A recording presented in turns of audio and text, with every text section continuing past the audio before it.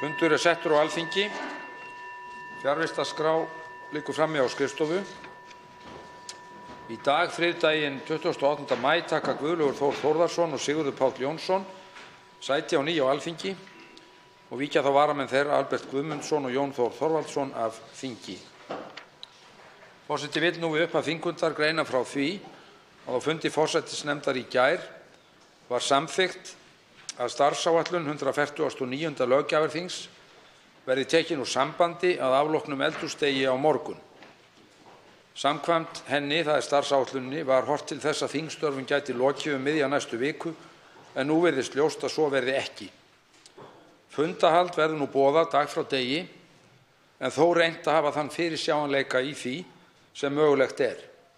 Þannig liggur til að mynda þegar fyrir að þingfundur verður næstkomandi föstudag og mun hann hefjast klukkan 9:30. Nefndarstörf hafa gengið afar vel síðustu daga og vikur og hafa nefndir afgreitt mikinn fjölda mála sem nú bíða umræðu. Á dagskrá þingfundar í dag eru þannig til að mynda 32 þingmál, tillögur og frumvörp sem bíða tilbúin til umræðu og afgreiðslu. Þá er stefnt að afgreiðslu fjölda mála út úr nefnd í þessari viku og því ljóst að bætast mun aftan á dagskrána mikill fjöldi mála dag frá degi. Síðustu daga hefur umræða eitt þingmál tekið yfir öll störf hér á Alþingi. Umræður það mál hafa nú staðið í yfir 100 klukkustundir og þar af hefur einn og sami flokkurinn talað í yfir 90 klukkustundir í því máli. Forseti hefur áður lýst þeirri skoðun sinni og það fyrir nokkru síðan að ákaflega æskilegt væri að þeirri umræðu færi að ljúka, þannig að hægt verði að hefja umræður önnur þingmál sem bíða á meðan og áður en frekari röskun verður á starfi þingsins þessa vordaga og meira tjón hlýst af. Forseti skorar því enn og aftur á þingmenn Miðflokksins að hugleiða hvort 90 klukkustundir rúmar eða þó fáeinar væru í viðbót dugi ekki fyrir þá til að koma afstöðu sinni á framfæri.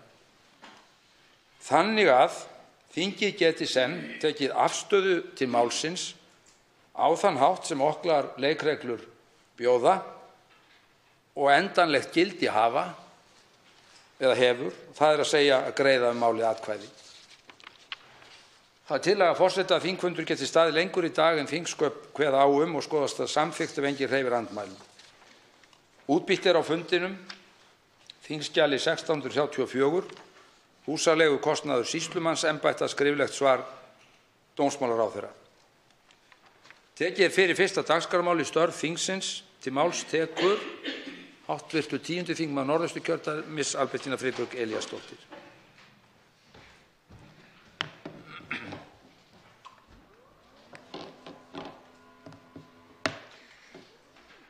Herra forseti, í fréttum liðinna viku kom upp umræða í innlendum og erlendum fjölmiðlum að ástæða væri til að breyta orðfæri okkar þegar við tölum hitnun jarðar af mannavöldum og hætt að nota hugtök eins og loftslagsbreytingar sem þykir vera nokkuð úrelt og einfaldlega of milt til þess að lýsa raunveruleikanum sem er í raun hamfara hlýnun af mannavöldum. Aðilar hér á Íslandi, til að mynda Landvernd, hefur hvatt til þessara breytinga hér á landi og hafa nú þegar einhverjir fjölmiðlar hér tekið upp þetta breytta orðfæri sem er gott. Ég legg til að við hv. þingmenn gerum slíkt hið sama og breytum orðalagi okkar hér í þingsal í umræðum hitnun jarðar af mannavöldum. Auðvitað breytir það ekki í sjálfu sér öllu en það er mikilvægt að við notum rétt og lýsandi orð í hverri umræðu. Í því samhengi vekja nýlega fréttir hins vegar áhyggjur af framtíðinni en forseti Bandaríkjanna virðist vera að taka æ stærri skref í afneitun sinni á hamfarahlýnun jarðar. Fyrst með því að draga Bandaríkin út úr Parísarsamkomulaginu og svo nú nýlega með því að neita að skrifa undir og komið þannig í veg fyrir sameiginlega yfirlýsingu Norðurskautsráðsins vegna þess að þar var talað áhrif hamfarahlýnunar á norðurslóðir. Að sama skapi hins vegar vekur það hins vegar bjartsýni hvernig ungmenni allan heim hafa tekið höndum saman og mótmælt aðgerðaleysi stjórnvalda. Við eigum að hlusta á unga fólkið. Þingflokkur Samfylkingarinnar hefur lagt fram tillögu að grænum samfélagssáttmála sem að taki til allra sviða þjóðfélagsins, en við þurfum að standa saman til þess að bjarga jörðinni og þó að við séum lítil þjóð þá berum við ábyrgð.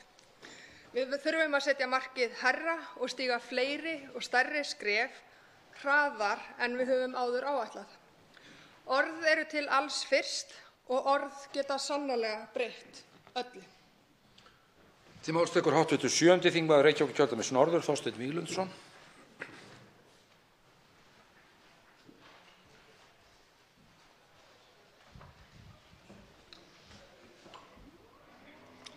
Virðulegur forseti, í frétt Hagstofunnar í morgun kemur fram mjög svo athyglisverða staðreynd að innflytjendur á íslensku vinnumarkaði eru orðnir tæplega 40.000 og hefur fjölgað mjög mikið á undanförnum 15 árum og telja nú alls nærri 50 íslensks vinnumarkaðar. Það kemur í sjálfu sér ekkert óvart að innflytjendur hafi staðið hér undir stórum hluta þess efnahagsuppgangs sem við höfum gengið í gegnum á undanförnum árum. En það er mjög ánægjulegt að sjá þessar tölur og það er mjög ánægjulegt líka að sjá það að þetta er þróun sem er eins allt land. Þannig að við erum að sjá innflytjendur standa undir vaxandi hluta atvinnulífs landið umkring. Þetta undirstrikar auðvitað mikilvægi innflytjenda fyrir íslenskt efnahagslíf. Ómetanlegt framlag þeirra til efnahagsuppgangs okkar og einmitt hversu mikilvægt er að hlúa vel að innflytjendamálum, tryggja börnum innflytjenda góða og öfluga menntun, ekki hvað síst í íslenskri tungu en ekki heldur má gleyma eigin móðurmáli. Og það er líka áhugavert að fylgjast með þegar þetta er tekið saman við þá umræðu sem hér hefur verið mjög lengi þær áskoranir sem fylgja öldrun íslensku þjóðarinnar og meðal annars þá umræðu að hlutfalli starfandi á vinnumarkaði á móti þeirra sem komin eru á eftirlaun færi verulega fækkandi og þar af leiðandi þurfi jafnvel að grípa til mótvægisaðgerða eins og að hækka lífeyrisaldur og svo mætti áfram telja og auðvitað að meiri áskorun muni felast í því að standa undir vaxandi heilbrigðiskostnaði þjóðarinnar. Að þessi þróun undirstrikar einmitt að það er ekki óhjákvæmilegur veruleiki. Og staðreyndin er raunar sú að á undanförnum árum hefur hlutfall starfandi á móti þeirra sem komin eru á eftirlaun lítið breyst einmitt vegna stóraukinnar fjölgunar innflytjenda á íslenskum vinnumarkaði sem svo sannarlega standa undir batnandi lífskjörum þjóðarinnar að miklu myndarbrag. Til máls tekur hv. 6. þingmaður Norðvesturkjördæmis Guðjón Brjánsson.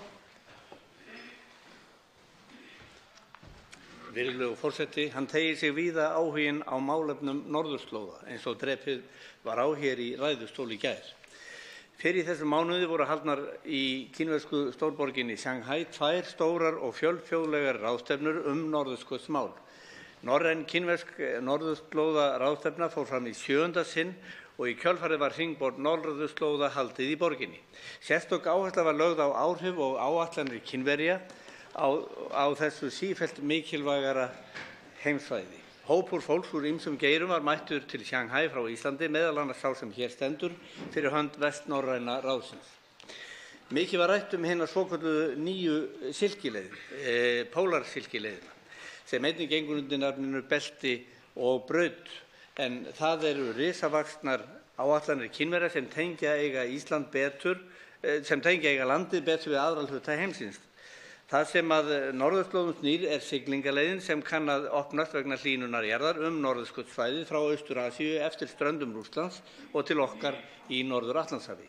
Skýrt kom í ljós á ráðstefnunum báðum að Kínverjar eru mjög með huga með þessar framtíðaráætlanir og sitja raunar ekki með hendur í skauti. Virðulegur forseti, það skiptir vestnorrænu ríkin mjög miklu að fylgjast með þróuninni á norðurskautssvæðinu þar sem stóraukin skipahöfum fyrir eftir hinni nýju silkileið gæti kúvent stöðu okkar á mörgum sviðum. Þetta getur orðið upprættað ýmissa tækifæra en jafnframt leitt til vandamála og snúinna álitaefna. Þróunin er hröð. Það er nauðsynlegt fyrir okkur að fylgjast náið með, leitast við að hafa áhrif og það er alveg ljóst að gjörbreytt staða gæti blasað við hér á okkar heimsvæði fyrr en nokkurn grunar. Sem áheyrnaraðili að Norðurskautsráðinu hyggjumst við í Vestnorræna ráðinu ekki sitja hljóð hjá eða láta hluti koma okkur í opna skjöldu. Undir liggja sameiginlegir hagsmunir okkar allra á Vestnorræna svæðinu þar sem samstarf ríkjanna þriggja lykilatriði. Þá tekur til máls 87. þingmaður Norðausturkjördæmis Njáll Trausti Friðbertsson.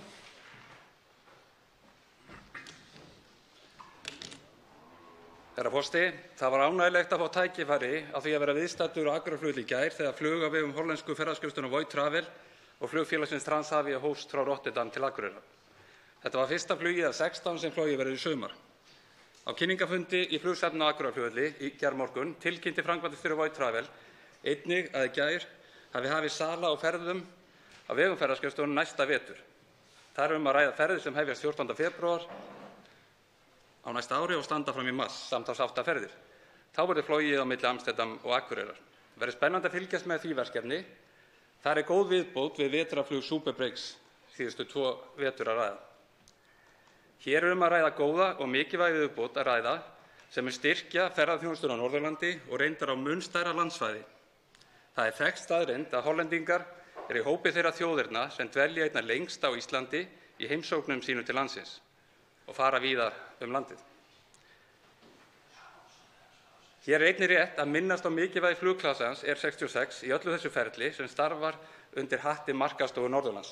Starf klassans hefur verið að bera mikinn árangur á síðustu misserum og mikilvægt að það öfluga starf sem unnið hefur á vegum R66 haldi áfram. Ég vil nota tækifærið og hrósa starfsfólki Markaðsstofu Norðurlands með þennan áfanga og það mikla og góða starf sem unnið er á vegum Markaðsstofunnar. Takk fyrir góða vinnu. Til máls tekur hv. 12. þingmaður Suðvesturkjördæmis Guðmundur Ingi Kristinsson. Virðulegur forseti, þann 4. maí síðastliðinn var ég á landssambandsfundi Sjálfsbjargar, Landssambands hreyfihamlaðra. Og með leyfi forseta ætla ég að lesa upp ályktun kjaramál. Landsfundur Sjálfsbjargar Landssambands hreyfihamlaðra haldinn 4. maí 2019 skorar á Alþingi Íslendinga allra að afnema nú þegar krónu á móti krónu skerðingar og fara að eigin lögum með tilvísun til 69. grein almannatryggingalaga. En að þessu sinni afturvirkt eins og á við kjör alþingismanna sjálfa. Nýsamþykktir lífskjarasamningar gildi fyrir alla, þar á meðal öryrkja. Samtökin minna þó á að það er enn ein niðurlæging í garð öryrkja að hendi stjórnvalda að þurfa ítrekað að bíða eftir sínu kjaraumbótum marga mánuði eftir að laun og vísitala hefur hækkað tekjur hjá öðrum samfélagshópum. Til að öryrkjar þegar geti bætt sín kjör og eftir atvik og fóta sig á vinnumarkaði er afnám krónu móti krónu framfærslunar er lykilatriði í því samhengi. Núna framundan er skelfingadagurinn mikli. Skelfingardagur fólks sem lifir á lífeyri, öryrkja og eldri borgara. Skelfingardagur þegar Tryggingastofnun sendir út skerðingarreikninga sína. Skerðingar á fólk sem er að lifa á 212.000 krónum á mánuði eða undir. Skerða það þannig að það eigi ekki til matar. Skerða það ekki núna í ár, ekki síðasta ár, heldur líka næsta ár. Fólk sem hefur ekki gert að sig annað en það að veikjast, slasast eða eldast. Fólk sem hefur skilað til þjóðfélagsins því eldri borgarar og öryrkjar sem eiga þess kröfu að það verði hægt að sparka alltaf fjárhagslega í þá með ótrúlegu ofbeldi. Þannig að það getur ekki staðið undir eðlilegum framfærslukostnaði heimilisins. Þá tekur til máls 8. þingmaður Reykjavíkurkjördæmis Suður Inga Sæland. Já, virðulegi forseti, skerðingadagurinn mikli, Tryggingastofnun hefur sendt út sína pappíra. Við höfum gjarnan heyrt minnst á það að fátækt fólk geti ekki beðið eftir réttlæti. Jafnvel haft eftir hæstv. Forsætisráðherra að sem hún segir fyrir réttu 1,5 ári síðan að fátækt fólk geti ekki beðið lengur eftir réttlæti. En það er nákvæmlega það sem fátækt fólk er að gera núna og nú í boði málþófs á Alþingi Íslendinga. Í boði þess að við erum hér með mjög mörg góð mál. Ég ætla að nefna nokkur. Ég ætla að nefna krónu á móti krónu skerðingar sem Píratar eru með og erum að ná til nefnd. Ég ætla að nefna afnám skerðinga á atvinnutekjur aldraðra sem að koma út úr velferðarnefnd núna og hugur að koma hér fyrir þinglega meðferð. Ég ætla að nefna risamál Samfylkingar í 17 liðum velferð og bættan hag barna. Ég geti haldið áfram lengi enda hefur hæstv. Forseti bent á það að hér liggja inni í nefndum mál sem bíða eftir að fá að komast hér í þinglega meðferð á meðan í nafni lýðræðis Alþingi Íslendinga, æðsta ræðustól landsins, haldið hér í gíslingu. Ég vil taka það fram, virðulegi forseti, að það var ég í þessu ræðupúlti sem fyrst fór að tala innleiðingu 3. orkupakkans. Ég hef alla tíð verið andsnúin innleiðingu þessa 3. orkupakka. Ég hef í ræðu og riti talað það hvað ég andsnúin þessum 3. orkupakka. En það breytir ekki þeirri staðreynd að það hlýtur einhvern tímann að koma sá tímapunktur að maður viti hvenær vitjunartími manns kominn og maður hætti að lemja hausnum í vegginn og vera að hygla sjálfum sér daginn út og inn hér í einræðu á hinu háa Alþingi Íslendinga.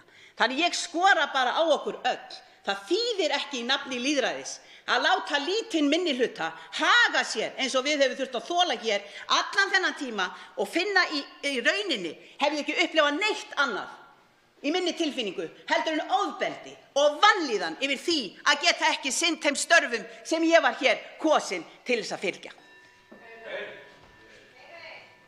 Til máls tekur hv. 5. þingmaður Suðurkjördæmis Ari Trausti Guðmundsson. Herra forseti, í borgaralegu lýðræði að finna fáeina burðarbita. Meirihlutavald, sanngirni í garð minnihluta, ábyrgð og málfrelsi sem miðar að skilvirkni í þeirri vinnu sem lýðræði er til og nær til. Þetta vita allir sem vilja. Án meirihlutavalds er ekki hægt að ná árangri og þess vegna eru hafðar uppi reglur sem miða að því að meirihluti til dæmis þings eða sveitarstjórnar geti þjónað samfélaginu með því að afgreiða mál eftir faglegar umræður og pólitískar umræður. Þetta vita allir sem vilja. Sanngirni í garð minnihluta felst meðal annars í því að hann ná að koma sínum sjónarmiðum á framfæri og jafnvel móta afgreiðslu mála, allt eftir pólitísku landslagi í samkundunni. Á móti reynir upplýstur og sanngjarn minnihluti að virða þau sannindi að ávallt kemur að þeim tíma að rök með eða móti í máli eru ljós orðin eins og ekki verið til ein brú á milli minni og meirihluta. Þetta vita allir sem vilja. Málfrelsi fylgir ábyrgð. Svo ábyrgð að misnota ekki rúmustu fundarsköp, misnota ekki heimildir sem eru ekki einu sinni tiltekin réttur, svo sem heimild til andsvara, til þess eins að lengja umræður með samtölum við samhelja eins og í hverjum öðrum málfundaklúbbi, hróðurugra og einsýnna manna. Ábyrgð í umræðum felst í því að nýta tíma í raunverulegar rökræður og frelsið í því að nýta það þar til ljós mynd af andstæðum sjónarmiðum eða samstöðu er tilorðin. Linnulausar endurtekningar og málalengingar eru andstæðar borgaralegu lýðræði. Þetta vita allir sem vilja.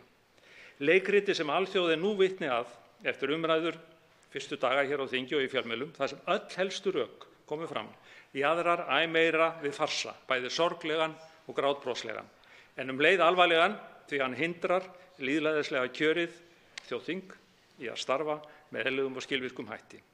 Og þá spyr ég, hverjir vilja kannast við það? Það er efinn. Til máls tekur hv. 7. þingmaður Norðausturkjördæmis Bjarkey Olsen Gunnarsdóttir. Já, herra forseti, fyrir tæpu ári síðan á sérstökum hátíðarfundi á Þingvöllum stofnuðum við þingmenn sem vorum þar saman komin barnamenningarsjóð í tilefni af aldarafmæli fullveldis Íslands. Nú er búið að úthluta styrkjum úr sjóðnum í fyrsta sinn, en hlutverk hans er að fjármagna og styðja við fjölbreytta starfsemi á sviði barnamenningar með áherslu á sköpun, listir og virka þátttöku barna í menningarlífi. Meðal þeirra verkefna sem að fengu styrk er menningarhátíð barna og ungmenna á Austurlandi, íslenski sjúkrahústrúðar sem að munu heimsækja börn á Barnaspítala Hringsins og íslensku námskeið með listsköpun fyrir ung fjöltengd börn fyrir vestan. Listasmiðjur, tónlistarhátíðir, leikfélög og útibókasöfn fengu einnig styrki og þannig mætti lengi telja. Það er gleðiefni að sjá hversu fjölbreytt verkefnin voru sem að fengu úthluta styrk úr sjóðnum og færri komust að en vildu. Það er ljóst að hugmyndaflug Íslendinga er ríkt þegar kemur að málefnum barna og því ber að fagna. Þá er einnig gleðilegt að hér á Alþingi verði tekið á móti ungu fólki og haldinn verður þingfundur ungmenna. Þannig á einnig að fagna stórafmæli okkar Íslendinga, 75 ára afmæli lýðveldisins þann 17. júní næstkomandi. Virðulegi forseti, það er gömul tugga að börnin séu framtíðin, en þannig er það nú samt, en þau eru auðvitað líka nútíðin. Það er mikilvægt að virkja börn og ungmenni til þátttöku í samfélaginu.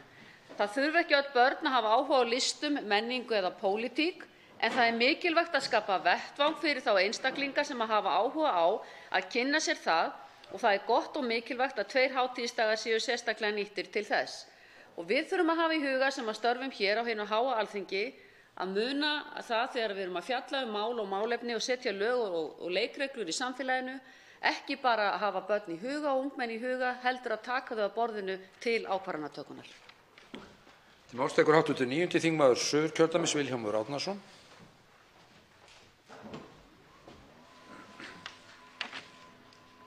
Virðulegi forseti, orkumálin hafa verið mikið til umræðu á Alþingi undanfarið og það vel, af því orkumálin eru gríðarlega mikilvæg og ef við förum rétt með þessa mikilvægu auðlind okkar, þá getur hún verið, sem hún er í dag, verið enn frekar undirstöð af velferð í íslensku samfélagi eins og sjávarútvegurinn og ferðaþjónustan og fleiri mikilvæg mál.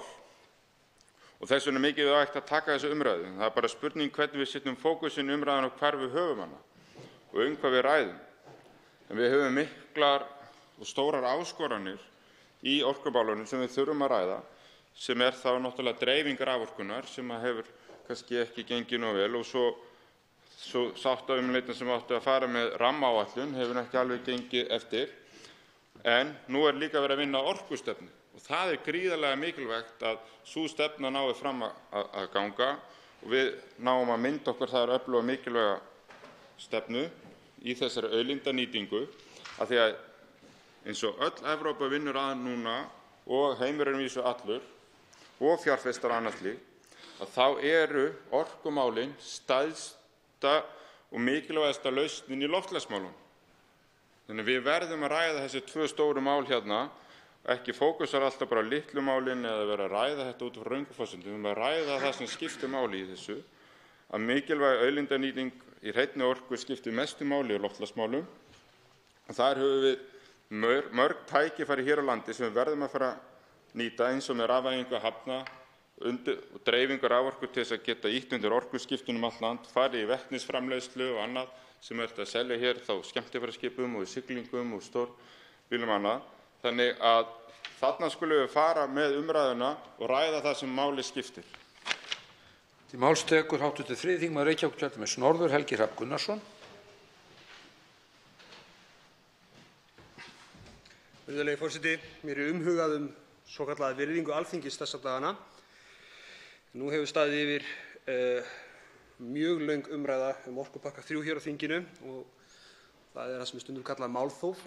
Og þegar við tökum umræðuna málþóf og þá algengt að einhver noti það sem einhvers konar fúkyrði en snýði þá fram hjá þeirri staðreynd að málþóf er fylgifiskur máttleysis minnihlutans.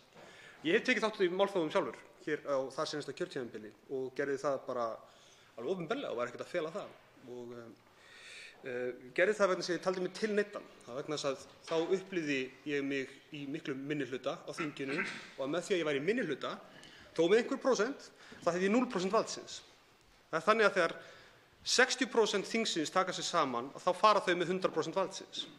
Ef við viljum efla virðingu Alþingis, þá dugar ekki bara að benda á það sem einhverjir pólitískir andstæðingar að gera rangt að manns eigin mati. Við þurfum líka hvert og eitt okkar að velta því fyrir okkur hvernig við getum bætt þingstörfin. Og það snýst ekki bara það að við komum sómasamlega fram með hvort annað. Það líka, en ekki bara það. Það snýst líka það að ferlarnir og verklagið hérna sé þannig að fólk upplifir sig ekki í þvílíkum minnihluta og svo máttlaust sem kjörnir fulltrúar að þeir neyðist til að beita brögðum eins og málþófi og öðru slíku sem er stundum kallað þingofbeldi, kannski full hart í áranna gripið þá en það er stundum kallað það. Ef við viljum laga virðingu Alþingis, þá þurfum við að velta fyrir okkur ekki bara það hvernig við myndum haga okkur ef við værum einhver annar þingmaður, heldur hvernig við getum haga okkur sjálf í dag, í þeim aðstæðum sem við erum núna. Það gildir ekkit bara minnihlutann. Það gildir þvert á móti miklu meira meirihlutann, en það er hann sem ræður. Það eru þessi yfir 50% sem hafa 100% valdsins. Þar liggur ábyrgðin og þar er mikilvægt að kjósendur geri þá kröfu að sá meirihluti sýni ábyrgð í verki og valdefli minnihlutann, jafnvel ef það er þvert á pólitíska hagsmuni.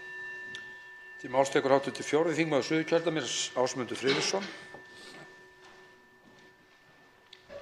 Virðulegi forseti. Það fréttir núna að berast að ný Vestmannaeyjaferja hefur verið leyst úr haldi í Póllandi og haldi heim á leið fljótlega. Nýr Herjólfur er fjórða nýsmíði ferja fyrir Vestmannaeyinga en sá fyrsti kom í desember árið 1959 og það fylgir þetta mikla væntingar þegar að ný ferja, fyrsta rafmagnsferjan, fyrsta stóra skip á Íslandi kemur væntanlega til heimahafnar miðjan næsta mánuð.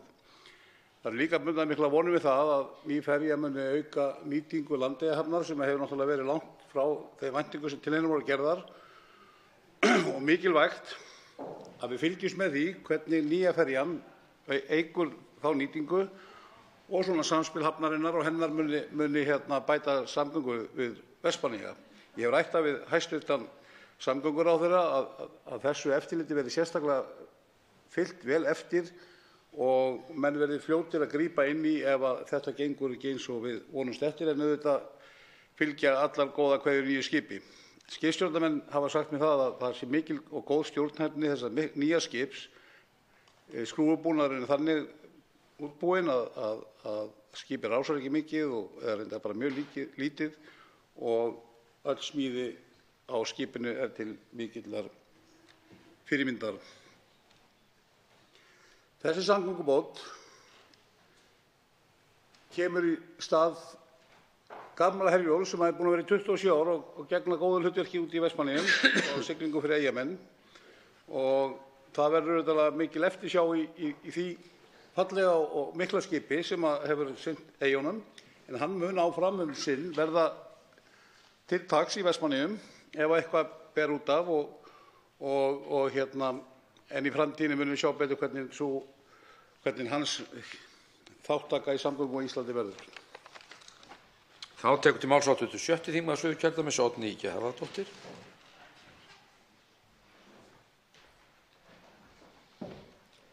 Herra forseti, biðtími eftir greiningu á börnum með ADHD er 1 ár og núna eru rúmlega 300 börn á biðlista hjá Þroska- og hegðunarstöðinni og löng bið eftir þeirri þjónustu sem mælt er fyrir eftir greiningu. Þroska- og hegðunarstöðin sér meðal annars að framkvæma greiningar á börnum með ADHD upp að 18 ára aldri. Viðvarandi óvissa hefur ríkt framtíð starfsemi stöðvarinnar og hún hvorki haft nægilegt fjármagn né mannafla til að sinna þeim fjölda erinda sem berast og halda uppi þjónustu í samræmi við þarfir, svo sem þjónustu við börn á landsbyggðinni en rúmlega fjórðungur tilvísana koma þaðan. Geðheilbrigðisþjónusta við börn ætti að vera í forgangi og raðað með fremstu málum í áætlunum stjórnvalda. Það er afar mikilvægt að koma í veg fyrir að biðlistar eftir þjónustu myndist og illviðráðanlegir fylgikvillar nái að myndast. Í skýrslu Ríkisendurskoðunar frá árinu 2016 segir að geðheilbrigðisþjónustu við börn og unglinga megi skipta í 3 stig, grunn-, ítar- og sérþjónustu. Hverju þjónustustigi fyrir sig er ætlað að sinna tilteknum hópi sem glímir við misalvarlega geðheilsuvanda og kalla á ólík úrræði. Þar segir jafnframt að skortur á skýrri leiðsögn, skilvirku skipulagi og heildstæðri stefnu virðist hafa leitt til þess að hópar barna og unglinga hafa staðið uppi án skýrra úrræða. Hlutverk annars stigs þjónustu líkt og Þroska- og hegðunarstöðin veitir hefur ekki verið skilgreint hérlendis þrátt fyrir að 3 ár séu síðan að skýrsla Ríkisendurskoðunar kom út sem benti á þessa annmarka. Þetta sinnuleysi stjórnvalda er til skammar. Hvað varðar þessa nauðsynlegu þjónustu við börn og fjölskyldur þeirra, þetta er þjónusta sem einmitt ætti að vera í forgangi. Til máls tekur hv. 8. þingmaður Suðurkjördæmis, Karl Gauti Hjaltason. Herra forseti. Síðastliðið haust var ég málshefjandi hér á Alþingi í umræðu, afar gagnlegri umræðu vanda drengja ungra karlmanna sem svo sannarlega virðist ærinn. Ýmis teikn eru til staðar og hafa verið til staðar lengi þennan vanda. Ég nefndi í þeirri umræðu að unglingspiltar eiga miklu fremur í lestrarörðugleikum við lok grunnskóla en stúlkur. Af innrituðum drengjum í framhaldsskólum falla 30% þeirra á brott úr skólanum meðan hlutfalli hjá stúlkum 22%. 3 til 4 sinnum fleiri drengir en stúlkur greinast með einhverfu. Hlutfall stúdenta meðal tvítugra 62% meðal karla á meðan hlutfalli hjá ungum konum á þessum aldri 86%. 36% háskólanema eru karlmenn. Hin 64% eru konur. Einungis 30% þeirra sem ljúka mastersgráðu frá háskólum eru karlar. 30%. Hlutfall ungra karlmanna sem hvorki í námi né í vinnu miklu hærra hjá körlum en konum. 78% þeirra sem létust af slysförum eitt árið voru undir 35 ára voru karlmenn. 78%. Ungi karlmenn. Miklu fleiri karlar taka eigið líf en konur. 88 til 92% þeirra sem hljóta óskilorðsbundna dóma eru karlmenn. Í þeim tilfellum þegar forsjá í höndum annars foreldris eftir skilnað eða sambúðarslit þá var á árinu 2011 forsjá í höndum eins föðurs á móti 58 mæðra. 58. Hverjar eru ástæður af þessa, herra forseti? Hér náttúrulögmál að ræða? Þarf ekki eitthvað aðgerði til að koma drengjum og ungum körlum til aðstoðar? Þá tekur til máls hv. 9. þingmaður Suðvesturkjördæmis Willum Þór Þórsson. Nei, á undan honum tekur til máls hv. 11. þingmaður Reykjavíkurkjördæmis Suður Björn Leví Gunnarsson.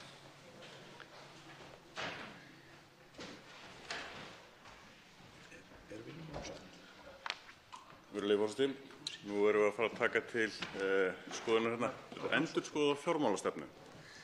Ef allar fréttir það eru réttar. En í lögum um opinber fjármál talað með leyfi forseta ef grundvallarforsendur fjármálastefnu bresta eða fyrirsjáanlegt að þær munu bresta vegna efnahagsáfalla, þjóðarvár eða annarra ástæðna sem ógerlegt að bregðast við með tiltækum úrræðum. Þá eru forsendur fyrir því að breyta fjármálastefnu. Í greinargerð með því frumvarpi lögum um opinber fjármál og þar eru listuð upp fleiri atriði eins og alvarleg skakkaföll í atvinnustarfsemi sem gæti kannski átt við fall WOW eða loðnubrestsins, ófyrirséðan tekjusamdrátt, náttúruhamfarir eða þjóðarvá. En þessar útskýringar verða alltaf að teljast til í samhengi við efnahagsáfall eða þjóðarvá og það ekki neitt útskýrt það hvað það þýðir. Þannig að ef það á að koma endurskoðuð fjármálastefna núna, þá verið að búa til skýringu. Því fylgja rök hvort að þessar aðstæður sem listaðar þá eru upp teljist til efnahagsáfall eða þjóðarvár. Það verið að setja ákveðið fordæmi sem til vera athugavert. Fjármálaráð á að gefa umsögn þau rök. Ég hlakka líka til að sjá þau rök hvort að það standi miðað við gefnar forsendur. Þannig að við höfum svona spennandi tíma af framundan varðandi afgreiðslu fjármálastefnu og fjármálaáætlunar. Sérstaklega það sem gerir helst athugasemdir við að það eru fyrirsjáanlegt að það verði miklar breytingar á fjármálaáætlun. Marga milljarða, 20 milljarða, 40 milljarða eða eitthvað svoleiðis hefur svona verið nefnt. Þetta eru breytingar rétt áður en við klárum að afgreiða fjármálaáætlun. Engar umsögnir fáum væntanlega ekki marga gesti til þess að fjalla þær breytingar. Þrátt fyrir að þær verði væntanlega einhverjar skerðingar á bæði tekju- og gjaldahliðinni umfram bara afganginn sem geti sem sagt dekka hluta því. Þannig að ég hvet ríkisstjórnina til þess að rökstyðja þessar breytingartillögur mjög vel til þess að kalla til gesti ef þarf vegna þeirra breytingar sem eru gerðar umfram þess afgangs sem líklega verið að ganga á í breytingu á fjármálastefnu. Næstur á mælendaskrá hv. 9. þingmaður Suðvesturkjördæmis Willum Þór Þórsson en hann ekki kominn í hús þannig að síðasta sæti fellur þá í skaut hv. 8. þingmanns Reykjavíkurkjördæmis Norður Birgis Ármannssonar.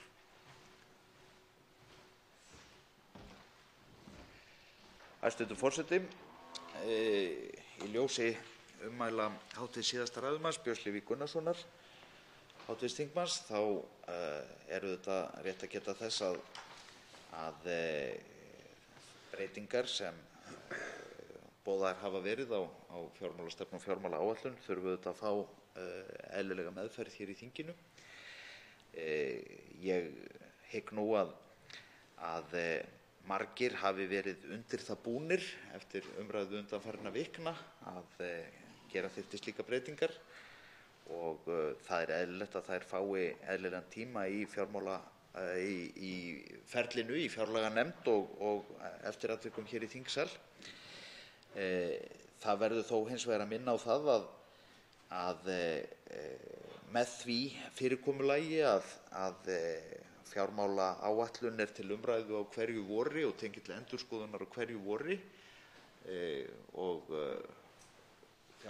fjárlagaumræða síðan tekur yfir á haustdögum, að þá eru tækifærin til þess að ræða ríkisfjármálin miklu meiri heldur en kannski nokkurn tímann hefur verið í þinginu áður. Það er að segja, ef við skoðum hlutina hér í heild, þá hygg ég að með þessu nýja fyrirkomulagi sem hefur verið býsna góð samstaða að taka upp, þá auðvitað erum við með fjárlagaumræðu og fjármálastefnu og fjármálaáætlunarumræðu í gangi nánast allt árið kring, í staðinn fyrir að fjárlagaumræða takmarkaðist við 2-3 mánuði á hausti eins og hér var áður. Og það gerir það auðvitað verkum að þegar þetta fyrirkomulag fyrir hendi, þá verðum við auðvitað að taka mið af því í störfum þingsins að það ekki hægt að hafa þetta þannig að þetta teygi sig óendanlega yfir allt. Það verður auðvitað að setja þessu einhvern ramma, einhverjar skorður, þannig að það sé hægt að afgreiða þessi mál á skynsamlegum tíma, þó auðvitað þannig að öll sjónarmið ná að koma fram.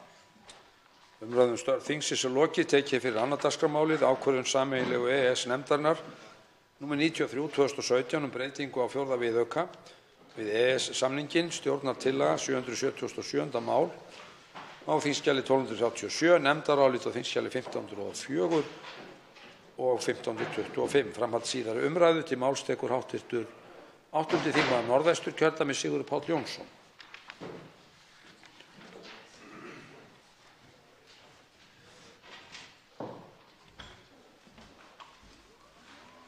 Hæstv. forseti. Önnur umræða þriðja orkupakkann fer nú fram hér á Alþingi.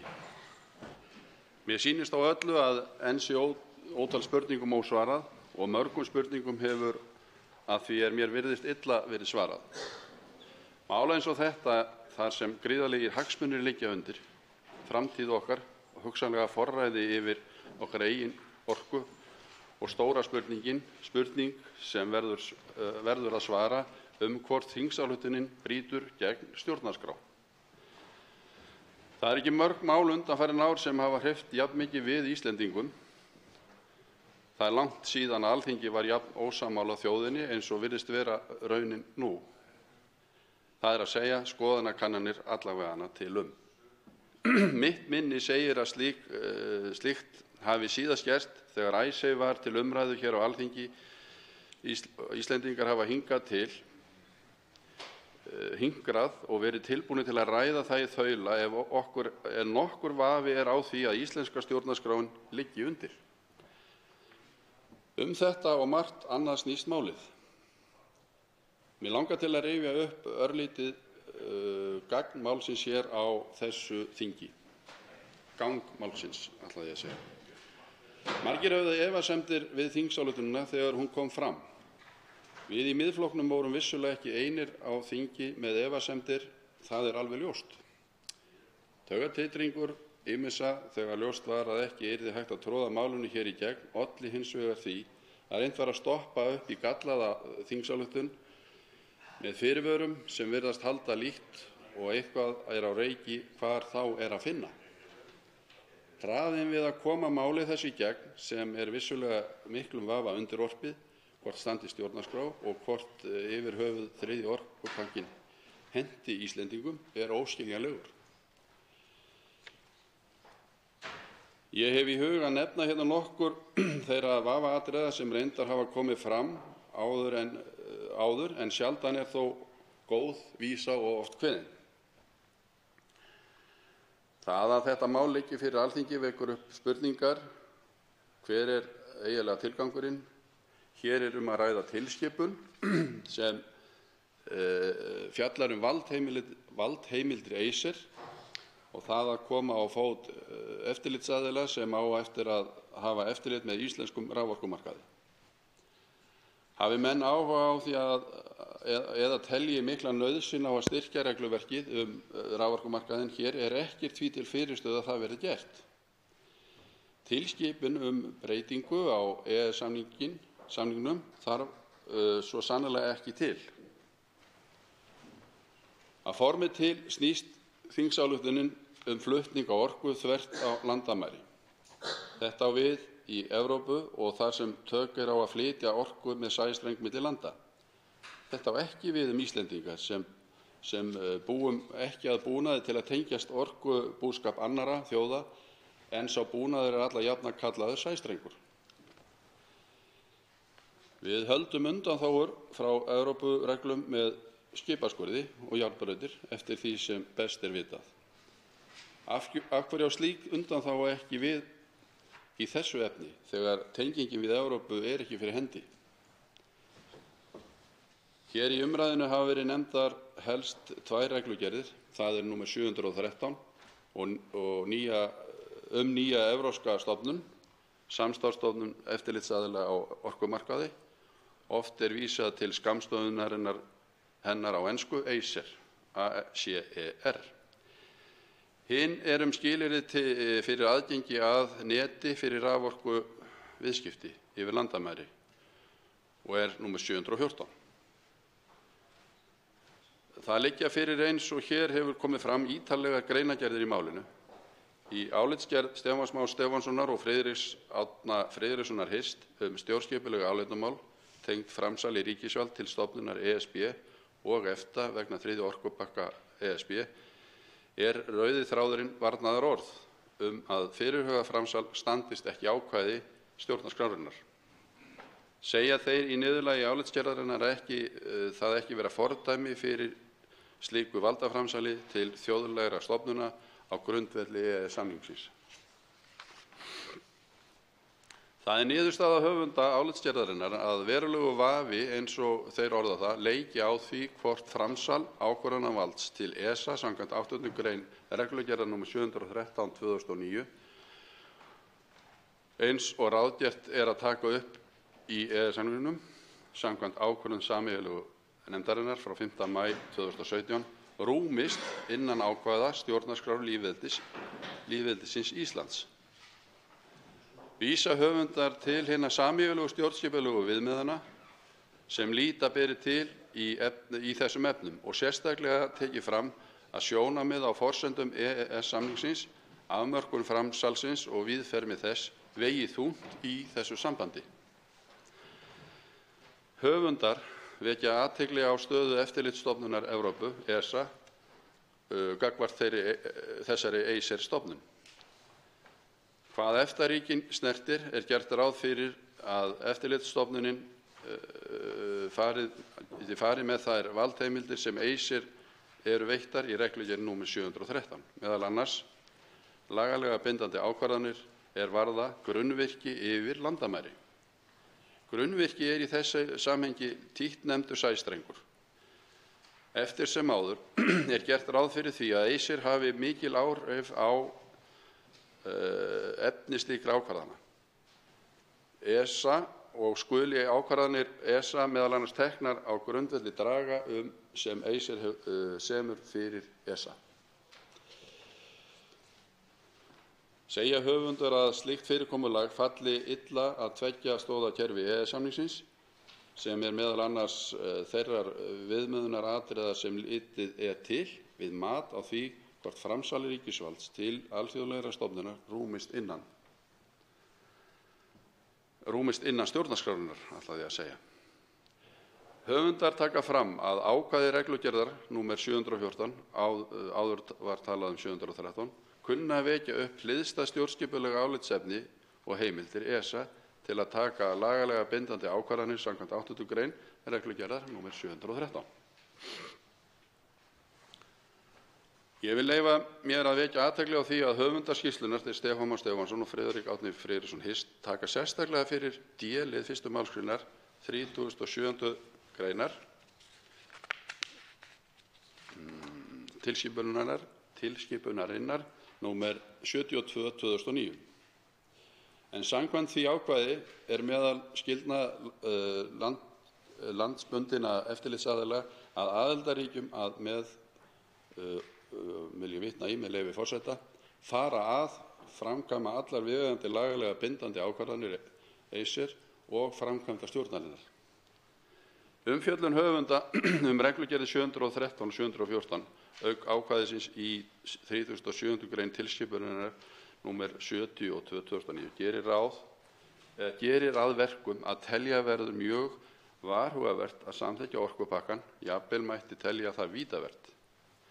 Höfundarnir Stefán Már og Friðrik Árni segja að það berum orðum hvað gerist ef við samþykkjum orkupakkann ekki. Hér bein tilvitnun með leyfi forseta. Fari svo hins vegar að Ísland hafni því að aflétta hinum stjórnskipulega fyrirvara, þá leiðir af 103. grein EES-samningsins og taka þyrfti málið aftur upp í sameiginlegu EES-nefndinni og leitast við að ná lausnar þess. Þá tekur við málsmeðferð sem getur í 102. grein EES-samningsins.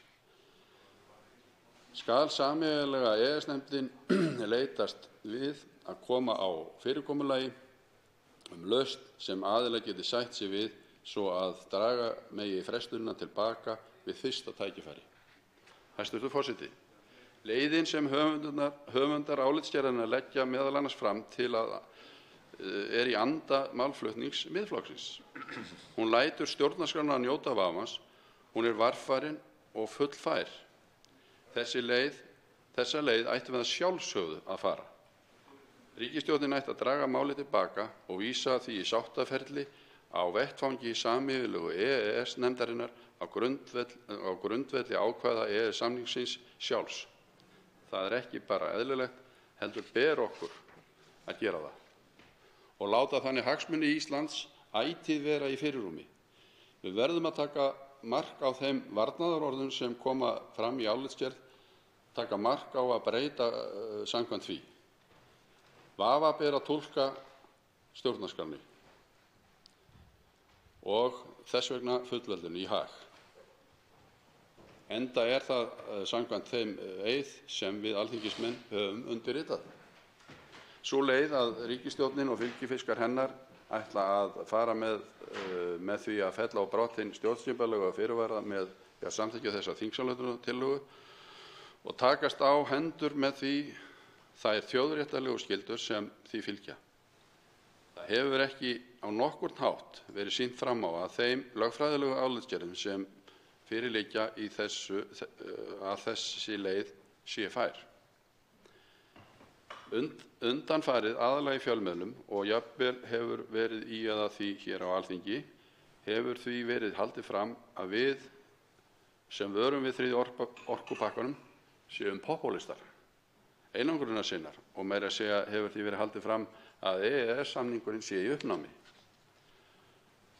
Aðeins að stöðu EES-samningsins og samninga yfirleitt. EES-samningurinn hefur að mörgu leyti gagnast okkur vel, enda eru samningar ekki gerðir nema gagnaðilar séu bærilega sáttir og báðir hafi hag að. Það má því segja að EES-samninginn að hann þjóni hagsmunum allra sem eiga aðild að honum. Það engin ástæða til þess að álíta að samningurinn sé í uppnámi þó við samþykkjum ekki breytingar á honum, en það nákvæmlega það sem breyting á 4. viðauka við EES-samninginn Þessi 25 ára gamli samningur þarfnast örugglega einhvers konar endurskoðunar, en sú endurskoðun þyrfti að sjálfsögðu að fara fram í sátt og að aðkoma allra þeirra sem aðild eiga að honum. Það að hann sé í uppnámi því miður hræðsluáróður. Það er hræðsluáróður þeirra sem sjá ekkert annað en Evrópusambandið og eru tilbúnir til þess að fórna sálinni til þess að komast þangað inn, reyndar í smáum skrefum, en takmark þeirra er flestum ljóst. Mér langar til að vitna í grein Aðalsteins J. Magnússonar, líffræðings og hagfræðings í Fréttablaðinu 16. maí síðastliðinn, með leyfi forseta. Í dag hef ég þrátt fyrir hugmyndir og hagfræðimenntun snúist gegn tengingu við sameiginlegan ESB-markað, nema algjörlega á okkar forsendum, okkar Íslendinga. Hvers vegna? Tenging á forsendum en okkar einvörðungu geti leitt til þess að við verðum á endanum með afar takmarkaða stjórn, þar sem við verðum kanínan í því sem á ensku kallast kanínu og hrossakassa. Uppskriftin er ein kanína og eitt hross. Mér geðast ekki að þeirri matselt. Í þessu liggur hjá höfundi greinarinnar að sá skilningur á því að við sem örþjóð verðum að gæta hverju skrefi sem við tökum. Við viljum ekki undir neinum kringumstæðum vera áhrifalaus og máttvanna. Með hliðsjón af þessu og mörgum öðrum ber okkur að hafna þingsályktuninni þriðja orkupakkann, vísa málinu til sameiginlegu EES-nefndarinnar. Til þess höfum við að sjálfsögðu fulla heimild. Við þurfum að koma sjónarmiðum okkar fram. Þeim hefur illa verið haldið á lofti fram að þessu. Ég vek athygli á öllum þeim sem gera miklar athugasemdir. Þar má nefna ASÍ, formann VR, Bændasamtökin og margar fleiri sem auk þess hafa sem skoðanakannanir sýna mikla andstöðu við þetta ferli.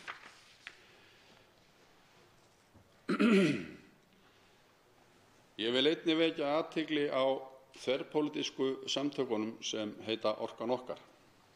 Innan þeirra er stór hópur fólks sem hefur gert alvarlegar athugasemdir, meðal annars fyrrverandi ráðherrar og þingmenn.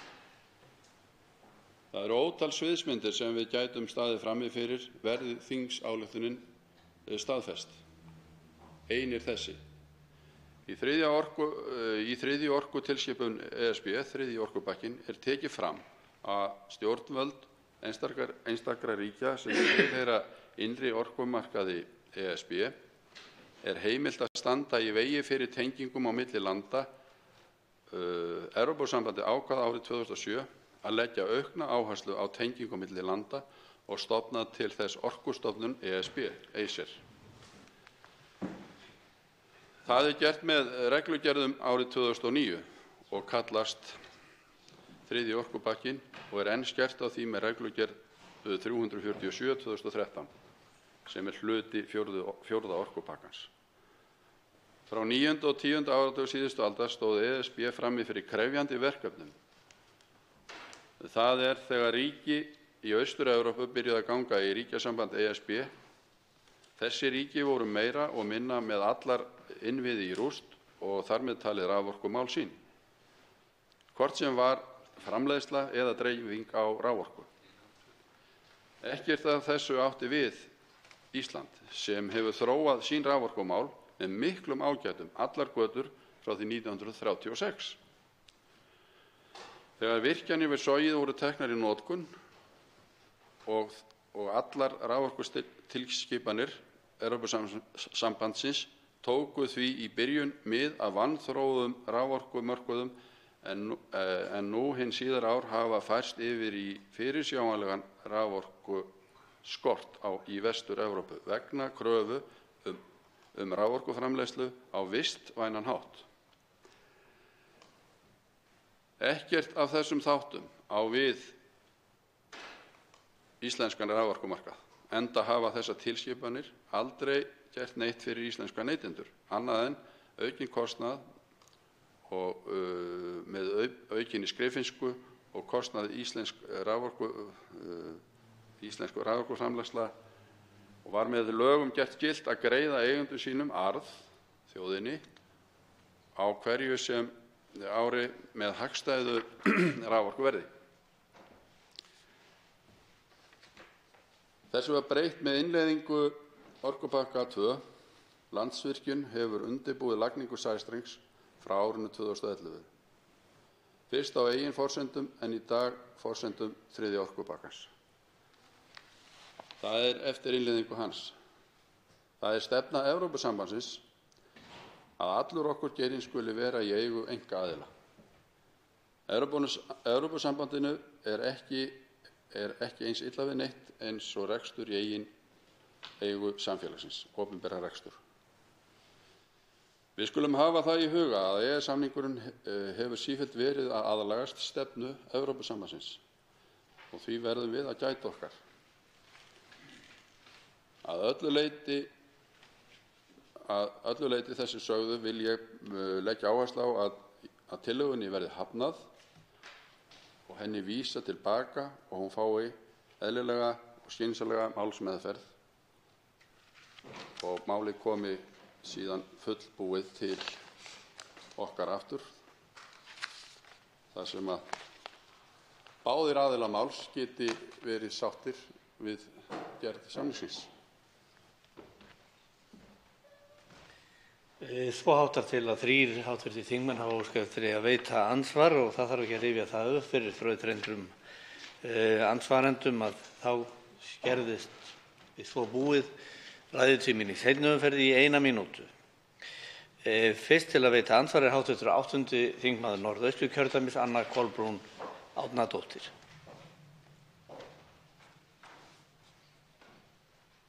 Hæstv. forseti. Ég þakka hv. þingmanni kærlega fyrir yfirgripsmikla ræðu eins og við segjum. Hann kom inn á nokkuð marga þætti og mér fannst hann taka þetta svolítið saman, hvernig þetta hefur svona blasað við okkur, að það hafa komið fram margar spurningar undanfarið og sérstaklega þegar við höfum náð að dýpka umræðuna.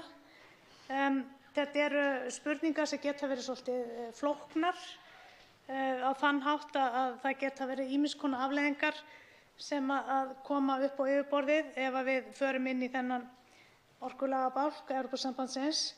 Þetta geta verið afleiðingar á náttúru, atvinnu og umhverfi, alls konar utanríkisviðskipti og eiginlega bara íslenskt samfélag. Við getum talað fjölskyldur og fyrirtæki í þessu samhengi.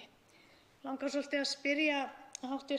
þingmann Sigurð Pál Jónsson hvort að hann með ræðu sinni hafi gert sér á einhvern hátt gert sér grein fyrir því hvaða afleiðingar þetta kann að hafa og þá er ég kannski sérstaklega að huga að íslensku samfélagi bara svona í heild sinni, þá fjölskyldur og fyrirtæki og jafnvel hvernig þetta blasir við fyrir fólk allt land. Það er ekki bara á einhverju einu afmörkuðu horni landsins sem að það gæti haft áhrif á, heldur þurfa að líta á þetta í heildarsamhengi. Og þá svarar andsvari hv. 8. þingmaður Norðvesturkjördæmis, Sigurður Páll Jónsson. Hæstv. forseti, ég þakka hv. þingmanni Önnu Kolbrúnu Árnadóttur fyrir andsvarið. Já, ég hef einmitt tekið eftir því, núna hafa verið að fylgjast með fréttum svona annað slagið í fríi sem ég var í, að umræðan hefur dýpkað og það er að koma fram atriði sem að þurfa að koma fram og það þyrfti að koma fleiri atriði fram og sem sagt, umræðan hefur dýpkað við þennan tíma sem að hefur verið til umræðu hér á þinginu. Til að svara spurningunni þá sé ég fram á ef að þessi pakki verður innleiddur að þá hugsanlega hækki rafmagn eða nær örugglega og það hefur náttúrulega mikil áhrif á heimili og fyrirtæki í landinu og illa líst mér á það. Þetta raforkuframleiðsla hefur verið í okkar höndum. Þetta er svona eitt kjarninn í okkar íslenska samfélagi. Það er að við framleiðum rafmagn með hreinni orku á okkar eigin forsendum og það er eiginlega það grunnstef sem að ég, sá sem hér stendur, og við sem að höfum verið á móti þessari innleiðingu stöndum fyrir að verði áfram. Við höfum verið að byggja upp raforkuöryggismál hér með það er núna 4 ára fresti unnið að því að bæta við í þingsályktun til að bæta raforkutengingar allt land. Gengur frekar hægt en við erum þó að gera það á okkar eigin forsendum og það eigum að gera áfram. Og þá veitir andsvar síðar að sinni háttvirtur 8. þingmaður á Norðausturkjördæmis, Anna Kolbrún Árnadóttir. Hæstvirtur forseti, ég þakka hv. þingmanni kærlega fyrir. Það er, ef ég skil hv. þingmann rétt, þá hefur hann fylgst með fréttum þó svo hann hafi verið í fríi og það sem hefur gerst það er að umræðan hefur vissulega dýpkað og við það að umræðan hefur dýpkað þá hafa vaknað ýmsar leiðir sem hægt er að fara. Það er nefnt þjóðaratkvæðagreiðsla, það er nefnt að fresta máli til haustsins.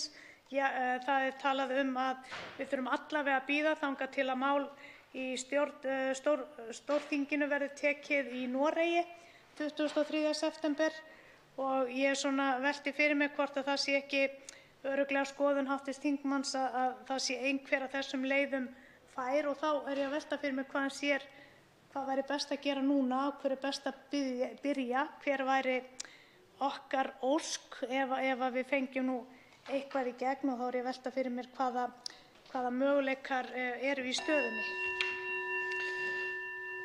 Og þá svarar andsvari síðar að sinni háttvirtur 8. þingmaður Norðvesturkjördæmis, Sigurður Páll Jónsson. Hæstvirtur forseti, já, það hefur nú verið oft vitnað í það að ákvæði samningsins það að mál sé vísað aftur til sameiginlegu EES-nefndarinnar sé góð leið ef að einhver álitamál kom upp eins og í þessu tilefni og það sé ég fyrir mér að við getum nýtt okkur. Það er þannig 102. og 103. grein samningsins. Og eða líka þjóðaratkvæðagreiðsla. Þessu máli liggur ekkert svo mikið á. Það var nú vitnað hér í það sem að hæstv. Iðnaðarráðherra sagði í viðtali í fyrra að það væri ekkert athugavert við það að þetta mál frestaðist til haustsins og hyggi að ráðherrann sem er ábyrg kona sé því á þeirri skoðun enn þann dag í dag. Þannig að það virðast allir vera sammála því að þessu máli liggi ekkert svo mikið á en einhverra hluta vegna er því skóplað áfram. Og þá veitir andsvar háttvirtur 11. þingmaður Reykjavíkurkjördæmis Suður, Björn Leví Gunnarsson. Við áttum hérna ágætis spjall í fyrstu umræðu hvernig þetta frumvarp snerist neytendavernd, gagnsæi, sjálfstætt eftirlit og svona orkuöryggi og ýmislegt svoleiðis. Og það var verið haldið fram ýmsum fullyrðingum þetta mál í umræðunni og af því ég þekki hv. þingmann ekki af neinu öðru heldur en bara heiðarlegum andsvörum hérna við mig í þinginu og treysti honum til þess að svara því skýrt og skilmerkilega. Þá langar mig til að spyrja hv. þingmann hvort að hann væri tilbúinn til þess að endurskoða afstöðu sína ef rök koma fram gegn þessum málflutningi. Annars vegar. Og hins vegar þá fjallaði hv. þingmaður nokkuð vel bara það hvernig ferlið gagnvart eftirliti með grunnvirki yfir landamæri, það sæstreng, hvernig það er í höndum ESA sem að getur fengið álit frá Acer. Þetta var svona í inntaki ræðunnar. En það kom tilvitnun frá hv. þingmanni í ræðu hans sem að ég tel vera ranga. Það er tilvitnunin að Acer hefur eftirlit með íslenskum raforkumarkaði og miðað við lýsingu á það hvernig ESA hefur eftirlit með grunnvirki yfir landamæri en ekki íslenskum raforkumarkaði þessi fullyrðing ekki röng. Og þá svarar andsvari háttvirtur 8. þingmaður Norðvesturkjördæmis Sigurður Páll Jónsson. Hæstvirtur Forseti. Ég þakka hv. þingmanni Birni Leví Gunnarssyni fyrir andsvarið. Fyrsta spurningin var að endurskoðun. Það sem við höfum verið að kalla eftir það að þessi fyrirvarar verði sýnilegir og það er ekki, við höfum ekki séð þá og þar af leiðandi vitum við ekki hvað þeir snúast í raun og veru þó að kannski menn tala það. Og svo líka það að þegar gerðir eru fyrirvarar samning, að þá hlýtur það að vera að báðir aðilar samningsins kvitti fyrir þá fyrirvara en ekki bara annar aðilinn eins og virðist vera í þessu tilfelli. Það sé inni í reglugerðum eða einhvers staðar í þingsályktun eða annað slíkt sem er þá bara eins og sagt hefur verið til heimabrúks. Ég myndi ekki vilja gera fyrirvara eða samþykkja fyrirvara ef þeir eru bara ógagnsæir og ógagnlegir ef þeir eru bara gerðir af öðrum aðilunum og hinn aðilinn skrifi ekki undir. En varðandi spurningu fullyrðingu Acer þá get ég í raun og veru ekki sagt að það sé fullyrðing, heldur var ég að vitna þarna í grein að mig minnir í ræðunni og þar ég nú átta mig aðeins betur á þeirri spurningu svo ég geti svarað henni. Og þá veitir andsvar síðara sinni hv. 11. þingmaður Reykjavíkurkjördæmis suður, Björn Leví Gunnarsson. Virðulegur forseti, tilvitnunin var: Acer hefur eftirlit með íslenskum raforkumarkaði. En í ræðu hv. þingmanns þá var það útskýrt einmitt hvernig það er ESA sem hefur eftirlit með grunnverki við landamæri en ekki með íslenskum raforkumarkaði. Þannig að þarna stangast á ákveðnar staðreyndir varðandi það hvernig textinn í frumvarpinu og það hvað íslenskur raforkumarkaður síðan annars vegar. Ég spurði ekkert fyrirvarana en mér finnst mjög áhugavert að hv. þingmaður segist ekki hafa séð fyrirvarana því að það er alveg sérstakt þingskjal sem hefur legið frammi fyrir Alþingi síðan í byrjun apríl. Og þá svarar andsvari síðara sinni hv. 8. þingmaður Norðvesturkjördæmis Sigurður Páll Jónsson. Hæstv. forseti. Jú, ég hef séð fyrirvarana en það er þessi lagalega hliðirar sem við bíðum eftir. Varðandi Acer og ESA þá er ESA yfir Acer eða öfugt, hvernig er það?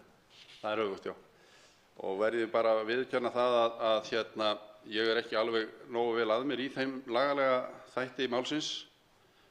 En þetta er bara það sem ég las upp og skrifaði eftir og ég treysti þeim sem komu þessu blað fullilega fyrir því að þeir fari með rétt mál.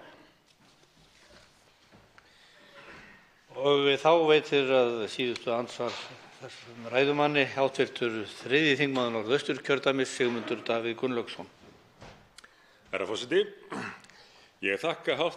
þingmanni fyrir prýðisgóða ræðu og þetta mun vera fyrsta ræða hv. þingmanns í þessari umræðu og ég hlakka til að heyra þær fleiri miðað við það sem hv. þingmaður hefur farið yfir nú þegar. En það er einmitt mjög gott að fá svona sjónarmið úr, ég veit ekki hvort maður kalla það utanaðkomandi, en hv. þingmaður hefur verið eins og hann nefndi verið að fylgjast með umræðinu utanfrá og tekst fyrir vikið kannski að setja hlutina svolítið í samhengi fyrir okkur sem höfum verið að ræða málin hér í þessum sal og það er mjög vel þegið og fyrir það vil ég þakka. En hv. þingmaður nefndi mitt undanþágur sem Ísland hefur fengið frá atriðum sem eigi ekki við hér og nefndi skipaskurði og járnbrautir. En ég myndi þá bæta við í sérstaklega samhengi við þessi orkumál að Íslendingar einmitt fengu undanþágu frá jarðgashluta orkupakkans. En hann fjallar bæði um rafmagn og gas. Og þá hlýtur maður að spyrja í ljósi þess að við fengum undanþágu frá jarðgastilskipunum eða reglugerðum fyrst það er engin framleiðsla eða allavega ekki sala á jarðgasi héðan og engin tenging á slíkum leiðslum. Því skyldi það sama ekki eiga við raforkumálin. Því skyldum við ekki geta fengið undanþágu varðandi raforkuna á nákvæmlega sama hátt og við höfum undanþágu varðandi jarðgasið.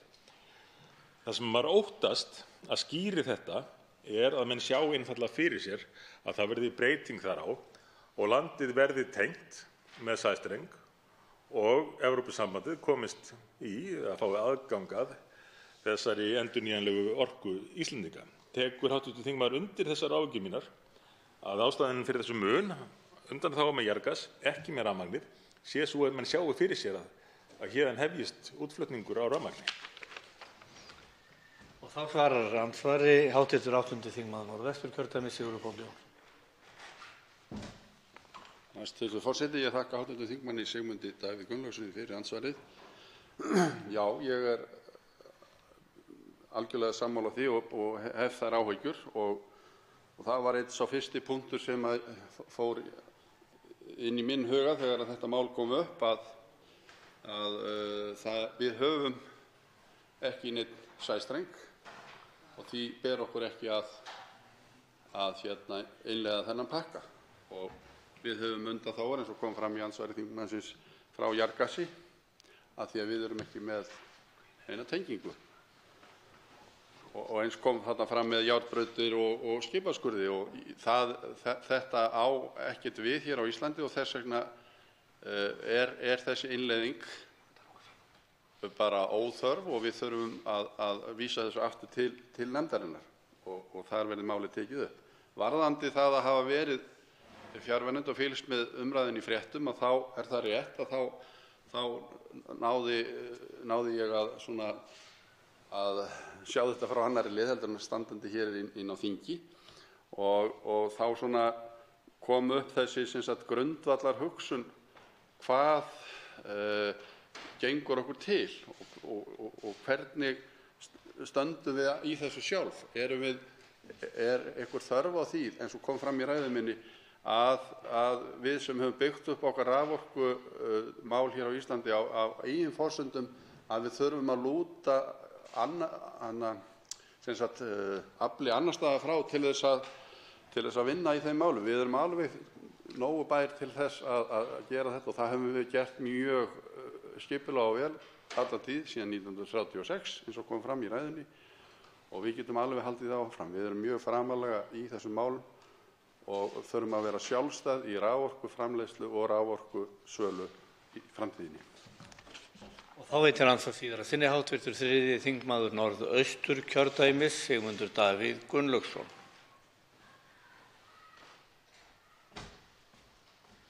Virðulegur forseti, ég þakka svarið sem ég er mjög sáttur við en tvennt í viðbót langar mig að spyrja hv. þingmann út í. Annars vegar stöðu iðnaðar á Íslandi en kannski sérstaklega með hliðsjón af kjördæmi hv.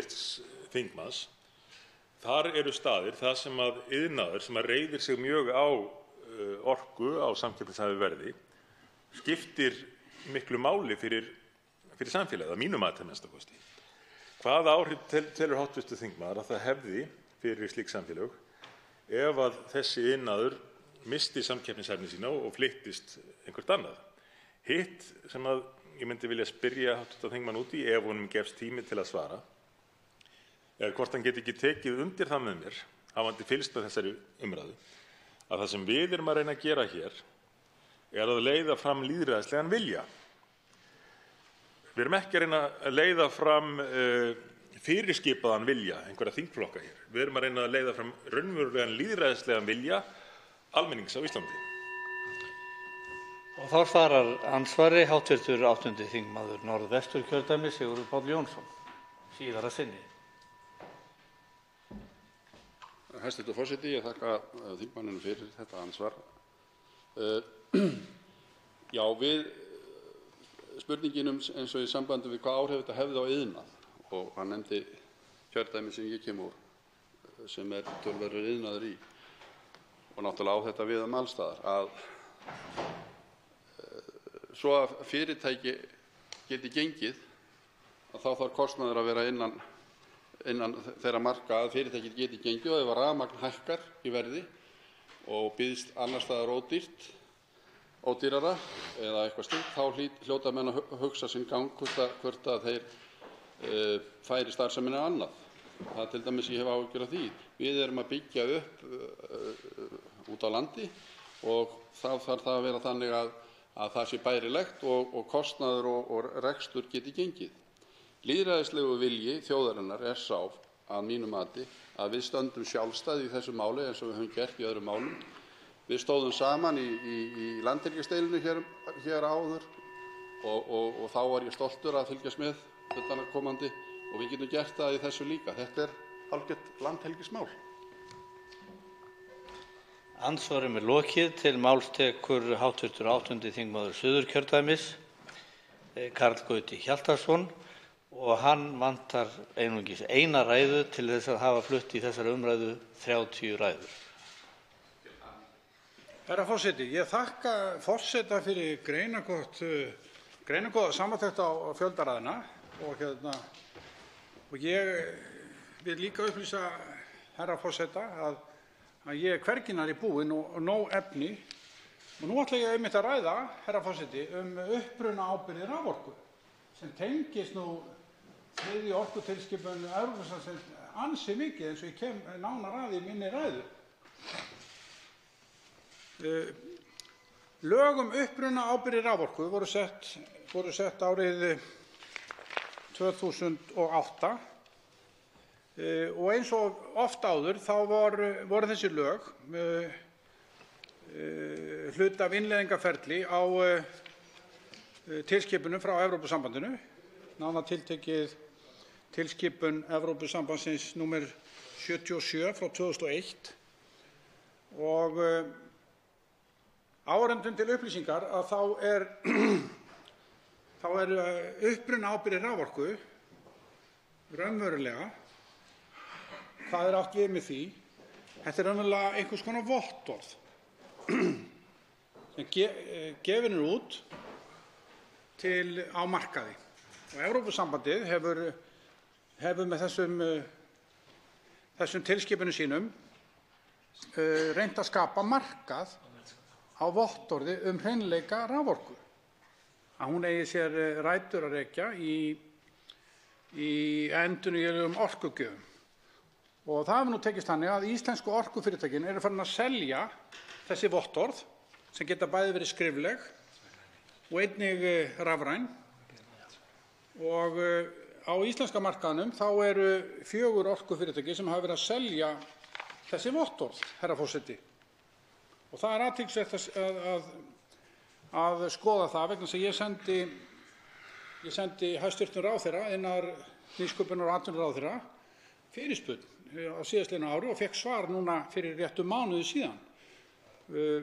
Og þá kemur í ljós að það sé áætlað, það er ekki nákvæmar tölur til yfir það, herra forseti, en það er áætlað að á árinu 2018 hafi þessar ábyrgðir eða þessi vottorð verið seld fyrir 800 til 850 milljónir. Eru þeir að selja orku? Jafnframt? Nei, þeir eru ekki að selja orku. Þeir eru bara að selja vottorð orku. Vottorð það að sá sem kaupir, sem er nú yfirleitt aðilar út í Evrópu, þeir kaupa þessi vottorð til að líta betur út, til að geta framvísað sínum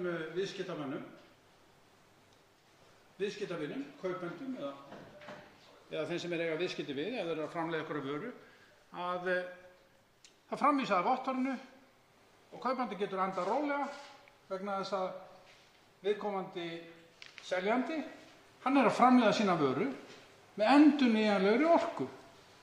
Það kemur frá orkugjöfum sem hafa endurnýjanleika. En það þarf, herra forseti, það þarf þó ekki að vera. Það getur verið kjarnorkuver bara þarna í grenndinni sem viðkomandi fyrirtæki kaupir orkunum frá. Þannig að þetta er svona einhvers konar blekkingaleikur, en á bak við þetta er auðvitað góður vilji, vegna þess að þetta á auðvitað fyrst og fremst að ýta undir raforkuframleiðendur að framleiða meira orku með endurnýjanlegum orkugjöfum. Það er tilgangurinn. Vegna þess að þeir fá verð fyrir það. Þeir fá verð fyrir það. Það er verið að búa til verð á þessa góðu orku og þar af leiðandi er líka árangurinn sá að sóðaleg orkan, kjarnorkan og kolaorkan, það sem er unnið úr þeim, verður þá verð minna. Þannig að þarna er verið að búa til hvata. Og hvernig voru íslensku orkufyrirtækin að selja sína orku samkvæmt svari ráðherra? Það var á árinu 2018,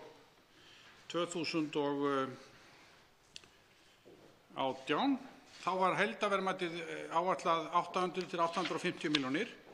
Landsvirkjun selur langmest. Það er áætlað að Landsvirkjun á árinu 2018 að selja fyrir 600 milljónir. 600 milljónir. Orkusalan er einn seljandinn. Orka náttúrunnar, þar er áætlað að þeir selji þessar ábyrgðir á þessu ári, yfirstandandi ári, 2019, fyrir 150 milljónir. Og loks er það HS Orka, og ég kem betur að þessu í næstu ræðu. Tveir hv. þingmenn hafa óskað eftir að veita andsvar. Það eru fyrstur eða fyrri af þeim tveimur er hv. 10. þingmaður Reykjavíkurkjördæmis norður, Ólafur Ísleifsson.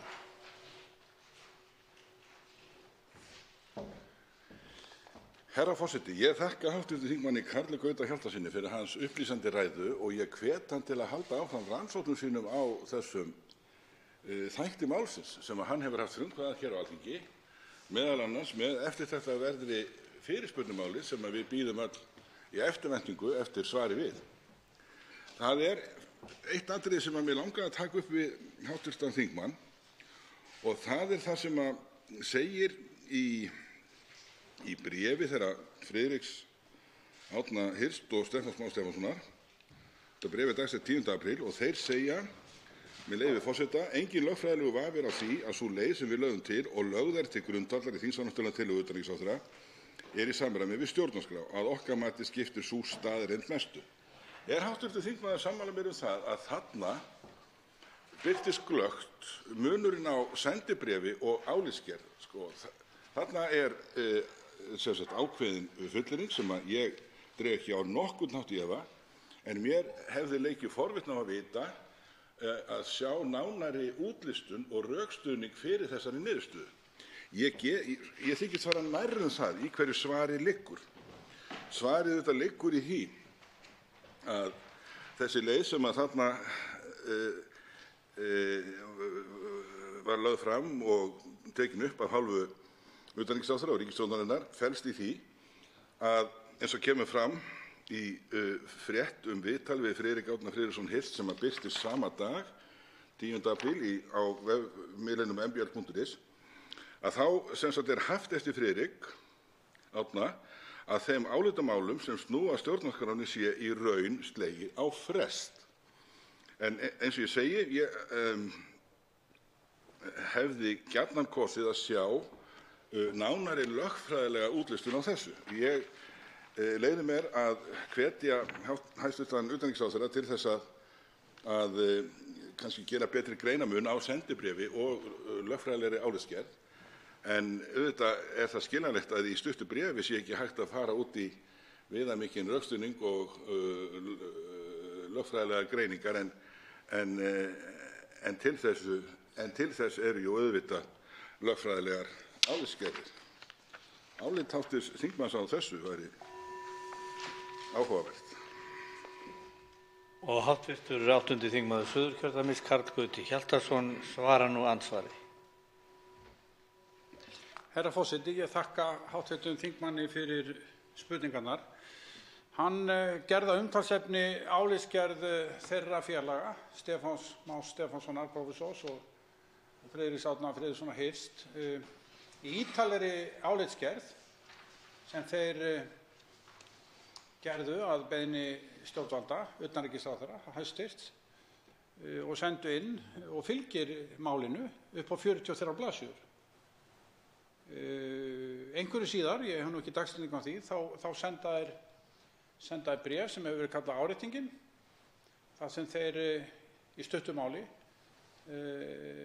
fara yfir forsendur þessara leiða sem ríkisstjórnin valdi. En það verður að taka mið af því að þessi leið sem valin var, sem stjórnvöld ákváðu að velja, einungis svona endapunkturinn í þeirra ítarlegu og greinagóðu álitsgerð sem upp á 43 blaðsíður, en þeir enda þessa greinagerð í einhverjum tæpum 8 línum á því að benda á aðra mögulega lausn eins og þeir orða það. Og síðan ég ætla ekki að lesa hann upp, en síðan enda þá uppástungu sem þeir þarna koma með á því að þessi leið sé ekki gallalaus. Þetta bréf sem þeir svo senda utanríkisráðherra, ef ég hef það rétt eftir haft, auðvitað bara, það ekki hægt að leggja meira lögfræðilegt mat á það bréf heldur en innihalds þess gefið til kynna. Það sem ég myndi vilja segja, að auðvitað eru rétt vinnubrögð af hæstvirtum utanríkisráðherra að rannsaka þessa leið miklu betur. Þetta bara í lok álitsgerðarinnar, í örfáum línum, bent á einhverja leið, og ég ætla að koma betur að þessu seinna ansvari.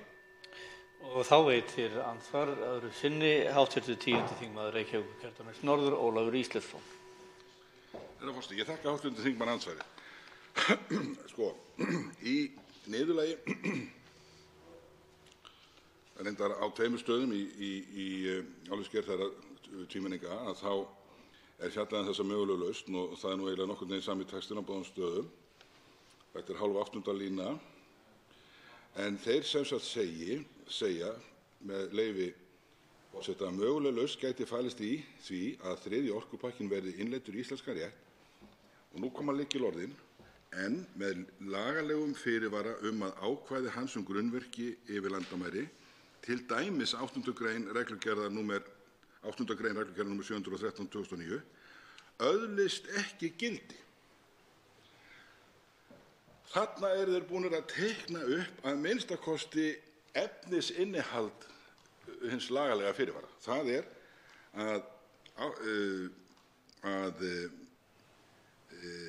reglugerð 713, eða minnsta kosti sýnist mér, þeir segja til dæmis 8. grein reglugerðarinnar, öðlist ekki gildi, enda slíkum grunnverkjum ekki fyrir að fara hér á landi, segja þeir. Þarna sem sagt komið efnisinnihald málsins sem að þeir leggja til. En lögfræðingar eru þeirra náttúru, eins og hv. þingmaður náttúrulega gerir sér glögga grein fyrir, að það ekki bara spurt efni, heldur líka form. Og nú hefur staðið hérna yfir víðtæk leit að hinum lagalega fyrirvara, og hann hefur haft ákveðinu forystuhlutverki að gegna í þeirri leit, og ég hefði gjarnan viljað sjá greiningu þeirra á því hvaða form þyrfti að vera á þessum lögfræðilega fyrirvara, en eins og við þekkjum að það hafa komið fram alls kyns hugmyndir og tillögur í því efni. Og þá svarar síðar að sinni hv. 8. þingmaður Suðurkjördæmis Karl Gauti Hjaltason andsvari. Herra forseti, ég þakka hv. þingmanni Ólafi Ísleifssyni fyrir þessa vangaveltur sem eru mjög svo áhugaverðar og eiginlega kjarni málsins að mínu mati. Þetta raunverulega kjarni málsins, að þessir ágætu fræðimenn benda þarna á mögulega leið, og þeir orða það sem svo, eins og hv. þingmaður las upp, að þessi grein sem mest hefur nú verið á milli tannanna á andmælendum, 8. greinin, að hún felur í sér stjórnarskrárhættu, svona mest, en fleiri koma þó til greina líka. Og þarna stingaður upp á að þessi 8. grein öðlist ekki gildi. Og hvernig á að gera það? Það sem sagt með þessum svokallaða lagalega fyrirvara sem allt veltur á. Að 8. grein öðlist ekki gildi, það gert með lagalegum fyrirvara. Nánari leiðbeining á því hvað felist í þessum lagalega fyrirvara, hvað felist í honum, hvers efnis hann nákvæmlega og hvar hann á að birtast og með hvaða móti, skortir. Leiðbeiningar þetta skortir. Þess vegna var nú uppi fótur og fit hjá stjórnarliðinu þegar við spurðum hann að menn voru alls ekkert með þetta á hreinu, herra forseti. Alls ekki með þetta á hreinu. Og við fengum fjölda svara sem öll ráku sér hvert á annars horn. Og við höfum verið önnum kafin við að leita að þessum lagalega fyrirvara. Það hefur staðið við leita honum og nú eru svona menn að áætla að það sé reglugerð í ráðuneytinu sem liggur þar, drög að reglugerð, hvort að þetta sé svo lagalegi fyrirvari. En þá komum við aftur af grundvallarspurningunni, af hverju var ekki fengin álitsgerð frá lögfræðingum ráðuneytum ríkisstjórnarinnar nákvæmlega hvernig ætti að gera þetta? Menn hlupu svo hratt, það er allt á hausinn með þetta. Og þá veitir andsvar hv. 8. þingmaður Norðausturkjördæmis, Anna Kolbrún Árnadóttir.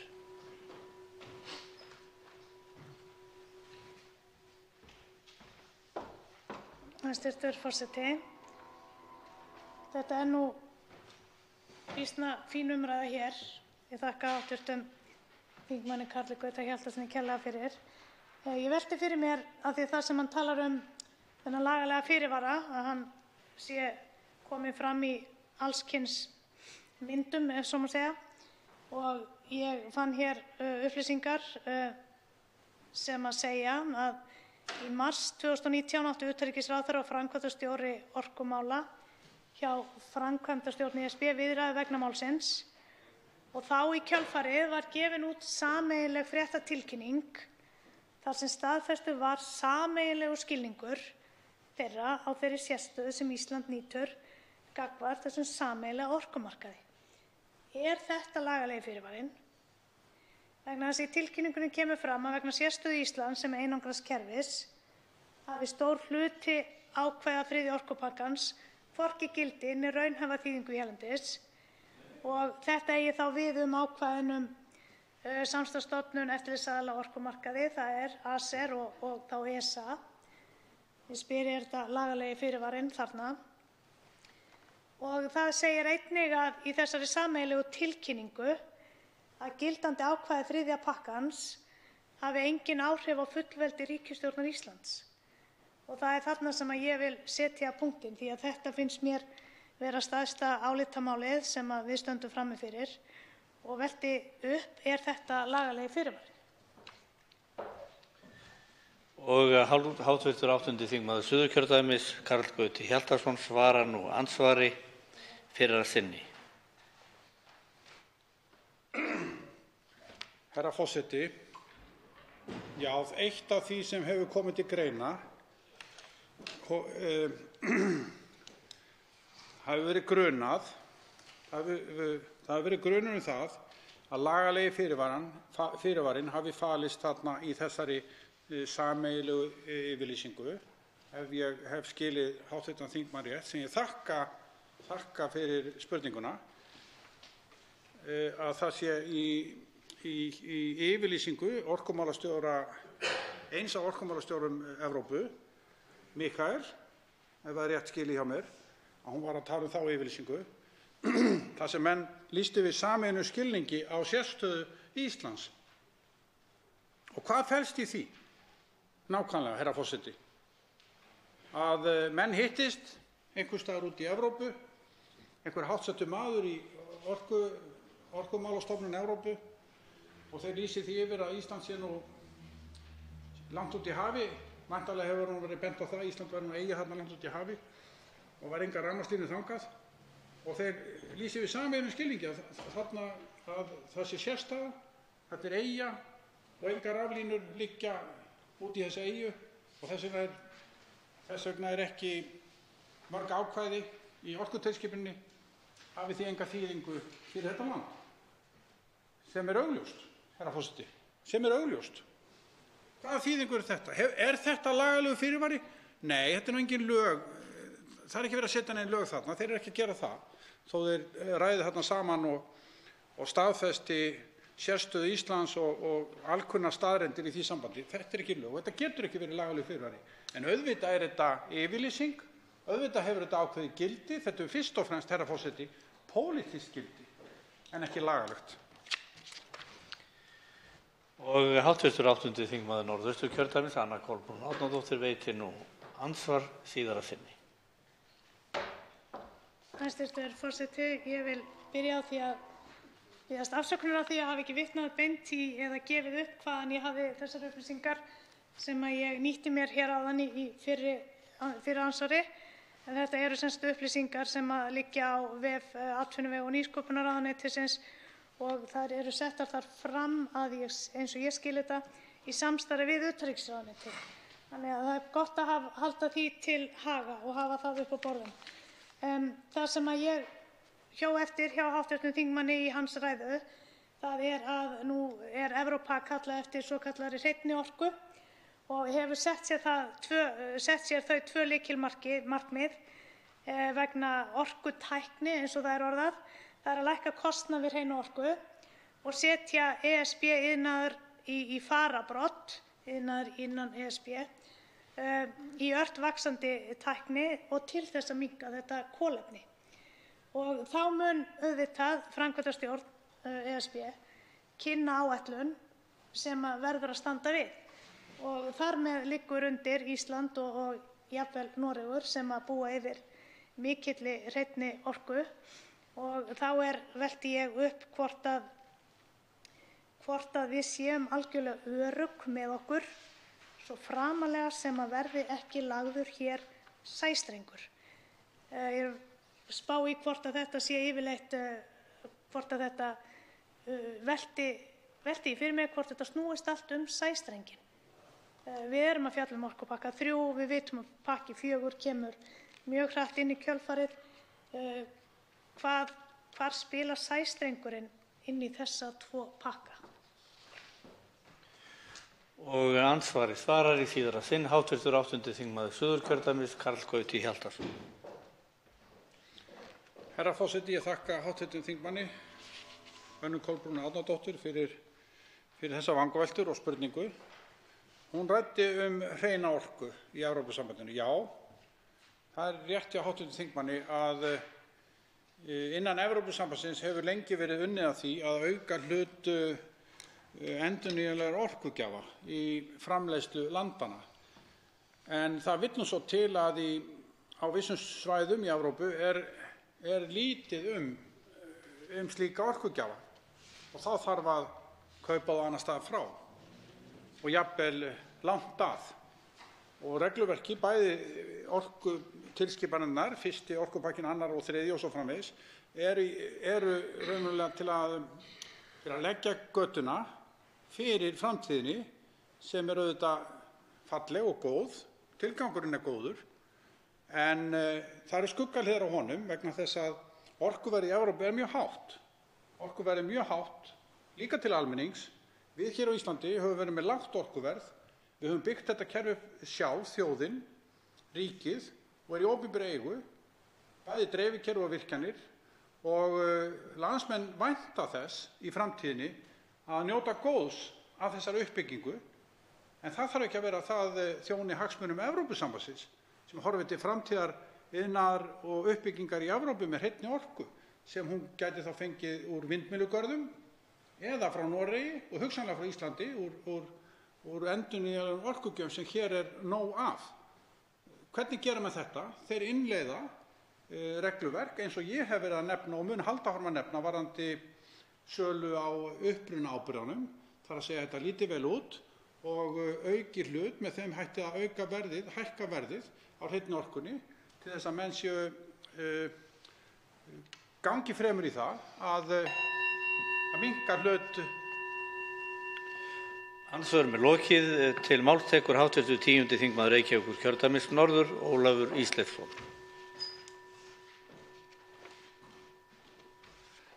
Herra forseti, vildi ég sagt hafa á vefsíðu Morgunblaðsins birtist í morgun frétt þar sem undir yfirskriftinni yfir 2100 ræður og andsvör Miðflokks á viku. Þessi frétt hún er mjög ítarleg og geymir tölulegar upplýsingar ræðufjölda og fjölda andsvara, sundurliðað eftir einstökum þingmönnum og varaþingmönnum Miðflokksins sem hafa tekið þátt í þessari umræðu. Og það er greinlegt að þessi frétt er unnin af mikilli iðni og samviskusemi. Svo fylgir nú þetta mynd af nokkrum þingmönnum og það er auðvitað alltaf mjög gaman að fá sér mynd í fjölmiðlum. En ég verð að leyfa mér að spyrja, herra forseti, takmarkast umfjöllun ríkisfjölmiðilsins sem er þannig settur að hann nýtur umtalsverðra framlaga, það sé ekki nær 5.000 milljónir á ári, heldur en 4.000. Takmarkast umfjöllun hans við þegar er að ræða stórt mál sem að varðar meðal annars stjórnarskrá, stöðu okkar í mikilvægu samstarfi þjóða, Evrópuþjóða, snertir auðlindir þjóðarinnar, takmarkast fréttaflutningurinn við tölulegar upplýsingar þá hluti sem ég hér nefndi. Nú er það einu sinni svo, herra forseti, að þessi umræða hefur verið málefnaleg og hún hefur verið upplýsandi og hún hefur verið greinandi, herra forseti. Við höfum lagt okkur fram það að rannsaka þetta mál. Við höfum lagt okkur fram það að rannsaka þá texta sem að liggja til grundvallar í þessu máli. Þar á meðal, það eru lögfræðilegar álitsgerðir sem að liggja til grundvallar, reglugerðir þær sem að okkur er ætlað að innleiða og fjölmarga þætti. Má ég leyfa mér að nefna, herra forseti, að við höfum rýnt hér af miklu kappi í hinn lagalega fyrirvara og við höfum haft forgöngu leit að þessum fyrirvara og haft til þess mannskap sem hefur ákveðna sérhæfingu í krafti lögfræðilegrar þekkingar og forystustörfum í lögregluliði landsins. Og þá á ég við hv. þingmann Karl Gauta Hjaltason. Það eru mjög stórar spurningar sem að snúa þessum lagalega fyrirvara. Fyrsta lagi, hvar er hann? Í annars stað, hvað á hann að gera? Við vitum nokkurn veginn hvað hann á að gera. Hann á að leysa úr hinum stjórnskipulega vanda með því að skjóta honum á frest, en hann má heldur ekki vera þannig að hann setja okkur í vanda gagnvart samstarfinu sem við höfum undirgengist og þeim þjóðréttarlegu skuldbindingum sem við höfum axlað. Þess vegna er það mjög mikilvægt að það sé lögð fram hér lögfræðileg álitsgerð og greining á því hvernig hann þarf að vera að minnsta kosti að forminu til þessi lagalegi fyrirvari vegna þess að það er dregið upp í áliti Friðriks Árna Friðrikssonar Hirst og Stefáns Más Stefánssonar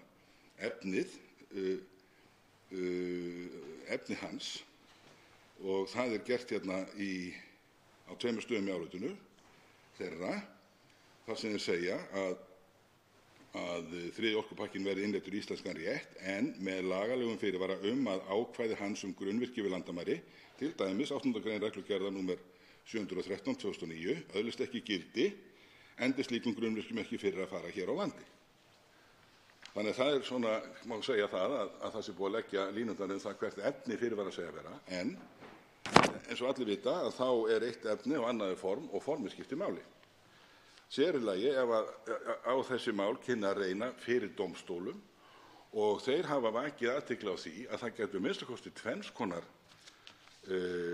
mál risi fyrir dómstólum. Þar á meðal til að mynda er það gert í viðtali mbl.is við Friðrik Árna Hirst þegar hann segir ekki útilokað að Eftirlitsstofnun EFTA sem er skammstöð ESA teldi ástæðu til þess að höfða samningsbrotamál fyrir EFTA-dómstólnum á þeirri forsendu að Íslandi bæri að innleiða þriðja orkupakkann að fullu í landslög og sömuleiðis segir hann að það væri mögulegt að einstaklingar eða lögaðilar höfðu skaðabótamál gegn íslenska ríkinu. Spurningarnar eru fjölmargar og ég hef ekki haft tækifæri til að nefna nema örfáar en mun nefna fleiri hér í framhaldinu, herra forseti. Hér er flest óbreytt. 2 hv. þingmenn hafa óskað eftir að veita andsvar. Forseti vill hvetja hv. þingmann til að stilla andsvörum enn frekar í hóf og stytta umræðuna þannig að freista megi þess að ljúka þessari umræðu svo fljótt sem verða má, en undirstrikar eftir sem áður málfrelsið fyrir hendi og tjáningarfrelsið að fullu. Fyrri til að veita andsvar er hv. þingmaður Sigmundur Davíð Gunnlaugsson, 3. þingmaður Norðausturkjördæmis.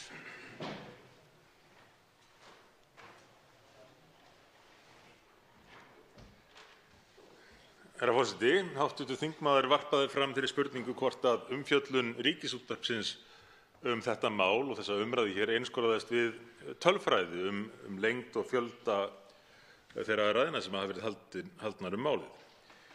Það er ekki svo, því að Ríkisútvarpið einskorðar sig ekki eingöngu við tölfræði. Á föstudagskvöldum mun vera sýndur þáttur á þessari sjónvarpsstöð sem ég held að heiti Föstudagur eða Föstudagskvöld og á að vera einhvers konar skemmtiþáttur, en gengur út á að vinahópur úr Vesturbæ Reykjavíkur og miðbænum hittist á kostnað skattgreiðenda til þess að bera lof á hópinn en leið og kannski fyrst og fremst að hæðast að öðrum. Og mér skilst að þessi þáttur hafi fjallað töluvert þetta mál og þar hafi verið að finna síðasta framlag hv. formanns utanríkismálanefndar til umræðunnar. En það hafi hins vegar allt gengið út á einhvers konar háð og spott og reyndar hvergi minnst á innihald málsins. Svoleiðis að því leytinu til rétt hjá hv. þingmanni að þó að umfjöllun Ríkisútvarpsins hafi ekki eingöngu einskorðast, ekki bara einskorðast við tölfræði, þá hefur ekki farið mikið fyrir umfjöllun innihaldið. Og þá að spurningunni, og með tilliti til athugasemda hæstv. forseta hér áðan. Ég tek undir með hv. þingmanni Ólafi Ísleifssyni að þessi umræða hefur verið mjög innihaldsrík og gagnleg. En er hv. þingmaður sammála mér það að það væri jafnvel frekar farið til þess fallið að flýta umræðunni og flýta einhvers konar niðurstöðu í þessu máli ef að þeir sem að styðja þennan orkupakka hefðu fyrir því að mæta hér og svara, verja sína afstöðu, reyna að útskýra hana fyrir okkur. Og hv. 10. þingmaður Reykjavíkurkjördæmis norður svarar nú andsvari. Herra forseti, ég þakka hv. þingmanni Sigmundi Davíð Gunnlaugssyni fyrir andsvarið og ég þakka honum fyrir að varpa frekara ljósi á umfjöllun ríkisfjölmiðilsins sem mér skilst að beri á herðum sér hlutleysisskyldu að lögum Ríkisútvarpið. Væri kannski efni í umræðu að fjalla það með hvaða hætti fjölmiðillinn rækir þá skyldu og hvernig eftirlitið háttað með því að hann ræki almennt sínar skyldur, þar á meðal þessa. En ég get að sjálfsögðu tekið undir það með hv. þingmanni að það myndi náttúrulega greiða fyrir þessari umræðu ef að það væru veitt svör við þeim spurningum sem við höfum hér lagt fram og þær eru fjölmargar. Ég var hérna með lista sem ég ætlaði að telja upp í ræðu minni og ég komst bara við fyrsta atriði sem að snýra lagalega fyrirvaranum. En ég ætla kannski að vita hvort ég næði að nefna eitt eða tvö í viðbót á þeim knappa tíma sem ég er ætlaður. Af hverju var ekki veitt undanþága í sameiginlegu nefndinni eða var kannski ekki leitað eftir henni í ljósi þess að við erum ekki með tengingu við Evrópu? Í sameiginlegu nefndinni var Íslandi veitt undanþága frá jarðgasi.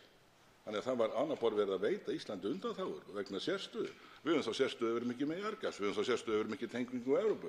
Af hverju fáum við þá undanþágu fyrir jarðgas en ekki vegna hins þáttarins? Af hverju er ekki nein umræðu það með vitrænum hætti, leyfi ég mér að segja? Af hverju ekki er leitað til sameiginlegu nefndarinnar á grundvelli ákvæða í samningnum sjálfum þannig að þessar undanþágur fengjust með þeim hætti sem að samningurinn gerir ráð fyrir? Og þá veitir hv. 3. þingmaður Norðausturkjördæmis andsvar síðara sinni. Það er hv. þingmaður Sigmundur Davíð Gunnlaugsson. Herra forseti, þetta er ein af þessum grundvallarspurningum sem engin svör hafa fengist við. Við höfum gert heilmargt til þess að varpa frekara ljósi á þetta og leitt það fram að það sé í rauninni engin ljón í veginum hvað varðar að vísa málunum til sameiginlegu EES-nefndarinnar og fá þar raunverulega undanþágu, eða að minnsta kosti fara fram á hana. En við fáum engin svör. Hæstv. utanríkisráðherra leit reyndar við hér í þinginu fyrir nokkrum dögum. Hann svaraði ekki þessari spurningu. Hann benti á að það hefði verið farin önnur leið og útskýrði ekki hvers vegna sú leið hefði verið farin en ekki þessi leiðin sem að helst var mælt með. Og raunar eru uppi efasemdir að ríkisstjórnin og ráðherrann séu að fara lakara leiðina. Þau eru augljóslega ekki að fara betri leiðina, EES-nefndarleiðina, en þau eru líklega ekki heldur að fara lakari leiðina vegna þess að fyrirvararnir hafa ekki fundist. Leitin heldur áfram eins og við þekkjum en fyrirvari sem haldir í hefur ekki fundist. Svo benti hv. þingmaður Jón Þór Þorvaldsson á þá áhugaverða staðreynd og leiddi út með skýrum rökum með því að vísa í frumheimildir, reglugerðirnar sjálfar, að verði þessi innleiðing 3. orkupakkans samþykkt, þá séum við að innleiða orkupakkann eins og hann leit út í sameiginlegu EES-nefndinni árið 2017.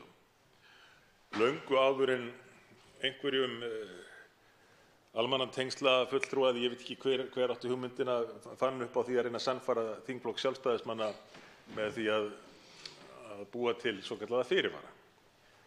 Með öðrum orðum, það stefnir í að ríkisstjórnin samþykki hér orkupakkann árgerð 2017. Fyrirvararnir skipta því virðist engu máli.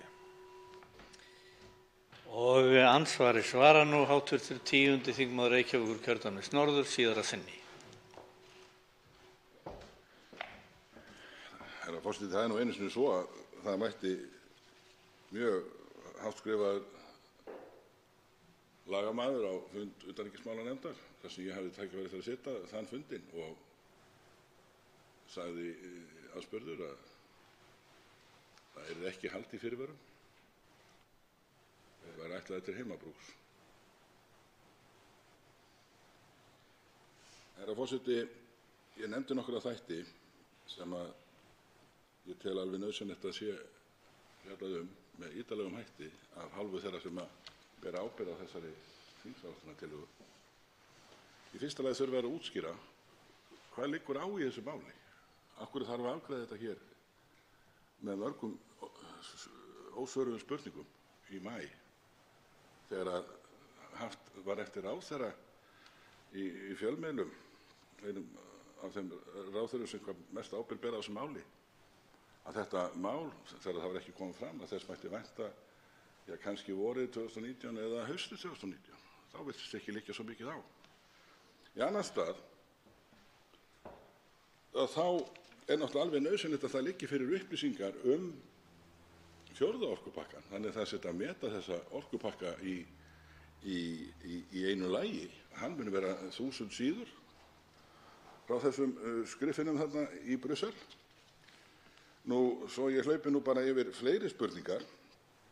Af hverju má ekki bíða eftir þeim fréttum sem hafa verið boðaðar af vettvangi stjórnlagadómstóls Noregs 23. september síðastliðinn, þar sem verður fjallað fyrirvarana 8 sem voru gerðir þar í landi og stjórnarskrárvanda sem þar var uppi líkt og við höfum verið að glíma við hér.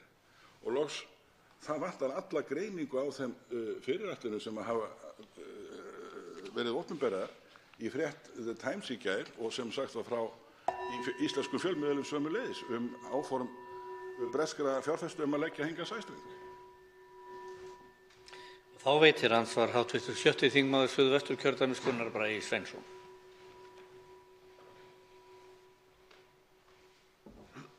Forseti, þakka þingmanninum fyrir ræðuna. Mér sýndist nú sjá nú á vefsíðunni viljinn.is að þar hefur menn náð sambandi við umboðsaðila þessa breska fyrirtækis hér á landi og náða svona aðeins að draga hann í viðtal. Það er hins vegar ágætt að það sé komið þá algjörlega upp á ljóst að þetta fyrirtæki hér með starfsmenn á Íslandi til þess að vinna þessu fyrir sig, jafnt og þeir eru að vinna þessu í Bretlandi. Þannig að við skulum ekkert halda neitt annað að það sé þrýstingur á báðum stöðum fyrir að þetta verkefni verði að veruleika. Mig langar hins vegar að gleðja hv. þingmann með það að ég tók eftir því á vefsíðu Ríkisútvarpsins að orkupakkamáli var fjallað að ég held í gær í Krakkafréttum. Og það er spurning hvort að sú umfjöllun hafi verið í stíl við umfjöllanir pólitík sem hefur til dæmis verið birt í þættinum Stundin okkar.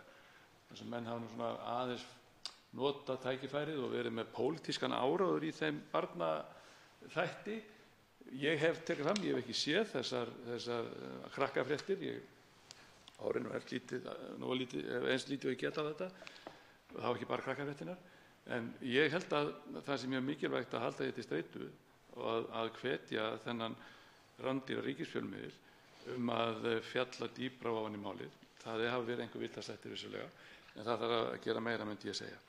Hv. þingmaður fer hér réttilega yfir nokkrar spurningar í sinni ræðu og eflaust fleiri eftir. Og það er einmitt sem kom inn á í lokin sem að ég hef verið að fjalla og tel mikilvægt. Það er samspil þessara orkupakka allra og framtíðarmúsíkin í því. Hvernig geta menn réttlæta fyrir sér að fara hér í gegnum þessa umræðu án þess að skoða heildarmyndina? Mig langar til að spyrja hv. þingmann hvort að hann hafi einhverjar væntingar eða hvort við getum vænst þess að menn muni setjast niður til dæmis með okkur, þingmönnum Miðflokksins og segja, heyrðu, það er kominn tími til að við skoðum heildarmyndina, við skulum gera hlé á þessu umræðu. Þá svarar andsvari hv. 10. þingmaður Reykjavíkurkjördæmis norður Ólafur Ísleifsson. Herra forseti, ég þakka hv. þingmanni fyrir andsvarið og hann varpar nýju ljósi rétt eins og á umfjöllun ríkisfjölmiðilsins rétt eins og hv. þingmaður Sigmundur Davíð Gunnlaugsson gerði næst þar á undan.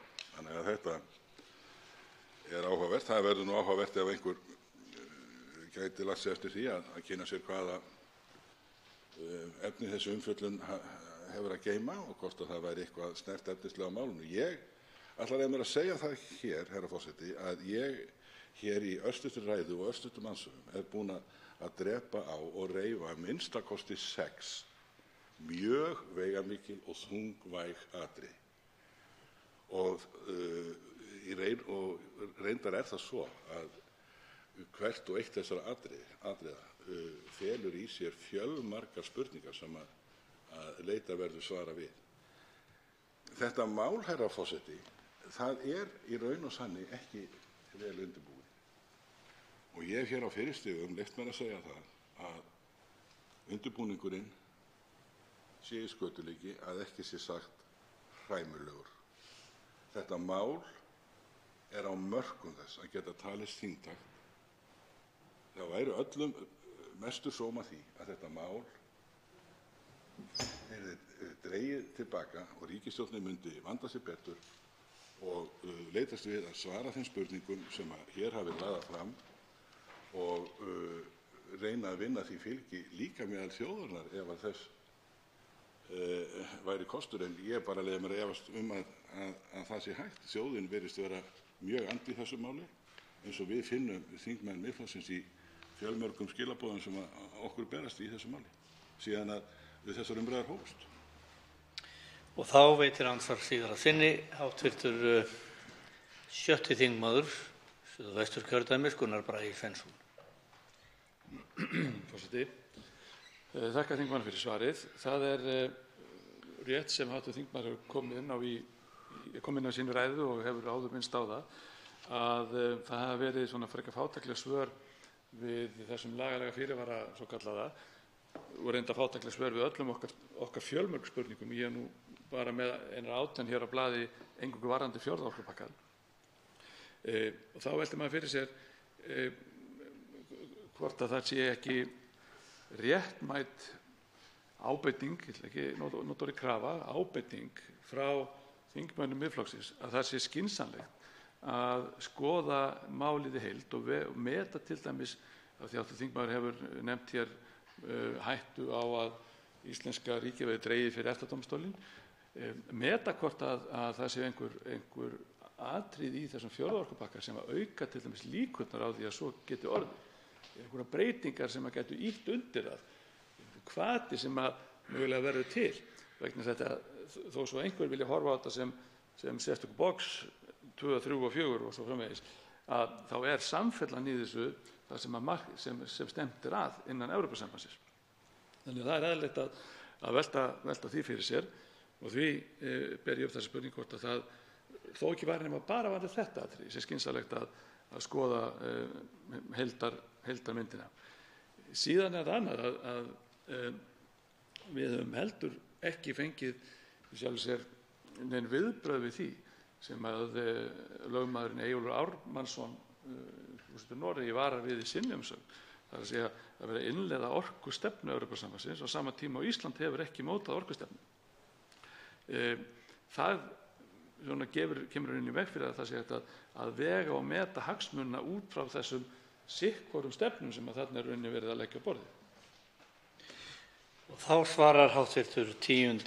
þingmaður Reykjavíkurkjördæmis norður, Ólafur Ísleifsson, andsvari síðara sinni en hann hefur nýlokið sinni 22. ræðu í þessu dagskrármáli. Herra forseti, ég þakka forseta fyrir þessar mikilvægu upplýsingar og kannski Ríkisútvarpið jafnvel bara birti frétt þetta að svo sé komið. Nema það, herra forseti, að þetta mál eins og ég rakti hér í mínu fyrra svari við andsvari hv. þingmanns Gunnars Braga Sveinssonar, að það ekki vel undirbúið, svo vægt sé til orða tekið. Langar til að nefna hérna í því sambandi kannski 2 atriði svona til viðbótar, en það af nógu að taka. Ef við lítum á það sem að lögð áherslu á í umsögn Jóns Baldvins Hannibalssonar sem liggur hér fyrir.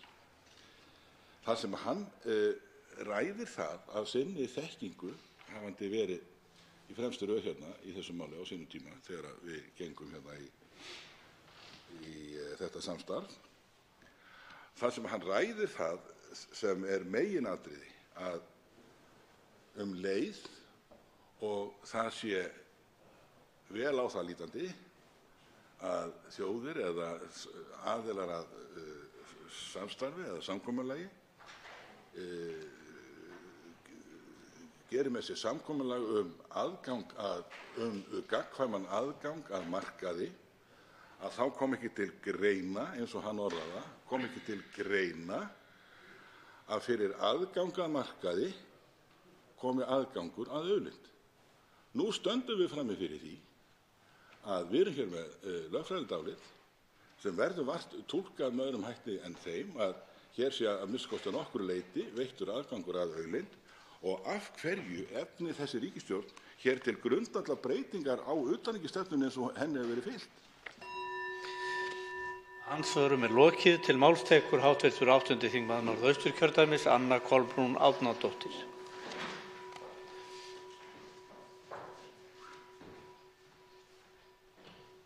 Hæstv. forseti.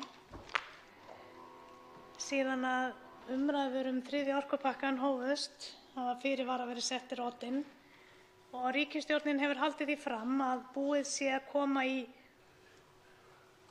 koma fyrir svokölluðum fyrirvörum, svo að við þurfum því ekki að hafa neinar áhyggjur eða almennt að velta þessu máli fyrir okkur. En við nánari skoðun sést að umræddir fyrirvarar eru ekki til staðar, við höfum ekki fundið á, það er að segja þá varða reglugerðir orkupakkans.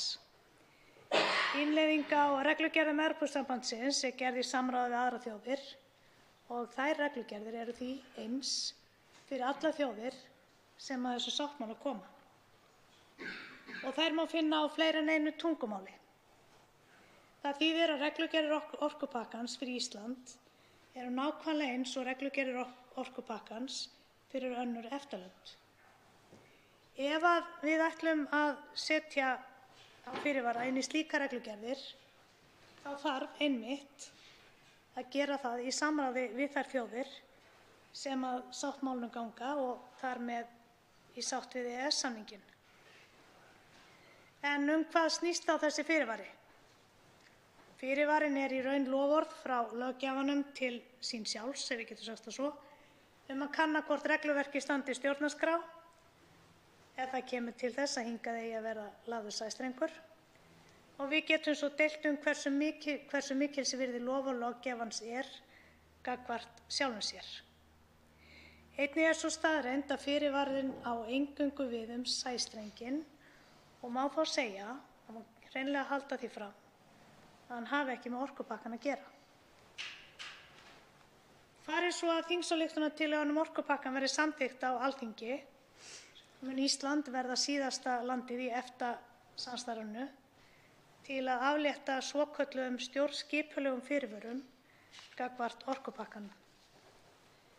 Þegar að Ísland aflétti þessum stjórnskipulegu fyrirvörum verða reglugerðir orkupakkans 713/2009, 714/2009, 543/2013 og 2009/72 EB innleiddar í 4. viðauka EES-samningsins og taka því gildi fyrir okkur.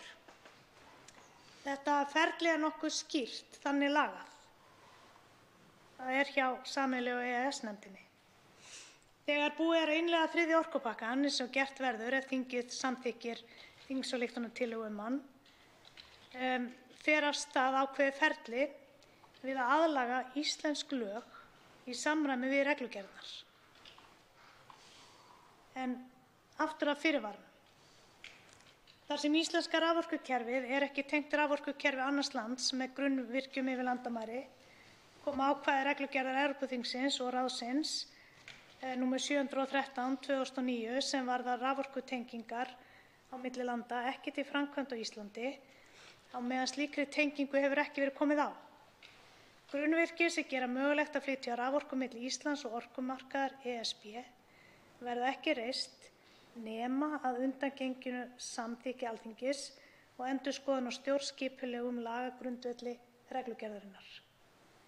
Það sem að þarna kemur fram að Ísland ætlar sér ekki að breyta lögunum núna í samræmi við þær málsgreinar í reglugerðunum sem hafa með milliríkjaviðskipti að gera.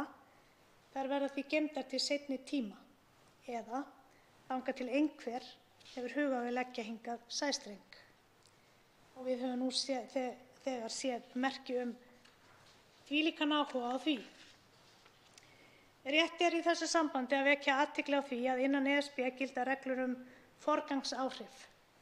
Þær reglur kveða á að reglur ESB séu í öllum tilfellum rétthærri en lög og reglur aðildarríkjanna. Þetta finnst mér mjög mikilvægur punktur og mér þykir rétt að benda á hann. Ég sé að tími minn alveg að verða búinn, þannig að ég klára í næstu ræðu og bið forseta að setja mig aftur á mælendaskrá. 2 hv. þingmenn hafa óskað eftir að veita andsvar. Fyrstur til að veita andsvar eða fyrri af þeim tveimur hv. 10. þingmaður Reykjavíkurkjördæmis suður, Þorsteinn Sæmundsson. Ég þakka hv. þingmanni fyrir þessa ræðu. Það nú þannig að það hefur staðið yfir leit, eins og hv. þingmaður veit eflaust, að þessum fyrirvörum af hálfu þingmanna Miðflokksins og þeir hafa ekki fundist þrátt fyrir ítrekaða leit. Málið snýst hins vegar kannski ekki það, heldur það hvort að fyrirvarar eins og þeir eru settir fram í þessu máli séu eins og maður segir pappírsins virði. Vegna þess að líkt og hv. þingmaður fór svo ágætlega yfir, þá það þannig að lög ESB eða EES eru æðri lögum Íslands í þessu tilfelli og það kann að vera að það sé ekki einu sinni nóg eins og hv. þingmaður Silja Dögg Gunnarsdóttir sagði að vera með belti og axlabönd í smekkbuxum og nýjum skóm og með álímda hárkollu til þess að álímda hártopp til þess að vinna bug á þessu. Og því spyr ég hv. þingmann í ljósi þeirra umræðna sem fram hafa farið nú undanfarið hér fyrirvarana og hvernig þeir eru settir og hvernig þeir eiga að virka. Telur hv. þingmaður að þessir fyrirvarar muni virka eins og til ætlast? Telur hv. þingmaður að setning fyrirvara í máli af þessari stærðargráðu sé virkilega til þess fallið að tryggja þá hagsmuni sem við viljum tryggja, eða eru þessir fyrirvarar fyrst og fremst svona reiktjald, ef við getum orðað það þannig, þetta er vond þýðing á ensku orði en þingmálið er íslenska, til þess að varpa kasta ryki í augu bæði þeirra þingmanna sem hafa látið til leiðast að styðja þetta mál, nauðugir viljugir, og til þess að kasta ryki í augu almennings. Og þá svarar andsvari hv. 8. þingmaður Norðausturkjördæmis, Anna Kolbrún Árnadóttir. Hæstv. forseti, ég þakka hv. þingmanni kærlega fyrir. Það er þannig að fyrirvararnir hafa ýmist verið kallaðir sameiginleg yfirlýsing EFTA-ríkjanna, yfirlýsing ríkisstjórnarinnar. Það má finna snefil af fyrirvara hugsun í greinargerð. Síðan las ég mér til gagns áðan að fyrirvari gæti hugsanlega falist í sameiginlegri fréttatilkynningu. Þetta las ég upp í andsvari áðan. Gefum okkur það að fólk sé að vinna að þessu að heilum hug og fólk trúi því virkilega að þessi fyrirvara haldi, þá er kannski enn augljósara að bíða ætti eftir niðurstöðu þegar að málið verður tekið fyrir í Noregi þann 23. september næstkomandi, enda setti Noregur 8 fyrirvara og ég held að við höfum talað að þeir fyrirvarar hafi verið settir í allavega voru liðnir 14, 15, 16 mánuðir og ekki voru þeir komnir í ljós. Og á sama tíma þá virðist að vera þannig að ef að settir eru fyrirvarar þá eiga þeir í rauninni að finnast eða koma í ljós eða taka gildi innan 6 mánaða. Það sé einhver svona regla. Þannig að ég er enn á því að við séum ekki búin að tryggja okkur í bak og fyrir. Ég held að við eigum að flýta okkur hægt og það er kominn tími til að það verði farið í dýptina á þessu máli og þá verður maður enn og aftur að biðla til fjölmiðla til þess að varpa ljósi á hvernig þetta allt saman er vaxið. Þetta er ekki svona klippt og skorið. Við höfum sýnt það hér í okkar málflutningi að svo er ekki. Þá veitir ansvar síðara sinni hv. 10. þingmaður Reykjavíkurkjördæmis suður, Þorsteinn Sæmundsson.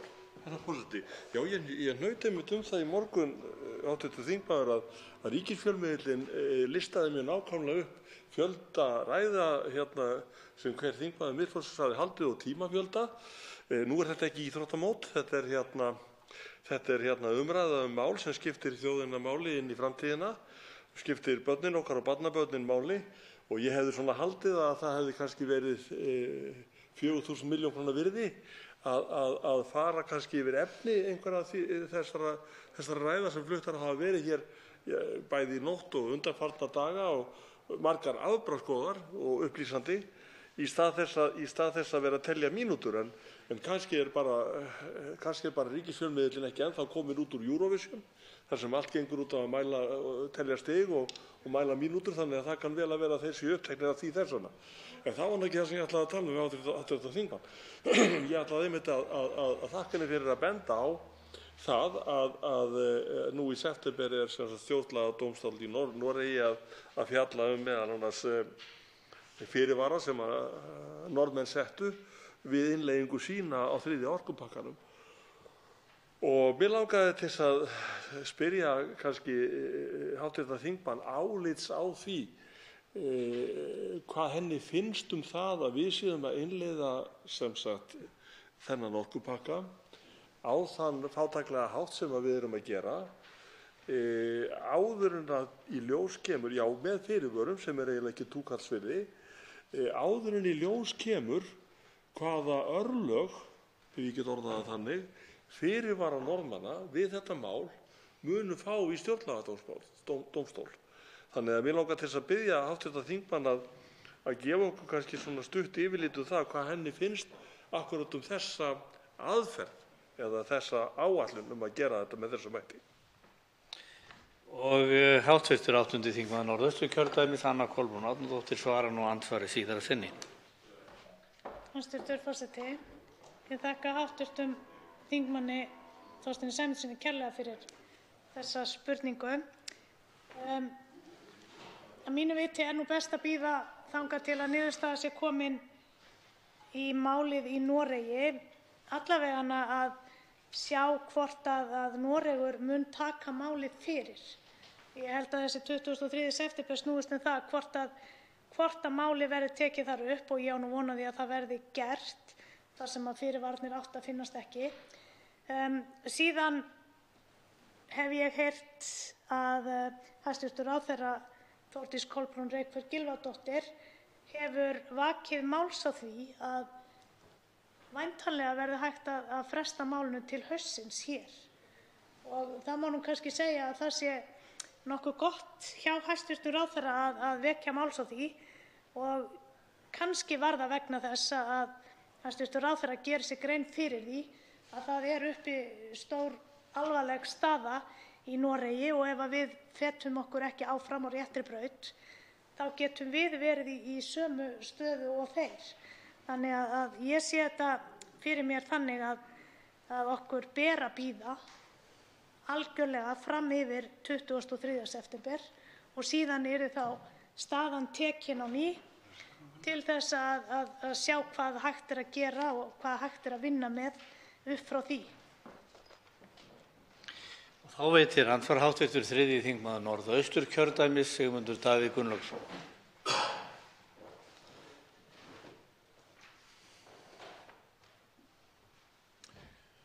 Forseti, hv. þingmaður Anna Kolbrún Árnadóttir nefndi fyrirvarann sem við höfum leitað mikið að og oft má sjá hv.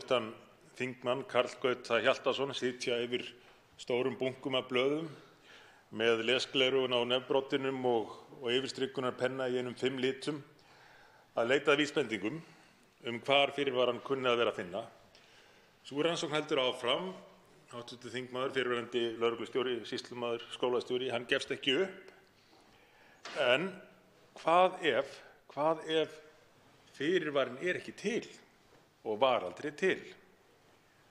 Og hvað ef, jafnvel þótt fyrirvarinn væri til, að það myndi ekki skipta neinu máli? Og nú ætla ég að spyrja hv. þingmann út í atriði sem kom fram hér eina nóttina í ræðum hv. þingmanns Jóns Þórs Þorvaldssonar sem flutti mál sitt með snilldarlegum hætti eins og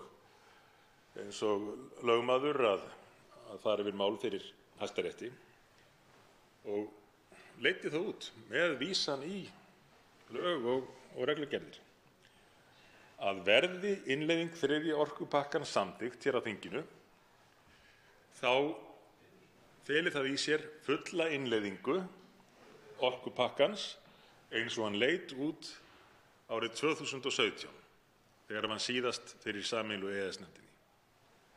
Þá var enginn byrjað að tala þennan fyrirvara. Með öðrum orðum, það reynist þá rétt sem Þorsteinn Pálsson meðal annarra, fyrrverandi formaður Sjálfstæðisflokksins og forsætisráðherra hefur bent á, að fyrirvaratalið sé bara blekking.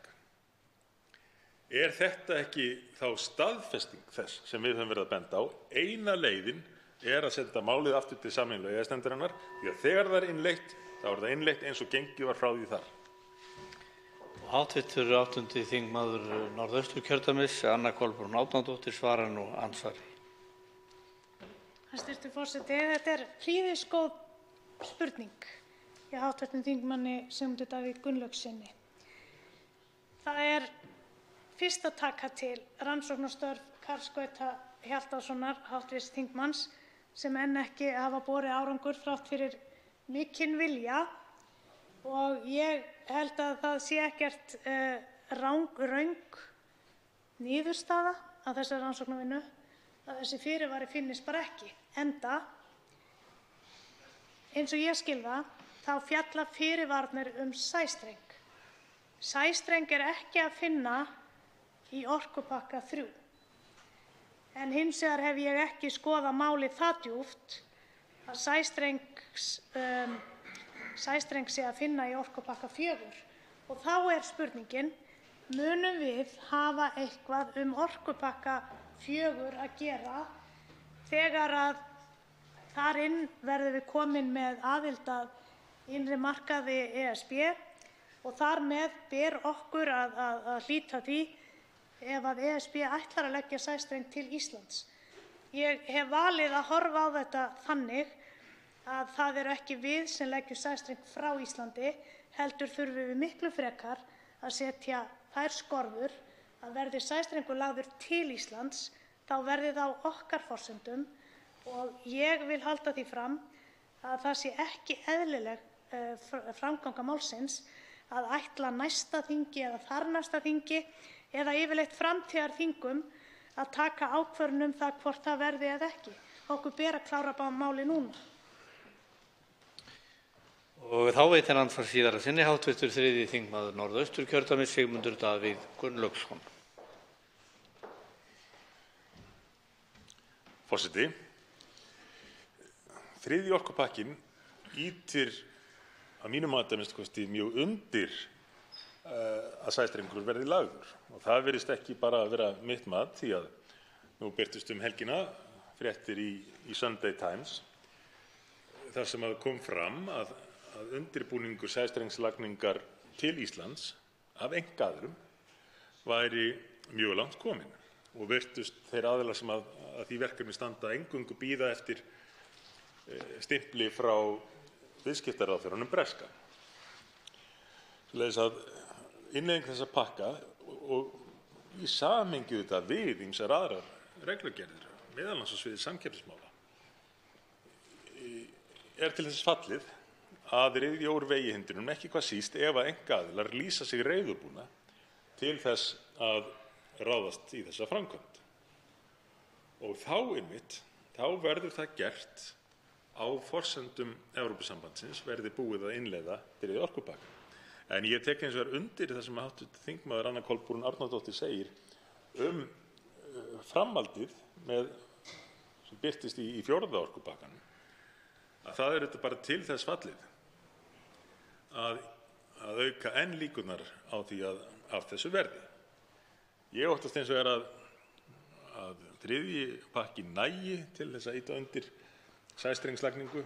Þá séu menn orðnir tjóðræðir fastir í Evrópuregluverkinu og þá komi 4. pakkinn svipað leyti og allt fyrir vikið í orkumálum hér gert undir handleiðslu erlendrar stofnunar sem að heyrir ekki undir íslenskan almenning heldur ókjörna embættismenn í útlöndum. Þá veitir að lokum andsvar hv. 8. þingmaður Norðausturkjördæmis Anna Kolbrún Árnadóttir. Hæstv. forseti, þetta er alveg hárrétt. Þetta ýtir innleiðing orkupakka 3 undir frekari fyrir áætlanir að leggja sæstreng. Með því erum við orðin hluti af þessum sameiginlega orkumarkaði og þar með getum við lítið sagt til það þegar að Evrópu vantar hreina orku sem finnst hér, þó ég geri mig grein fyrir að þeir vilji einnig sækja hreina orku til Noregs. Það eru einkaaðilar nú þegar búnir að fjárfesta mjög miklu fjármunum í það að leggja hér sæstreng til landsins og það eru bæði innlendir og svo erlendir aðilar og það sem að hv. þingmaður var að vísa í frétt í The Times að þá er alveg rétt að þar kom fram að sá aðili, hann hélt því fram að hann vantaði ekkert annað en stimpil frá breskum stjórnvöldum. Hann fjallaði ekkert það að það væru íslensk stjórnvöld þar með í ráðum og það segir okkur það eitt að þá erum við orðin hluti af þessu markaði og þá kemur strengur til Íslands. Það er alltaf þetta sem ég er með í höfðinu og þá erum við þegar orðin hluti af þessu regluverki. Við erum hluti af bandalaginu. Okkur ber að leggja það af mörkum að skaffa hreina orku af því að okkur ber að minnka kolefnisspor allra. Þannig að þetta liggur nokkuð ljóst fyrir hver fyrirætlunin er. Andsvörum er lokið. Nú er hlé gert á þessum fundi og umræðu frestað til klukkan 13:30 til klukkan 13:30.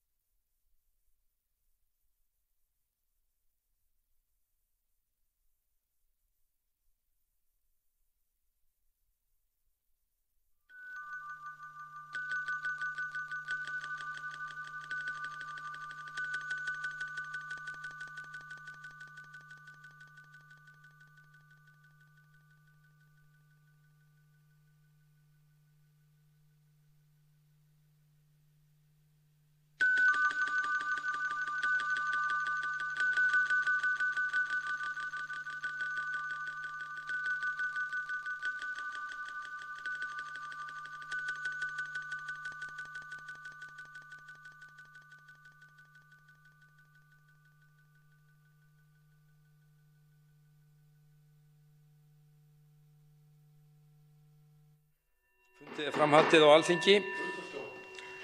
Hv. þm. Þorsteinn Sæmundsson, 10. þingmaður Reykjavíkurkjördæmis suður, óskar eftir að ræða fundarstjórn forseta. Herra forseti, ég brá mér frá í morgun og fékk þá svona ljómandi skemmtilega kveðju frá forseta. Okkur Miðflokksfólkinu er margt til lista lagt og margt vel gefið, en við stjórnum ekki fundum Alþingis.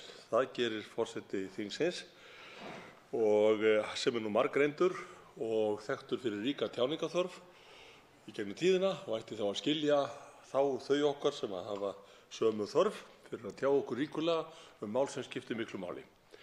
Það hins vegar þannig að ég veit ekki betur heldur en að það hefur verið boðið upp á það að þetta mál verði tekið til hliðar á einhverjum tímapunkti og mikilvæg mál sett fyrir framann til þess að þau megi afgreiðast. Ég hef nú verið hér nokkrar nætur og ég get ekki séð að við höfum truflað nætur sem nokkurs manns eða truflað þingstörfuna nokkurn einasta hátt þessi kvöld og nætur og þá aukadaga sem sett hafa verið. Þannig að mig bara fýsir að beina því til forseta að hann skuli íhuga það að það sé hægt að taka þetta mál til hliðar og setja önnur mál á dagskrá. Voru fleiri eða? Já, forseti hefur útskýrt það nokkrum sinnum undir þessari lotu að þegar að þingmenn þurfa að tjá sig mikið þá er lítið annað að gera en að bregðast við því með því að lengja fundi og bjóða þeim upp á tækifæri til þess. Forseti dregur ekki tilbaka ummæli sín frá því í morgun að hann hafði ástæðu til að ætla og bindur vonir við að það er rúmu 90 klukkustundir sem þingmenn Miðflokksins hafa notað til að tjá sig þetta mál fari nú að duga til að þeir komi sinni afstöðu á framfæri og geri grein fyrir sínu sjónarmiðum við þessu máli. Svo ríkulegan tíma hefur nú sennilega eitt þingflokkur aldrei í þingsögunni fengið til þess að gera grein fyrir afstöðu sinni til máls og einhvern tímann ætti slíkt þá að vera tæmt og ætti þá að vera hægt að ganga til afgreiðslu á málinu þannig að þingviljinn ráði niðurstöðunni, en hann gerir það ekki á meðan komið í veg fyrir að málið gangi til atkvæða.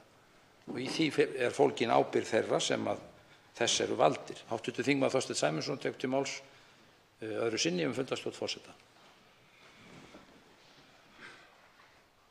Herra forseti, við kunum vel að meta það að forseti hefur lengt fundi þannig að við getum tjáð okkur hér hindrunarlaust eða lítið. Það er hins vegar þannig máli með þetta mál að það er eitt þingvilji og annað þjóðarvilji.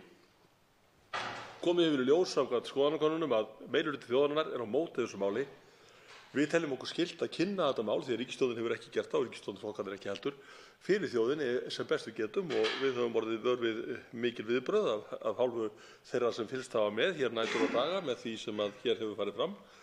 Og við teljum það í raun og veru skyldu okkar að upplýsa þjóðina það hvað í þessu máli raunverulega felst. Það er ekki við okkur að sakast að menn hafa sofið á sitt græna eyra og ekki vilja taka hér umræðu við okkur málið sem okkur þykir miður, en þá náttúrulega höldum við áfram að tala við þjóðina eins lengi eins og þarf og eins lengi eins og við getum. Takk. Málstekur fundarstjórn forseta, hv. þingmaður Kolbeinn Óttarsson Proppé.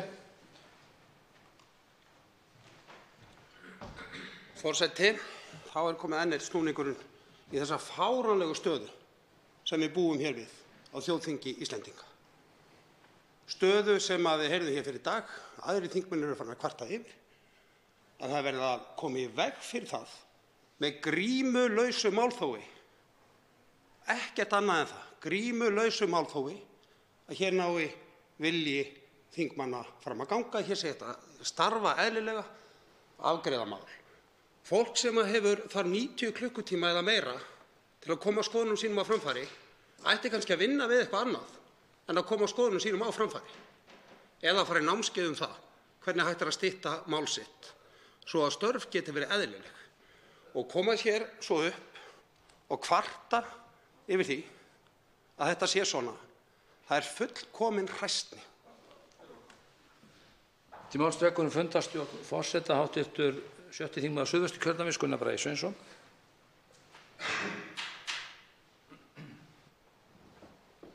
Virðulegur forseti, eins og hv. þingmaður Kolbeinn Óttarsson Proppé veit að þá endurnýjum við nú reglulega umboð okkar til að sitja hér og þegar kjósendum finnst nóg komið þá segja þeir það við okkur. Auðvitað er þingmönnum frjálst, þar með þingmönnum hv. Kolbeini Óttarssyni Proppé að skipta starfsvettvang. Það er honum frjálst að gera líkt og öllum öðrum. Hér hefur ekkert verið kvartað yfir þessum fundum eða þessum næturfundum. Það hefur meira segja verið svona brugðist í ábendingum að fækka andsvörum og öðru slíku.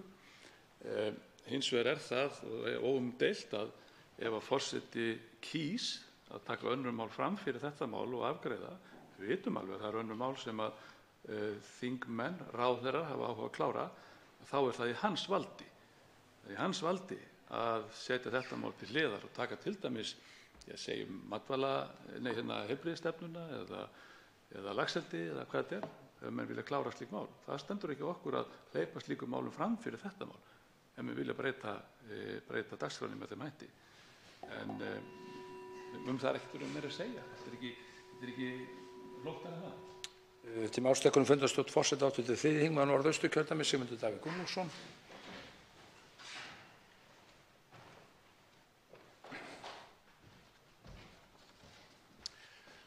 Forseti, ég vona að forseti skynji kaldhæðnina í ræðum hæstv. Forseta og raunar flokksfélaga hans úr Vinstrihreyfingunni – grænu framboði, en þeir félagar hafa nú stundum þurft að tjá sig heilmikið, svoleiðis að þegar að hv. þingmaður Kolbeinn Óttarsson Proppé kallar hlutina svo að auki hræsni, þá bætist enn í kaldhæðnina. En ég vildi bara ítreka það sem að hv. þingmenn hafa bent á hér á undan, að við höfum margítrekað boðist til þess að ræða hér hvaða mál sem er og flýta fyrir þingstörfum. Og ég hef líka bent á að þessi nýja nálgun hæstv. Forseta, sem hefur aldrei verið reynd áður eftir því sem ég kemst næst, að láta umræðuna helst fara fram miðjar nætur og langt fram á næsta morgun og jafnvel næsta dag, þetta hefur ekki reynst sérstaklega heilladrjúgt markmiðið er það að flýta málinu, enda þegar umræður fara fram í skjóli nætur þá er viðbúið að fólk ná ekki að fylgjast með þeim og það þurfa að ítreka eitthvað sem þær kemur fram.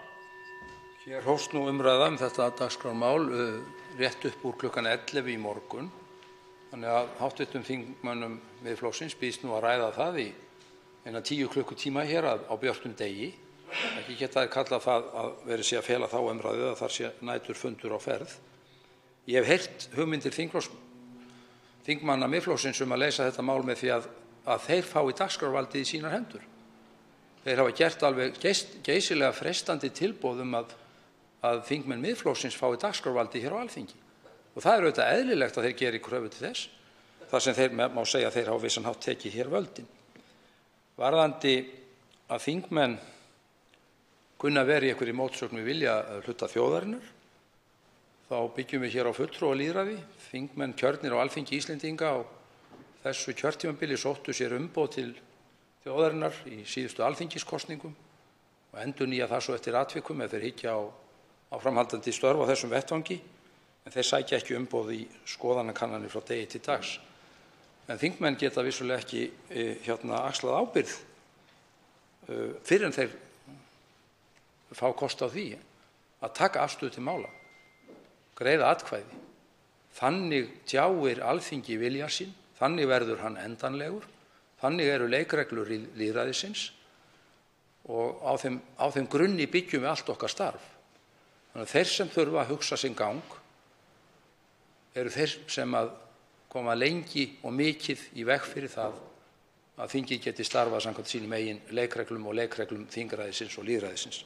Þetta er nú það allt og sumt sem forseti hefur leyft sér að minna á í þessum efnum og telur að tilmæli hans til hv. þingmanna Miðflokksins hafi verið hógvær. En þau hafa hingað til engan árangur borið, það er rétt.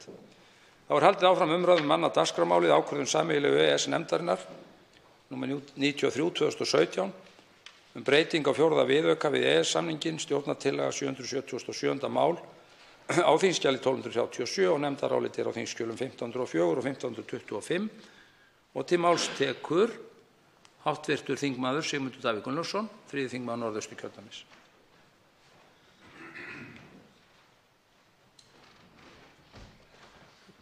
Herra forseti. Síðastliðna nótt hóf ég ræðu samspilið milli regluverksins sem birtist í orkupakka 3 og annars regluverks Evrópusambandsins. Þetta gríðarlega mikilvægt atriði sem ég verð raunar að geta þess að hv. þingmaður Karl Gauti Hjaltason gerði fyrst að umtalsefni. Og afskaplega mikilvægt að skoða þetta allt í samhengi, enda spilar þetta allt saman í raun. Hins vegar vildi svo óheppilega til í morgun að ræðan þetta mál týndist og ég þarf því að færa mig í bili í næstu ræðu, en hæstv. Forseti þarf ekkert að óttast. Þessi ræða ekki eins týnd eins og fyrirvarinn og mun finnast og verða flutt hér síðar. En þá að næstu ræðu varðar Noreg og hvað við getum lært af reynslu Norðmanna. Ég hef áður fjallað norsku fyrirvarana, 8 fyrirvara norska stórþingsins og ætla ekki að fara aftur yfir það hér. Ég ætla hins vegar að fara aðeins yfir hvernig þetta mál gekk fyrir sig í norska þinginu, því að það getur veitt okkur ákveðna innsýn í þá stöðu sem hér uppi. Og í því mun ég styðjast við stutta endursögn úr umfjöllun Aftenposten, norska dagblaðsins, endursögn sem birtist í Viðskiptablaðinu. Ég ætla að grípa aðeins niður í stutta grein Viðskiptablaðsins frá 22. mars 2018. En þar segir, með leyfi forseta: meirihluti norska þingsins hefur samþykkt innleiðingu 3. orkupakka Evrópusambandsins. Ríkisstjórnarflokkarnir 3, hægri flokkurinn, framfaraflokkurinn og vinstri flokkurinn það þýtt hér, væntanlega venstre, sem saman mynda minnihlutastjórn ásamt verkamannaflokknum og græningjum sem kusu með pakkanum. Þarna þarf að koma smá athugasemd, herra forseti, því að ríkisstjórnarflokkarnir, en þó sérstaklega auðvitað hægri flokkurinn og venstre, eru miklir Evrópusambandsflokkar. Þingmenn þessara flokka held ég megi segja upp til hópa ákafir Evrópusambandssinnar og verður að líta á afstöðu þeirra í því ljósi. Hins vegar voru umtalsverðar efasemdir þetta mál, ekki hvað síst meðal þingmanna verkamannaflokksins, raunar hjá græningjum líka, tel ég, og því var orðið ljóst að það væri ekki meirihluti fyrir þessu máli í norska þinginu. Það gæti ekki afgreitt það nema með því að fallast á kröfu norska verkamannaflokksins að samhliða afgreiðslunni yrðu settir lagalegir fyrirvarar, fyrirvararnir sem ég gat hér áðan og hef rakið í ræðu. En einungis þannig var hægt að fá stuðning meirihluta þingsins við þessa innleiðingu. Og svo segir hér í greininni, forseti: 3. orkupakka ESB ætlað að opna orkumarkað í Evrópu og tengja saman orkukerfi einstakra aðildarríkja ESB. Pakkinn felur í sér að teknar verði upp alls 6 ESB-gerðir í EES-samninginn, 3 þeirra varða raforkumarkaðinn og 2 á sviði jarðgass. 7. gerðin mælir fyrir að komið verði á fót samstarfsstofnun eftirlitsaðila á orkumarkaði sem nefnist ACER. ACER meðal annars falið við sérstakar aðstæður að skera úr deilumál milli landsbundinna eftirlitsyfirvalda og varða grunnvirki sem ná yfir landamæri. Og þetta var einmitt eitt af megin umræðuefnum og ágreiningsefnunum í norska stórþinginu, og það þrátt fyrir að Norðmenn séu þegar tengdir evrópska raforkukerfinu 2 sæstrengi, en margir þingmenn óttuðust að innleiðing 3. orkupakkans myndi knýja á eða ýta undir lagningu 3. strengsins til Skotlands og að það yrði þá gert undir handleiðslu þessarar stofnunar ACER eða á forsendum Evrópusambandsins. Þetta eru áhyggjur sem við könnumst við í umræðunni hér. Svo segir, með leyfi forseta: mikið hefur verið rætt 3. orkupakkann í Noregi síðustu misseri, en lítið hefur farið fyrir umræðum pakkan hér á landi. Þetta var í mars í fyrra. Málið þykir umdeilt í Noregi sem hluti af innri orkumarkaði ESB ólíkt Íslandi, en meirihluti Norðmanna var andvígur pakkanum og ACER samkvæmt skoðanakönnunum. Og enn er þetta mjög kunnulegt, þó hef ég ekki náð að klára þessa yfirferð, sem er mjög upplýsandi fyrir okkur hér í íslenska þinginu að skoða reynslu Norðmanna. Þá veitir andsvar hv. 10. þingmaður Reykjavíkurkjördæmis norður, Ólafur Ísleifsson.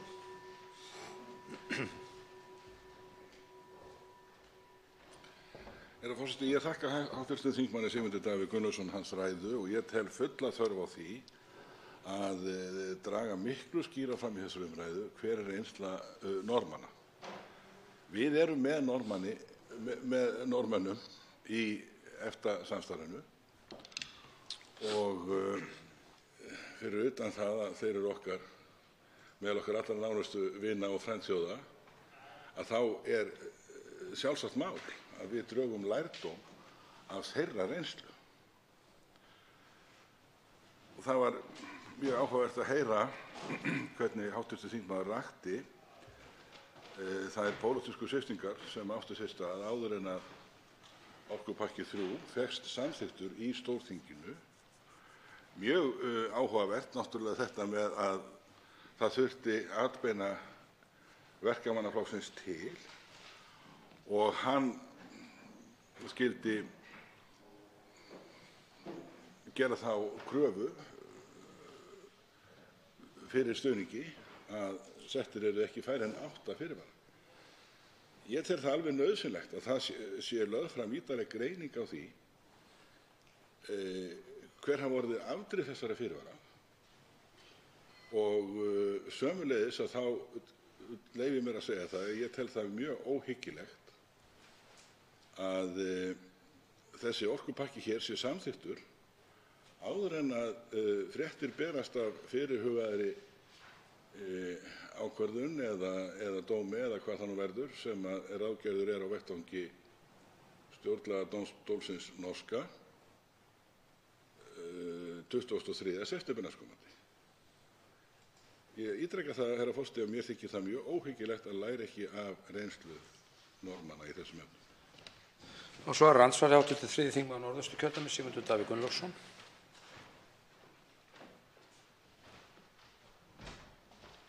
Forseti, það er óhyggilegt en það sætir líka furðu því að gjarnan er nú vísað í norsk lög og umræðu norsk frumvörp hér á Íslandi enda margt líkt með stjórnkerfum landanna eða svona lagasafni, minnsta kosti. Og sérstaklega þetta við með tilliti til EES-mála, þar sem að Norðmenn eins og hv. þingmaður bendir á eru samstarfsmenn okkar. Svoleiðis að menn skuli hafa kosið að líta framhjá því hvernig haldið var utan þetta mál í Noregi við innleiðinguna hér er afskaplega sérkennilegt. Og það á ekki hvað síst við þessa fyrirvara sem að mér hefur nú heyrst á þeim ráðherrum hæstvirtum sem ég hef haft tækifæri til þess að spyrja málið að hafi nú lítið kannast við fyrirvarana og innihald þeirra. Í öllu falli er ljóst að þeir hafa ekki legið fyrir sem gagn í þessu máli fyrir okkur hér á Alþingi Íslendinga og við þingmenn Miðflokksins þurftum raunar að leita þá uppi og þýða yfir á íslensku eftir bestu getu. En þeir voru hins vegar mjög upplýsandi þær hættur sem að Norðmenn sjá í 3. orkupakkanum og eru sem slíkir mjög sterk aðvörun til okkar. En svo er það sem hv. þingmaður nefnir norska stjórnlagadómstólinn sem að tekur þetta mál fyrir 23. september á þessu ári. Og maður velti fyrir sér hvort að hæstvirtur iðnaðarráðherra hafi hugsanlega verið með það í huga þegar að ráðherrann ýjaði að því að geti verið tilefni til að bíða með málið fram á haust. Ég veit það ekki, en það er að minnsta kosti stórundarlegt og raunar hreinlega óábyrgt að afgreiða þetta mál hér á meðan ekki liggur fyrir niðurstaða norska stjórnlagadómstólsins. Þá veitir andsvar öðru sinni hv. 10. þingmaður Reykjavíkurkjördæmis norður, Ólafur Ísleifsson. Herra forseti, þessu tengt er það að við höfum staðið fram fyrir því að ríkisstjórnin og þeir sem að bera þetta mál fram segja það að til að bæta upp fyrir þá vankanta sem að kunna vera á málinu vegna árekstra við ákvæði stjórnarskrárinnar, að þá eigi að innleiða þessar gerðir sem orkupakkinn stendur saman af í krafti lagalegs fyrirvara. Og eins og hv. þingmaður nefndi að þá hefur ekki ennþá tekist að finna hann, en þó leikur viss grunur á að hann eigi að vera á formi innskotsgreinar í reglugerð sem áformað mun að gefa út af hálfu hæstvirts iðnaðarráðherra. Og þá geta menn auðvitað velt því fyrir sér hvaða lögfræðilegt afl að baki slíku skjali og vega það og meta á móti afli þeirrar þjóðréttarlegu skuldbindingar sem við öxlum með því að innleiða orkupakkann. Fólki til upprifjunar þá þetta rétt að gera sér grein fyrir því að þessi innleiðing á orkupakkanum eftir að fari svo að þessi þingsályktunartillaga verði samþykkt, hún felur það í sér að þessar tvær reglugerðir sem mest hafa nú verið nefndar hérna, 713 og 14, að þær fá lagagildi hér á Íslandi. Og að þessu samþykktu öllu saman að þá erfitt að sjá hvernig aftur verði snúið. Og þess vegna spyr maður sig hvar lögfræðileg álitsgerð það, til að mynda hálfu þeirra tveggja höfunda sem oftast eru nefndir, hvort að reglugerð ráðherra dugi hér sem lagalegur fyrirvari. Svarar andsvar öðru sinni hv. 3. þingmaður Reykjavík Norðausturkjördæmis, Sigmundur Davíð Gunnlaugsson.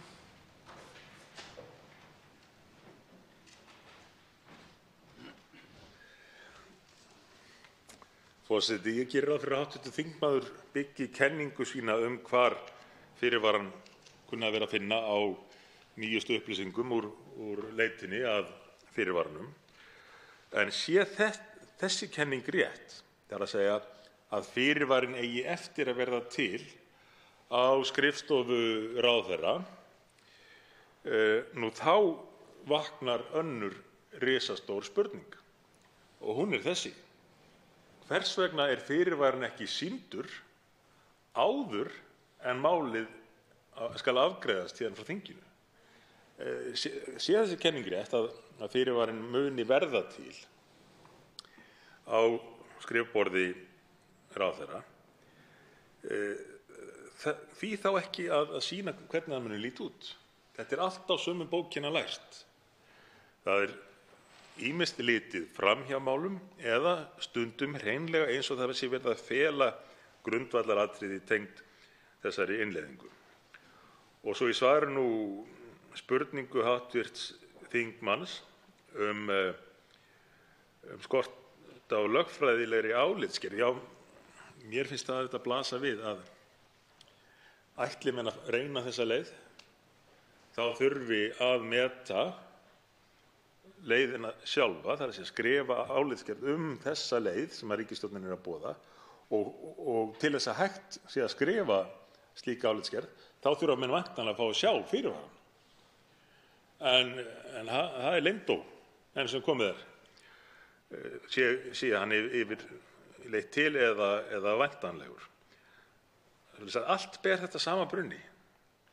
Það leynd yfir því hvað verið að gera og stjórnvöld, ráðherrar meira að segja, virðast ekki alveg vera með það á hreinu sjálfir í hverju þessi vegferð felst. Nú veitir andsvar hv. 8. þingmaður Norðausturkjördæmis, Anna Kolbrún Árnadóttir.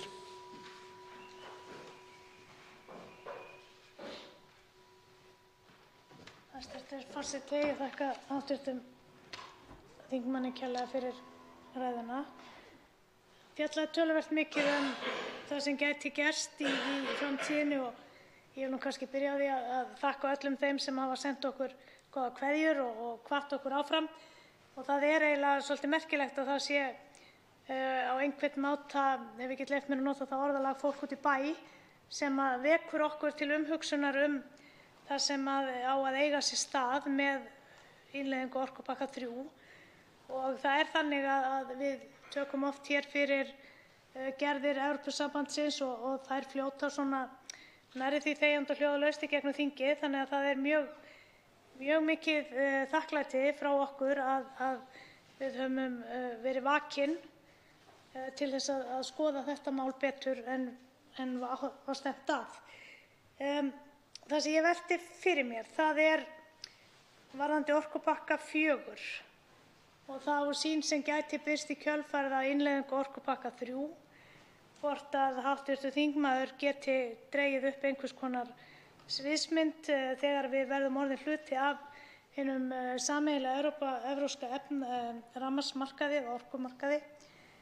Hvað mun fylgja í kjölfarið? Og eins og ég sé þetta þá hefur það gengið nokkuð hratt að innleiða orkupakka 3 í Noregi og nú er orkupakki 4 þar bara næstum því kominn inn, þannig að ég spyrja hv. þingmann að þessu. Þá svarar andsvari hv. 3. þingmaður Norðausturkjördæmis, Sigmundur Davíð Gunnlaugsson.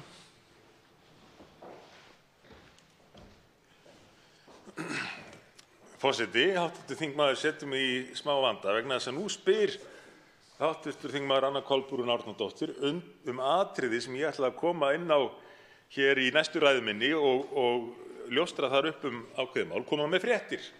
Enn eina nýju fréttina inn í þessa umræðu. En fyrst að hv. þingmaður spyr, þá get ég sjálfsögðu ekki vikist undan því að svara. Og get upplýst það hér að mér skilst að það sé búið að kynna 4. orkupakkann fyrir ríkisstjórn Noregs. Og nú sé ætlast til þess að ríkisstjórnin og norska þingið innleiði 4. orkupakkann á þeim forsendum að búið sé að innleiða þann 3.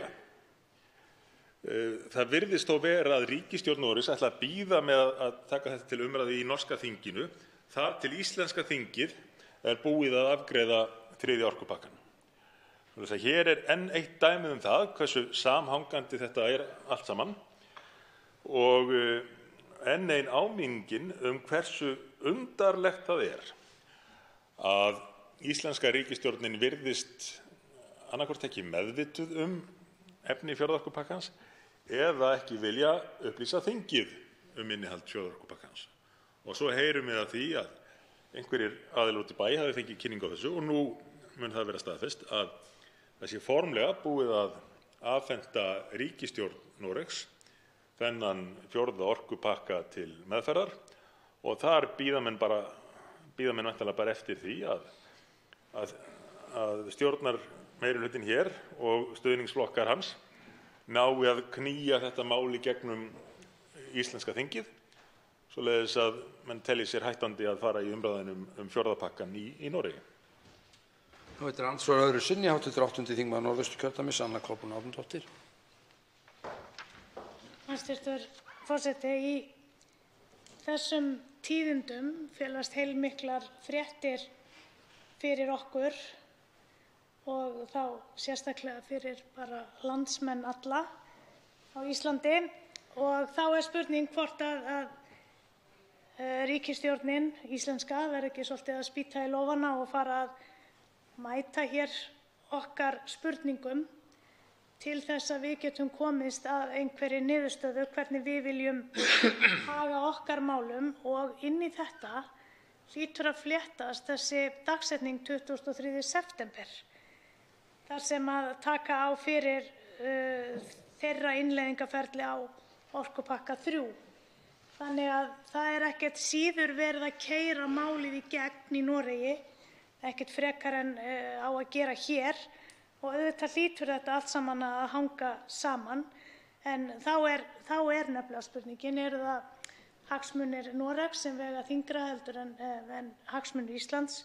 Ég auðvitað segi hagsmunir Íslands en það er ekki víst og mér sýnist ekki ríkisstjórnin sammála því. Því að mér sýnist ríkisstjórn Íslands ætla að gera allt sem hún getur til þess að þóknast þeirri norsku. En spurningin er, hvernig sér hv. þingmaður það fyrir sér? Hvernig hægt er að leiða þetta mál hér til niðurstöðu? Við vitum að hv. ráðherra Þórdís Kolbrún Reykfjörð Gylfadóttir hefur talað að fresta mál til haustsins. Er það einhver hugmynd? Þá svarar andsvari hv. 3. þingmaður Norðausturkjördæmis, Sigmundur Davíð Gunnlaugsson.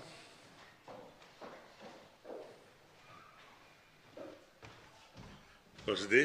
Fyrst út af athugasemd hv. þingmanns hagsmuni Íslands annars vegar og Noregs hins vegar og svo samskipti ríkisstjórna landanna. Þá ég þeirrar skoðunar að hagsmunir þessara tveggja landa í þessu máli að minnsta kosti geti farið mjög vel saman og farið vel saman.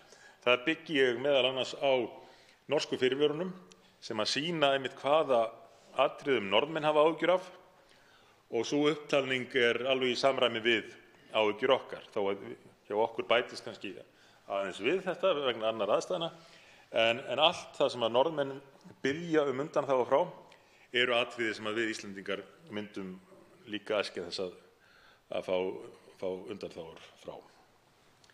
En þetta samspil norsku ríkisstjórnarinnar og þennan íslensku hins vegar mjög áhugavert, því að það verður að hafa það í huga að sérstaklega þetta norski hægri flokkurinn, flokkur forsætisráðherrans, Ernu Solberg, mjög Evrópusinnaður flokkur og norskir þingmenn að jafnaði held ég mér svo ótt að segja mun Evrópusinnaðri en landsmenn þar í landi, en sérstaklega þessi hægri flokkur.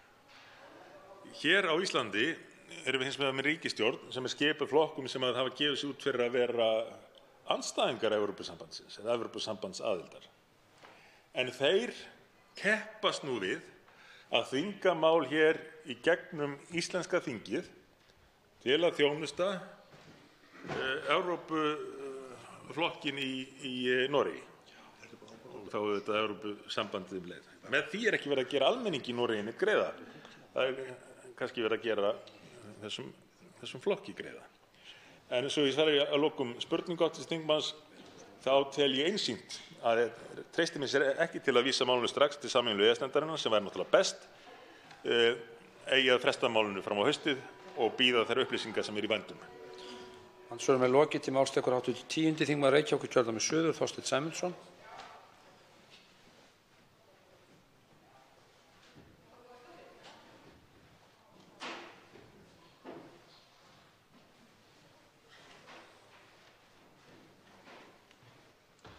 Forseti. Ég ætla nú að byrja á því að koma hér í pontu og biðja Ragnar Þór Ingólfsson, formann VR, afsökunar á því ónæði og áreiti sem hann hefur orðið fyrir vegna þess að hann tók undir málflutning Miðflokksins. Þetta í sjálfu sér afskaplega dapurlegt að hann skyldi verða fyrir því að vera úthrópaður fyrir það að taka undir þau sjónarmið sem að fram hafa komið í málflutningi Miðflokksmanna og fólksins að orkupakka 3 málinu verði ýtt til hliðar og það geymt til haustsins, þannig að hægt sé að gaumgæfa það betur og ég vona að þetta fæli hvorki hann né aðra frá því að taka undir góð verk sem að Miðflokkurinn hefur á dagdeginum og stendur fyrir. En mér langar að geta hér grein í Kjarnanum í morgun sem eftir Harald Ólafsson og heitir Hvers vegna á að fresta orkupakkamálinu. Og með leyfi forseta þá segir Haraldur Ólafsson hér: Alþingismenn hafa talað nokkuð lengi orkulagabálkinn. Þó umræðan sé löng í klukkustundum talið ekki eintómar endartekningar eða merkingarleysu að ræða. Málið furðu flókið og á sér marga anga. Sífellt koma fleiri þættir upp á yfirborðið og fleiri spurningar sem ósvarað. Skynsamlegast að hætta við málið en að öðrum kosti að fresta því til hausts. Í því sambandi ætti Alþingi að hafa eftirfarandi í huga. Númer 1. Fjölmargar spurningar hafa komið fram á Alþingi að undanförnu bæði að degi til og að næturlagi. Spurningarnar lúta að margháttuðum afleiðingum þess að gangast undir orkulagabálk Evrópusambandsins, afleiðingum hans í orkumálum fyrir atvinnu, náttúru og umhverfi, utanríkisviðskipti og íslenskt samfélag í heild sinni. Þá eru meintir fyrirvarar svipaðir dulúð svo vægt sé til orða tekið. Stjórnvöld sem vilja láta taka sig alvarlega hljóta að reyna að svara þeim spurningum sem ósvarað áður en tekið skref sem erfitt verður að stíga til baka. Númer 2. Mikill meirihluti þeirra Íslendinga sem afstöðu taka andvígur því að orkubálkurinn verði leiddur í lög. Gjáin milli þings og þjóðar er með dýpsta móti í þessu máli. Þann hnút má leysa með því að blása til þjóðaratkvæðagreiðslu. Séu á því annmarkar er lágmarkskrafa að málinu verði frestað til hausts svo stjórnvöldum gefist tími til að sannfæra þjóðina að málstaður þeirra sé góður. Númer 3. Samþykkt orkulaga bársins í norska stórþinginu verður tekin fyrir 23. september næstkomandi. Verði sú samþykkt dæmd ólögmæt, bendir allt til að málið gufi upp.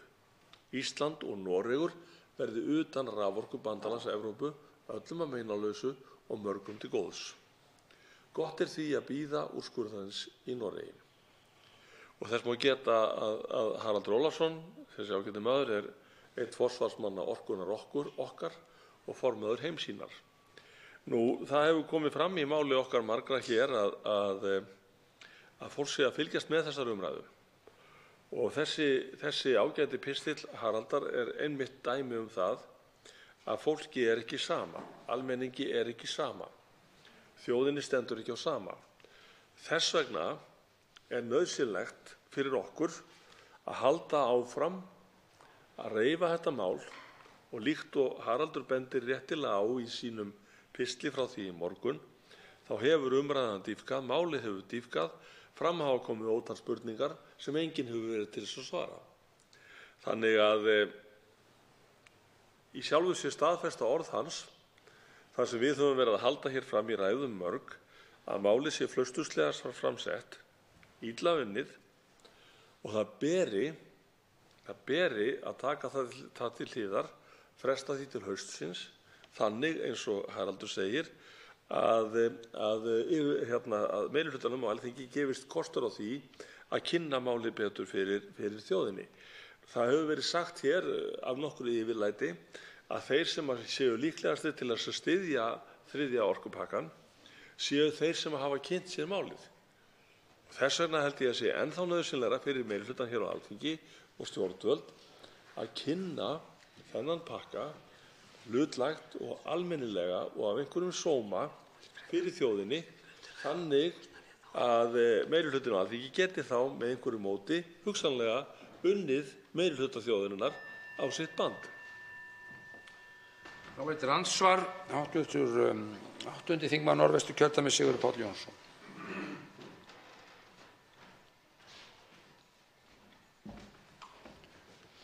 Hæstvirtur forseti, ég vil þakka hv. þingmanni Þorsteini Sæmundssyni fyrir sína ræðu og þessa tilvitnun og upplestur úr grein Haralds Ólafssonar sem er alveg glæný, sú grein, og er eitt þeirra atriða sem að hefur í raun og veru svona fréttir, svona greinar og umfjöllun hefur vegna umræðunnar dýpkað málið og komið upp fleiri spurningar sem að þarf að svara skilyrðislaust áður en að gengið lengra í þessu máli og þar er alltaf fleiri og fleiri sammála og eins þetta að hvað er að því að fresta málinu til hausts og koma þá betur nestaðari tilbaka. En mér langar í þessu ljósi að spyrja þingmanninn að því, nú er hérna í greininni talað meinta, þá voru meintir fyrirvara sveipaðir dulúð, hvort að þingmanninn getur svona aðeins dregið eða varpa ljósi á þá dulúð frá sínum bæjardyrum séð og eins það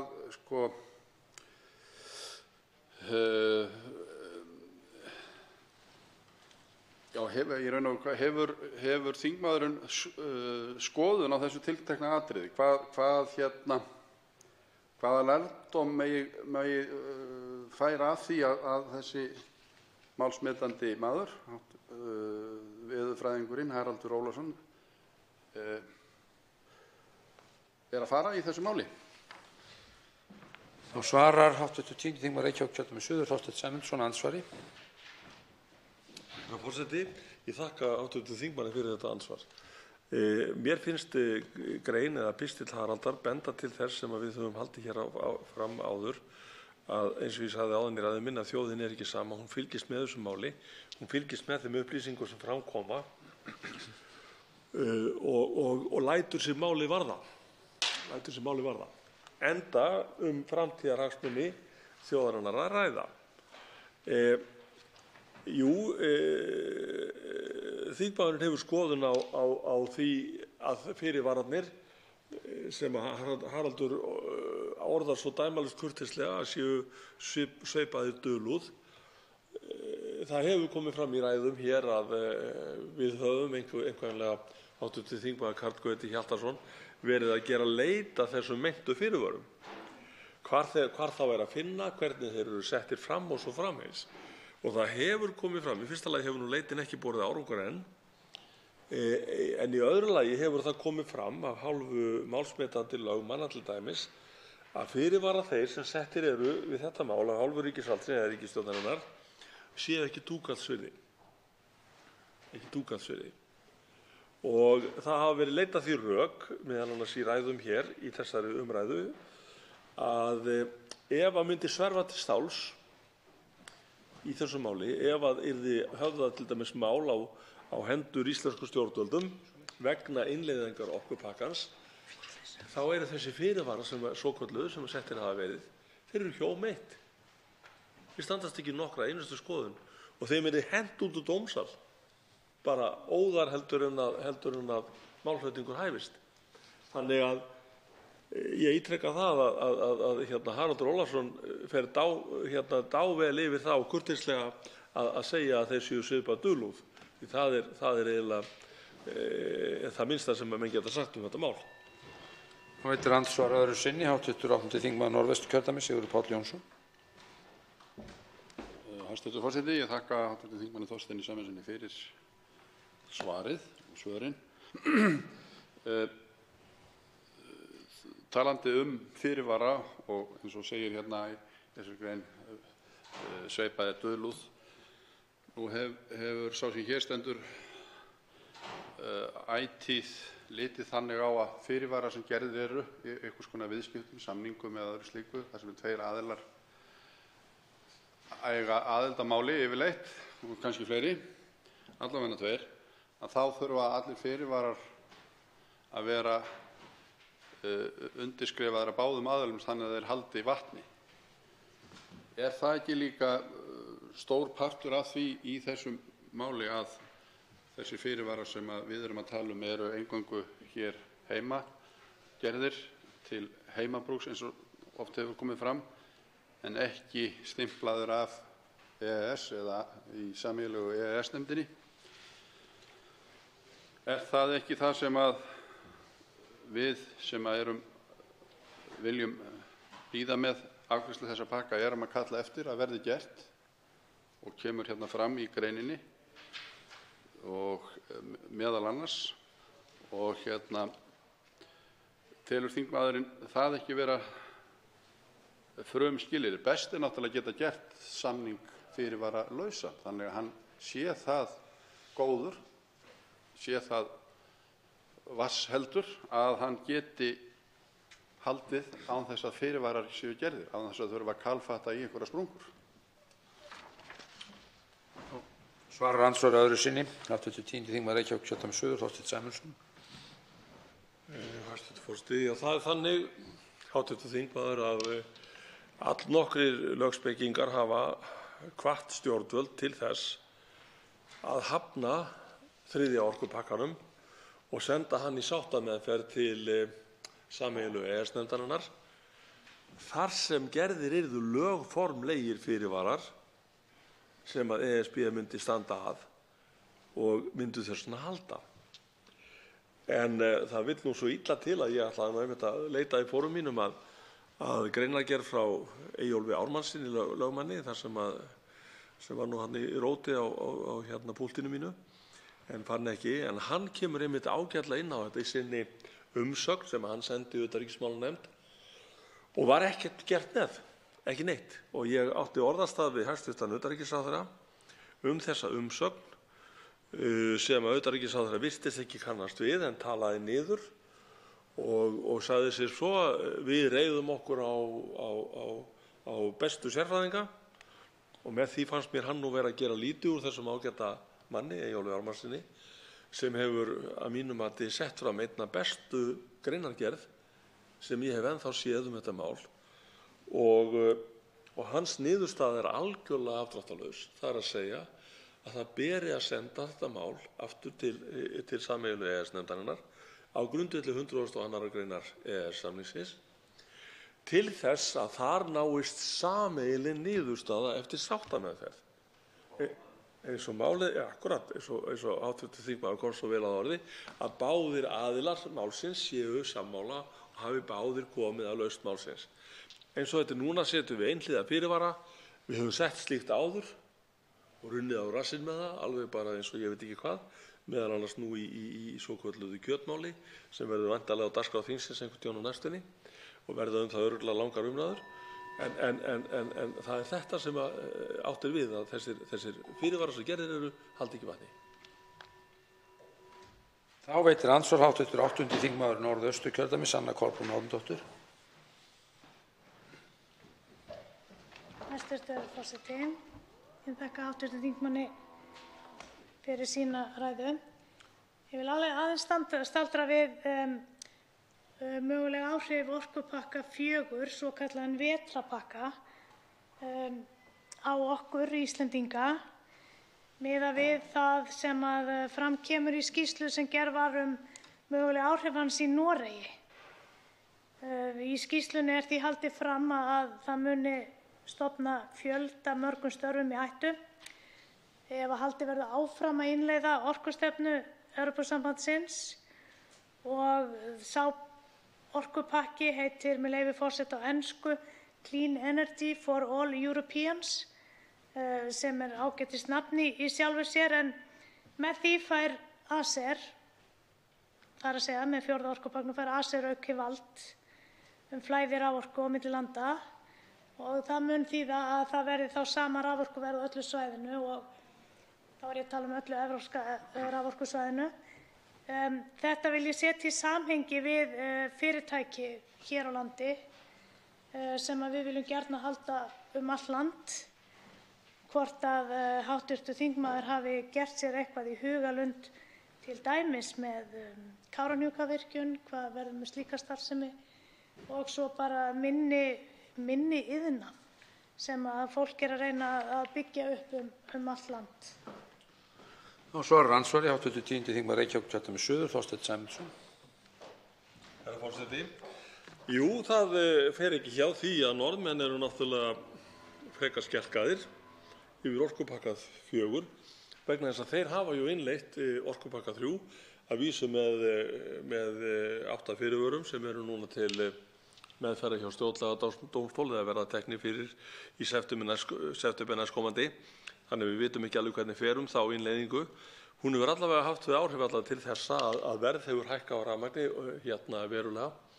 Samtök iðnaðarins í Noregi, það er að segja samtök svona smærri og meðalstóra fyrirtækja, hafa orðið fyrir því að rekstur þeirra hefur versnað að mun. Þúsundir manna hafa misst vinnuna og spáð að þúsundir í viðbót verði fyrir því sama. Í nótt eða í morgun þá vitnaði ég í grein eftir fyrrum hæstv. ráðherra og hv. þingmann Sighvat Björgvinsson. Og seint verður sá ágæti maður sakaður að draga tveim Miðflokksins og seint verður sá ágæti maður sakaður það sem kallað hefur verið þjóðernispopulismi. En hann hefur varað eindregið við þessari innleiðingu sem við erum núna að standa frammi fyrir og mun hafa ennþá frekari áhrif þegar orkupakki 4 sem sagt dynur hér yfir. Vegna þess að í fyrsta lagi út af hækkuðu orkuverði og í öðru lagi, bara svo ég dragi þetta saman í örfáar setningar, þar sem að fyrrverandi hv. þingmaður sagði, vegna hækkaðs orkuverðs til almennings og vegna aukinna áhrifa og valda yfir þjóðlegra stofnana sem geta skákað hér málum í orkugeiranum eins og Evrópusambandinu kemur best.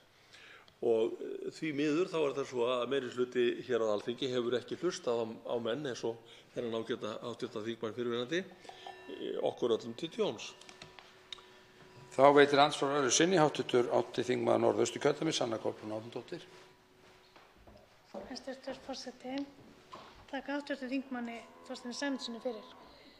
Það er nefnilega þannig að þetta mun auðvitað hafa einhverjar afleiðingar og það hlýtur að vera skylda okkar að upplýsa framhaldið þannig að fólk viti nú svona nokkurn veginn að því hverju það gengur. Og ég veit að hv. þingmaður er áhugamaður fjölmiðla og hvernig þeir taka og halda á málum til upplýsinga og þá er spurning hvort að það geti ekki falist í því ákveðið ákall frá okkur hér að virkja fjölmiðla til þess að eiga, hvað maður að segja, þessa upplýstu umræðu og gefa þessu það vægi sem er nauðsynlegt af því að þetta er gríðarstórt mál. Það held ég öllum ljóst að orkuverð mun hér hækka og það eru fleiri hlutir sem að spila þar inn í og þá spurning mín til hv. þingmanns hvort hann sé búinn að gera sér einhverja mynd af því hvernig væri best hreinlega að standa að kynningu orkupakka 3 og svo í framhaldinu hvort að ekki sé þá eðlilegt að standa undir vandaðri kynningu á orkupakka 4 og ég vil segja þetta með öllum fyrirvörum því að minn einlægi vilji er sá að við frestum málinu til haustsins og það ætti þá að gefa ríkisstjórninni rými til að standa í þetta sinn vel að málum og upplýsa þjóðina hvað er í gangi. Þá svarar andsvari öðru sinni hv. 10. þingmaður Reykjavíkurkjördæmis suður, Þorsteinn Sæmundsson. Herra forseti. Ég þakka hv. þingmanni fyrir þessa fyrirspurn eða þetta andsvar. Ég vil halda því fram að sú vandaða og málefnalega umræða sem hér hefur farið fram á þinginu undanfarna daga og nætur sé kannski sú kynning sem almenningur hefði átt að fá af hálfu stjórnvalda.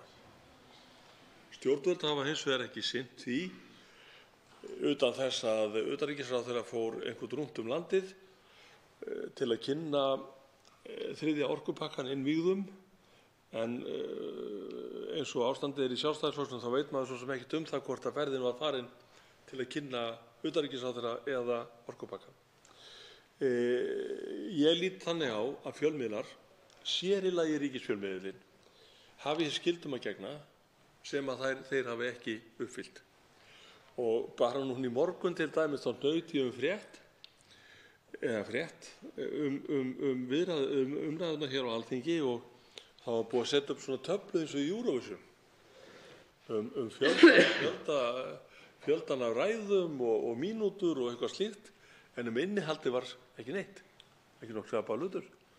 Og auðvitað það þannig að sérstaklega ríkisfjölmiðillinn í svona stóru máli ætti náttúrulega að setja upp kynningarþætti og þá meina ég kynningarþætti, ekki áróðursþætti, kynningarþætti þar sem kostur og löstur er settur fram á málinu og auðvitað ættu stjórnvöld að sjá til þess að eitthvað af þeim 4.000 milljónum sem fer í að reka ríkisfjölmiðilinn, þeim væri kannski varið í það að upplýsa almenningi í landinu það hvað þetta mál hvað það hvaða áhrif það hefur til nútíðar og framtíðar og það sem á eftir kemur. Þannig að í stuttu máli, mér finnst fjölmiðlar hafa brugðist í þessu máli. Andsvörum er lokið til málstakur hv. 8. þingmaður Norðausturkjördæmis, Anna Kolbrún Árnadóttir.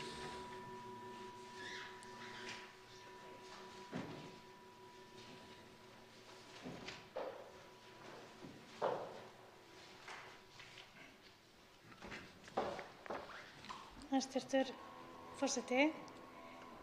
Ég ætla að halda hér áfram þar sem ég lauk máli mínu við síðustu ræðu, þar sem að ég skildi eftir að fjalla hvort að þörf væri á fyrirvörunum.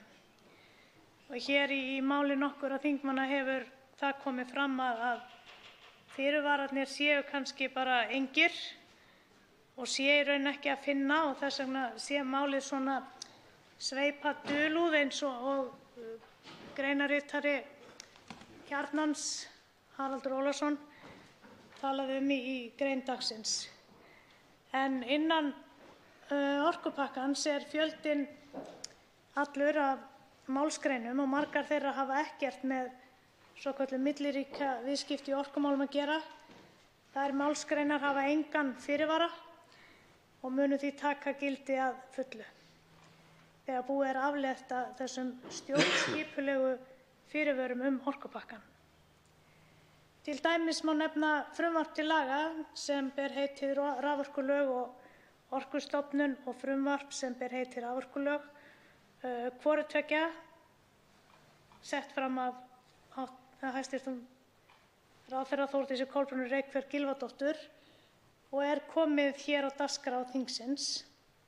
Og í þessum frumvörpum gerðar breytingar á raforkulögum til þess að samræma þessum nýju Evrópureglugerðum sem stefnt að innleiða í gegnum orkupakkann.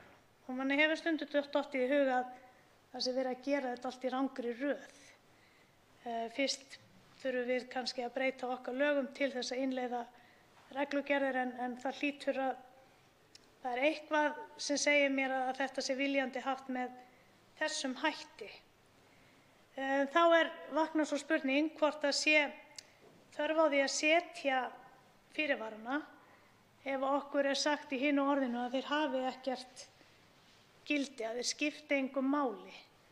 Samt sem áður varð uppi fótur og fit þegar við vöktum máls á því að fyrirvararnir þá væru hugsanlega aðeins yfirlýsing eða fréttatilkynning eða viljayfirlýsing og hefði þar af leiðandi ekki raunverulegt lagalegt gildi þó að slíkar yfirlýsingar hafi vissulega einhvers konar pólitískt gildi. Ég að velta þessum fyrirvörum fyrir mér þar sem að það eru ekki nein áform að leggja sæstreng, allavega ekki í orkupakka 3 eins og okkur sagt, en þær málsgreinar sem að þessi fyrirvarar fjalla einmitt það en koma ekki okkur við í samþykkt orkupakkann. En við þurfum samt að gera okkur grein fyrir því að þessar reglugerðir sem verið að innleiða, að þær hafa alltaf hærri rétt, eru rétthærri en íslensk lög. Það held ég, óumdeilanleg staðreynd sem hefur komið fram. En þrátt fyrir þetta þá kemur upp önnur staða og jafnvel verri, eins og fram hefur komið í álitsgerð lögfræðinganna Stefáns Más Stefánssonar og Friðriks Árna Friðrikssonar Hirst, sem eru mjög hæfir og hlutlausir sérfræðingar, vil ég segja.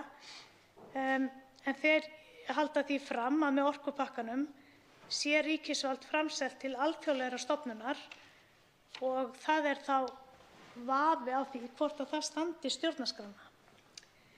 En hvað þýðir þá það?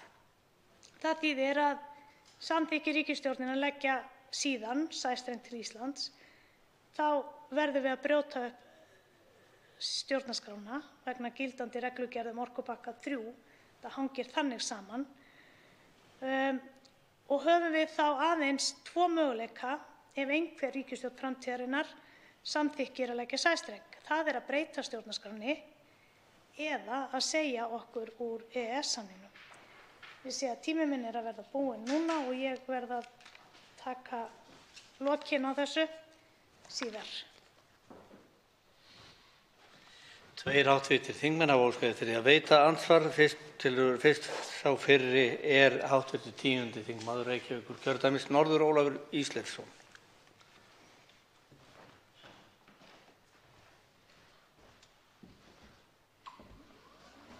Herra forseti, ég þakka hv. þingmanni Önnu Kolbrúnu Árnadóttur fyrir hennar ræðu og leið þakka henni fyrir að vekja athygli á þessari skarplegu grein eins þjóðkunna og góðkunna veðurfræðings Haraldar Ólafssonar sem hann ritar á vefrit sem kallað Kjarninn.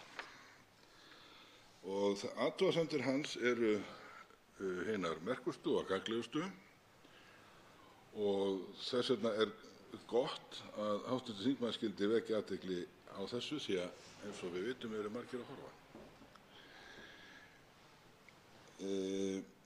Hann ritar greinina undir fyrirsögninni hvers vegna á að fresta orkupakkamálinu og segir með leyfi forseta: skynsamlegast að hætta við málið en að öðrum kosti að fresta því til hausts. Og svo segir hann sömuleiðis að með leyfi forseta: samþykkt orkulagabálsins í norska Stórþinginu verður tekin fyrir 23. september næstkomandi. Verði sú samþykkt dæmd ólögmæt bendir allt til að málið gufi upp. Ísland og Noregur verði utan raforkubandalags Evrópu öllum að meinalausu og mörgum til góðs. Gott ráð því að bíða úrskurðarins í Noregi.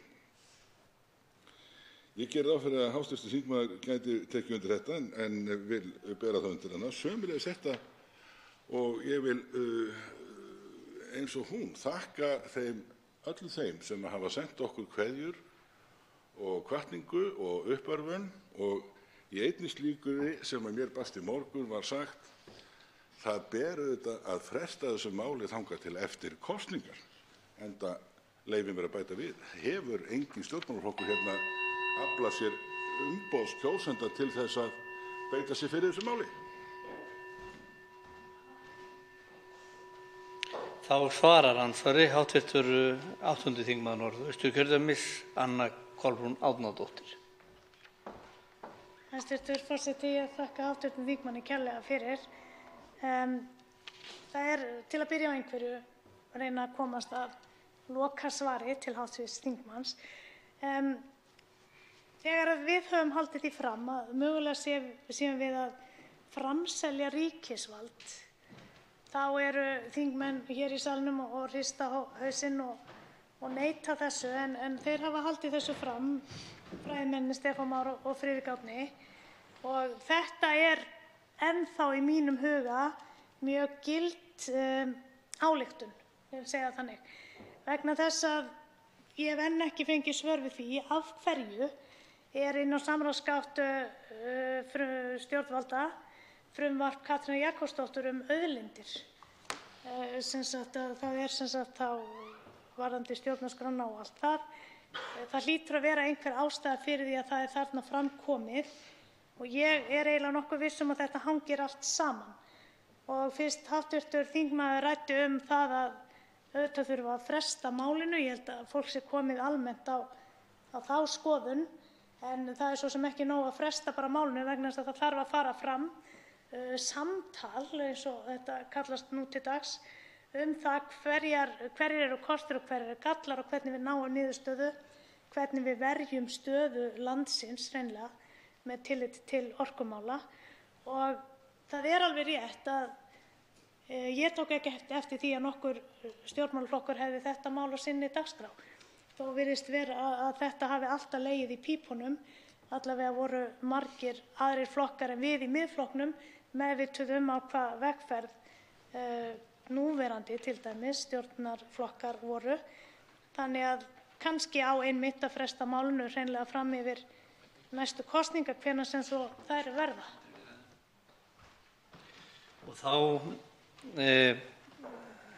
veitir andsvar síðar að sinni hv. 10. þingmaður Reykjavíkurkjördæmis norður, Ólafur Ísleifsson. Herra forseti, ég tek eftir því að hv. þingmaður Anna Kolbrún Árnadóttir rifjar það upp að þetta mál bar ekki á góma í síðustu kosningabaráttu, og það sannarlega gerði það ekki. Ég ætla að leyfa mér að halda því fram að stjórnarflokkarnir þrír, sem allir hafa stefnu sem á annan hátt en þann að fulltrúar þeirra á Alþingi standa að því að framselja ríkisvald í þeim mæli sem hér Ég minni á orði í margtilvitnaðri álitsgerð tvímenninganna Friðriks Árna og Stefáns Más að framsalið sem að ræða í þessu orkumáli sé meira heldur en dæmi eru í sögu EES-samningsins af okkar hálfu. Mig langar til, herra forseti, að vekja athygli hérna á athyglisverðum ummælum í þeirri grein sem hv. þingmaður vakti athygli á. Þar segir Haraldur Ólafsson: fjölmargar spurningar hafa komið fram á Alþingi undanförnu, bæði að degi til og næturlagi. Spurningarnar lúta að margháttuðum afleiðingum þess að gangast undir orkulagabálk Evrópusambandsins, afleiðingum hans í orkumálum fyrir atvinnu, náttúru og umhverfi, utanríkisviðskipti og íslenskt samfélag í heild sinni. Þá eru meintir fyrirvarar sveipaðir dulúð, svo vægt sé til orða tekið. Mætti nú margt um þetta segja, leyfi ég mér að bæta við. Stjórnvöld sem vilja láta taka sig alvarlega hljóta að reyna að svara þeim spurningum sem er ósvarað áður en tekið skref sem erfitt verður að stíga til baka. Herra forseti, frestun þessu orkupakkamáli að minnsta kosti til hausts og helst fram yfir kosningar. Forseti saknar þess nú eilítið að hv. þingmaður spurði ekki spurninga eða gagnvart ræðumanni. Til máls tekur þá hv. 8. þingmaður Norðausturkjördæmis, Anna Kolbrún Árnadóttir. Hæstv. forseti. Þakka hv. þingmanni kærlega fyrir spurninguna og vil svara henni þannig að það er einmitt rétt að það eru allir meiri háttar fundir stjórnarflokkanna, miðstjórnarfundir eða hvað nefnast, mismunandi nöfn á þessu, en þetta eru svona veigamestu stofnanir flokka. Allir þessi fundir hafa ályktað gegn þeirri vegferð sem að nú er í boði og það er stórmerkilegt að stjórnarflokkarnir hafi skipt svona rækilega skoðun, vil ég leyfa mér að segja, það er að segja þingflokkar þessara stjórnmálaflokka. Ég er ekki alveg viss að allir aðilar fylgi með í þeirri vegferð og það eitt að Evrópusinnaðir flokkar hér á þingi skuli fagna þessu máli mjög ætti nú eiginlega að vekja stjórnarflokkana aðeins að værum blundi til þess að skoða málið vel og vandlega. Það er alveg rétt að það er rétt sem hv. þingmaður segir að það er stjórnvöld sem vilja láta taka sig alvarlega hljóta að reyna að svara þessum spurningum og við höfum ítrekað hér kallað eftir svörum vegna þess að eftir því sem við komumst dýpra ofan í málið þá vakna fleiri spurningar. Það vill nú oft gerast þegar að fólk gefur sér tíma til að kynna sér mál. Að sjálfsögðu tek ég undir orð hv. þingmanns að fresta málinu til haustsins í það minnsta og þá í það minnsta fram yfir 23. september sem hér hefur verið nefndur sem ákveðin dagsetning í sambandi við málefnin í Noregi. Þá veitir andsvar hv. 8. þingmaður Norðvesturkjördæmis, Sigurður Páll Jónsson. Hæstv. forseti. Ég vil þakka hv. þingmanni Önnu Kolbrúnu Árnadóttur fyrir prýðisræðu og aftur kemur meiri dýpt í umræðuna með nýjum spurningum, nýjum upplýsingum og sem gerir það að verkum að málið dýpkar. Og ég setti 4 punkta á blað hjá mér þegar ég hlustaði á ræðuna. Og það eru lögformlegir fyrirvarar, það er valdaframsal. Og svo var komið inn spurning áðan að afla sér umboðs almennings með stefnumálum sínum hvort þau vætum ekki að fresta málunum fram yfir næstu kosningar. Mér fannst þetta ansi áhugaverður punktur þar sem að mikið af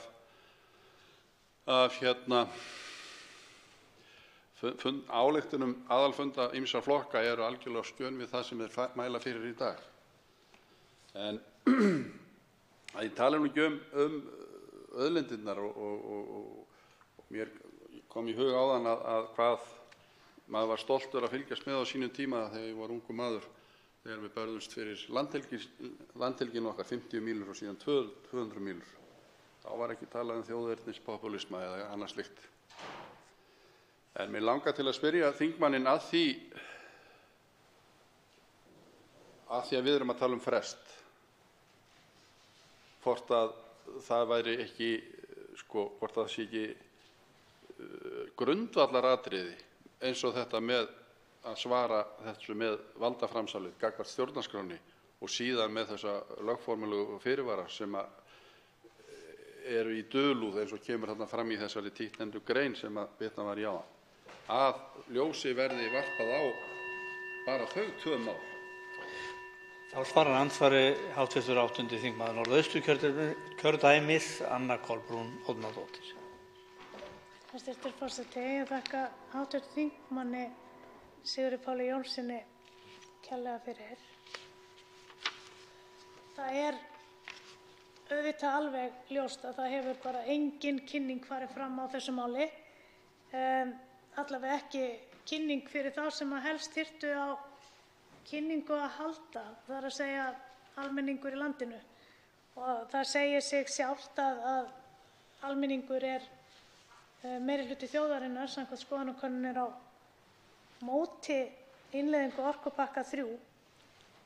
Og ef að það yrði nú farið í almennilega kynningu á þessu máli öllu saman, þá væri hugsanlega hægt að hafa þar einhvern grunn til þess að stíga áfram ákveðið í þessu stóra máli sem þetta er. Það er líka umhugsunarvert að velta fyrir sér mögulega valdaframsali, að eins og þá önnur fylking sem segir nei og hinn segir jú og síðan ekkert verið að ræða meira um það. Það er engin dýpt tekin á það hvað fylkingar eiga við, þrátt fyrir að við höfum ítrekað óskað eftir svörum við því. Síðan má velta fyrir sér lögformlegum fyrirvörum.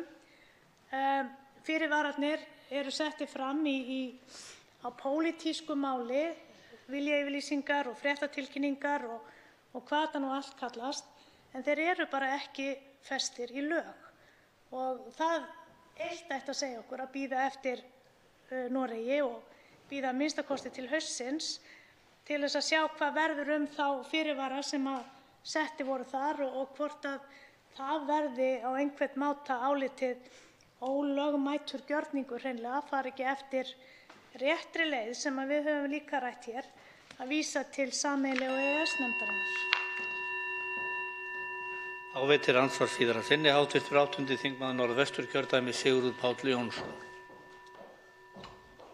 Hæstv. forseti. Ég þakka hv. þingmanni Önnu Kolbrúnu Árnadóttur fyrir prýðissvör við þessum spurningum og þá kemur mér í hug að því að þingmaðurinn nefndi kynningu og útkomu úr skoðanakönnunum hvað þjóðinni finnst þetta mál, þá það fólk sem ég hitti og heyri í og fylgist með sem spyr hvað fjallar málið. Og það virðist þá oft vera teknar upplýsing eða sem sagt afstaða til málsins á grundvelli þess hver heldur bestu ræðuna eða hver kemur best á orðum en ekki hvað málið snýst. Og það er svona meira útlit en ekki innihald málflutningsins. Þess vegna ég algjörlega sammála þingmanninum í því að kynning á málinu til handa þjóðinni, til handa fólksins í landinu algjörlega nauðsynleg, svo að við finnum það sem störfum í umboði þjóðarinnar, hvernig þjóðinni í raun og veru lýsta málið sem upplýst þetta mál. Það hefur verið nefnt hérna á fyrri stigum málsins salamí-pylsu aðferðin. Við erum að verða vitni að henni núna og það kannski akkúrat það sem að þeir sem vilja fá svona mál í gegn nota til þess að meðvitundin verði minni afgreiðslu eins og þessa máls. Við höfum átt mjög gott samstarf við EES í gegnum EES-samninginn, en við þurfum líka að átta okkur á því að við erum sjálfstæð þjóð og þurfum að standa með okkur sjálf. Það gerir það enginn fyrir okkur. Þannig að hvernig gæti þingmaðurinn séð fyrir sér að sú kynning myndi fara fram ef við værum að tala að við fengjum frest á málinu allavega til hausts? Það er ekki langur tími til hausts. Hvernig gætum við kynnt þjóðinni og komið henni betur inn í málið? Svarar andsvari síðar sinni hv. 8. þingmaður Norðausturkjördæmis Anna Kolbrún Árnadóttir. Hæstv. forseti. Ég þakka hv. þingmanni kærlega fyrir.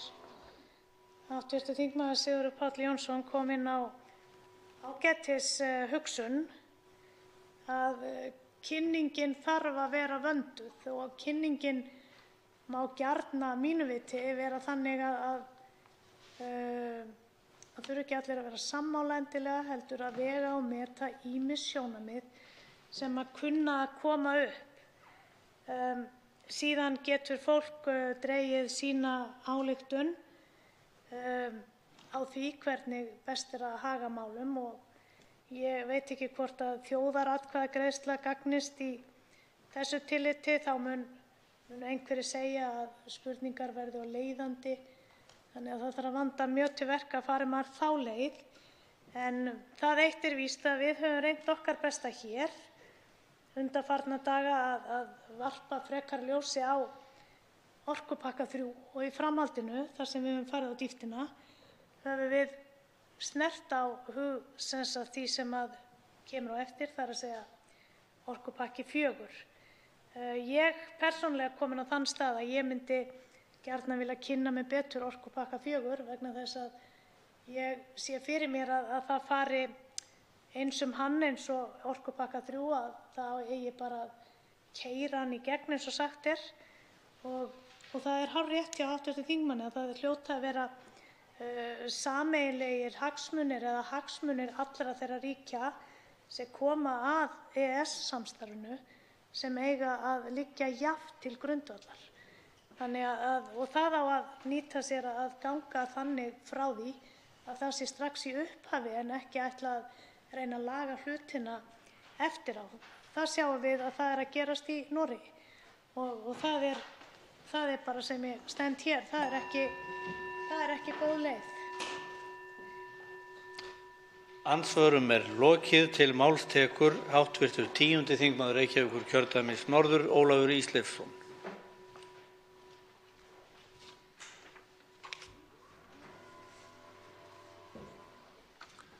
Herra forseti, við þingmenn Miðflokksins höfum margsinnis vakið máls á því í þessari umræðu hversu nauðsynlegt það er að læra af reynslu Norðmanna.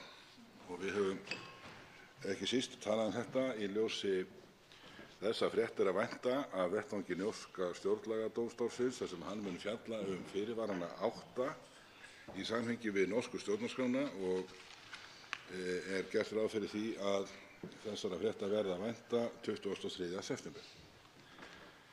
Ég vil til þess að undirstrika það á hvaða djúpsævi menn eru í þessum málum öllum, vekja máls á því að hennir góðu höfundar, Friðrik Árni Friðriksson Hist og Stefán Már Stefánsson, vekja í sínu lögfræðilega áliti máls á tilteknum dómi í Noregi eða gagnvart Noregi, hinu svokallaða hjemfallsmáli, og þetta er dómur dómstóls EFTA-dómstólsins. Og það er skemmst frá því að segja að ESA höfðaði þetta mál gegn Noregi. Með leyfi forseta segir í álitsgerðinni það varðaði ákvæði norskra laga sem fjalla leyfi til kaupa á vatnsréttindum. Ágreiningurinn í málinu snerist meðal annars leyfi til kaupa á vatnsréttindum til raforkuframleiðslu,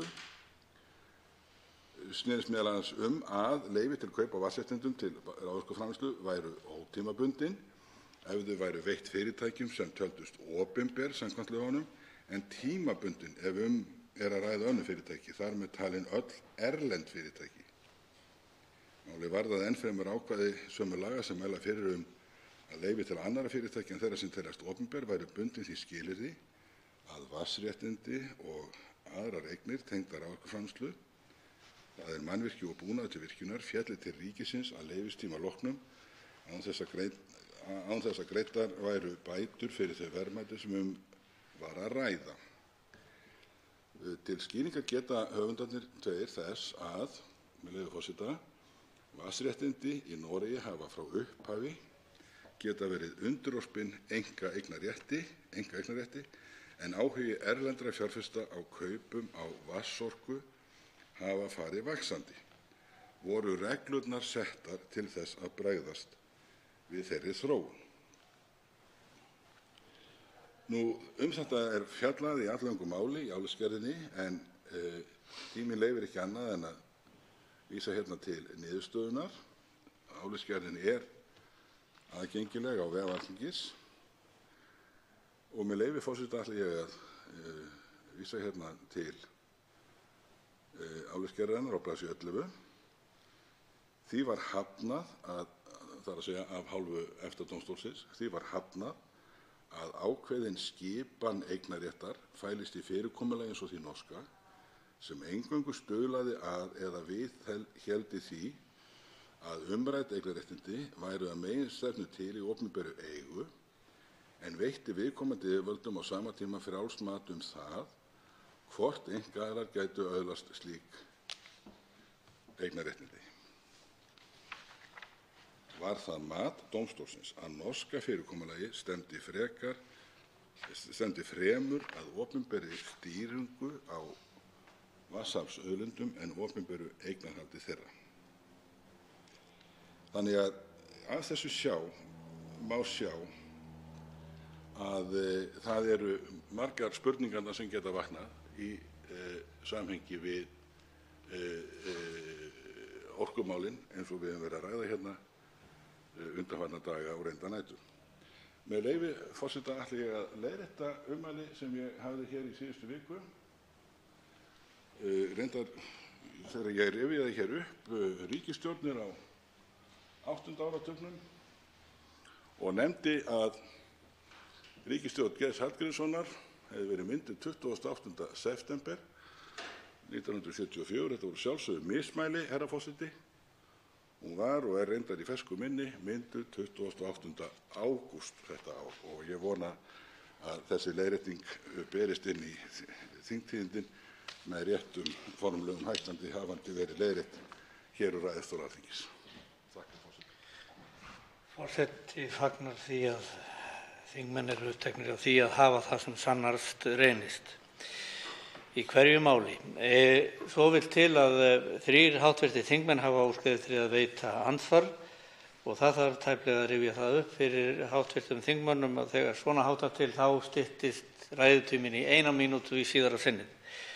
Og fyrstur til að veita andsvar er hv. 7. þingmaður Reykjavíkurkjördæmis norður, Þorsteinn Víglundsson.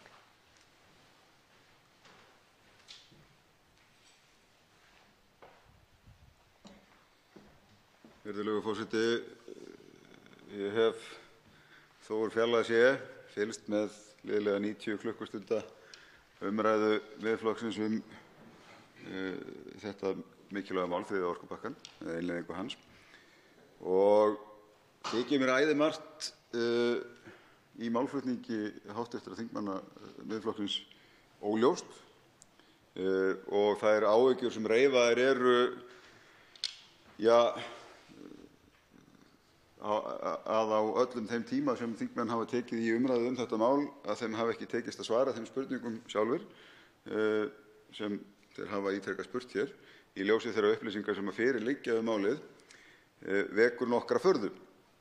En mér þætti áhugavert þó það tengist ekki beint ræðu hv. þingmanns sem flutt var hér á undan ef hv. þingmaður gæti sagt mér í stuttu máli hverjar eru megin áhyggjur þingmanna Miðflokksins og hverju sæti þá að þeir einir 9 þingmenn í þessum sal hafi svo þungar áhyggjur af þessu máli þegar að 54 kollegar þeirra hér í þessum sama sal virðast telja málið í einu og öllu fullrætt og tilbúið til atkvæðagreiðslu hér svo að vilji Alþingis fái að koma í ljós. Mér þætti vænt það ef að hv. þingmaður gæti upplýst mig í stuttu máli og vissulega ekki gefinn langur tími til þess hverjar þessar megin áhyggjur eru. Sér í lagi í ljósi þess að allir þeir stjórnskipulegu sérfræðingar sem kveðnir voru til í umræðu þetta mál og í umsögnum þetta mál á undirbúningsstigi tóku af allan vafa að afgreiðsla þess með þeim hætti sem Alþingi að takast hér á við stæðist í einu og öllu stjórnarskrá Íslands. Þá svarar andsvari hv. 10. þingmaður Reykjavíkurkjördæmis norður, Ólafur Ísleifsson. Herra forseti, ég þakka hv. þingmanni fyrir andsvarið. Það er skemmst frá því að segja að ég í ræðu hérna fyrir nokkru, kannski laust fyrir hádegi, fór yfir 6-8 þætti sem ég tel mjög mikilvæga í þessu sem er ósvarað. Það er auðvitað þannig að það er ekki okkar að svara þeim spurningum sem við berum hér fram eins og mátti skilja máli þingmannsins. Við hins vegar höfum bent á það að svör er ekki að finna í gögnum málsins eða í máli ráðherra þegar hann til að mynda kom hér síðastliðinn föstudag. Svo ég nefni nokkur dæmi. Lagalegi fyrirvarinn. Hann er á reiki. Að honum hefur staðið leit. Og hann hefur kannski ekki fundist til hlítar, eða það er miskust ekki öruggt. Og það er heldur ekki öruggt hvaða afl væri að baki honum gagnvart þeirri þjóðréttarlegu skuldbindingu sem við öxlum með því að samþykkja þessa þingsályktunartillögu og felur í sér að okkur ber að innleiða einstakar gerðir í þessum orkupakka. Annað mál er það að það hafa ekki fengist viðhlítandi svör við því á okkar dómi af hverju ekki er hægt að leita eftir undanþágu frá til að mynda reglugerð 713 í ljósi þess að það er engin raforkutenging á milli okkar og Evrópu, rétt eins og okkur var veitt undanþága vegna sérstöðu okkar varðandi jarðgas. Við erum ekki sem sagt öllu við erum með undanþágu gagnvart því. Nú við erum nefnt hérna fjölmarga aðra þætti, ég nefni vegna þess hvað ég hef lítinn tíma. Við verðum að vita hvað er í orkupakka 4 og hvernig hann tengist orkupakka 3. Við þurfum að draga lærdóma af norskri reynslu. Við þurfum að átta okkur á þeim fréttum sem bárust í gær áformum að leggja hérna sæstreng og annað af þessu tagi. Þetta eru fjölmargar mikilvægar spurningar, herra forseti. Þá veitir andsvar síðar að sinni hv. 7. þingmaður Reykjavíkurkjördæmis norður, Þorsteinn Víglundsson.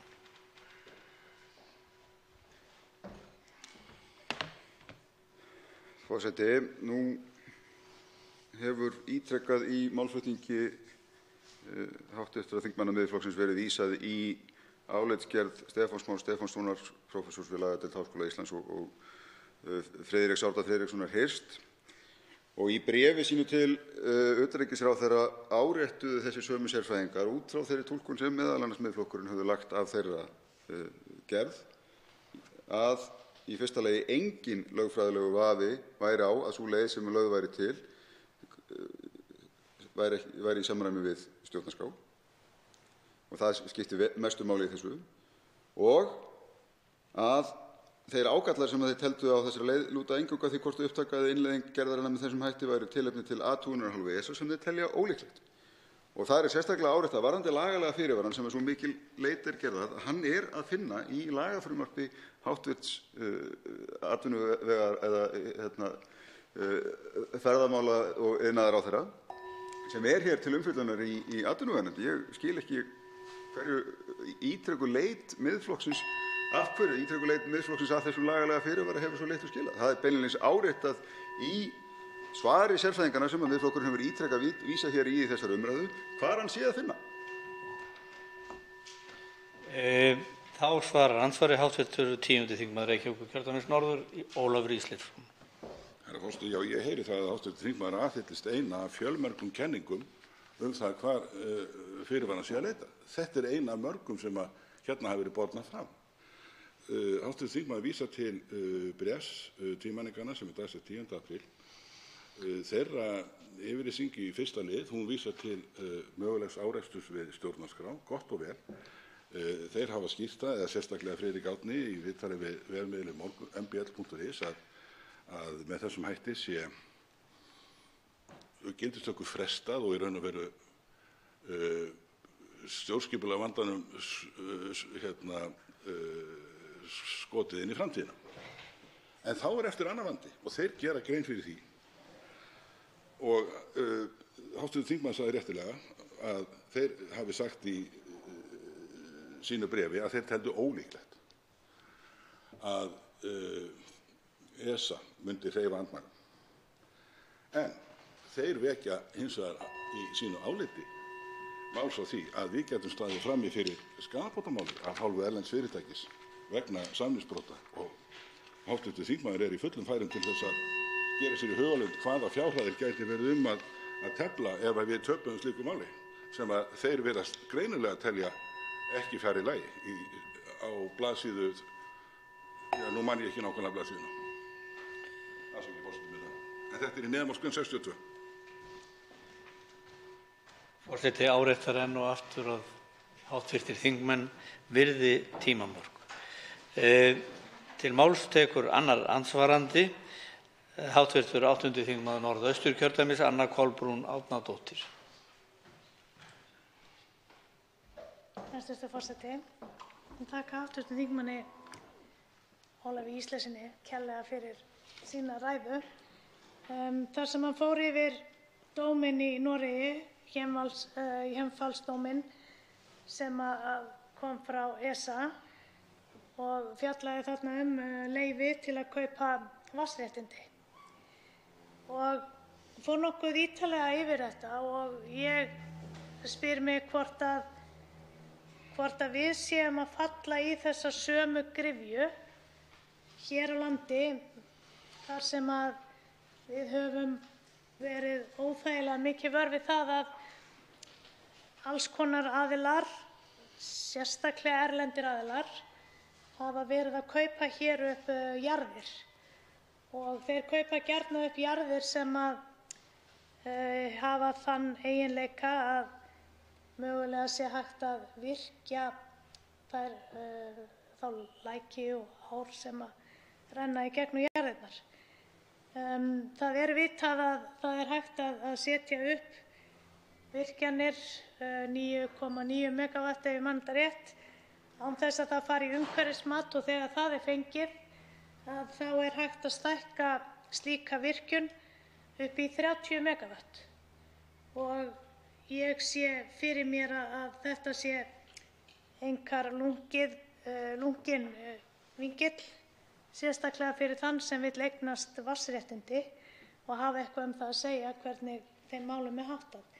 Sér hv. þingmaður eitthvað fyrir sér í þessu að slíkur dómur gæti, eða slík málsmeðferð, ég veit ekki hvað orði á að nota það, geti farið fram hér á landi ef að við vöndum okkur ekki í þessari innleiðingu? Og þá svarar hv. 10. þingmaður Reykjavíkurkjördæmis norður, Ólafur Ísleifsson, andsvari. Herra forseti, ég þakka hv. þingmanni Önnu Kolbrúnu Árnadóttur fyrir andsvarið. Það sem ég tel vera kjarna þessa mál sem hún víkur að hér að við eigum á hættu, sé ekki rétt staðið að málum, að efnt verði til dómsmála gagnvart okkur. Það annars vegar að ræða samningsbrotamál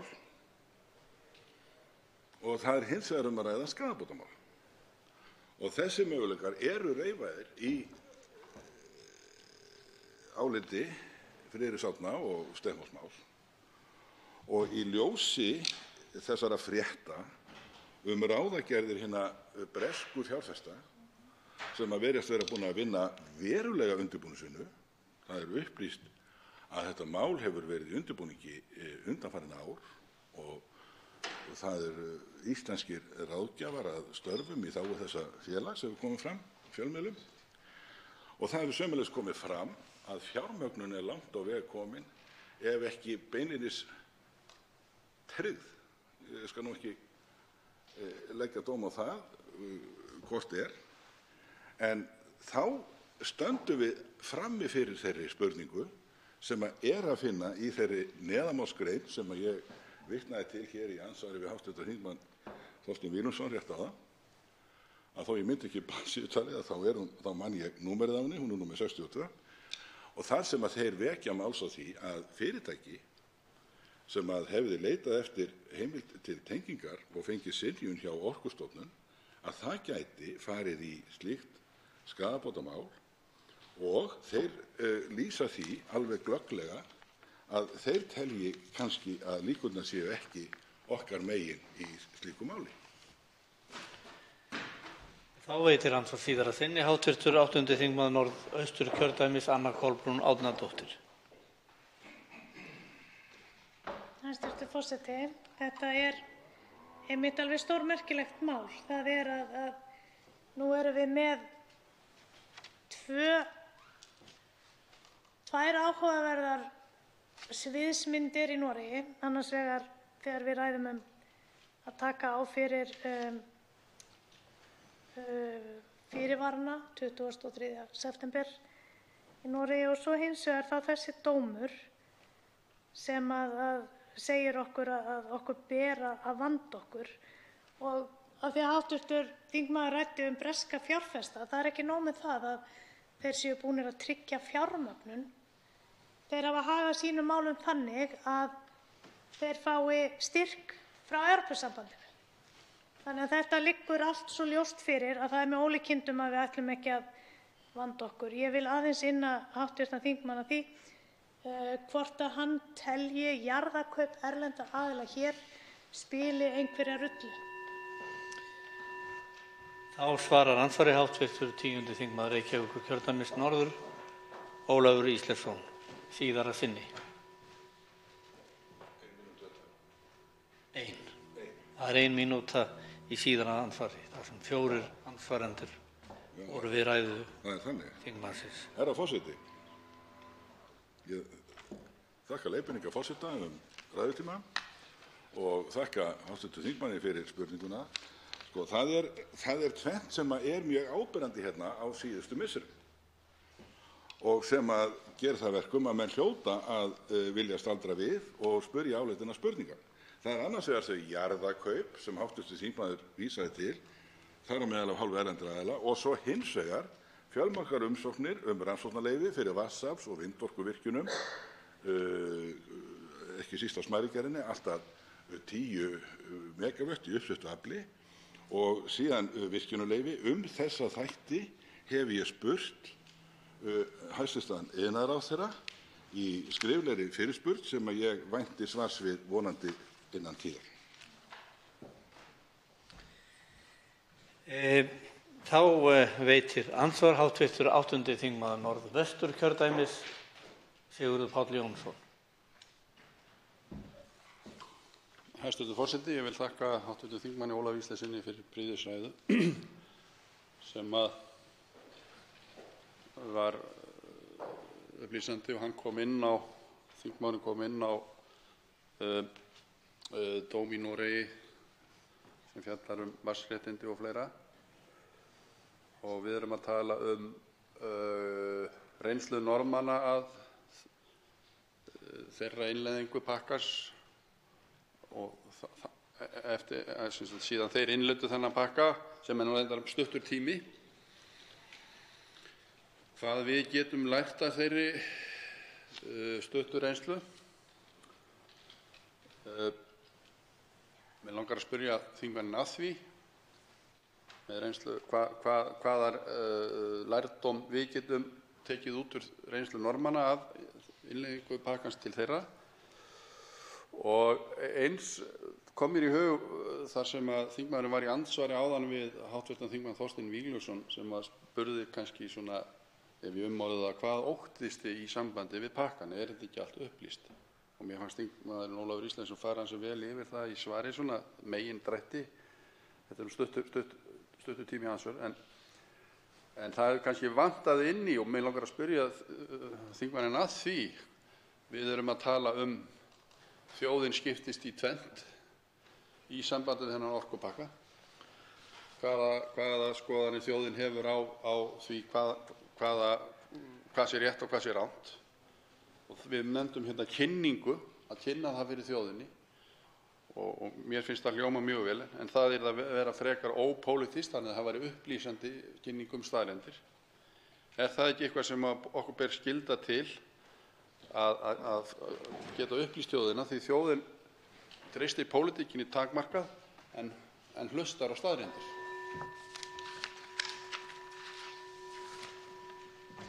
Þá svarar andsvari hv. 10. þingmaður Reykjavíkurkjördæmis norður, Ólafur Ísleifsson. Herra forseti, ég þakka hv. þingmanni Sigurði Páli Jónssyni fyrir andsvarið. Hann vék undir lokin að könnunum afstöðu almennings eða fólks almennt til þessa orkupakka. Og nú mest borið á tveimur könnunum sem mér eru kunnugar. Það er annars vegar könnun fyrirtækisins MMR sem hefur slíkar kannanir með höndum og síðan var netkönnun á vegum útvarpsstöðvar. Og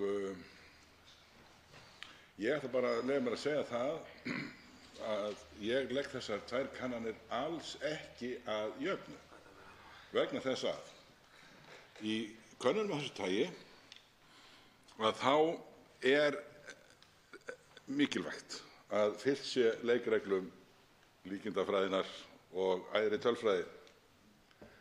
Og þá er fyrsta atriðið þetta er úrtakið valið af handahófi. Það er algjör forsenda þess að mark sé takandi á könnunum af þessu tagi. Og þau fyrirtæki sem hafa sérhæft sig í gerð skoðanakannana, þau náttúrulega vinna á grundvelli þessarar meginreglu. Síðan eru alls kyns kannanir þar sem fólk velur sig sjálft inn í úrtakið. Það er að segja, maður getur valið það sjálfur hvort að maður tekur þátt í könnunni. Þetta gerir könnunina óvísindalega og reyndar óvísindalega með öllu. Þá er hún orðin meira samkvæmisleikur og ekkert við það athuga, skemmtilegt og hefur kannski einhvert vísbendingagildi í för með sér. En með öðrum orðum, síðasta könnun sem að mér er kunnugt að hafi verið gerð á vísindalegum forsendum er þessi könnun MMR og hún sýndi það að 62% svarenda lögðust gegn samþykkt orkupakkans. Þá veitir andsvar öðru sinni hv. 8. þingmaður Norðvesturkjördæmis Sigurður Páll Jónsson. Já, hæstv. Forseti, ég þakka þingmanninum fyrir þessa fræðslu kannanir og ég er nú bara saklaus kórdrengur frá Stykkishólmi, þannig að ég er ekki mjög góður í skoðanakönnunum eða tilurð þeirra, en ég vill trúa því að þær þó varpi ljósi á það hvað fólki finnst og finnst einhvern veginn mínum huga það bara geti verið rétt, en alveg ábyggilega er það ekki svo einfalt. En eins og ég sagði áðan, fólk er mjög tvístígandi hvaða afstöðu það á að taka, því það er miklu meira spurningar heldur en svör. Þess vegna við sem höfum verið varhug við þessu, hefum verið að auka við spurningarnar og okkur vantar svör. Hérna er þingsalurinn nánast tómur nema við erum hérna Miðflokksmenn og við viljum fá svör frá ríkisstjórninni og þeim sem er fylgjandi málinu ýmsar spurningar sem kom ekki. Þannig að seinna spurningin er þá bara í þá átt, er það ekki bara nauðsynlegt að við fáum þau svör sem við erum búin að vera að spyrja Og þá svarar andsvari síðar að sinni hv. 10. þingmaður Reykjavíkurkjördæmis norður, Ólafur Ísleifsson. Herra forseti, ég vil taka bara einfaldlega undir með hv. þingmanni. Þessi svör er nauðsynleg vegna þess að spurningarnar eru brýnar. Þær eru veigamiklar, þær eru þýðingamiklar, þær snerta stjórnarskrá, þær snerta þátttöku okkar í evrópsku samstarfi, þær snerta auðlindir þjóðarinnar. Þetta eru grundvallar spurningar. Við höfum verið að tala hérna sömuleyti spurningar sem að lúta að mögulegri hættu sem að blasir við okkur hugsanlegar málsóknir og sú hætta bara allt í einu varð miklu meiri í gær vegna þeirra frétta sem að birtust það að hér væru breskir fjárfestar gráir fyrir járnum undan ströndum landsins að búa sig undir að leggja hingað sæstreng og fjárhæðirnar sem yrðu að tefla í slíku máli þær yrðu herra forseti, þær yrðu giska háar. Andsvörum er lokið. Til máls tekur hv. 8. þingmaður Norðvesturkjördæmis, Sigurður Páll Jónsson. Hæstv. forseti. Mig langar til að vitna hérna í grein. Það var nú vitna hérna í grein áðan sem er alveg nýbökuð frá Haraldi Ólafssyni og var það mjög upplýsandi að lesa þá grein. Mig langar að vitna í grein frá sama manni sem er reyndar orðin 6 mánaða gömul en ég held hún standist alveg tímans tönn og það má segja að þar kallist Haraldur á við sendiherra Evrópusambandsins. Með leyfi forseta. Rökin sem tiltekin eru fyrir því að Íslendingar ættu að gangast undir löggjöf Evrópusambandsins í fyrsta lagi að hún sé ljómandi góð fyrir neytendur. Umhyggja sendiherrans fyrir neytendum á Íslandi vissulega aðdáunarverð en hann getur verið þess fullviss að Alþingi og önnur stjórnvöld á Íslandi eru fullfær að tryggja hagsmuni neytenda og ef eitthvað vantar upp á þá geta íbúar landsins kosið sér nýtt Alþingi. Það kallað lýðræði og virkar betur en sú aðferð að fela ókjörnum aðilum í útlöndum völdin. Þá bendir sendiherrann á að Norðmenn lendi í vandræðum ef Íslendingar gangist ekki undir lögin. Vera má að Norðmenn séu álitnir aular í því umhverfi sem sendiherrann en það á skjön við þá reynslu þess sem þetta skrifar. Ef Norðmenn kæra sig ekki verða þeir ekki fyrir neinum vandræðum með að framselja allt það vald sem þeim sýnist út í buskann, án leiðsagnar eða hjálpar Íslendinga. Reyndar er það svo að yfirgnæfandi meirihluti Norðmanna kærir sig ekki orkulagabálkinn við svo búið og að vinum Íslendinga í Noregi muni fjölga ef málið spillist hér. Síðast en ekki síst segir sendiherrann að hluti EES-samningsins ógildist hugsanlega tímabundið. Þar á hann væntanlega við fyrri orkubálka og vandséð að það skipti Íslendinga og Evrópusambandi máli að þeir falli niður. Ef sendiherrann á við að aðrir hlutar EES-samningsins en þeir sem lúta að orkumálum ógildist rétt að hann orði þær hótanir skýrar svo ekki fari á milli mála. Tilvitnun lýkur. Hér bent á meðal annars að sendiherra ESB var kallaður til sem álitsgjafi á því hvernig Íslendingar þjóni sínum eigin hagsmunum best. Slíkir álitsgjafar hafa verið áberandi undanfarið. Álitsgjafarnir beita óbrotnum aðferðum eins og að kalla þá sem tala varnaðarorðum einangrunarsinna, popúlista og þaðan að verra.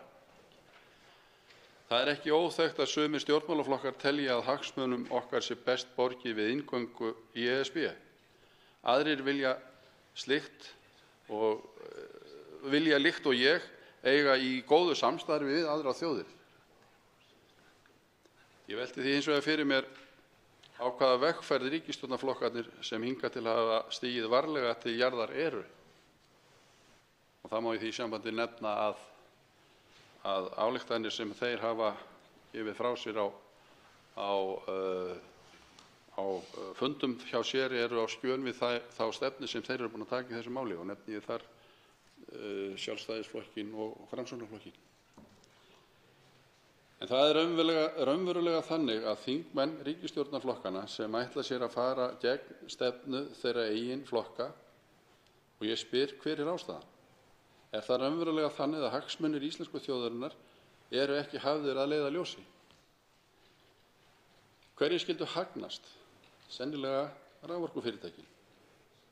Þau sem nú eru á markaðnum og óstofnuð fyrirtæki raforkuvinnslu og annað því tengt.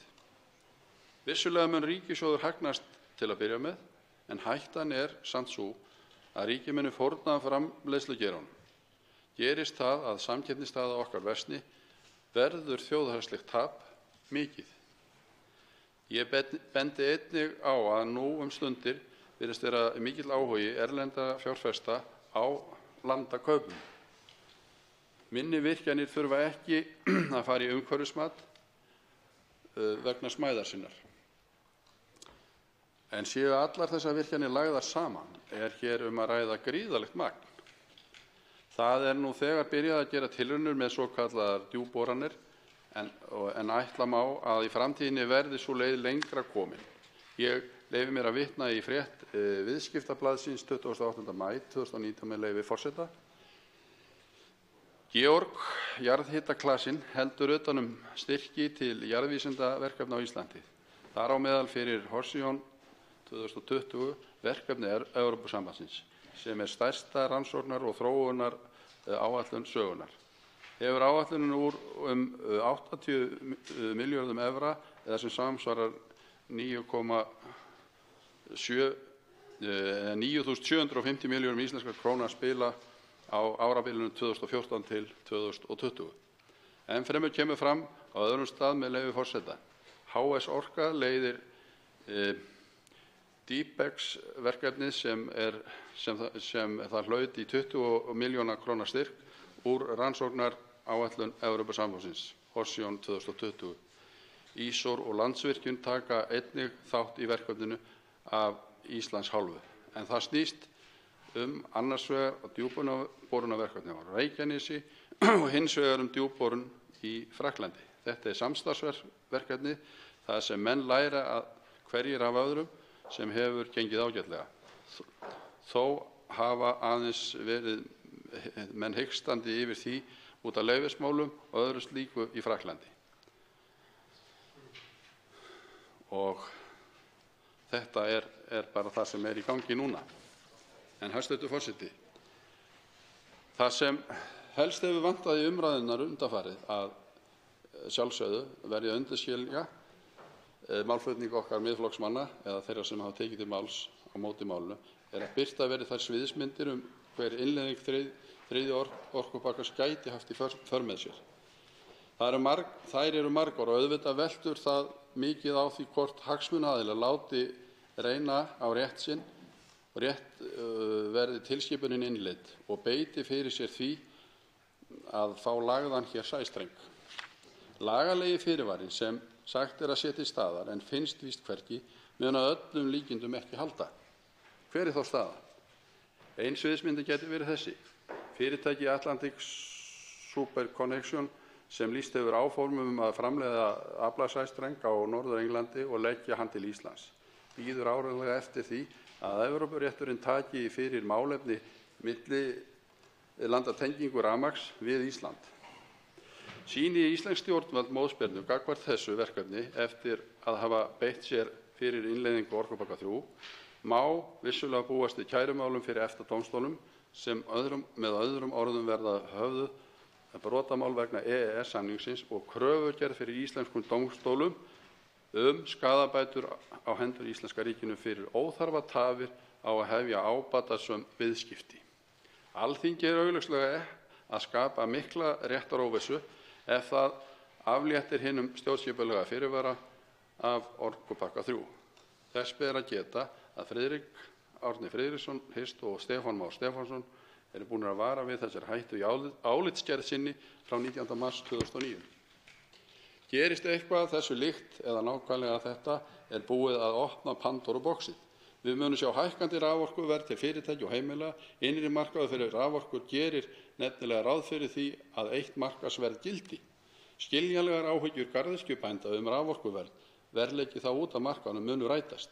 Sérstaða okkar í ýmiss konar framleiðslu þar sem við höfum notið þess að geta boðið upp á ódýra endurnýjanlega orku mun leiða til þess að framleiðslan flyst úr landi. Hvað skyldi verða öll gagnaverin sem nú hefur verið byggð hér upp á landi? Þessi sviðsmynd vissulega ljót en hún að engu síður raunveruleg fari allt á versta veg. Slíkt megum við ekki láta gerast og láta henda íslenska þjóð. Við verðum alltaf að muna að við erum örþjóð innan EES-svæðisins. Þar búa 400 milljónir manns. Þar eru margir risar fjárfestar sem renna hýru auga til framleiðslu raforkuframleiðslu okkar. Það er því engin önnur skynsamleg leið en að hafna 3. orkupakkanum, virkja grein 102 í EES-samningnum og taka málið upp sameiginlegu nefndinni. Það er ekki popúlismi, einangrunarhyggja eða nokkuð þvílíkt. Það er ábyrgt, skynsamlegast og það sem okkur þingmönnum ber að gera. Tveir hv. þingmenn hafa óskað eftir að veita andsvar. Sá fyrri er hv. 3. þingmaður Suðurkjördæmis og heitir Birgir Þórarinsson. Herra forseti, ég þakka hv. þingmanni ræðuna. Hann kom víða við og margt athyglisvert í hans ræðu. Ég vil kannski byrja á því að nefna það þegar hann fjallar Noreg í sinni ræðu. Og þá er athyglisvert að rifja upp orð álitsgjafans sem utanríkisráðuneyti og utanríkisráðherra fengu til liðs við sig í þessu máli. Karl Baudenbacher, fyrrverandi dómari við EFTA-dómstólinn og núverandi ráðgjafi á þessu sviði. Álitsgerð Karls Baudenbacher er að sjálfsögðu athyglisverð fyrir margar sakir. Hún er fyrst og fremst lögfræðileg en hún hefur hins vegar pólitíska vinkil sem er athyglisverður og hann segir þarna í sinni álitsgerð að Ísland, í raun og veru Norðmenn líti á Ísland sem hreint aukaatriði í EES-samningnum. Og það leiðir líkum að því að margt virðist benda til þess, herra forseti, að Norðmenn séu að beita íslensk stjórnvöld verulegum þrýstingi til þess að samþykkja þennan orkupakka. Og Baudenbacher hann meira að segja segir í raun og veru að Íslendingum sé skylt að samþykkja allt það sem Norðmönnum lítur eða dettur í hug, eins og hann orðar það, þegar kemur að EES-samningnum. Þetta er náttúrulega alvarlegur hlutur ef rétt reynist, en svona miðað við það sem hv. þingmaður fór í gegnum og þá langar mig kannski að spyrja hann hvort að hann skynji það á því sem hann hefur kynnt sér að hugsanlega séu Norðmenn að beita Íslendinga þrýstingi til þess að samþykkja þennan orkupakka. Þá svarar andsvari hv. 8. þingmaður Norðvesturkjördæmis, það er Sigurður Páll Jónsson. Hæstv. forseti, ég vil þakka hv. þingmanni Birgi Þórarinssyni fyrir andsvarið.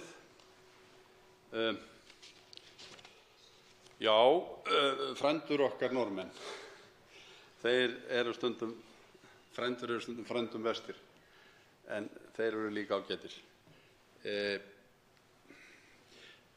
Ég sagði það nú einhvern tíma þegar við vorum að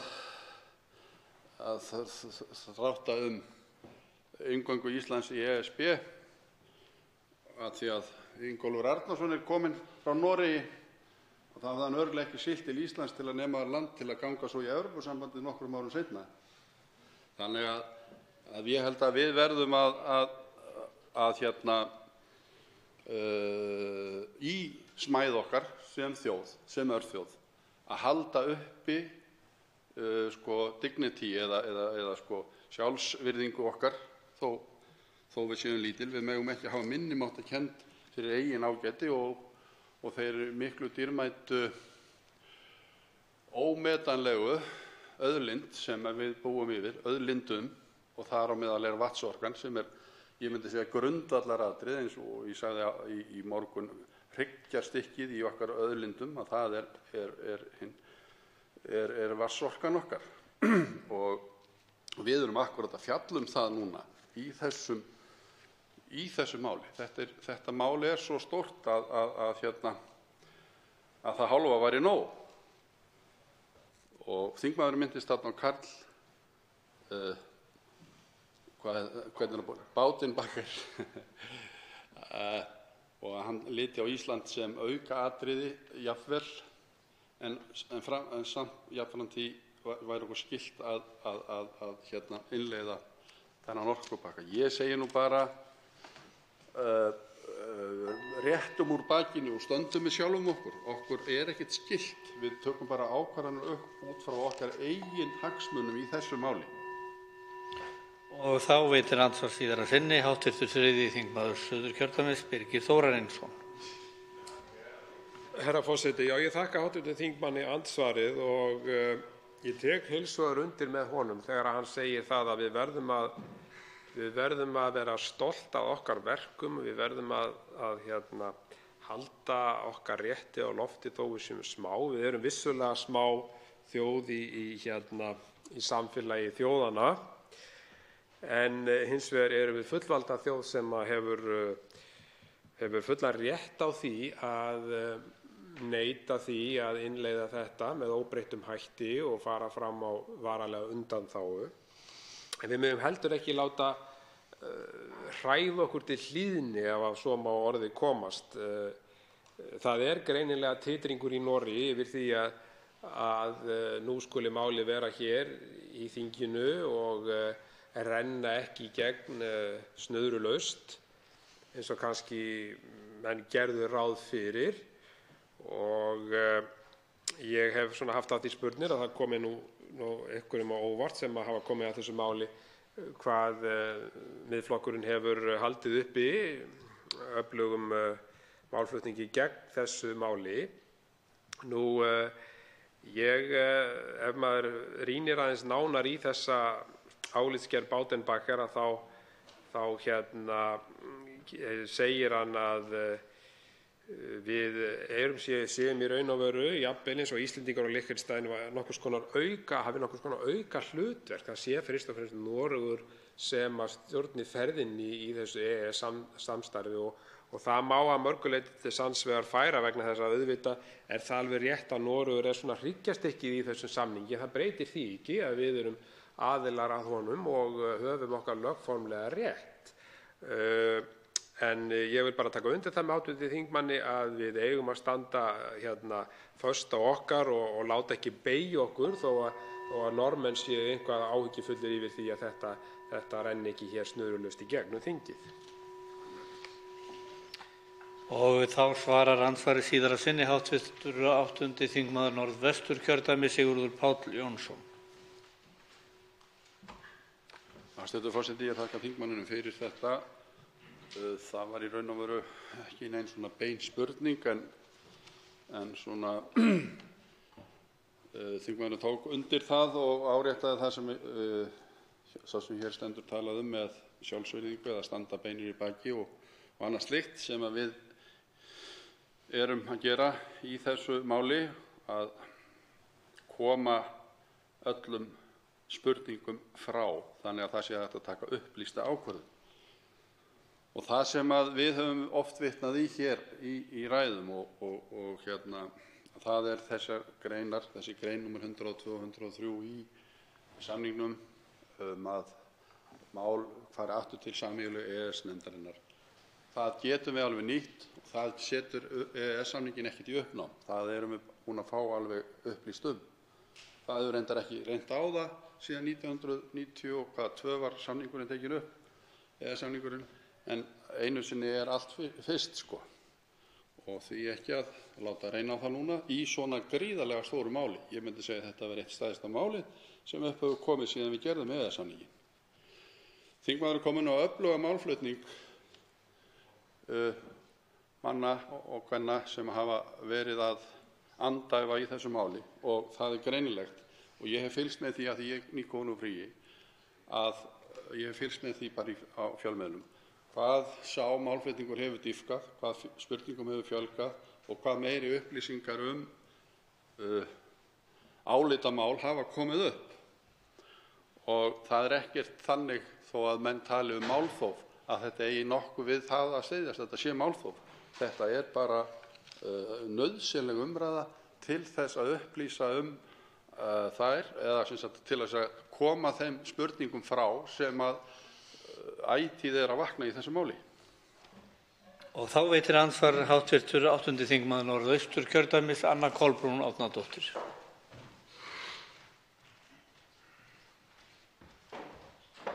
Hæstv. forseti. Ég þakka hv. þingmanni Sigurði Páli Jónssyni fyrir ræðuna hans sem var ágæt. Veltir fyrir sér ýmsum vinklum og þar með talið til dæmis þessar stofnanir sem stjórnmálaflokkar búa yfir, sem eru þá innsti kjarni hvers stjórnmálaflokks sem heldur fundi, reglulega fundi og leggja þar nokkurn veginn línurnar fyrir komandi áherslur, ef maður getur sagt það svo. Það er merkilegt nefnilegast að stjórnarflokkarnir, allavega Framsóknarflokkur og Sjálfstæðisflokkur, ef ekki Vinstri grænir líka, voru allir með það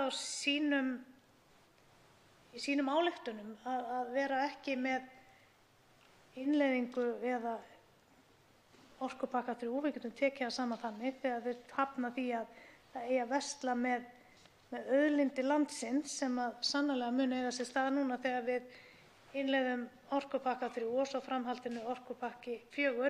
Það hefur komið fram að það eru, hvað maður á að segja, í Noregi er líka svokölluð pólitísk dilemma, getum við kallað það, þar sem að hægri flokkurinn þar er Evrópuflokkur með Ernu Solberg sem forsætisráðherra og það er ýmislegt sem gengur á þar, og ég vil inna hv. þingmann eftir því hvort að hann sé ekki alveg vitandi vits það að okkur ber að biðja frestun á okkar málum hér þangað til búið er að leiða til lykta það sem er í gangi í Noregi. Og þar svarar andsvari hv. 8. þingmaður Norðvesturkjördæmis Sigurður Páll Jónsson. Hæstv. forseti. Ég þakka hv. þingmanni Önnu Kolbrúnu Árnadóttur fyrir andsvarið og hún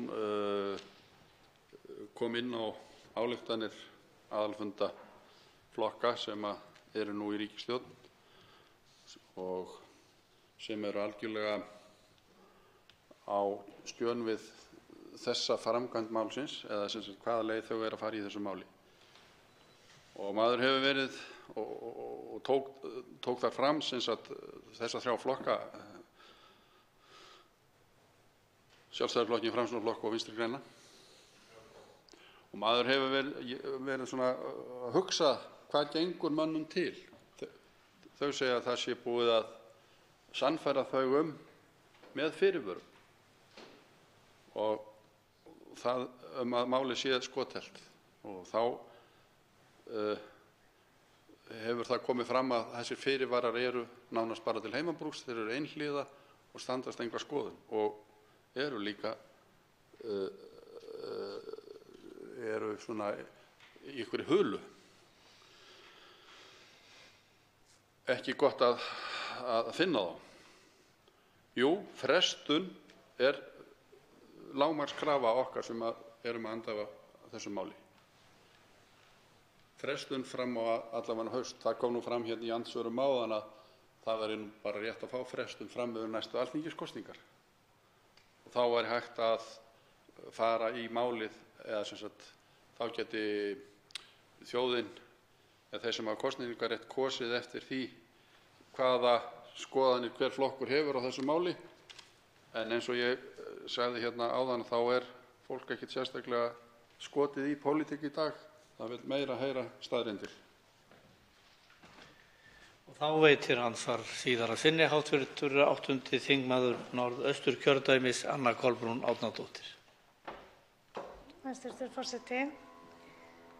Fannst hv. þingmaður komast vel á orði áðan þar sem hann fjallaði að við værum með lögformlegt samstarf í gegnum EES-samninginn. Og það er einmitt það sem það er, og þá er spurning hvort að það sé meira lögformlegt heldur en pólitískt, eða hvort að við getum lagt það að jöfnu. Nú höfum við verið með á pólitískri yfirlýsingu EFTA-ríkjanna og það er þá þann vagn dregur þá Evrópuflokkurinn Noregi, og það er svolítið áhugavert að velta fyrir sér hvort að við hér með okkar stjórnarflokka, sem að enginn þeirra er nú Evrópuflokkur að ég best veit, þó þeir stefni hraðbyri þangað eins og augljóst er, er verið að teyma okkur, ég vil spyrja hv. þingmann að því, hvort að við séum að láta teyma okkur í blindni þar sem að við höfum þennan Evrópusinnaða hægri flokk í Noregi, og erum við þá bara að láta þennan hægri flokk í Noregi, Evrópusinnaða, teyma okkur í þá átt sem að þeim hugnast best? Erum við bara eins og hesturinn með blindu hérna til hliðar og horfum bara, náum ekki að sjá heildarmyndina og látum bara teyma okkur svona? Spyrja því. Andsvari svarar að lokum hv. 8. þingmaður Norðvesturkjördæmis, Sigurður Páll Jónsson. Hæstv. forseti, já, þakka þingmanninum fyrir þessa spurn. Vagnhestar eru jú oft látnir, það eru oft settar hlífar til hliðar svo þið sjáu bara beint fram. Þau sjáu ekkert út frá sér. Og það getur vel verið að það megi sjá ágætis líking í þessu sambandi þegar þetta mál er rætt hjá þeim sem vilja koma þessu máli í gegn. Og ég er bara algjörlega sammála því, og mér finnst það miður vegna þess að við höfum allt til alls í sambandi við þessi mál hér heima og höfum sýnt fram á það að við erum búin að byggja hérna upp raforkuframleiðslu, raforkuflutning, þó að það sé nú ábótavant raforkuöryggismál, þá er það á þokkalegri leið. Við þurfum ekkert að fá aðra aðila til að leiðbeina okkur beint eða sem sagt að stjórna okkur í því. Við getum alveg séð það sjálf. Það er eitt að vera í samstarfi og eitt að láta segja sig til. Þegar maður gerir eitthvað samning þá er hann gerður að meðvitund beggja og síðan halda báðir aðilar sinni sjálfsvirðingu fyrir sig. Það er ekki þannig með samning að þú afsalir sáluðinni. Þú hlýtur að fá að halda henni. Og mér finnst í þessu máli við vera að selja sál okkar ef við förum inn á þessa leið. Og er það bara alls ekki nógu gott. Við erum sjálfstæð þjóð og við eigum að vera það áfram. Við eigum að vera stolt af því, þó að við séum í góðu samstarfi við aðra þjóðir, að þá þýðir ekki það að við þurfum að framselja vald okkar til þeirra, þó að litlu leyti sé í sumum málum, en alls ekki í þessu stóra máli. Andsvörum er lokið. Til máls tekur hv. 4. þingmaður Norðvesturkjördæmis, Bergþór Ólason.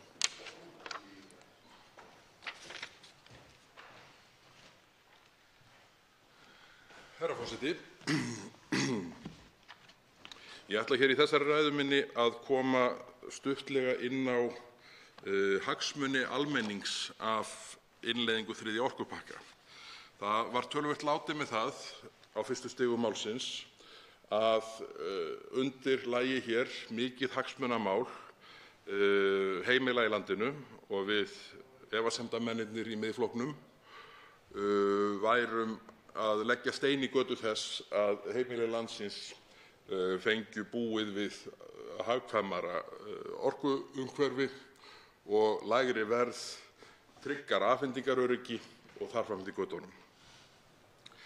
Það tók töluverðan tíma að tosa þetta út úr stjórnvöldum og fyrirsvarsmönnum orkupakkans og stuðningsmönnum hans hér á þingi við hvað væri átt í þessu samhengi.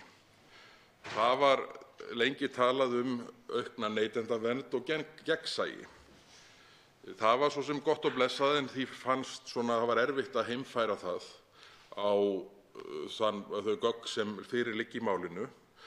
Það var ekki fyrir, og það var nú eina svarið, held ég geti leyft mér að segja, sem náðist frá hæstv. Utanríkisráðherra, þannig að með fullnægjandi hætti væri síðastliðinn föstudag þegar hann kom hér til viðræðna við okkur í þinginu í eitthvað á 3. tíma. Og það sneri að því með leyfi forseta, nú er ég að lesa upp úr svari hæstv. Utanríkisráðherra sem hófst klukkan 17:51 síðastliðinn föstudag fyrir þá sem vilja fletta því upp. Það segir ráðherrann, með leyfi forseta: Hæstv. þingmaður spyr varðandi neytendavarnirnar, en þetta auka sjálfstæði er raforkueftirlit Orkustofnunar. Það er sem sagt þetta bætta umhverfi heimilanna í landinu er aukið sjálfstæði Orkustofnunar, eftirlitsaðilans á markaði. Það eina sem liggur fyrir í gögnum málsins varðandi áhrif breyttrar stöðu Orkustofnunar á innlend heimili er hækkað eftirlitsgjald. Annað er ekki í hendi. Og ráðherrann heldur áfram, með leyfi forseta: það er það sem það gengur út á. Sem sagt, þetta aukna eftirlit Orkustofnunar er það sem að hagsmunir almennings ganga út á. Þetta er nú hálfgert þunnildi hvað hagsmuni almennings varðar. Og ráðherrann heldur áfram: viðkomandi raforkueftirlit fær meiri heimildir en það hefur núna til að ýta eftir og hafa eftirlit með þessum þáttum. Ég verð nú að segja að ég reiknaði með meiru hvað hagsmuni heimilanna í landinu varðar, úr því að þessu atriði var flaggað svona rækilega eins og raunin var. Það er auðvitað þannig að bara að fenginni reynslu þá er fátt tryggt með auknu eftirliti og hækkuðum eftirlitsgjöldum en einmitt sá hækkaði kostnaður sem þeim fylgir. Ráðherrann hæstvirtur sagði í sama svari, í málsgreinin á undan, sem sagt annarri málsgrein svarsins fyrir þá sem fletta þessu upp, með leyfi forseta: og verð hefur lækkað samkvæmt úttektum frá 2 aðilum, er þá að vísa í áhrif innleiðingar orkupakka 1 og 2. Sem sagt, raforkusöluþátturinn hefur lækkað, en af því að við höfum farið í framkvæmdir á burðarvirkjum og öðru slíku hefur flutningsþátturinn hækkað. Það sem skiptir heimilin í landinu máli er auðvitað bara heildarupphæð raforkureikningsins, og það er það sem gerist með innleiðingu þessara reglna, að það verður aukin krafa á innviðauppbyggingu sem að fyrir nýja aðila í orkuframleiðslu, sem að ekki verður heimilt að yfirfæra kostnað af þeirri uppbyggingu beint yfir á þá aðila sem kalla á uppbyggingarþörfina. Þannig að sá kostnaður mun dreifast á neytendur í landinu, rétt eins og ráðherrann svaraði hér af bara heiðarleik og sanngirni, þar sem hann sagði: en af því að við höfum farið í framkvæmdir á burðarvirkjum og öðru slíku hefur flutningsþátturinn hækkað. Þetta er kjarnaatriðið, það er hver heildarkostnaður heimila í landinu verður af raforkunotkun sinni, ekki að einhver einn þáttur lækki á meðan annar þáttur stórhækkar.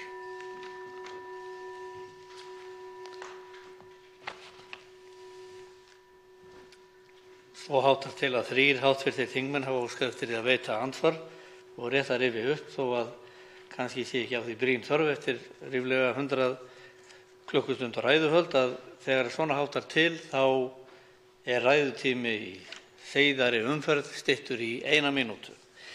Fyrstur til að veita andsvar er hv. 3. þingmaður Suðurkjördæmis, Birgir Þórarinsson.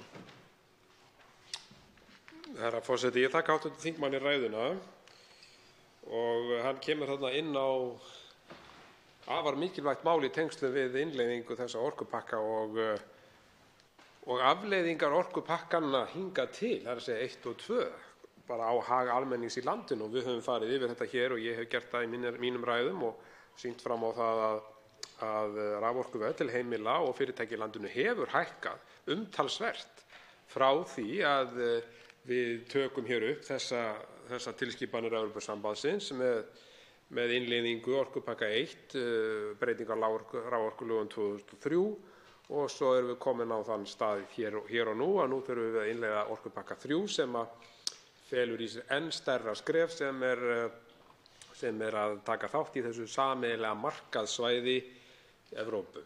Og við höfum við heyrðum það hér í ræðum þegar innleiðingin var á sínum tíma frá þeim sem vorum gegn þessum orkupakka þegar hann er innleiddur númer 1 árið 2003, að þá hugnaðist mönnum alls ekki að markaðsvæða hér raforkukerfi landsmanna og þar voru Vinstri grænir í fararbroddi og greiddu atkvæði gegn því og að sjálfsögðu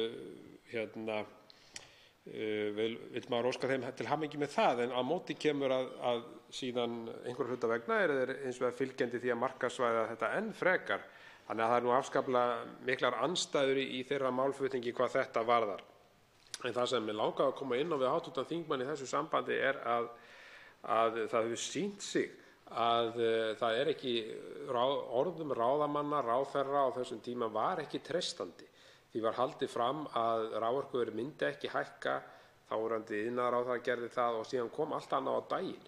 Er þá ekki viðbúið að við getum ekki treyst því eins og hv. þingmenn og ráðherrar hafa sagt hér að orkupakki 3 kom ekki til með að hafa nein áhrif? Og þá svarar andsvari hv. 4. þingmaður Norðvesturkjördæmis Bergþór Ólason. Herra forseti. Ég þakka hv. þingmanni Birgi Þórarinssyni fyrir andsvarið. Í þessu samhengi ætla ég að leyfa mér að segja að sporin hræða.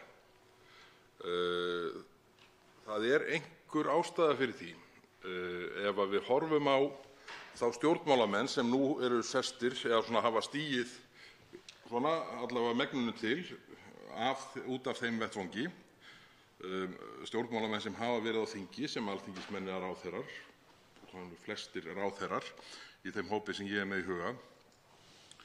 Ef við horfum á þann hóp fyrrverandi ráðherra sem að tók þátt í málum sneru að innleiðingu orkupakka 1 og 2 og sumir í tengslum við EES-samninginn á sínum tíma. Ef við horfum á þann hóp, þá hefur viðsnúningur orðið í afstöðu mjög margra þeirra fyrrverandi ráðherra. Langflestir þeirra sem að blandað hafa sér inn í umræðuna innleiðingu 3. orkupakkans eru í þeim hópi sem hafa fært sig yfir í hóp efasemdarmanna. Og það nú raunar í fljótu bragði ekki nema 1, mögulega 2 sem hafa fært sig yfir á þann arminn að styðja við innleiðingu 3. orkupakkans, en afgerandi langflestir, jafnvel úr gömlu krataflokkunum, hafa núna snúið sér á þá sveifina að menn skuli fara varlega, sporin hræði og hérna séum við að höndla með mál sem sé ekki forsvaranlegt að keyra í gegn með þeim hætti sem ríkisstjórnin ætlar sér greinilega að reyna að klára. En það nú ekki útséð með það enn sem komið er. En ég held að þetta svona vonandi svari að hluta til að minnsta kosti fyrirspurn hv. þingmanns. Og þá veitir andsvar síðar að sinni hv. 3. þingmaður Suðurkjördæmis Birgir Þórarinsson. Já, herra forseti, ég þakka hv. þingmanni andsvarið og það sem að mér þykir líka áhugavert að skoða, ef maður skoða svolítið sögu þessa máls frá upphafi, að það er að skoða bréfaskipti sem fóru fram í þáverandi iðnaðar- og viðskiptaráðuneyti og til dæmis frá 2001 þar sem er fjallað niðurgreiðslu á rafmagni til húshitunar. Og þar segir, með leyfi forseta: hefur hlutur niðurgreiðslna aukist verulega jafnframt því sem orkufyrirtæki veita nú afslátt af raforku til hitunar íbúðarhúsnæðis.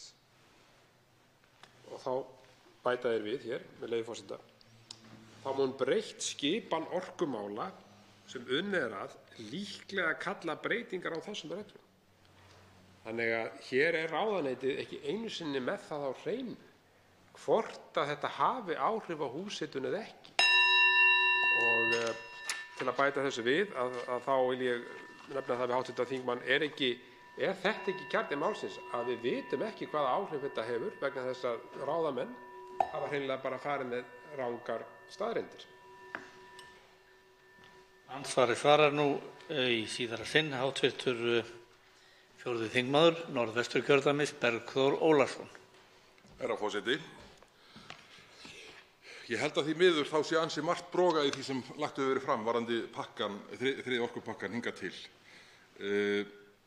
En það er athyglivert sem hv. þingmaður kom inn á í andsvari sínu hér rétt áðan og ég hafði svo sem ekki gert neina rannsókn á, en af því að hér hefur verið kallað eftir því að núverandi stjórnvöld stilli upp þeim sviðsmyndum sem eðlilegt eru líklega áhrif á mismunandi tíma af innleiðingu þriðja orkupakkans, þá er auðvitað athyglivert að hér sé dregið fram að strax þarna á þessum tíma þegar unnið var að innleiðingu fyrsta orkupakkans, ég skildi tímasetningu bréfsins þannig að þetta væri á þeim tíma, þá væru menn á sama stað að hafa litla hugmynd eða tilfinningu fyrir því hver niðurstaðan yrði, og ég geri ráð fyrir að sviðsmyndagreiningin hafi verið jafn hófleg þá og stefnir í að hún verði nú.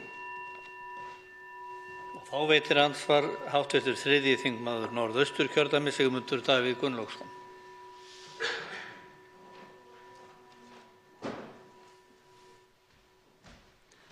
Virðulegur forseti. Það vakti sérstaka athygli mína þar sem hv. þingmaður Bergþór Ólason hafði eftir hæstv. Utanríkisráðherra úr heimsókn hans hingað í þingið fyrir núna nokkrum dögum síðan. Ég reyndi nú að fylgjast með því sem hæstv. ráðherra sagði, svona eins og kostur var, en hef líklega þurft að bregða mér eitthvað aðeins frá þegar að þessi orð sem að hv. þingmaður vitnaði í voru látin falla. En mér þykja þau mjög áhugaverð og kannski dálítið lýsandi fyrir það með hvaða hætti hæstv. ráðherra nálgast þetta mál. Að þegar hann er þráspurður hvað felist í neytendavernd þriðja orkupakkans, þá nefnir hann til sögunar sjálfstæði Orkustofnunar. Og það rifjaðist upp fyrir mér að hæstv. ráðherra hafði sagt með nokkru þjósti hér í fyrstu umræðu þetta mál: hverju eru þau eiginlega á móti? Eru þau á móti sjálfstæði Orkustofnunar? Og þá veltir maður því fyrir sér hvort það geti verið að hæstv. utanríkisráðherra sé ekki með það á hreinu hvers vegna er verið að breyta lögum Orkustofnun og koma á þessu svokallaða sjálfstæði Orkustofnunar. Því að með því er átt við sjálfstæði frá lýðræðislega kjörnum fulltrúum, sjálfstæði frá almenningi, frá kjósendum í landinu, til þess að stofnunin geti, ekki orðið ríki í ríkinu, heldur til þess að hún geti orðið hluti af þessu Evrópubatteríi, orðið svokallaður landsreglari. En það er sem sagt ein orkustofnun í hverju landi sem að lítur, held ég sé ekkert ofsögum sagt, þegar allt er komið til framkvæmda, mun lúta boðvaldi ACER-stofnunarinnar, þessara sameiginlegu evrópsku stofnunar. Getur þetta verið, hv. þingmaður, að hæstv. utanríkisráðherra einfaldlega sé ekki búin að leggja saman 2 og 2 í þessu máli? Og andsvari svarar hv. 4. þingmaður Norðvesturkjördæmis, Bergþór Ólason. Herra forseti, maður vill auðvitað ekki trúa því að það sé raunin, en það er nú samt þannig að heimsókn utanríkisráðherra hæstvirts hér síðastliðinn föstudag, hún gerði samanlagt ekkert til að róa okkur efasemdamennina varðandi innleiðingu þessa þriðja orkupakka, og ef eitthvað er, þá voru menn enn einarðar í þeirri afstöðu sinni að það væri nauðsynlegt að stíga nokkur skref til baka og skoða málið betur og fresta því fram á haust. Ég sagði í útvarpsviðtali á Bylgjunni í gær, var það alveg örugglega, renna dálítið saman dagarnir núna út af Sollu.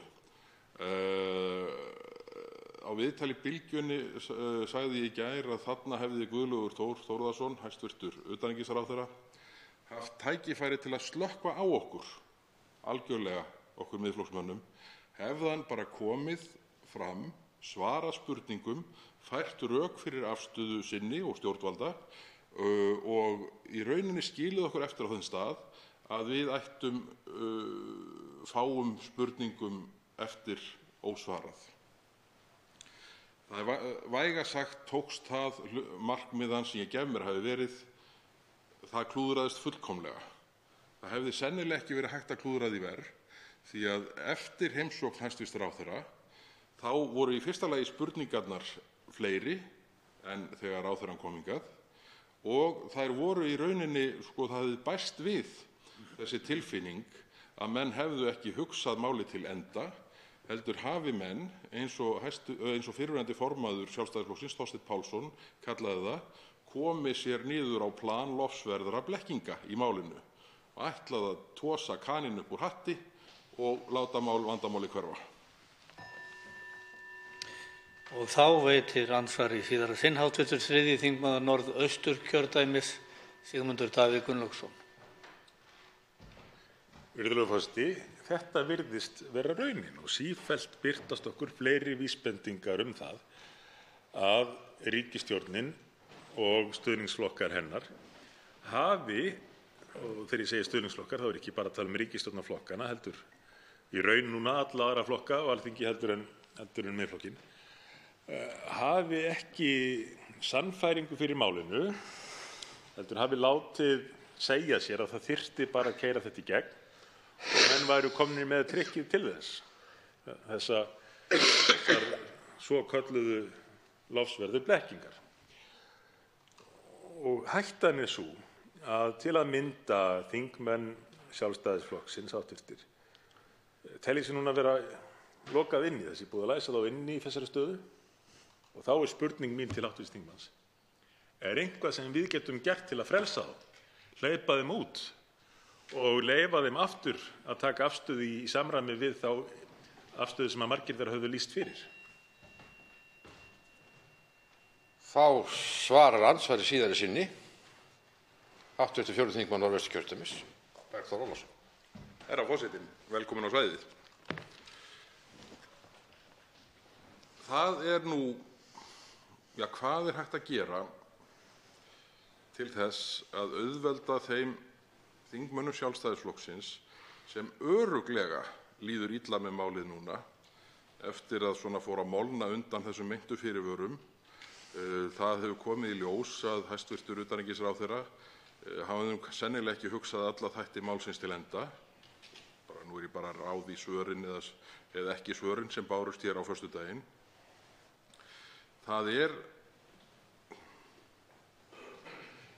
Þetta mjög góð spurning og ég held hún sé mikilvæg. En ég verð að viðurkenna að ég á ekki svar við þeirri spurningu í augnablikinu, en ég mun svo sannarlega leggja höfuðið í bleyti næstu klukkustundirnar varðandi það að menn finni leið út úr þessu máli, þessu ólánsmáli sem að menn komu sér í vandræði með og okkur öllum til hags bóta. Þá veitir andsvar hv. 10. þingmaður Reykjavíkurkjördæmis suður, Þorsteinn Sæmundsson.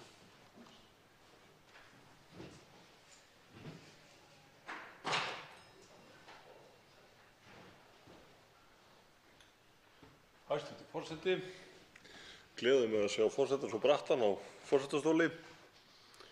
Það nú þannig, hv. þingmaður, að þetta var mjög athyglisvert sem hér kom fram áðan, að það ætti kannski að gera þeim efasemdamönnum sem að hér voru með miklar efasemdir fyrst í þessu máli, dæmis hv. þingmenn Sjálfstæðisflokksins, að gefa þeim möguleika á því að endurprógrammera sig og lesa þeirra aðeins betur til. Og ég man nú allir þess ekki betur heldur en til dæmis að hæstv. forseti sem nú situr, að hann hafi verið algjörlega án sannfæringar þegar hann ræddi þetta mál á sínum tíma hér í þinginu.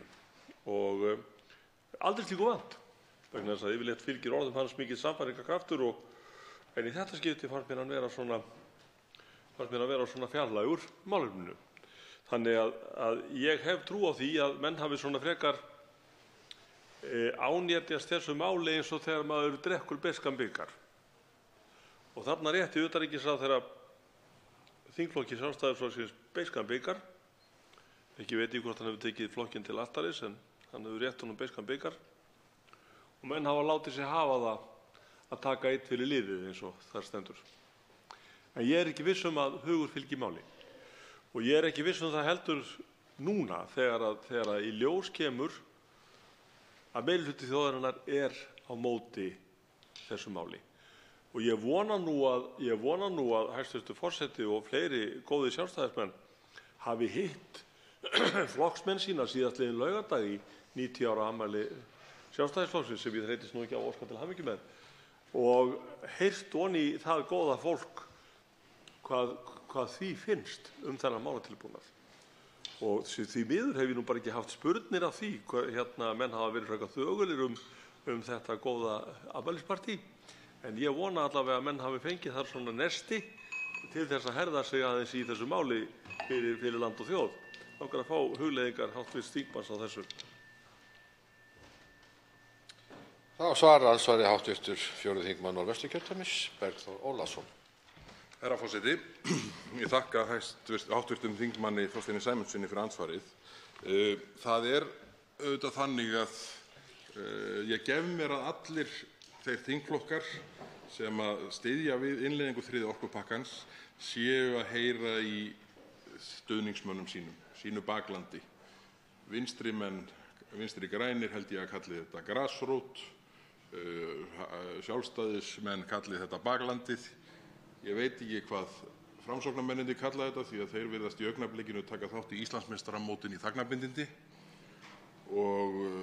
En ég held að það sé nú þannig að svona miðað við þann tón sem berst til okkar í Miðflokknum og úr öllum áttum, það ekkert bara stuðningsmenn Miðflokksins. Hvað mig varðar þá hefur samband við mig fólk sem að biður fyrir kveðju, segir að það sé svo sem ekkert engar sérstakar líkur á því að viðkomandi muni kjósa Miðflokkinn í næstu kosningum, en biður okkur um að halda áfram mennum sinn og sjá hvort að þeirra menn taki ekki sönsum. Nú ætla ég að reyna að svara. Ég held að ég sé með lausnina sem að hv. þingmaður Sigmundur Davíð Gunnlaugsson spurði hér í andsvarinu á undan Þorsteini Sæmundssyni hv. Ég held að lausnin fyrir alla þingmenn stjórnarflokkanna, ég reikna með að þingmenn Samfylkingar og Viðreisnar verði svekktir, en ég held að lausnin fyrir þingmenn allra flokka ríkisstjórnarflokkanna sé sú að taka málið af dagskrá, ekki bara til að hleypa öðrum málum að og klára síðan umræðu það að því loknu, heldur taka það af dagskrá og fresta því til haustþingsins. Eins og allir vita þá engin tímapressa á þessu máli. Ég held að öllum liði betur með því að gefa málinu rýmri tíma til skoðunar. Þá veitir andsvar síðara sinni hv. 10. þingmaður Reykjavíkurkjördæmis suður, Þorsteinn Sæmundsson. Hæstv. forseti, ég hygg að þetta sé nokkuð rétt hjá hv. þingmanni, og ef maður tala nú fyrst Sjálfstæðisflokkinn þá hef ég nú trú á því að það að taka þetta mál á dagskrá til að gaumgæfa það betur væri öllu betri afmælisgjöf til flokksmanna á 90 ára afmælinu heldur en orkupakki 3. Ég held að það sé frekar slakur afmælispakki. Og hér í Denna þá man ég eftir því þegar maður átti afmæli þegar maður var lítill, þá var maður ekki hrifinn af hörðum pökkum, nei, af mjúkum pökkum. En ég hef einhvern veginn grun það að Sjálfstæðismenn almennir séu ekki hrifnir af þessari afmælisgjöf. Hvað Vinstri græn varðar, þá geri ég mér ekki alveg grein fyrir því, þeir virðast vera orðnir markaðsmenn hinir mestu. En líkt og hv. þingmaður sagði Framsóknarflokkinn, sem nú bæði með belti og axlabönd í smekkbuxum og álímdan hártopp og nýjum skóm, þá held ég að sá dularbúningur dugi ekki heldur til þess að flokksmenn þess flokks taki gleði sína út af þessu máli. Þá svarar andsvari síðari sinni hv. 4. þingmaður Norðvesturkjördæmis, Bergþór Ólason. Herra forseti, mér heyrist þingheimur bara vera sammála þessari tillögu minni. Það spurning hvort hæstv. forseti taki málið ekki nú á dagskrá og fresti til haustsins. Ég hef allavega ekki heyrt neinar mótbárur hér í salnum síðustu mínúturnar og eru nægt tækifærin til. Ég held að þetta sé, og ég bara ítreka það, þetta hefur velst, ég velti þessu mikið fyrir mér, hvaða lausn væri haganlegust út úr þessu.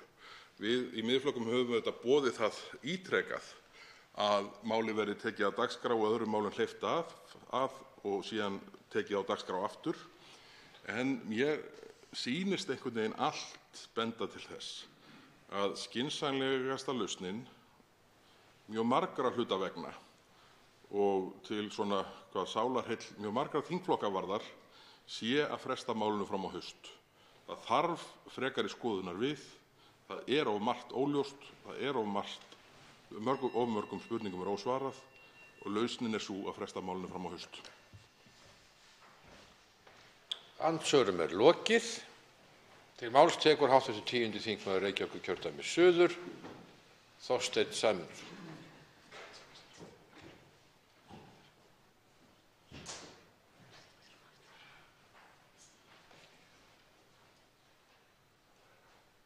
Hæstv. Forseti. Þannig að ég brá mér aðeins frá í morgun og heyrði því ekki tímamótaræðu formanns Flokks fólksins sem að upphaflega tók nú þátt í því með okkur Miðflokksfólkinu að andæfa gegn 3. orkupakkanum. En í morgun var eins og Flokkur fólksins hefði tekið sinnaskiptum í málinu og formaður flokksins sagði að það væri ómögulegt að smáflokkar tækju Alþingi í gíslingu. Miklir menn eru við, Hrólfur minn, stendur einhvers staðar. En nú er það þannig að andóf okkar Miðflokksfólksins í þessu máli er ekki bara að því bara. Heldur það vegna þess að rífur meirihluti þjóðarinnar á móti þessu máli. Og við höfum fengið hvatningu hvaðan æfa að vegna þess að í eðli sínu, herra forseti, er þetta ekki flokkspólitískt mál og á ekki að vera. Þetta er miklu merkilegra mál heldur en það að þetta eigi að vera fast í einhverjum flokkslínum, en því miður hafa aðrir flokkar á þingi grafið skurð milli sín og þjóðarinnar og hanga á þessum skurðbarmi þrátt fyrir það að þjóðin sé að meirihluti til á móti þessu máli. Það er svo náttúrulega spurning hvort að Flokkur fólksins ætti hugsanlega bara að skipta nafn. Því ekki stendur hann með fólkinu í þessari baráttu. Þó hann hafi gert það í upphafi en þraut örendið. Og einhvern veginn er það nú þannig, herra forseti, að þegar maður er í pólitík þá þarf maður að reyna að koma sér upp úthaldi. Og forseti þingsins er nú einmitt að kanna það núna hvaða úthald Miðflokkurinn hefur og er að komast að því svona smátt og smátt, hverjum degi og hverju nóttu. En burtséð frá því sem að fjölmiðlar hafa haldið fram eins og ríkisfjölmiðillinn sem var með svona töflu í morgun sem frétt frá Alþingi sem myndi svona svolítið á stigatöflu Eurovision og þar var tilgreint hversu margar ræður Miðflokksfólkið hafði haldið og hversu margar mínútur en ekkert innihald, ekki neitt. Sem er mjög athyglisvert vegna þess að ég er alveg sannfærður það að fólkinu heim í stofu er alveg nákvæmlega sama hversu margar ræður við höfum flutt, hvert og eitt, eða hversu langar það hafa verið. En ég er alveg næstum því viss að margt af þessu fólki langar að vita hvað við sögðum ef það hefur visst að ræðunum. En það eru reyndar með margir, herra forseti, eins og hæstv. Forseti veit, það eru margir sem hafa fylgst með þessari umræðu nætur og daga. Og eftir þeim viðbrögðum sem við fáum frá því ágæta fólki, þá virðist það vaka bara alveg þokkalega pent yfir þessari umræðu og ekki leiðast mjög augljóslega. Þannig að auðvitað er það þannig að meðan að menn láta sér ekki segjast í þessu máli og hlusta ekki á þjóðarviljan, og það er nú gott að hér er fyrrverandi blaðamaður og núverandi hv. þingmaður Kolbeinn Óttarsson Proppé kominn í salinn að einu sinni var nú blað upp á Þórsgötu sem að talaði mikið fyrir þjóðinni. Það var aldrei með neitt fylgi í kosningum en töluðu alltaf fyrir þjóðina. En það getur vel verið að við höfum ekki haft mesta fylgi í kosningum, en við vitum þó allavega í þessu máli að þá er vilji þjóðarinnar mjög skýr og við tölum inn í hann. Og menn hafa talað hér og forseti síðast hæstvirtur, ekki sá sem nú situr heldur, hæstvirtur forseti þingsins, að það væri jú eitt af grundvallaratriðum þingræðisins að mál eins og þetta fengi þinglega meðferð og atkvæðagreiðslu. Það er alveg rétt. Það er einn af grundvöllum þingræðisins. En það er einn af grundvallaratriðum lýðræðisins að hlusta á meirihlutavilja fólks og reyna að heiðra hann og virða hann og fara eftir honum. Og menn gera oft lítið úr almenningi, finnst mér, allt of oft, vegna þess að íslenskur almenningur er vel upplýst fólk sem veit hvað það vill og veit hvað það vill ekki, herra forseti. Og það vill ekki 3. orkupakkann.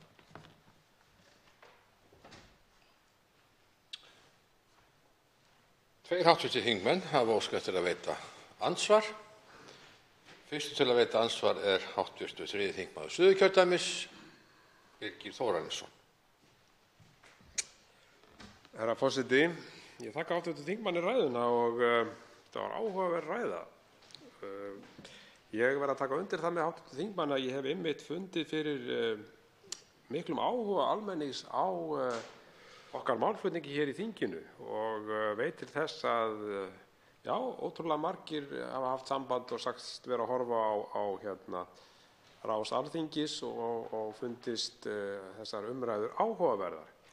Og það er ánægjulegt.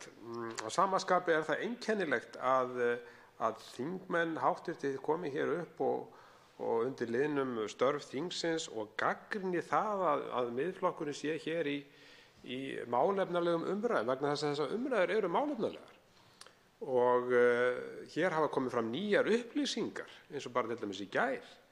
Mjög mikilvægar nýjar upplýsingar sem að skipta verulegu máli í þessu sambandi og það er alveg einkennilegt að enginn þingmaður úr öðrum flokki skuli hafa nokkurn áhuga á þessum nýju upplýsingum. Ættu að koma hér upp og ræða þessar nýju upplýsingar til dæmis vegna þess að þær skipta miklu máli.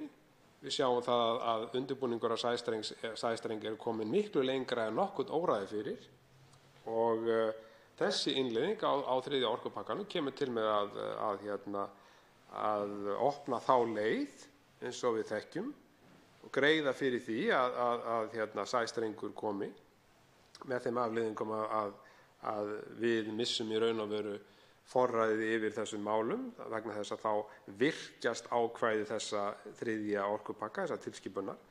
En svona langaði kannski bara að hnykkja því aðeins við hv. þingmann að finnst honum ekki óeðlilegt að við skulum vera einu þingmennirnir hér í Miðflokknum sem höldum hér uppi þessum málefnalega málflutningi í ljósi til dæmis nýrra upplýsinga. Hér skuli enginn koma frá til dæmis stjórnarliðum og ræða þessar nýju upplýsingar. Þá svarar andsvari hv. 10. þingmaður Reykjavíkurkjördæmis suður, Þorsteinn Sæmundsson. Hæstvirtur forseti, við höfum lengi kallað eftir því í þessum umræðum sem hafa staðið nokkra stund að fulltrúar annarra flokka komi hér til fundar við okkur og þó ekki væri nema til annars að segja okkur hvar við höfum farið út af sporinu í þessu máli. Það hefur ekki gerst og síðan er annað eins og hv. þingmaður segir réttilega, það hafa komið hér fram nýjar upplýsingar og ég man nú ekki hvað þetta sæstrengsfyrirtæki heitir, hvort það heitir Atlantic Super Connection eða eitthvað slíkt.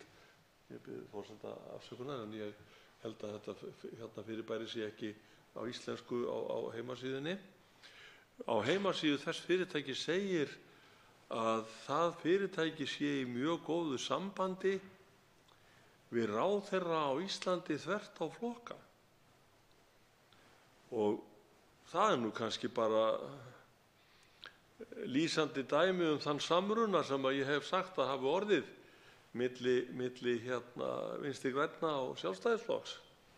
Mér er það ekki alveg ljóst svona hvor flokkurinn hefur yfirtekið hinn, Þetta er allavega ekki fjandsamleg yfirtaka, það er næsta víst. Þetta er mjög friðsamlegt og stendur ekki hnífurinn á milli. Þannig að, já, svo náttúrulega Framsóknarflokkurinn á smekkbúksrónum með belt og axlabönd og álímda hárkollu og hártopp og nýja skó sem er þarna með í för. Og samanlagt eru þessi 3 flokkar að vinna að því, virðist vera, samkvæmt nýjustu fréttum, að koma Íslandi í beina tengingu við raforkukerfi Evrópu, landsmönnum til tjóns. Og svo eru menn hissa á því að Miðflokksfólki vilji ræða þetta. Þannig að ég myndi nú eiginlega skora bara á þessa þingmenn að koma hér til fundar og segja okkur þá allavega hvar við erum svona rosalega týndir í þessar umræður. Það veitir andsvar síðari sinni, hv. 3. þingmaður Suðurkjördæmis, Birgir Þórarinsson. Herra forseti, þakka hv. þingmanni andsvarið. Já, þetta vekur upp margar spurningar og eins og hv. þingmaður nefndi hér réttilega þá virðist þetta fyrirtæki sem bárust fréttir frá í gær, breskur auðkýfingur að ég held, sem hefur áhuga á því að leggja hingað sæstreng og hefur unnið það nokkuð vel, marka má, fjármögnun og annað slíkt, sé fram á mikil atvinnutækifærið í Bretlandi vegna verkefnisins. Síðan kemur í ljós að hann er í góðum tengslum hér á Íslandi. Hann er með svokallaðan almannatengil hér sem sýnir það að það er heilmikil alvara á bak við þetta mál og vekur að sjálfsögðu upp spurningar þegar að svona öflugir aðilar eru þá í sambandi við íslensk stjórnvöld með óformlegum hætti greinilega. Ég held að sé óhætt að fullyrða það. Að minnsta kosti hefur átt einhver samtöl.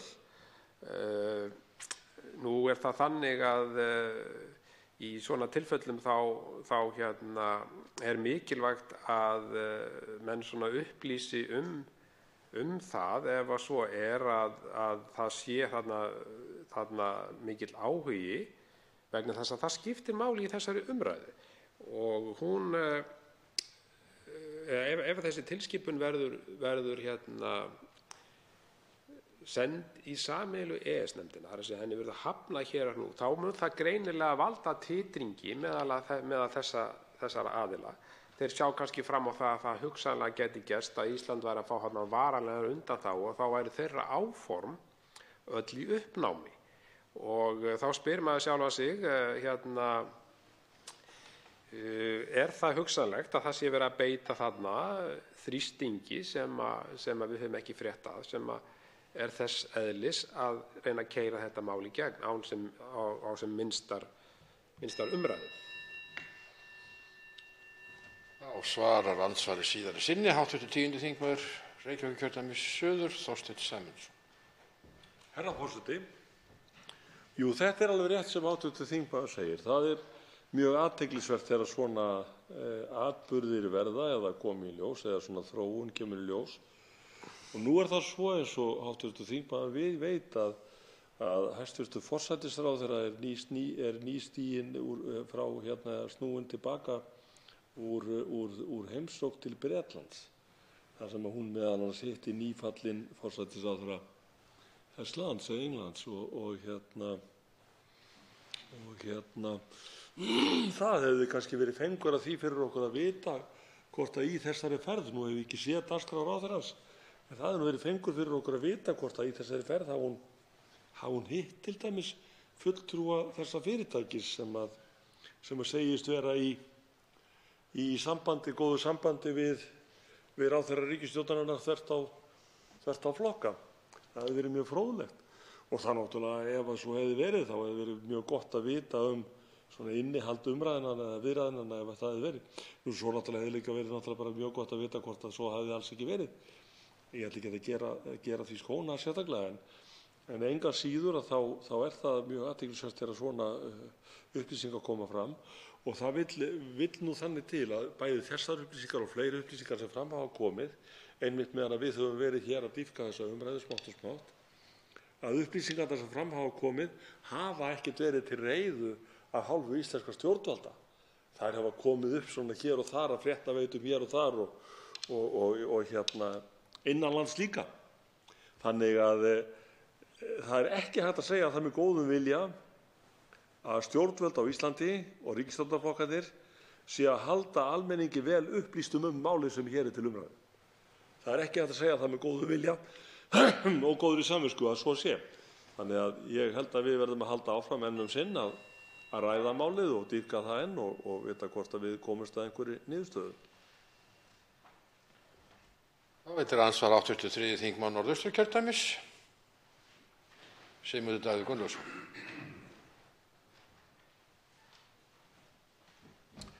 Virðulegi og velkomni forseti. Ég hjó eftir því í ræðu hv.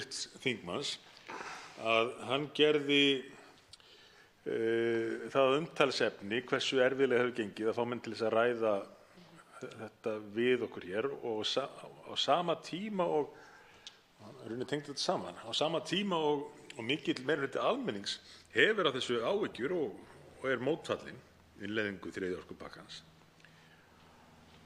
Og þetta er enn eitt atriði sem að minni svolítið á mál sem við þurftum töluvert að ræða hérna fyrir allmörgum árum, Icesave-deiluna. En það sem að mér þykir áhugavert við þann samanburð er að þar voru menn þó yfirleitt ekki látnir ræða málið að næturlagi. Stundum stóðu þingfundir fram eftir. Ég held að sá lengsti sem hafi nú slegið flest met hafi staðið fram í klukkan 5 nóttina. En almennt þá gafst þingmönnum nú kostur á að ræða þetta að degi til og ég held umræðan hafi staðið með hléum í einhverjar 3 vikur.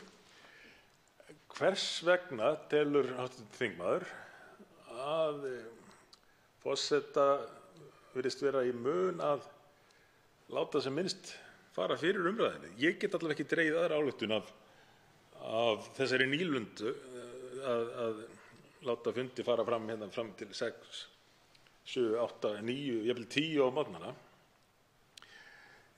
Er mönnum enn meira í mun að troða þessu máli í gegn en Icesave-málinu? Og hvernig má það vera að ríkisstjórnin leggi slíkt ofurkapp og forseti Alþingis, sérstaklega því virðist, á að þvinga þetta mál hér í gegn, að menn taki upp nýja siði og slá við öll met í næturfundahöldum? Þá svarar andsvari hv. 10. þingmaður Reykjavíkurkjördæmis suður, Þorsteinn Sæmundsson. Hæstv. forseti, maður gæti haldið að með því að halda fundi að næturlagi og fram á morgun þá væri forseti Alþingis að reyna að lágmarka áhrifin á starfsáætlun Alþingis. Og víst er það að við höfum ekki talið það eftir okkur, Miðflokksfólkið, að tala hér að næturlagi og höfum ekkert sérstaklega verið að trufla þingstörf á þeim tíma. Og eftir því sem maður hefur séð á fjölda þingmanna annarra flokka hér í þinghúsinu höfum við heldur ekki verið að raska nætursvefni mjög margra, enda ekki til þess stofnað. Ég er ennþá alveg blankur í því máli hvers vegna ríkisstjórnarflokkunum og fylgifiskunum er svona mikið í mun að klína þessu máli í gegnum þingið í óþökk þjóðarinnar, meirihluta hennar, á þessum hraða sem við höfum varað við ítrekað, svo vanbúið sem málið er, eins og við höfum bent á, með fyrirvara sem er ekki túkallsvirði, sem við höfum bent á, óafturkræft, sem við höfum bent á. Ég í sjálfu sér hef ekki svar við því hvers vegna menn leggja slíkt ofurkapp á að koma slíku máli í gegnum Alþingi að næturlagi á ógnarhraða. Mér er það ekki ljóst.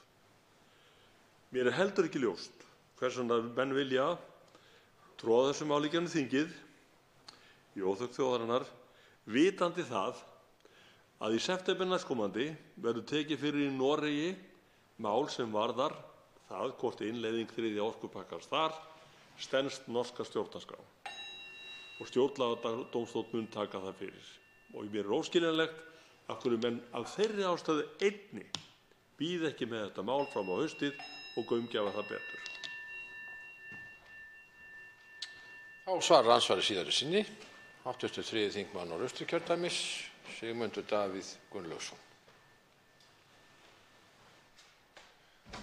Herra forseti, leitumst við að svara þeirri spurningu. Ein af fáum vísbendingum sem við höfum fengið frá stjórnarliðinu hvað þau eru yfir höfuð að hugsa í þessu máli, svona í seinni tíð, kom í formi hæstv. Utanríkisráðherra þegar hann leit við hér skamma stund fyrir nokkrum dögum, svaraði að vísu ekki mörgum spurningum, en það hvernig hæstv. Ráðherra talaði og boðskapurinn samt sagði sína sögu. Hæstv. Ráðherra endurflutti samsæriskenningu sína að andstaðan fyrir orkupakkann væri runnin undan rifjum einhverra Norðmanna, einkum norska Miðflokksins og samtaka þær sem að berjast gegn aðild landsins að Evrópusambandinu. En eftir að ráðherrann hæstvirtur hafði haldið þessu fram, þá bárust skilaboð fyrst frá þessum samtökum sem að bentu á það að þau væru meðvituð að norska ríkisstjórnin væri að þrýsta á þá íslensku að innleiða þennan orkupakka. Þá var loks norska tengingin fundin. En eins og margir þekkja þá eru að minnsta kosti 2 af 3 flokkum norsku ríkisstjórnarinnar mjög Evrópusambandssinnaðir. Og kann að vera að þessir Evrópusinnuðu flokkar í Noregi vilji og leggi ofuráherslu á það að Íslendingar keyri þetta mál í gegn áður en norski stjórnlagadómstóllinn skilar sinni niðurstöðu, vegna þess að verði Íslendingar búnir að innleiða, þá er of seint fyrir Norðmenn að gera leiðréttingu samkvæmt dómi stjórnlagadómsins. Þá svarar andsvari síðari sinni, hv. 10. þingmaður Reykjavíkurkjördæmis suður, Þorsteinn Sæmundsson. Herra forseti, nú skal það viðurkennt að sá sem hér stendur hefur ekki orðið fyrir áreiti frá Norðmönnum, en það skilur á norsku ekki mjög vel, en kannast ekki við það. En ég kannast hins vegar það hoppar upp í hugan mynd af íslenska utanríkisráðherranum ásamt kollega sínum við Heyrúlur norður í landi. Og ég er ekki frá því að þau kollegarnir hafi hist þarna við Heyrúlur norður í landi til að ræða þetta mál. Ég held að það hef ekki endilega verið að ræða heysölu bænda til Noregs. Á þess ég viti það, ég hef nú ekki svona trú á því. Ég held að sá viðskiptasamningur hafi verið komin áður en þau hittust þarna við Heyrúluna. Þannig að ég held að það sé alveg greinilegt að íslensk og norsk stjórnvöld hafa átt í einhverjum samtölum út af þessu máli, þá væntanlega rætt stöðu þess á báðum vígstöðum, þar að segja í Noregi og Íslandi. Og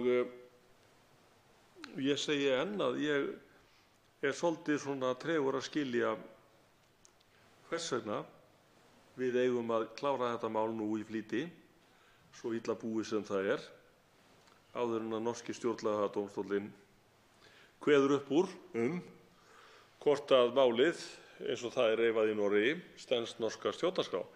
Vegna þess að hver fræðimaðurinn af öðrum hér á Íslandi hefur einmitt varað við því, og það er ekki bara einn og ekki 2, hefur varað við því að málið eins og það er búið hér á Íslandi að minnstakosti þenji þanþol stjórnarskrár Íslands til hins ítrasta ef ekki hreinlega að það fari í blóra við íslensku stjórnarskrána.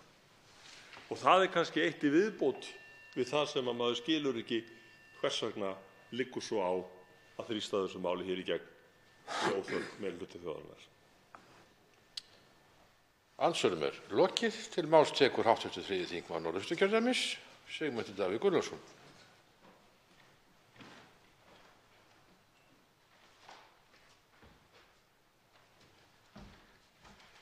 Herra forseti.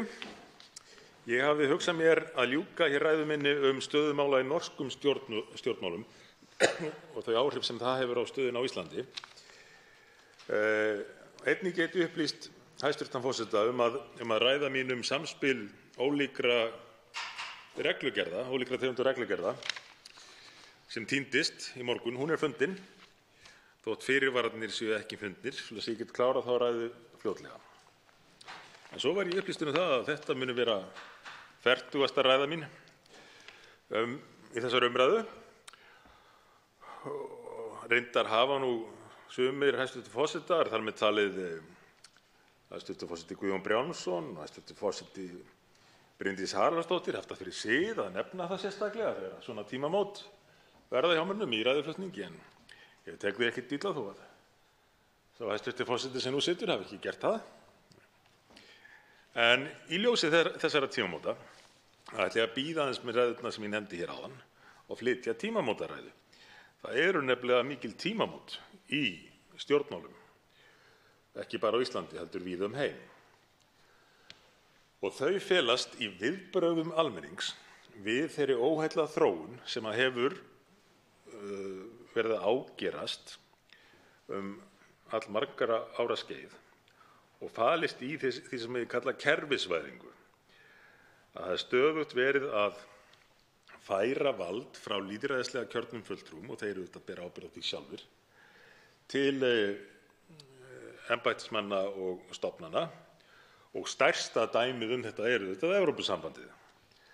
En það tekur á sig ýmsar myndir í okkar samfélagi líka og meðal annars í tengslum við EES-samninginn. En nú er að renna upp fyrir kjósendum mörgum og sífellt fleirum að svona eigi lýðræðið ekki að virka.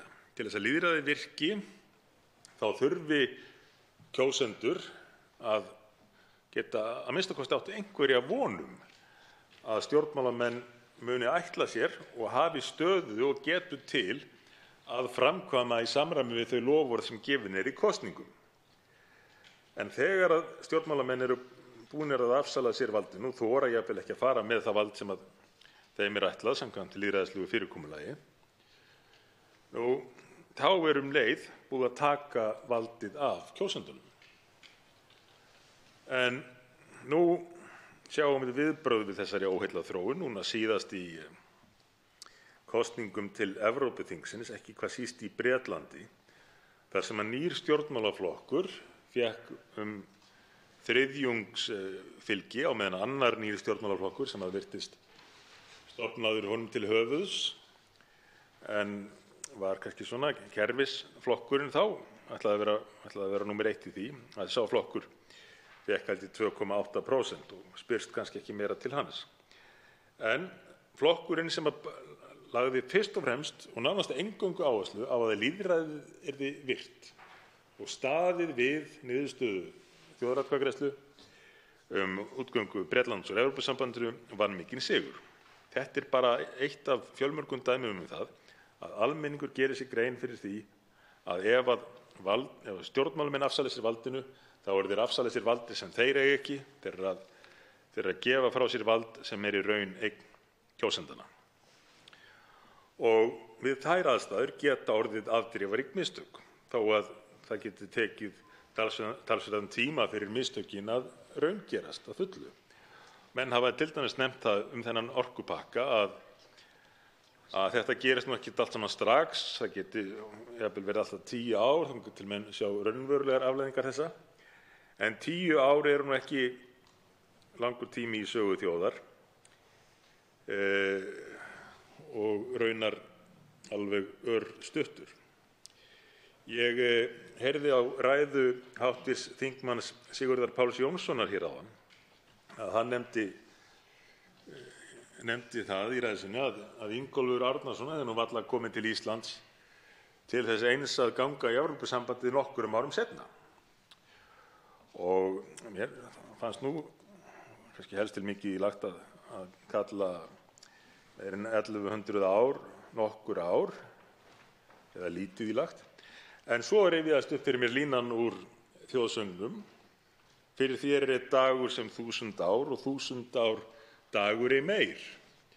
Við þurfum því að hafa í huga, þegar við ræðum þetta mál, áhrifin af því til allrar framtíðar. Og þó að við liðum 10 ár, þá væri það ekkert í samhengi hlutanna. Tveir hv. þingmenn hafa óskað til að veita andsvar. Fyrsti til að veita andsvar er hv. 7. þingmaður Reykjavíkurkjördæmis norður, Þorsteinn Víglundsson.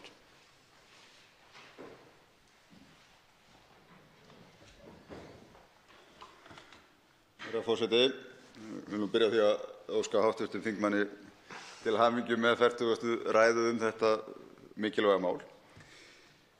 Nú hef ég hlustað eftir áhyggjum Miðflokksmanna af andakt hér í dag og verð nú reyndar að segja að þó að einum 6 klukkustundum hafi hér verið bætt við þær 90 sem þegar voru komnar, og þá er ég litlu nær það hverjar áhyggjur flokksins í raun eru. Og þess vegna langar mig að spyrja hv. þingmann í ljósi þess að þeir 4 helstu stjórnskipulagssérfræðingar sem fengnir voru til þess að veita umsögn þetta mál á undirbúningsstigi þess og fóru yfir það með þar að lútandi fagnefndum hér í þinginu, voru allir sammála því að málið eins og það kæmi hér fyrir þingið stæðist í alla staði stjórnarskrá Íslands.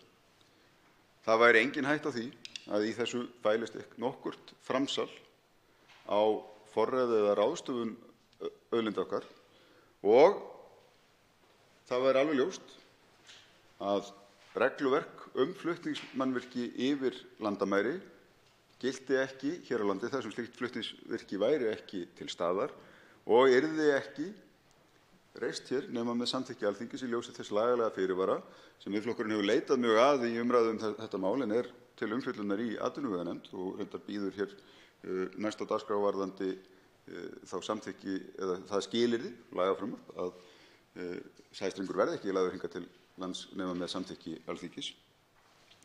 Ef hv. þingmaður gæti gefið mér leifturæðum í stuttu máli, í hverju felast áhyggjur þingflokksins, hvers vegna er það svo að Miðflokkurinn telur þessa sérfræðinga alla hafa rangt fyrir sér þetta mál og að afgangur þingheims, 54 þingmenn, vaði villu vegar með því að telja málið fullrætt og tilbúið til atkvæðagreiðslu. Þá svarar andsvari hv. 3. þingmaður Norðausturkjördæmis, Sigmundur Davíð Gunnlaugsson. Herra forseti, í fyrsta lagi vil ég þakka hv. þingmanni kveðurnar, hamingjuóskirnar. Það bætir að nokkru upp fyrir að hæstv. forseti skyldi líta fram hjá þessum tímamótum í kynningu sinni hér áðan. En ég vil líka þakka hv. þingmanni kærlega fyrir að mæta hér til umræðunnar og fara í þessa fyrirspurn. Þetta er nú eitt af því sem við höfum verið að bíða eftir. En það er hins vegar merkilegt að stjórnarliðar skuli láta aðra stjórnarandstöðu þingmenn um það. En ég má ekki eyða tímanum í óþarfa tal, heldur snúa mér að því að svara spurningu hv. þingmanns.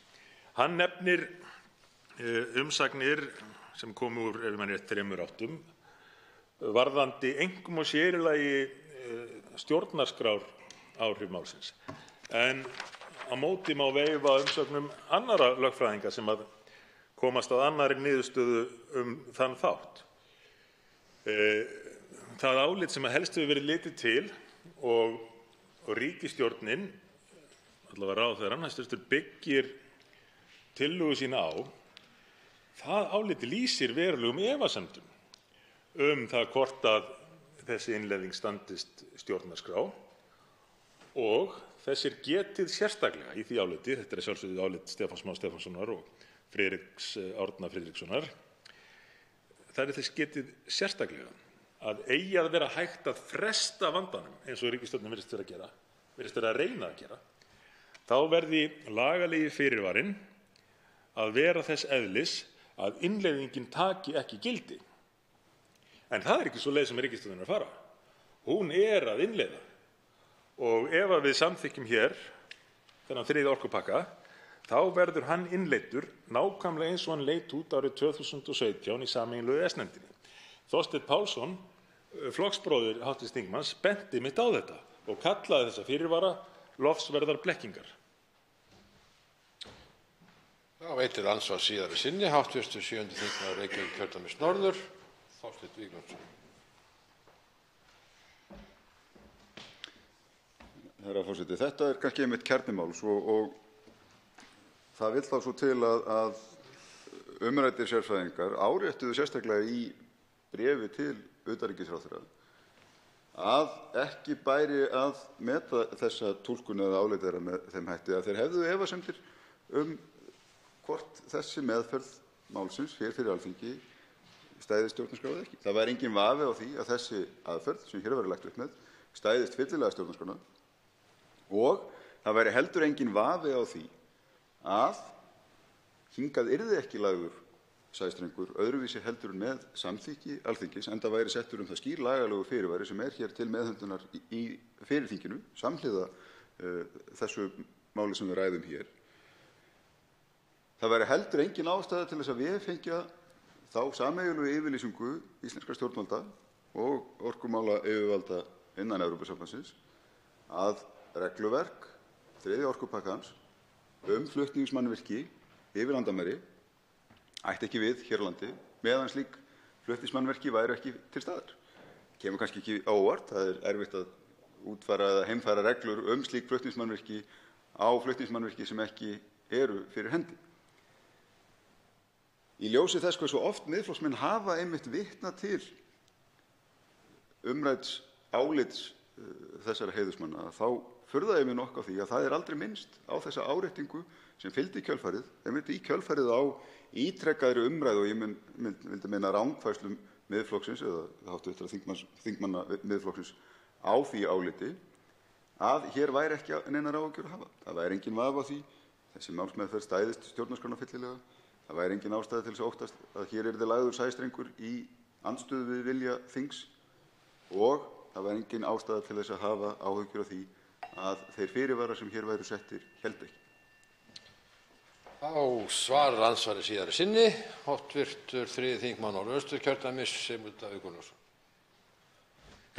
Ég er svolítið hissa á tali hv. þingmanns Viðreisnar þessa fyrirvara. Ég hélt í einlægni að þingmenn Viðreisnar eins og flokksbróðir Þorsteinn Pálsson litu svo á að fyrirvarnir væru bara blekking og fyndist það bara fínt. Áttuðu sig á því að þetta væri verkfæri til þess að reyna að sannfæra eða blekkja þingmenn Sjálfstæðisflokksins. En nú er hv. þingmaður farin að tala eins og hann taki þessa fyrirvara alvarlega. Hugsanlega til þess að halda þingmönnum Sjálfstæðisflokksins háttvirtum í skefjum, ég skal ekki segja. En af því að spurt er enn og aftur út í þetta bréf, áréttingarbréfið sem að utanríkisráðherra kallaði eftir, þá má nú benda á það að sama dag og það bréf birtist viðtal við fyrrnefndan Árna Friðrikssonar Hist í Morgunblaðinu eða á MBL, þar sem að hann rekur það mjög skýrt að hvaða lagalega óvissa felist í þessu. Og svo ítreka ég það sem ég sagði áðan, að þessir lögfræðingar bentu á að fyrirvarinn þyrfti að vera þess eðlis að innleiðing tæki ekki gildi og þeir viðurkenndu að þeir hefðu ekki séð þessa fyrirvara. Og svo kemur hv. þingmaður Þorsteinn Víglundsson hér og nefnir, held ég, einn stað í viðbót þar sem að fyrirvaran kunni að vera að finna eða sé í mótun. Og við verðum að tilkynna hv. þingmanni Karli Gauta Hjaltasyni þessa nýju vísbendingu í málinu. En hvernig stendur þá á því að fyrirvarinn er ekki kynntur? Ætla menn að klára málið sem byggist að því virðist allt á þessum fyrirvara, ætla menn að klára málið áður en að fyrirvarinn er kynntur, áður en hann verður til, áður en að kallað eftir lögfræðilegu mati á fyrirvaranum og hvort að hann dugi til þess að uppfylla skilyrðin sem þarf til. Þetta er mjög undarleg röð hlutanna en því miður lýsandi fyrir hvernig haldið hefur verið á þessu máli. Svo vona ég að hv. þingmaður haldi áfram að koma í andsvör við okkur og lyfta okkur aðeins hér upp í umræðunum og skýra með okkur málin. Þá veitir andsvar hv. 3. þingmaður Suðurkjördæmis, Birgir Þórarinsson.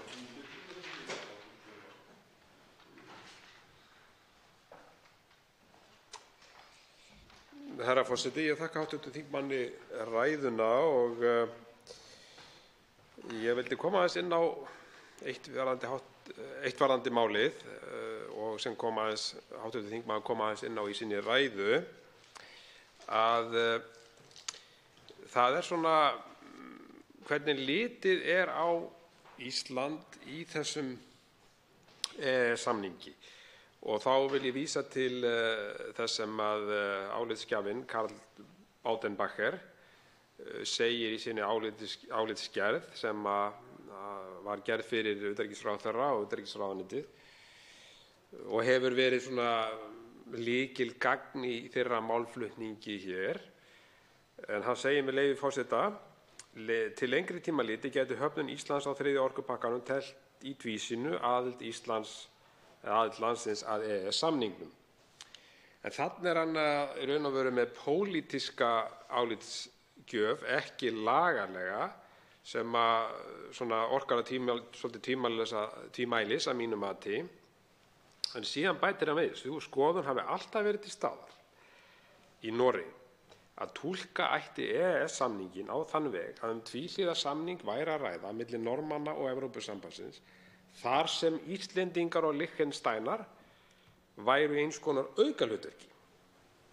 Þetta þykir mér ansi merkileg yfirlýsing, að við sem erum fullvalda þjóð eigum aðild að þessum samningi, tvíhliða samningi, höfum öll sömu réttindi og aðrir sem eiga aðild að þessum samningi, lagaleg réttindi, að við skulum vera í einhvers konar aukahlutverki.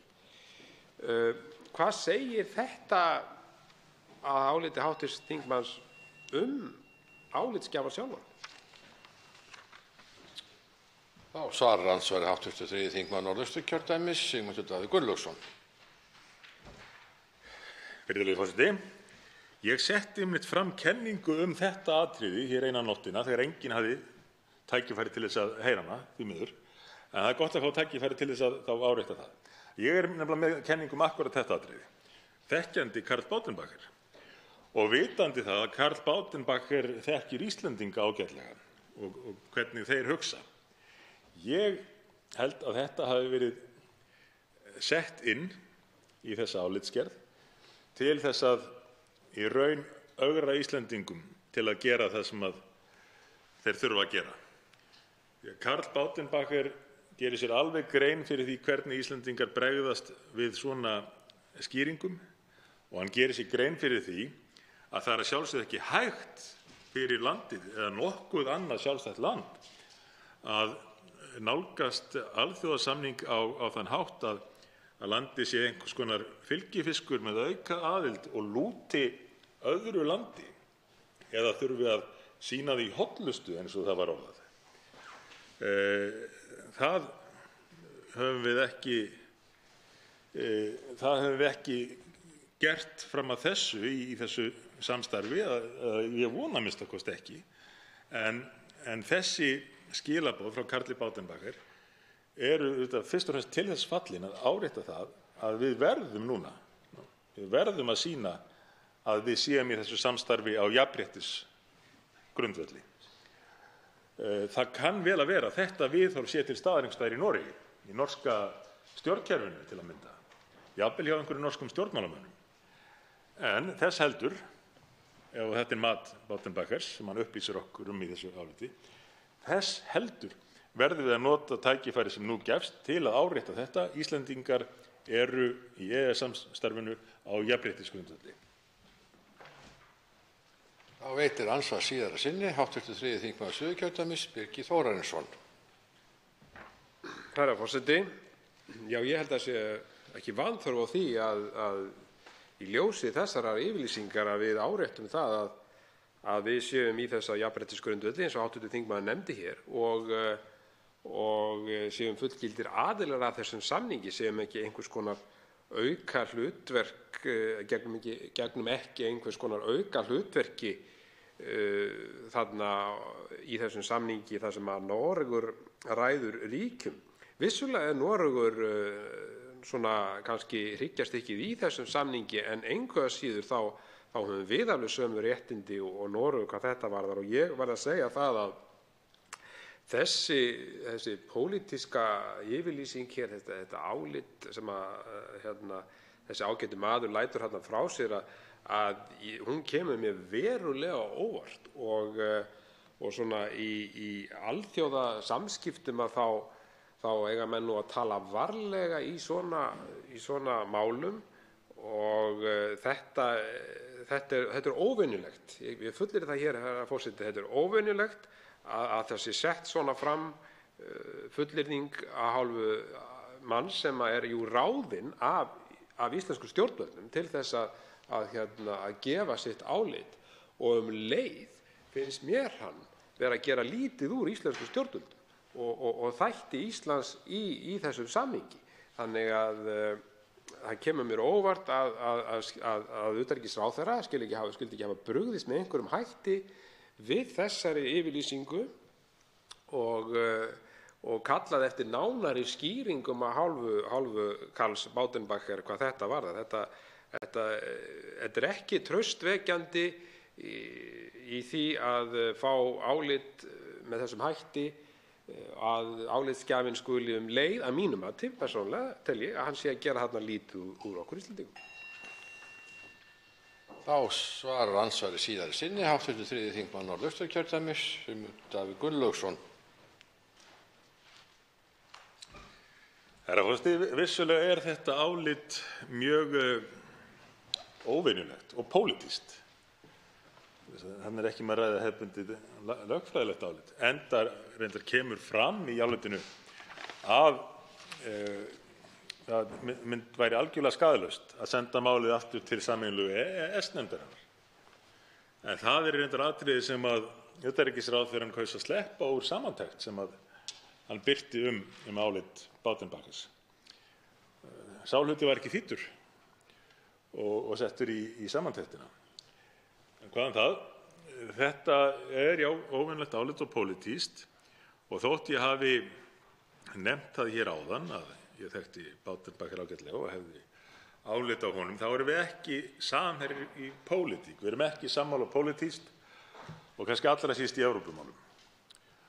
Svoleiðis að það kom ég nú verulega óvart, samt kannski ekki með hvernig til málsins er stofnað, en það kom á óvart að ráðherra Sjálfstæðisflokksins skyldi leita eftir pólitísku áliti þessa manns á því efni sem að hér ræðir. Ég hefði skilið það ef að ráðherra Viðreisnar eða Samfylkingar hefði leitað eftir áliti úr þessari átt, en maður getur ekki dregið aðra ályktun en þá að tilgangur hæstvirts ráðherra með þessu útspili, sem kom vel að merkja löngu eftir að umræðum þetta var byrjuð í nefndinni og skömmu áður en að loka það fyrir frekari gestakomur, að það hafi átt að vera viðbrögð við þeim vandræðum sem að ríkisstjórnin var þá þegar lent í við að rökstyðja þessa innleiðingu, og þá kemur þetta pólitíska álit með svona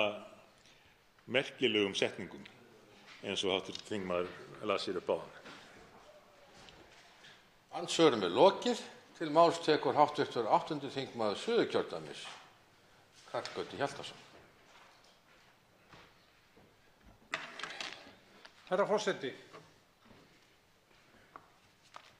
í byrjun nóvember síðastliðinn lagði ég fyrirspurn fyrir hæstv. ferðamála-, iðnaðar- og nýsköpunarráðherra hvað varðaði upprunaábyrgðir raforku. Í fyrirspurninni voru nokkrar spurningar og meðal annars spurði ég hæstv. ráðherra það hvort að sala á upprunaábyrgðum raforku,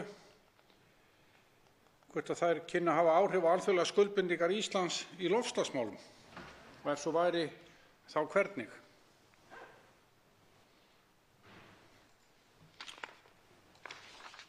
Hæstv. ráðherra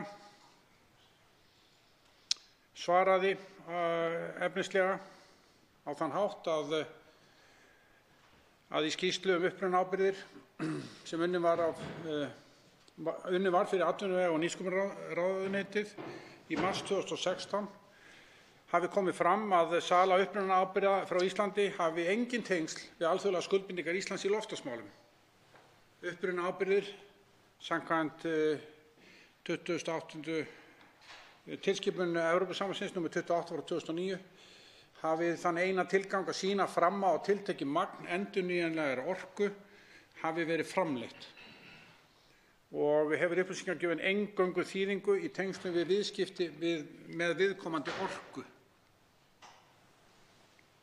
Og þannig að álit ráðherra var svo að það hafði enga þýðingu varðandi alþjóðlegar skuldbindingar Íslands eða skuldbindingar Íslands í loftslagsmálum.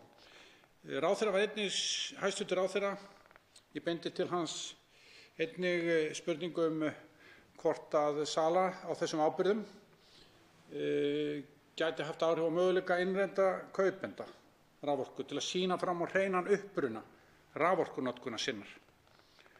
Samkvæmt svari ráðherra sem barst mér núna fyrir nokkrum vikum síðan þá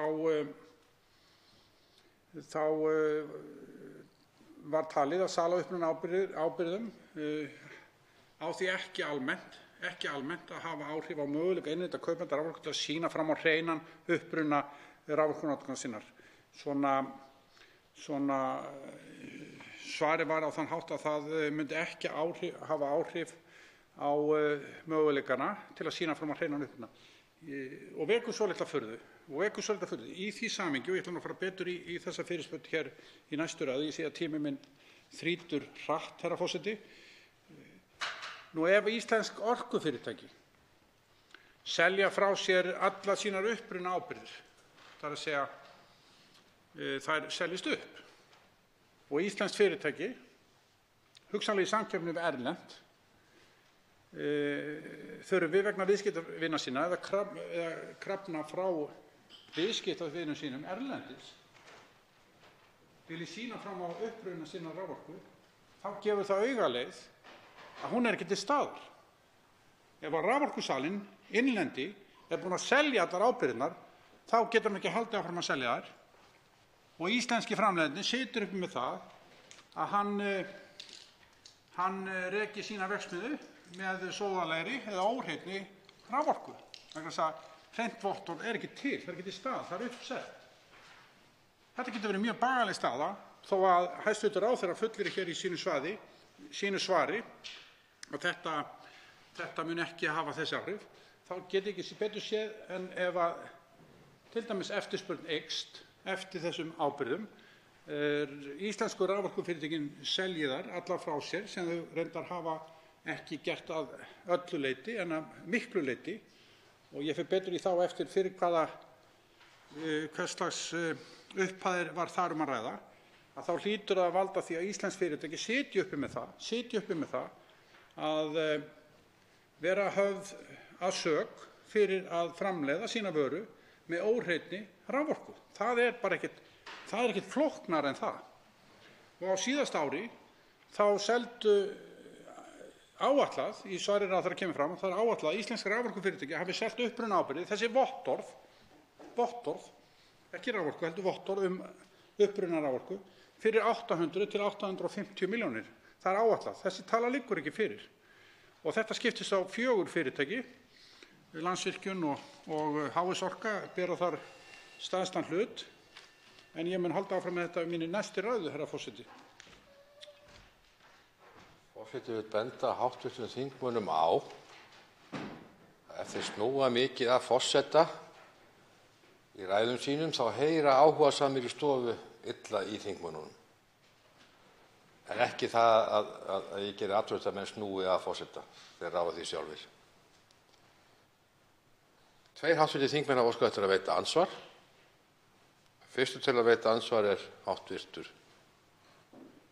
10. þingmaður Reykjavíkurkjördæmis suður, Þorsteinn Sæmundsson.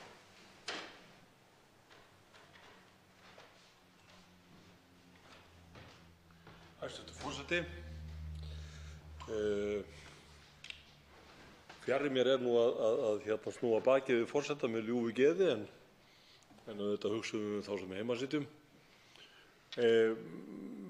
Þetta var mjög athyglisverð ræða sem hv. þingmaður flutti hér og nú er það þannig að í augum held ég alheimsins er Ísland staður þar sem hreinleiki ræður ríkjum.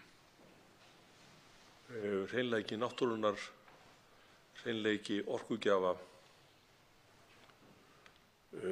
hreinleiki sjávar í kringum landið, bergvatnsáa.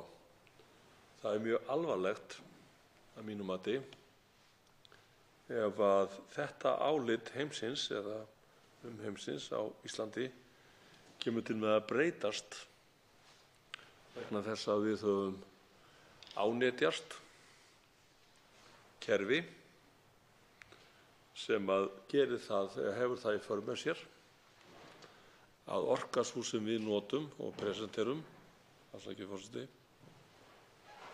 lítur út fyrir að vera ekki hrein eða af hreinum uppruna. Og auðvitað hafði maður áhyggjur á sínum tíma þegar þetta kerfi komst á og ég hygg að því sé farið eins og öðrum kerfum sem hanga á þessum tilskipunum að það er ekki það að ræða að losna frá þessu. Og þess vegna verð ég að spyrja hv. þingmann sem greinilega hefur sett sig mjög vel inn í þetta mál. Eigum við eitthvað svar til þess að lágmarka, hvað ég segja, þann álitssnekki sem ég álít að fylgi því að ef við erum með orkureikninga þar sem að 37% upprunans er talin kjarnorka sem er náttúrulega víðáttuferri raunveruleikanum. Þá svarar andsvari hv. 8. þingmaður Suðurkjördæmis, Karl Gauti Hjaltason. Herra forseti, ég þakka hv. forseta fyrir ábendinguna og mun hér eftir snúa mig minna að honum sjálfum. En ég þakka einnig hv. þingmanni Þorsteini Sæmundssyni fyrir hans spurningu. Það er verið rétt hjá hv. þingmanni að eftir því sem viðskipti með þessar ábyrgðir raforku eykst að þá lendum við í nokkurs konar sjálfheldu með það hvernig þetta lítur út í augum umheimsins. Vegna þess að nú þegar er farið að selja talsverðan hluta af raforkuframleiðslunni hér innanlands í formi vottorða, ekki raforkunni sjálfu, heldur vottorði, mikið hluta erlendis til fyrir þessa fjármuni sem ég nefndi hér áðan. Og þetta eða flest þessi orkufyrirtæki að gera þetta. Ég velti fyrir mér áhrifunum, bæði raunverulega áliti á Íslandi, ef það er í bókhaldinu að við séum hér með kol og kjarnorku sem okkar helstu orkugjafar.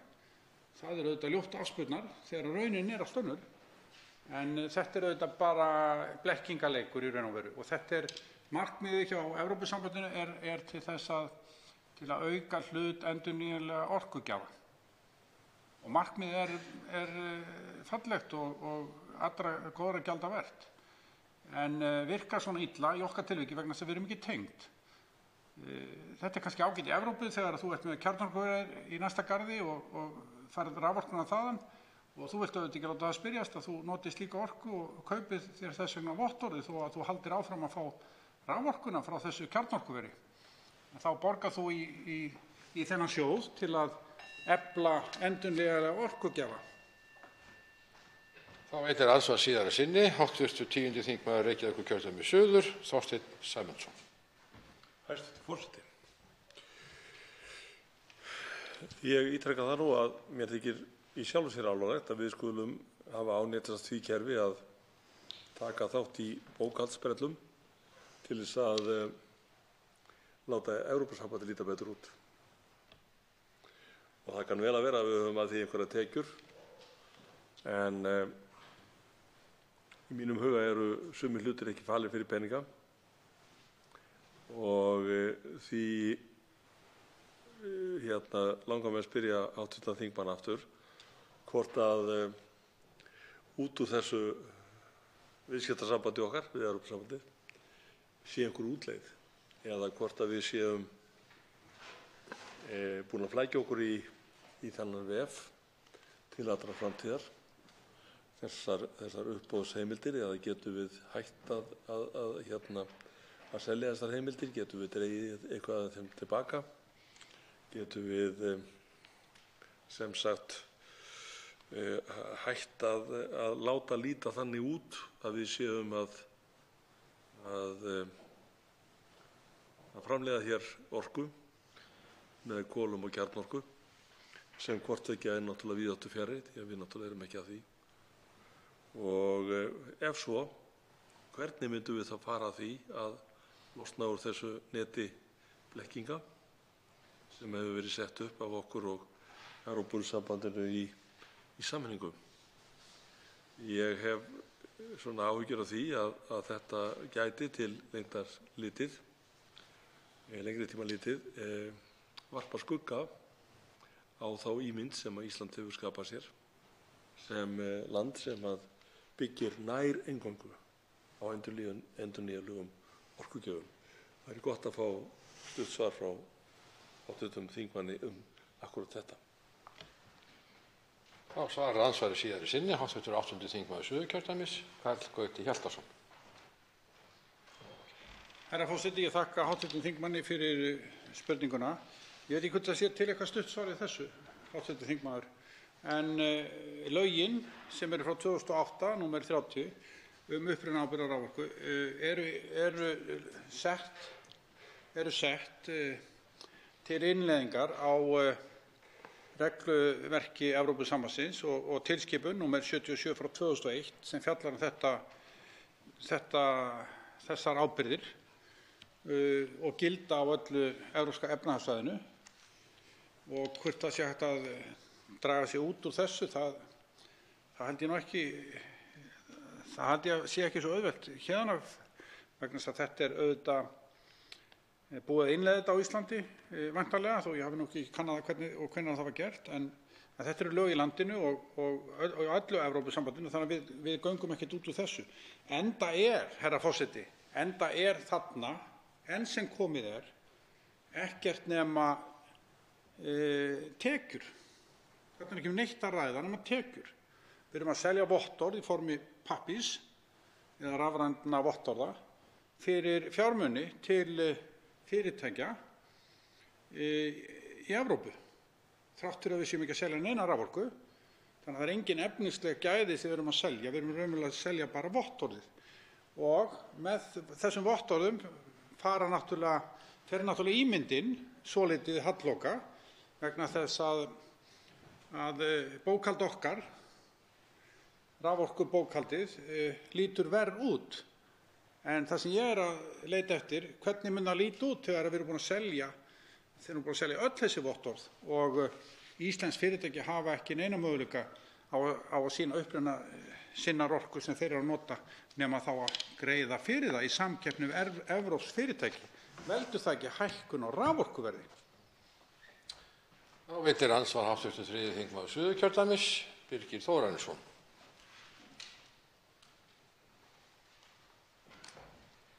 Herra forseti, ég þakka hv. þingmanni þessa áhugaverðu ræðu og þetta áhugaverða málefni sem er nauðsynlegt að skýra betur út bara fyrir almenningi vegna þess að málið í raun og veru flókið í einfaldleika sínum, ef það má orða það þannig, að það skuli vera hægt að selja pappír upp á það að þú fáir eða notir hreina orku sem þú ert í raun og veru ekki að nota.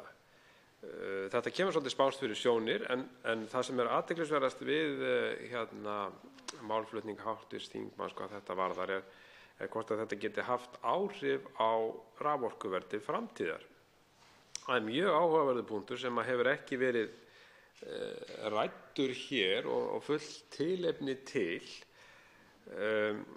auk þess sem að hv. þingmaður kom réttilega inn á það að þetta getur haft náttúrulega og hefur áhrif á ímynd landsins, alveg eins og það hefur áhrif á ímynd landsins að við seldum núna í síðustu fjárlögum ríkisstjórnin lagði til og kom í framkvæmd að selja hér losunarheimildir upp á held ég 4 milljarða króna. Þannig að auðvitað er þetta eitthvað svona sem ég held að sé alveg ljóst að skaði okkar ímynd, en það sem mér langaði svona helst kannski að fá frá hv. þingmanni í þessu sambandi að hvaða leiðir sér hann til þess að við getum þá svona rétt okkar hlut hvað þetta varðar, það er svona ímyndarlega séð, vegna þess að fyrir mér sem hef nú kannski ekki sett mig nægilega mikið inn í þennan þátt málsins, að þá kemur þetta illa út að við með þessa hreinu orku skulum vera selja þessi svokölluðu vottorð eða aflátsbréf með þessum hætti. Svarar andsvari hv. 8. þingmaður Suðurkjördæmis, Karl Gauti Hjaltason. Herra forseti, þetta þarf nú ekki að hafa mikil áhrif nema til tekjuaukninga fyrir raforkufyrirtækin. Svo framalega sem nægilegur hluti af raforkunni er ekki vottaður eða það er ekki gefið út vottorð og selt erlendis til svo mikill hluti af henni að það valdi skorti hér innan hans. Hingað til virðist á svari ráðherra, ég finn nú nánar út í það hérna í síðari ræðum, virðist ekki vera skortur á því að þessi orkusölufyrirtæki innlendu geta vottað endurgjaldslaust flest öll til íslenskra fyrirtækja sem eftir því leita.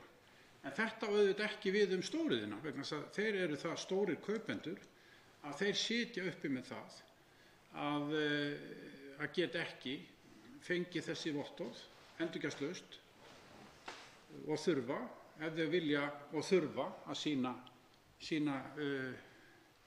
sýna uppruna sína raforku, þá þurfa þeir að keppa á markaði við fyrirtæki erlendis þessi vottorð og greiða fyrir þau.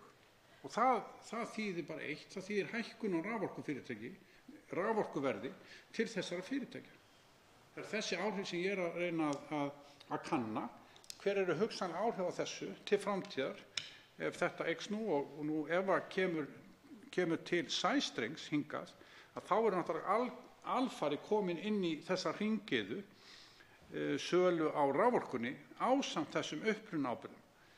Og leið og íslensku fyrirtækin eru farin að selja þetta hærra verði annars staðar, þannig að þetta við beina tengingu við innleiðingu þriðja orkupakkans, hugmyndafræðin og áhrifin sem geta orðið í kjölfar innleiðingar á svona reglugerð. Þannig að þetta er svona litli bróðir þriðju orkutilskipunarinnar, þetta málefni hér. Þá veitir andsvar síðara sinni hv. 3. þingmaður Suðurkjördæmis, Birgir Þórarinsson. Já, þakka hv. þingmanni. Þetta er mjög áhugavert málefni og kemur örugglega til með að hafa víðtækari áhrif, eins og hv. þingmaður segir, þegar og ef að þessi orkupakki verður innleiddur, vegna þess að jú, við þekkjum það að Evrópusambandinu er það mjög mikilvægt að eiga hreina orku, eiga aðgang að hreinni orku. En það sem er annað í þessu er það að það vantar, finnst mér, í þessa umræðu og tengist þessu sem hv. þingmaður nefndi hér, að það vantar tilfinnanlega að eiga hér orðastað við umhverfisráðherra þetta mál, vegna þess að það er jú ráðuneyti sem hefur þessi málefni á sinni könnu og nauðsynlegt að skýra út þætti málsins hvað varðar þá áhrifin ef að því að kemur að hér verður tengdur sæstrengur við landið sem ég held að allir sé nú sammála að verði að veruleika. Þetta er bara spurning árafjöldan, að bæði umhverfisleg áhrif aukinna virkjanaframkvæmda sem koma örugglega til með að verða veruleika og eru í deiglunni, eins og til dæmis vindmyllugarðarnir, og auk þess síðan bara á alþjóðavettvangi, það er að segja ímynd landsins gagnvart skuldbindingum okkar eins og Parísarsamkomulaginu og svo framvegis skuldbindingum í umhverfismálum. Allt skiptir þetta máli og tengist, og þess vegna hefði maður talið, herra forseti, að það væri mjög nauðsynlegt að umhverfisráðherra kæmi inn í þessa umræðu á þessu stigi. Þá svarar andsvari síðari sinni hv. 8. þingmaður Suðurkjördæmis, Karl Gauti Hjaltason. Herra forseti, ég þakka hv. þingmanni fyrir þessar hugleiðingar og spurningar. Ég vil bara einnig koma að því hér í mínu seinna andsvari að markmiðið með setningu þessarar löggjafar af hálfu Evrópusambandsins auðvitað göfugt, herra forseti. Markmiðið göfugt. Það má ekki gleyma því. Markmiðið að auka hlut endurnýjanlegra orkugjafa og draga þá jafnframt úr hlut hinna sem við flest öll viljum vera án, sérstaklega með tilliti til áhrif þeirra í loftslagsmálum. Þannig að markmiðið göfugt og ef þetta gengur vel þá munu raforkuframleiðendur eðlilega bara vegna verðsins auka hlut endurnýjanlegra orkugjafa í sinni framleiðslu. Þeir munu leita eftir því að framleiða sína orku sem þeir selja á þennan hátt, þar að segja nota vindorku og fallorkuna fremur heldur en kol eða kjarnorku, vegna þess einfaldlega að þeir fá hærra verð fyrir hana. Þannig að markmiðið göfugt og við megum ekki gleyma því. Það sem ég að leita eftir í minni fyrirspurn til hæstv. Ráðherra voru áhrifin hér og hugsanlega áhrif. Og það kemur hér fram til dæmis í svari við einni spurningu minnar til hæstv. Ráðherra. Má búast við að verð á upprunaábyrgðum hafi áhrif á raforkuverð innanlands og hvert samhengið á milli þessara þátta. Þetta var ein spurningin og því var svarað í nokkuð löngu máli og ég mun þá fremur kjósa að koma að því hér í minni næstu ræðu.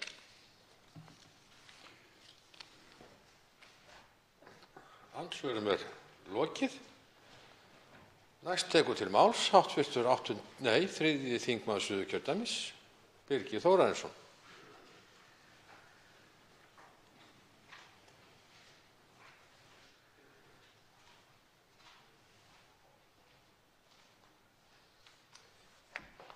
Herra forseti, ég vil hér í þessari ræðu minni koma hér aðeins inn á þær áskoranir sem blasa við Evrópusambandinu og í orkumálum. Vegna þess að Evrópusambandið má eiga það að það hugsar til framtíðar og áratugi fram í tímann ef ekki lengra. Og þar skipta orkumálin sambandið verulegu máli. Sambandið hefur þurft að glíma við ýmis vandkvæði í þeim efnum. Þegar þjóðirnar frá Austur-Evrópu ganga í sambandið þá eru raforkumál í þessum löndum í miklum ólestri og það hefur markvisst unnið að því að samræma raforkukerfið í Evrópu og vinna að áætlunum framtíðina, auk þess sem að lögð rík áhersla á endurnýjanlega orkugjafa og orkuskipti og hreina orku. Það kemur fram hér í skýrslu framkvæmdastjórnar Evrópusambandsins sem í lauslegri íslenskri þýðingu má segja að þýða þannig að sé svona orkustefna fyrir Evrópu. Má kannski segja sé svona yfirskrift þessarar skýrslu í lauslegri íslenskri þýðingu. Þar segir með leyfi forseta: orka lífsnauðsyn fyrir Evrópu. Dagar ódýrar orku virðast vera að baki. Áskoranir loftslagsbreytinga, Evrópa háð auknum innflutningi orku og hærra orkuverð staðreynd og samtenging aðildarríkja Evrópusambandsins í orku eins og á mörgum öðrum sviðum eykst. Orkuskortur í einu landi hefur strax áhrif á önnur. Og áfram segir hér í skýrslu framkvæmdastjórnarinnar með leyfi forseta: Evrópa verður að bregðast við núna, saman, til að koma á endurnýjanlegri, öruggri og samkeppnishæfri orku.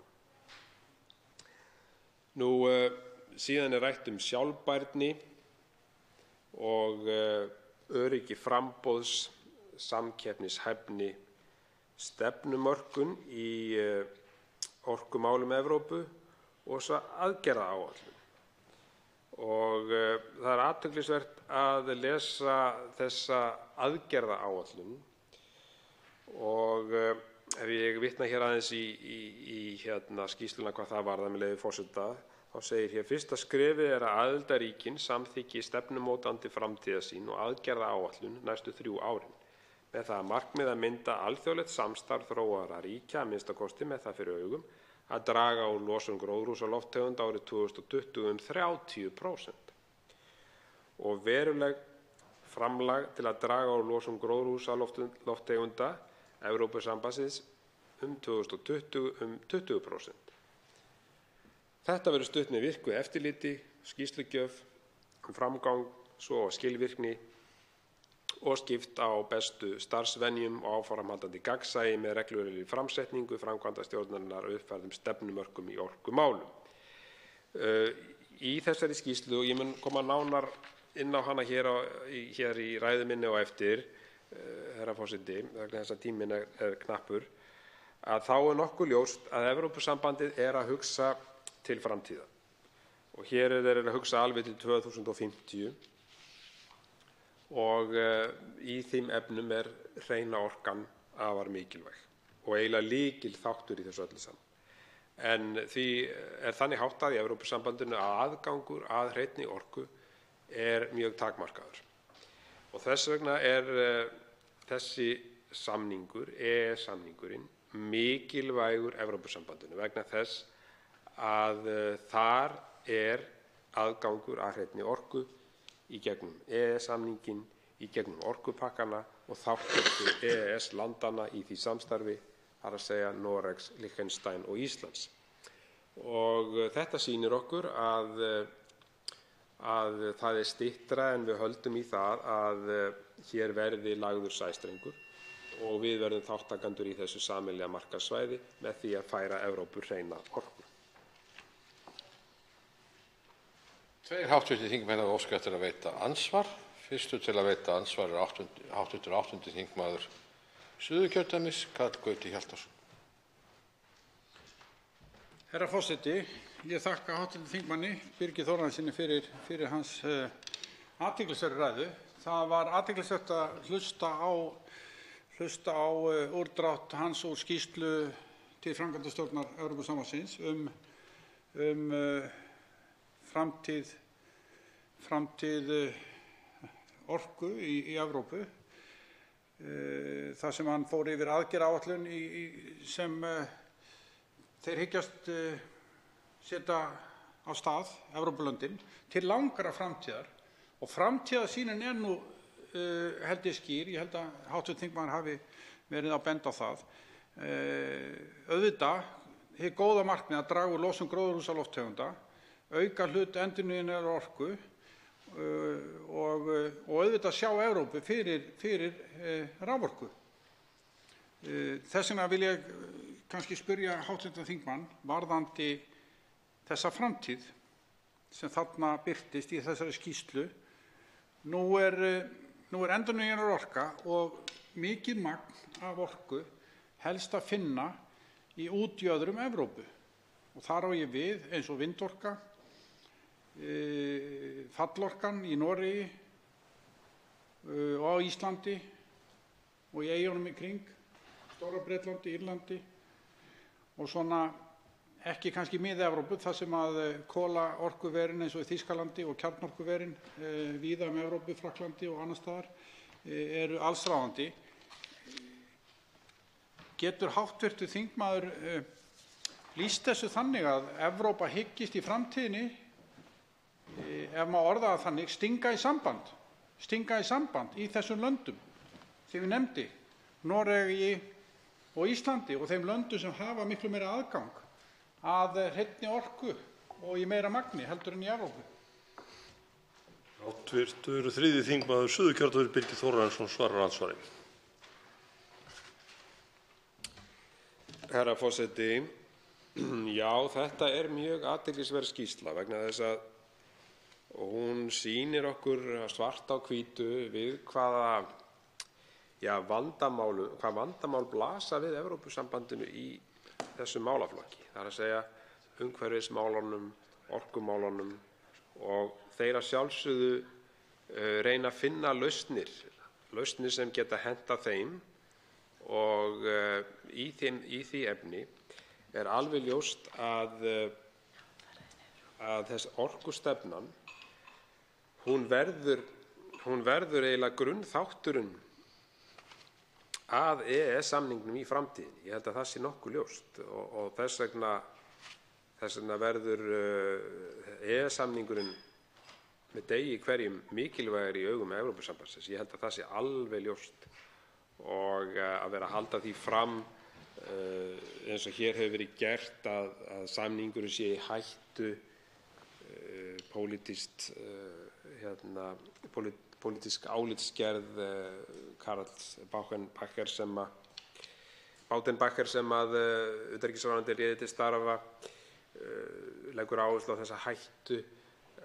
Ég held að þarna sé bara á ferðinni pólitískt rangt mat á stöðunni, vegna þess að þessi skýrsla er mjög upplýsandi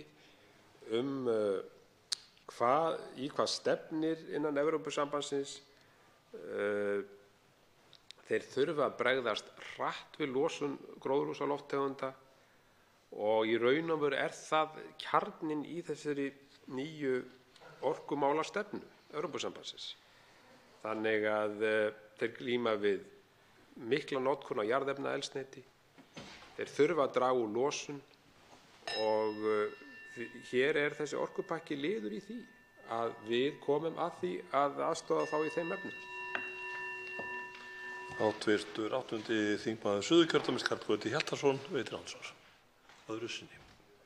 Herra forseti, ég þakka hv. þingmanni fyrir svarið og yfirferð sína yfir svona megin þætti orkustefnuna sem birtist í þessari skýrslu til framkvæmdastjórnarinnar, og þar er margt áhugavert eins og hv. þingmaður kom hér inn á, og Evrópusambandið horfir til langrar framtíðar, og markmiðin eru skýr þar að minnka losun gróðurhúsalofttegunda út í andrúmsloftið, og hvernig er það best gert. Og við erum eiginlega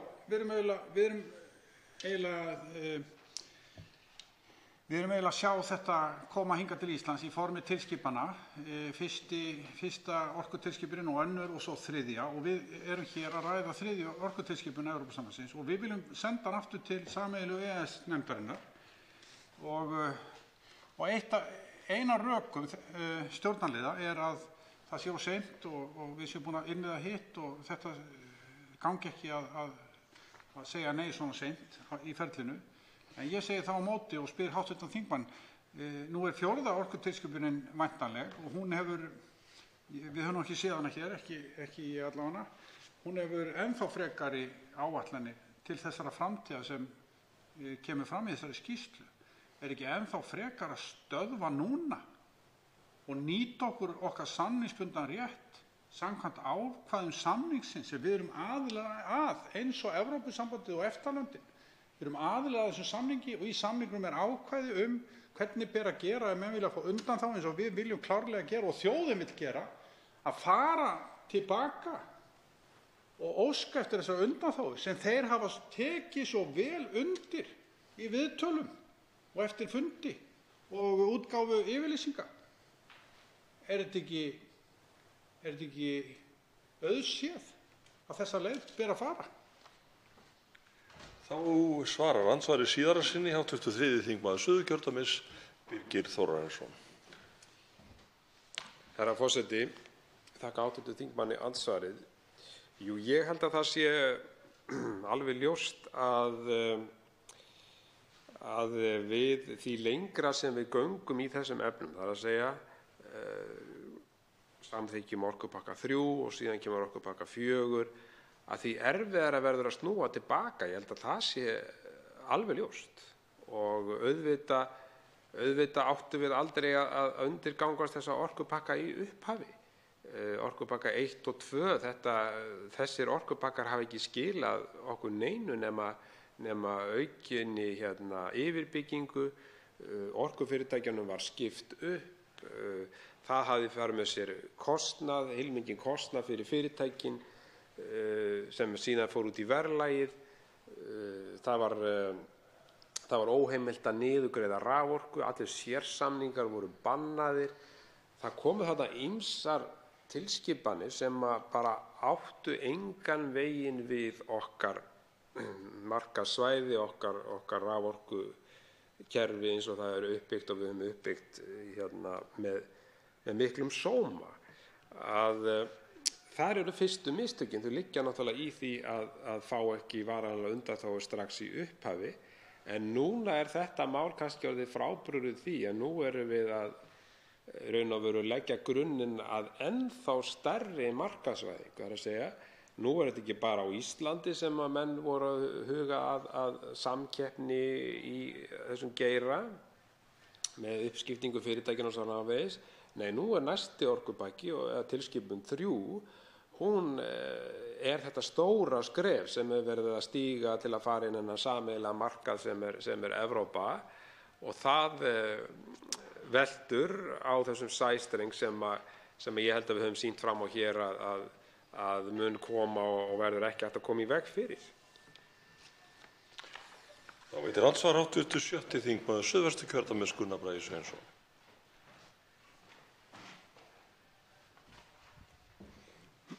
Hæstv. forseti. Hv. þingmaður hefur töluvert fjallað hér og byggt á staðreyndum og gögnum breytingar á raforkuverði sem hafa orðið við innleiðingar á þessum Evróputilskipunum öllu saman. Mig langar til að spyrja hv. þingmann hvort það sé ekki svolítið sérstakt í ljósi þess að raforkuverð hefur hækkað vegna þessa. Akkúrat það sem reyndar hluti í það minnsta þingmanna vinstri flokkanna á sínum tíma gerði athugasemdir við þegar ég var að innleiða þetta. Það var meðal annars af þingmaður Steingrímur J. Sigfússon, svo eftirminnilegt er. Ögmundur Jónasson hv. þingmaður varaði mjög við þessu og var reyndar enn við því. Hann er ekki búinn að skipta skoðun, fyrrverandi þingmaðurinn Ögmundur Jónasson eins og núverandi forseti þingsins. Það er því vert að spyrja hvað gerir það verkum, heldur hv. þingmaður, að Vinstri græn hafi ekki lengur áhyggjur af því að orkan sé orðin verslunarvara. Það sé búið að markaðsvæða auðlindirnar í landinu. Er þetta álíka trúverðugt orðið eins og málflutningur Vinstri grænna varðandi aðildina NATO? Þetta er þessu slegið upprétt fyrir kosningar og svo er ekki gert meira með þetta. Er það sama með orkuna? Er þetta orðið bara hverjum verslunarvara sem á að lúta lögmálum markaðarins? Og menn gera ekkert með það þó að sagan segi að raforkuverð hafi hækkað í takt við þessar lagabreytingar og þessar innleiðingar allar saman. Og það má velta fyrir sér hvort að þessum flokki sé treystandi til framtíðar til að standa vörð það að orka áfram hækki ekki að hækka, haldi áfram að hækka segi ég, og þá að innleiða til dæmis stjórnarorkupakkann án þess að vita hvað í honum stendur sem við getum reynda að fengja að vita í dag ef menn hafa áhuga því. Þannig að ég er hissað í þessari miklu stefnubreytingu og áherslubreytingu sem orðið hefur hjá þessum flokki. Birgir Þórarinsson, hv. 3. þingmaður Suðurkjördæmis, svarar andsvari. Herra forseti, ég þakka hv. þingmanni og tek undir með honum með það að þessi stefnubreyting Vinstri grænna er með ólíkindum og vegna þess að þetta var eini flokkurinn sem að greiddi atkvæði gegn þessum orkupakkum 1 og 2 á sínum tíma og hélt upp í mjög kröftugum málflutningi gegn innleiðingu þess og að markaðsvæða raforkukerfið. Og auðvitað er þetta réttmæt spurning hjá hv. þingmanni og áhyggjuefni. Getum við treyst svona stjórnmálaflokki til þess að leiða okkur áfram í þessum málum sem að kúvendir svo ótrúlega í afstöðu til þessa máls sem engar haldbærar skýringar hafa fengist á. Og þetta mál fól í sér og felur í sér markaðsvæðingu á raforku. Og hv. þingmaður og núverandi þingforseti Steingrímur J. Sigfússon var með sérálit í utanríkismálanefnd þar sem hann var mjög svo á móti því að innleiða orkupakka 1 og 2 á sínum tíma og færði fyrir því mjög góð rök en hins vegar var það líta í lægra haldi vegna þess að þetta fór í gegn og núna þessi sami flokkur kominn í lykilstöðu með það að segja hingað og ekki lengra. Nú segjum við bara stopp, nú förum við með þetta mál í sameiginlegu EES-nefndina. Við förum ekki í frekari markaðsvæðingu, við förum ekki inn á þetta stóra svæði sem Evrópa með 550 milljón manna markað. En ég verð að segja það, herra forseti, að ég á erfitt með að treysta stjórnmálaflokki sem breytir svo ótrúlega skoðun vegna þess að reynslan af þessum orkupökkum 1 og 2 hún ótvírætt neikvæð fyrir heimilin og fyrirtækin í landinu. Við erum margbúin að sýna fram á það hér og þeir sem halda öðru fram, þeir fara einfaldlega ekki með rétt mál og þeir horfa ekki í staðreyndir málsins. Þá veitir andsvar öðru sinni hv. 7. þingmaður Suðvesturkjördæmis Gunnar Bragi Sveinsson.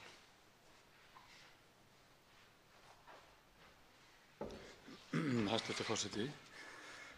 Já, ég þakka þingmanni fyrir svarið. Það svolítið sérstakt að sjá það að hvernig einhvern veginn flestir flokkar hér á Alþingi, aðrir en kannski Miðflokkurinn, eru einhvern veginn búin að verða líkari og líkari eftir því sem að á þetta kjörtímabil hefur liðið. Nú virðist manni vera til dæmis dauðafæri fyrir hinn nýja sósíalistaflokk til að taka við keflinu af Vinstri grænum þegar kemur að til dæmis andstöðu gegn hermangi, eins og þeir hafa nú kallað þetta einhvern tímann held ég, varðandi markaðsvæðingu og orkuauðlinda og svo framvegis, umhverfismálum og þess háttar. Þannig það sem virðist vera að Vinstri græn séu svolítið að gera sig óþörf í íslenskri pólitík með þessu framhaldi. Mig langar að spyrja hv. þingmann tvennar spurninga. Annars vegar hvort að frekari markaðsvæðing á orkunni sé fylgifiskur eða muni leiða til áframhaldandi framsal á valdi, að geti leitt til þess, og þá ég víst til þeirra þróunar sem að virðist vera innan Evrópusambandsins til frekari miðstýringar. Það að segja ef að markaðsvæðingin heldur áfram, það eykst þá meiri miðstýring, gerða meiri kröfur, alþjóðlegar stofnanir sem munu vilja stýra málum fyrir Ísland, þannig að markaðsvæðingunni fylgi framsal valds. Síðan má líka velta fyrir sér, út af því sem að þingmaðurinn hv. hefur rætt hér í ræðustól, að þessi þróun sem við höfum séð, hvort það sé ekki þá líkur á því hún muni leiða til áframhaldandi hækkunar raforkuverðs. Hvort að það hafi eitthvað komið fram sem að segir okkur hið gagnstæða. Það er að segja að þessi pakkar og þessi stefna Evrópusambandsins sameiginlegan orkumarkað og hreina orku fyrir alla Evrópubúa muni leiða til lækkunar á orkuverði á Íslandi. Birgir Þórarinsson, hv. 3. þingmaður Suðurkjördæmis, svarar andsvari síðara sinni. Herra forseti, ég þakka hv. þingmanni andsvarið og mjög réttmætar áhyggjur sem hv. þingmaður setur þarna fram í þessum efnum.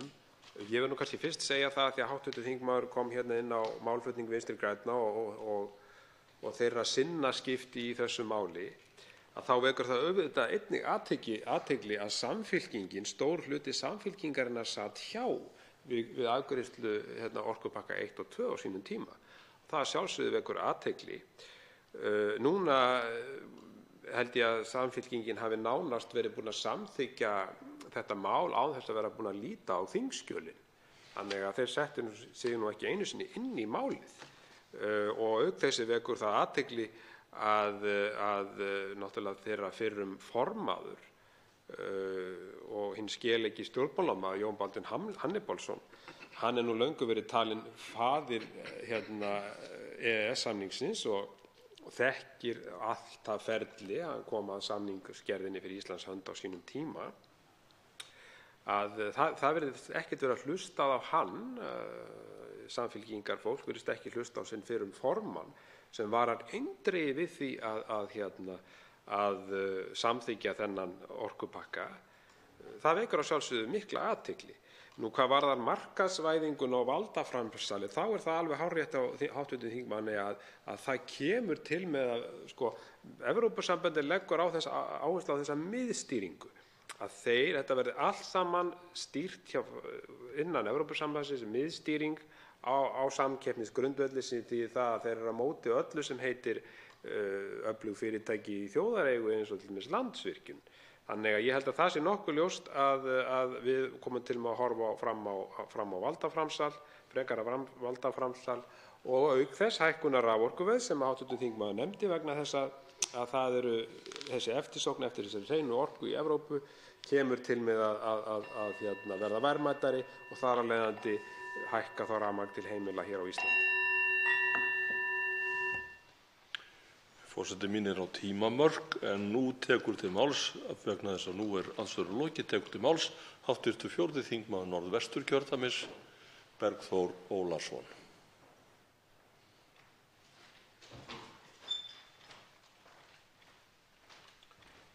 Herra forseti.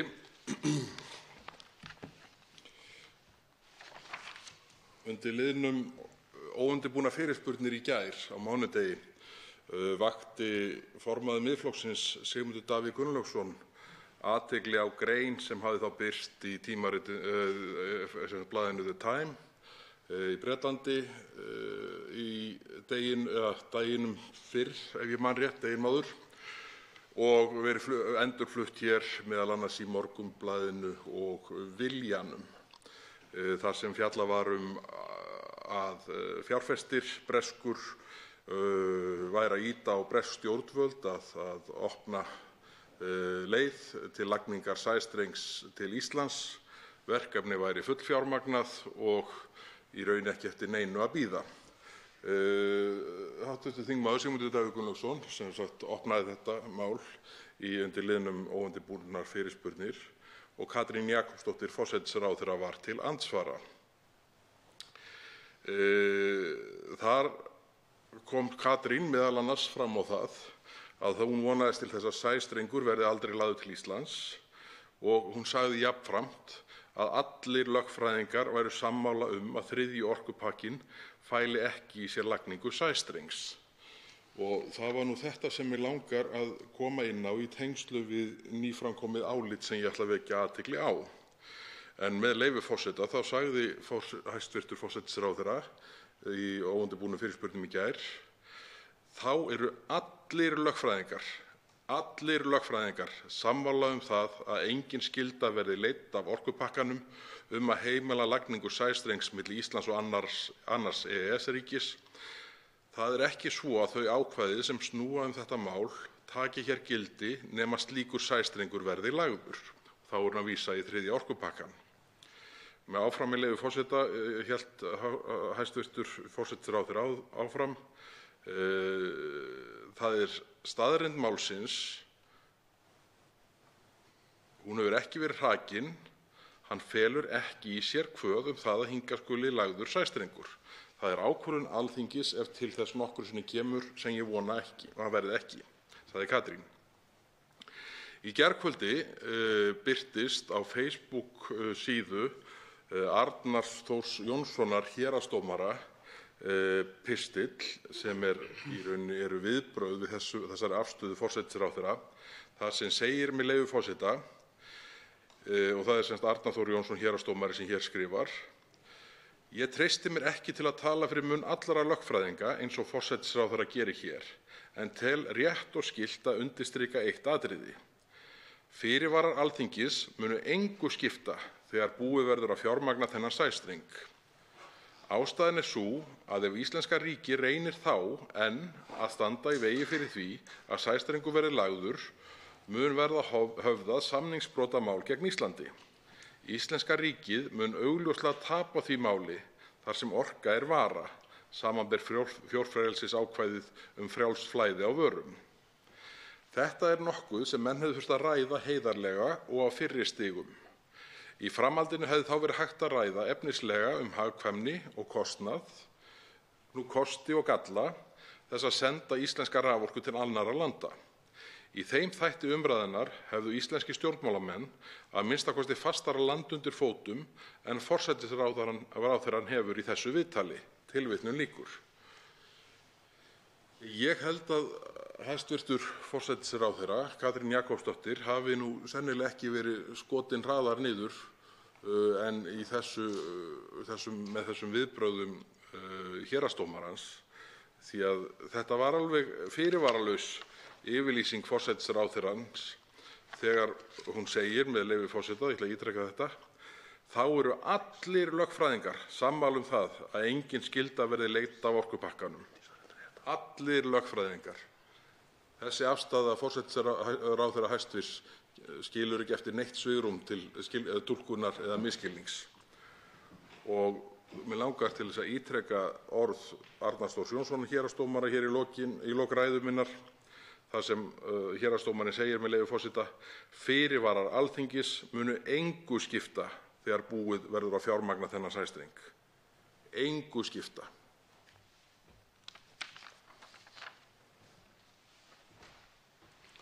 Tveir hv. þingmenn hafa óskað eftir að veita andsvör og fyrstur veitir andsvar hv. 7. þingmaður Suðvesturkjördæmis, Gunnar Bragi Sveinsson.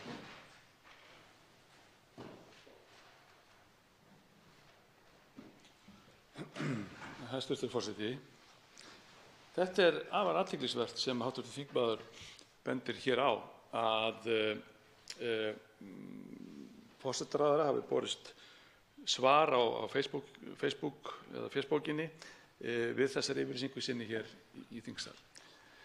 Nú er það þannig að við þekkjum það að hæstv. forsætisráðherra Katrín Jakobsdóttir er mjög dugleg og eldklár kona og við berum mikla virðingu fyrir henni. Maður velti því fyrir sér hvort að forsætisráðherra hafi ekki kannski fengið réttar upplýsingar.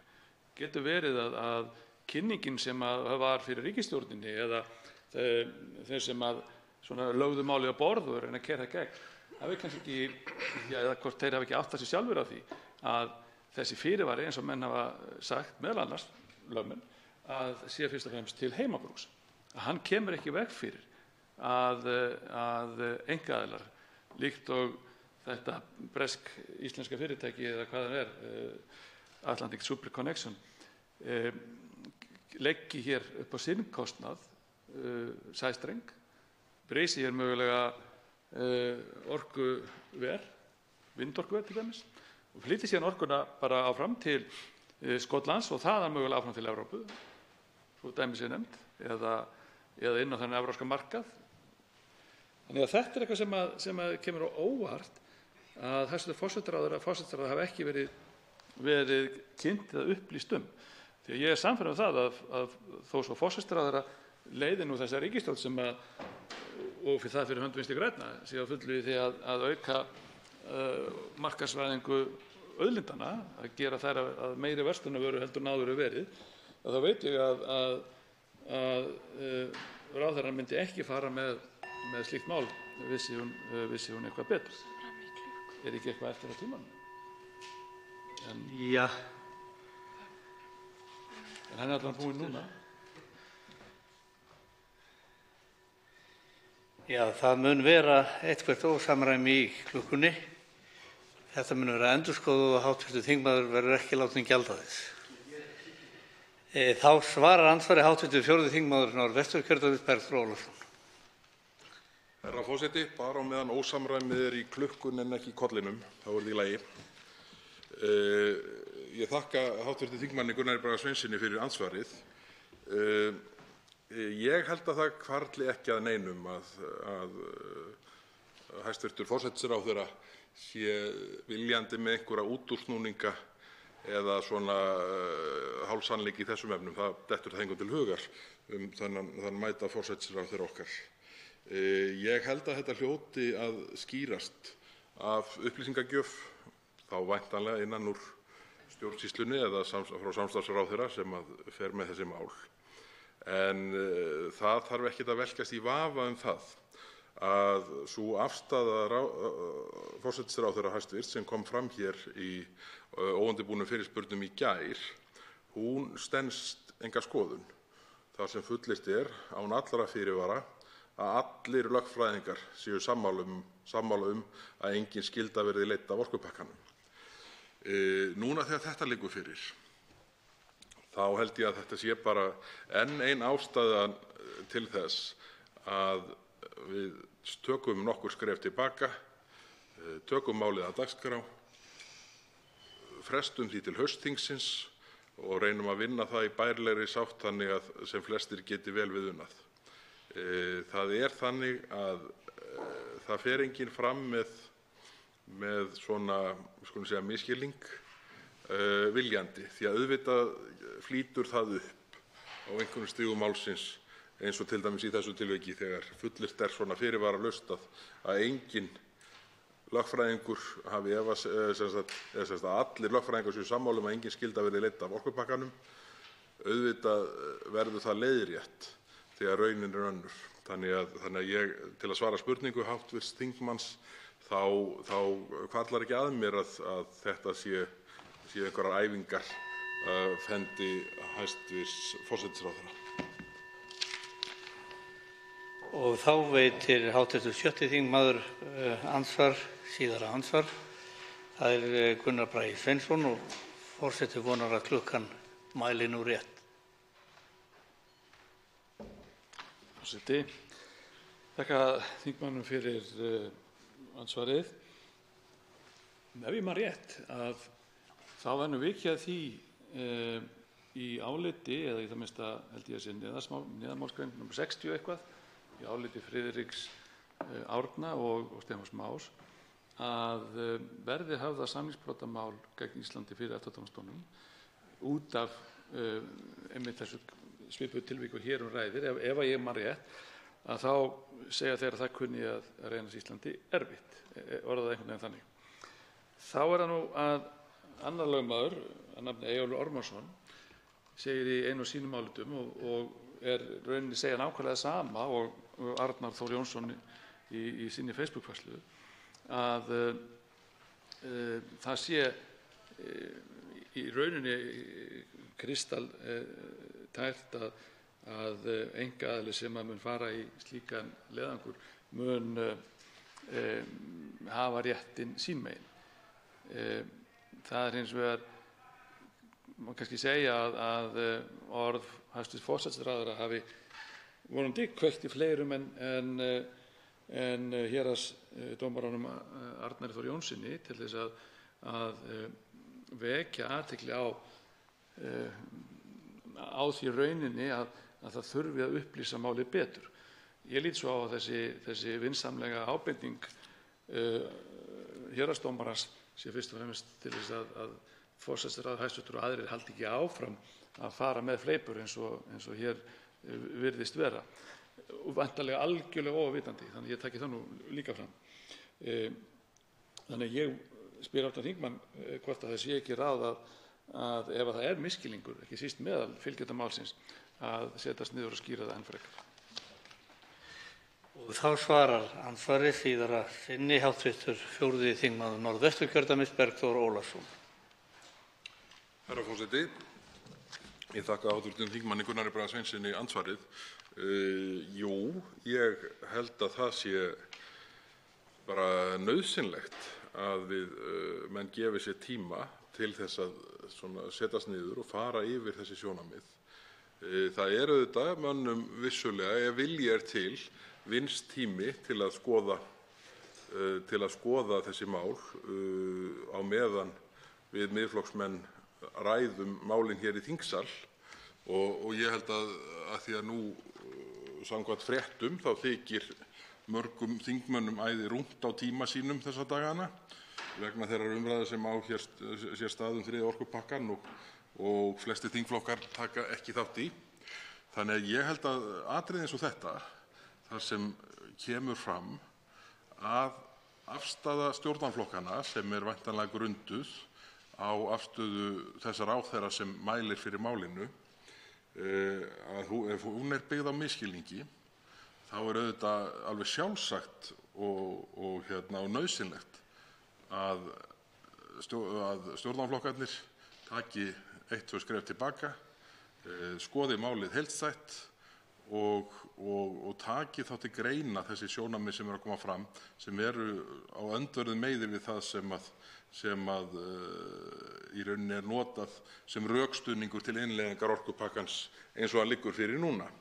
Það bara fjölgar stöðugt í þeim atriðum sem að annaðhvort engin svör liggja fyrir óljós, eða þá að hluti þingheims, drjúgur, þeirrar skoðunar að betur gæti verið áhaldið upp á hagsmuni lands og þjóðar en gert samkvæmt núverandi nálgun á innleiðinguna. Og þá veitir andsvar hv. 3. þingmaður Suðurkjördæmis, Birgir Þórarinsson.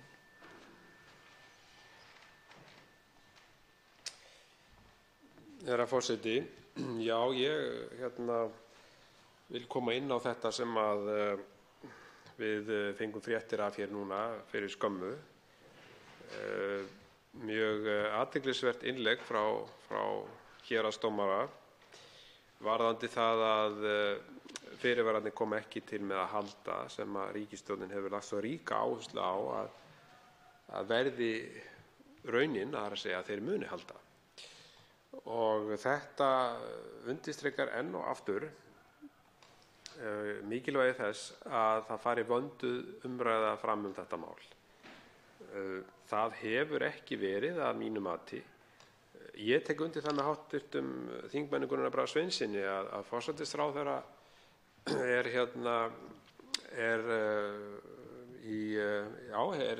vel inn í þessu máli, að ég tel. Hún er greind kona og kynnir sér mál vel, en maður veltir fyrir sér hvort að hún hafi fengið réttu upplýsingarnar.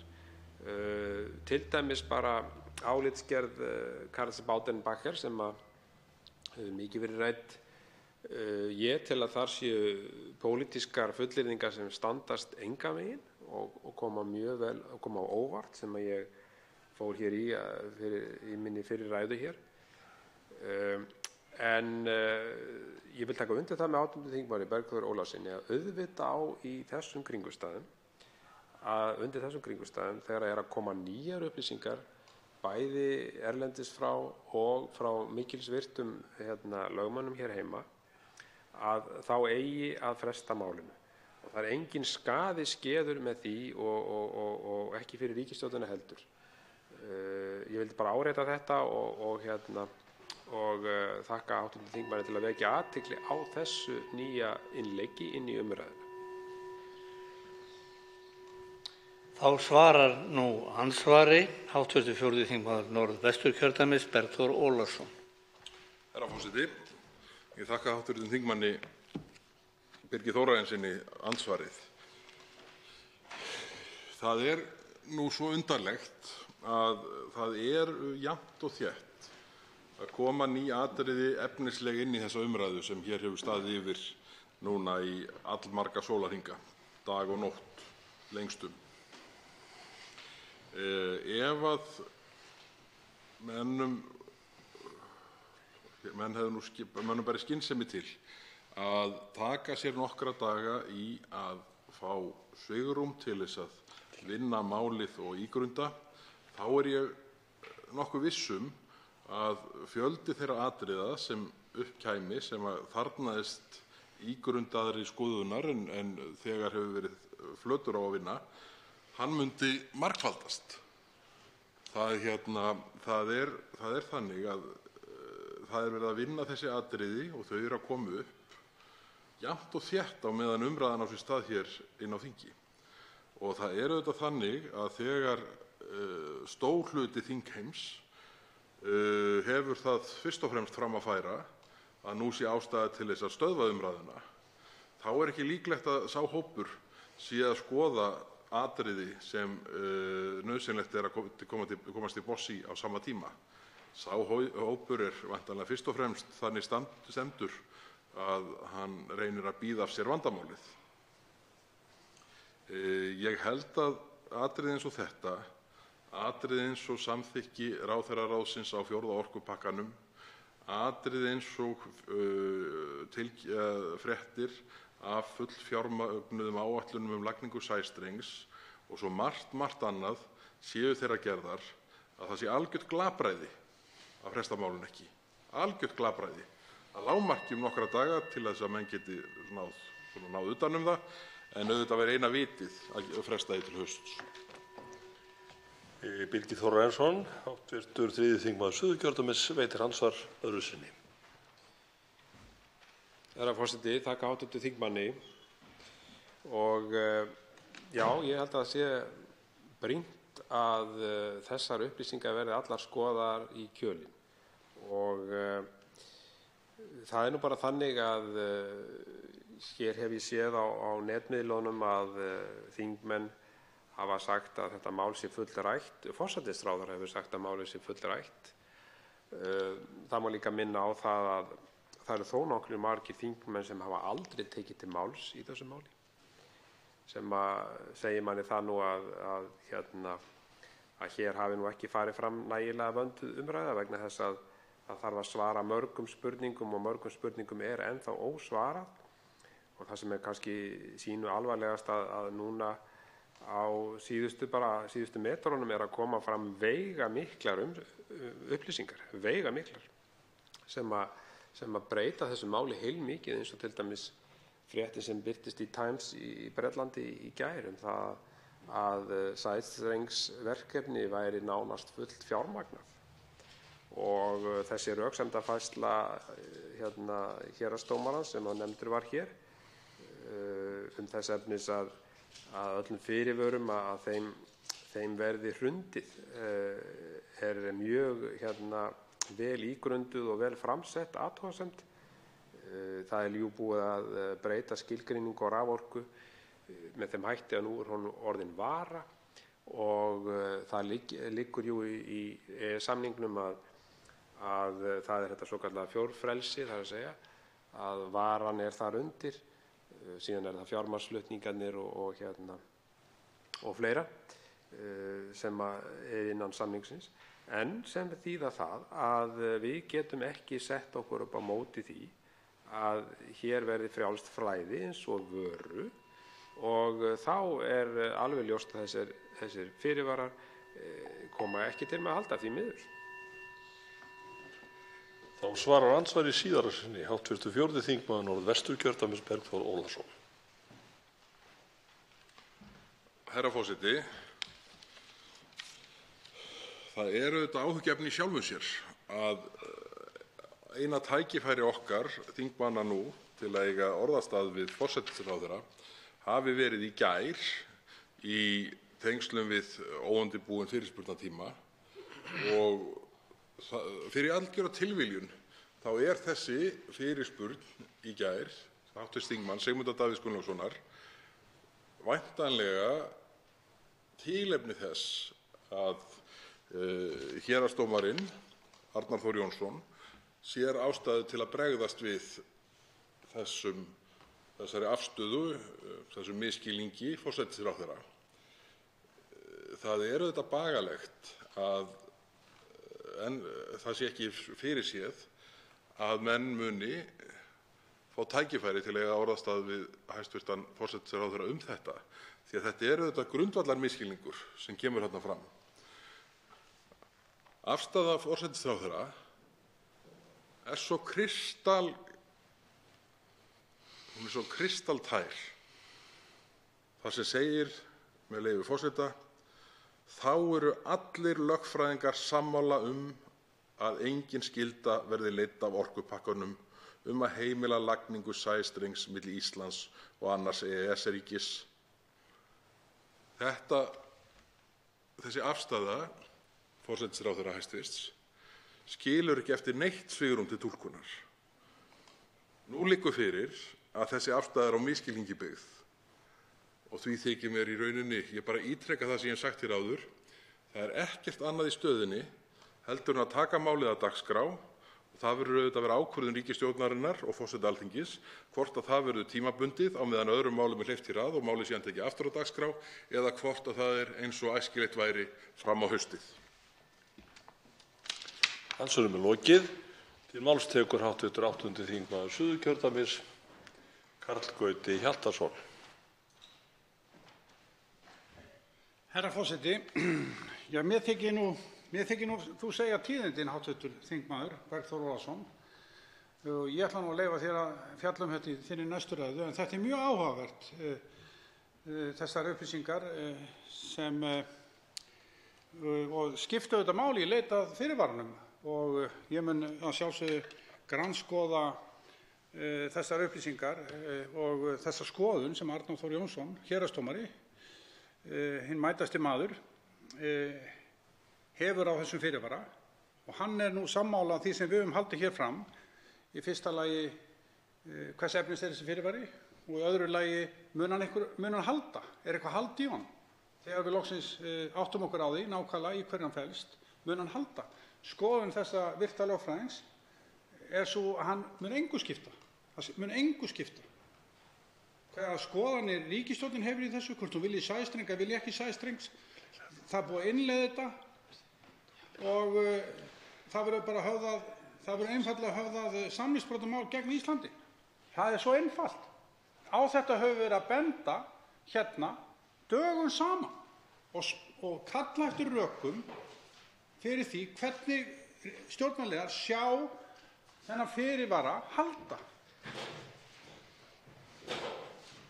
En ég ætlaði nú ekki að fjalla þetta í minni ræðu, en mér finnst þetta bara svo athyglisvert og nýtt inn í málið og varpar nýju ljósi á þetta.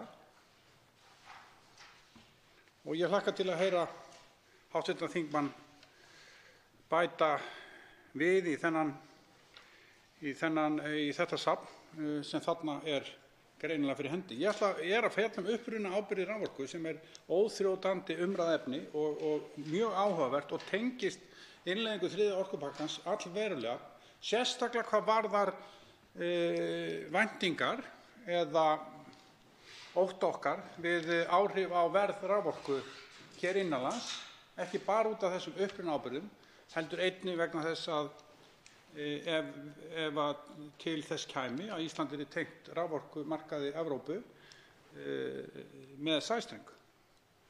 Og eins og ég sagði hér áðan í ræðu, þetta svona þessi innleiðing á þessari reglugerð sem löngu orðið, þetta lög frá 2008, að ég kalla þetta litla bróðir orkutilskipunarinnar.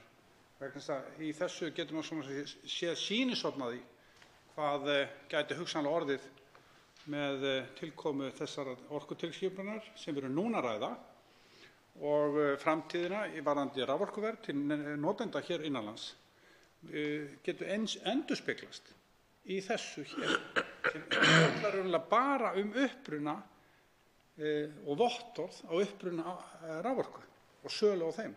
En ég ætlaði að fara yfir og var nú ekki ennþá búinn að fara yfir hérna verðið á raforkunni.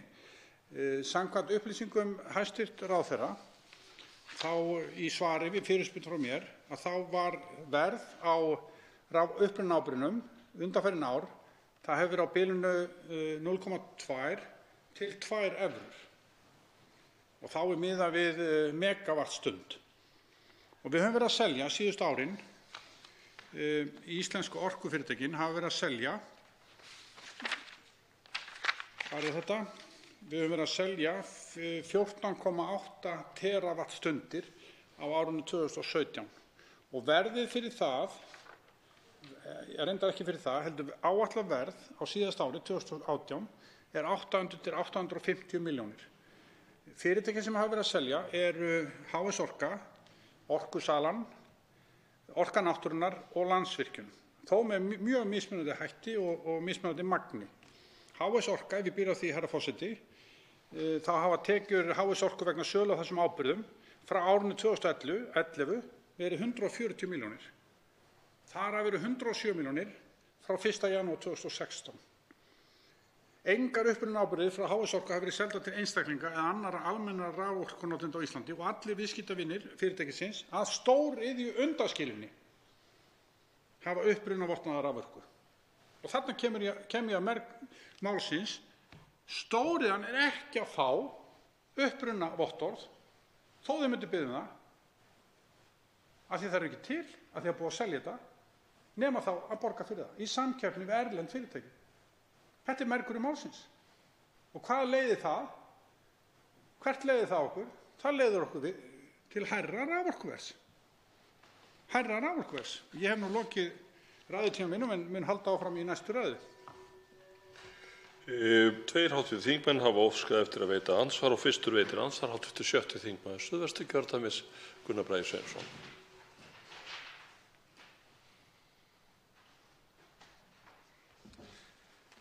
Hæstv. forseti. Þetta er mjög áhugaverð samantekt sem hv. þingmaður hefur verið að fjalla hér varðandi upprunaábyrgðir.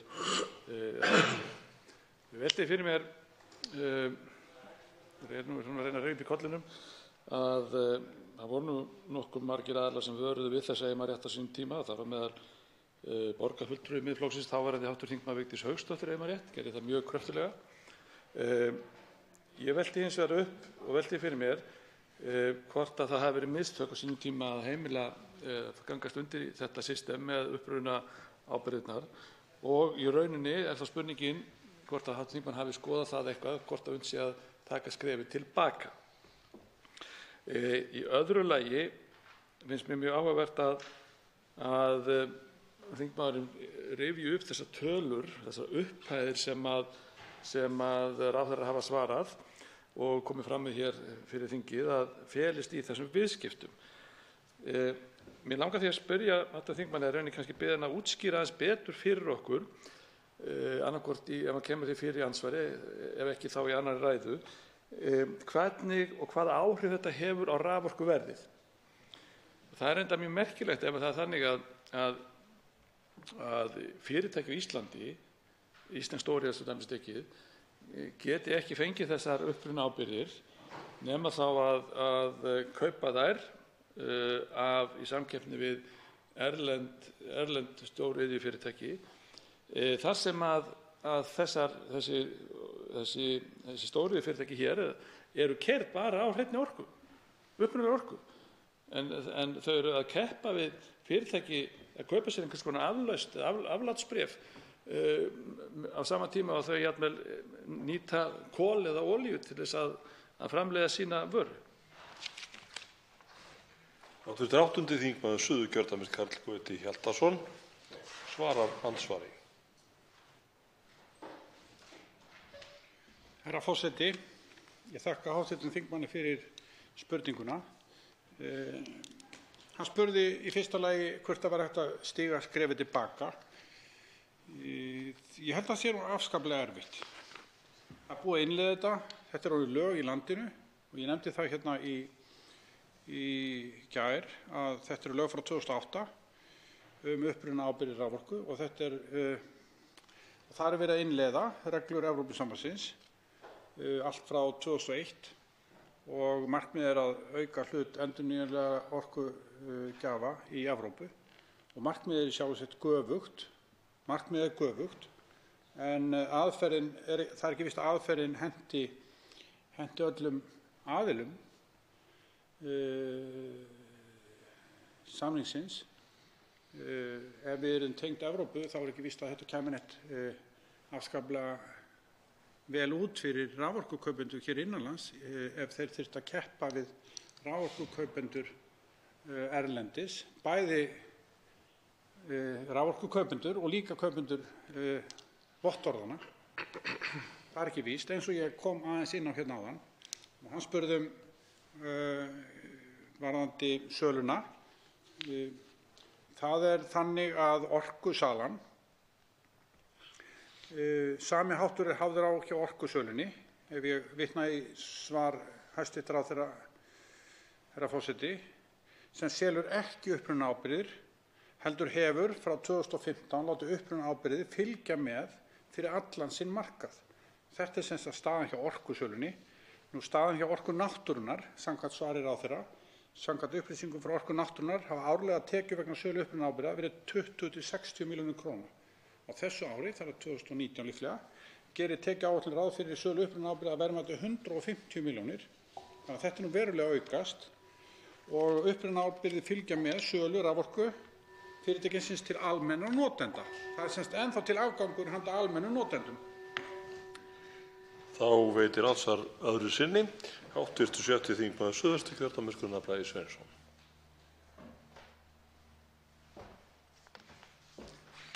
Hæstv. forseti, þakka þingmanninum fyrir svarið. Er ekki eitthvað undarlegt við það að fyrirtæki á Íslandi sem notar eingöngu endurnýjanlega orku, vatnsafl eða jarðhita eða vind þess vegna, þurfi að borga sérstaklega fyrir það að geta sagst eða fá þetta vottorð, eins og ég hef skilið á þetta þingmann?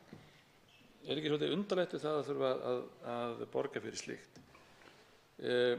Á sama tíma, eða sitja rauninni við sama borð og aðili sem er í Evrópu eða að framleiða sams konar vörur eða svipaðar vörur með kolum og olíu, ef ég hef skilið þetta rétt. Er það ekki svolítið sérstakt að ef við erum búin að setja upp kerfi sem að virkar svona, kerfi sem að kannski miðar raun eingöngu að því að auka tekjur orkufyrirtækjanna? Hv. þingmaður, ég ítreka kannski svona hina spurningana sem ég var með varðandi það svo hvernig raforkuverði kemur til með að hækka vegna þessa viðskiptum. Til dæmis, hv. þingmaður nefndi það að vegna stóriðan ekki fá þessi vottorð heldur þurfum við að kaupa þau, að þá sé það svona hluti af heildarmyndin sem leiða til hækkunar raforkuverði. Það er kannski lengri umræða, ég gerir mér grein fyrir því, en þetta er hins vegar áhugavert út frá þeirri staðreynd að við erum í dag að fjalla mál sem að færir okkur ennþá dýpra inn í Evrópusamstarfið á raforkumarkaði, það sem að orkan er bara raunin verslunarvara og verður gerð núna að í framhaldinu að ennþá meiri verslunarvöru undir þessari ríkisstjórn hjá Vinstri grænum.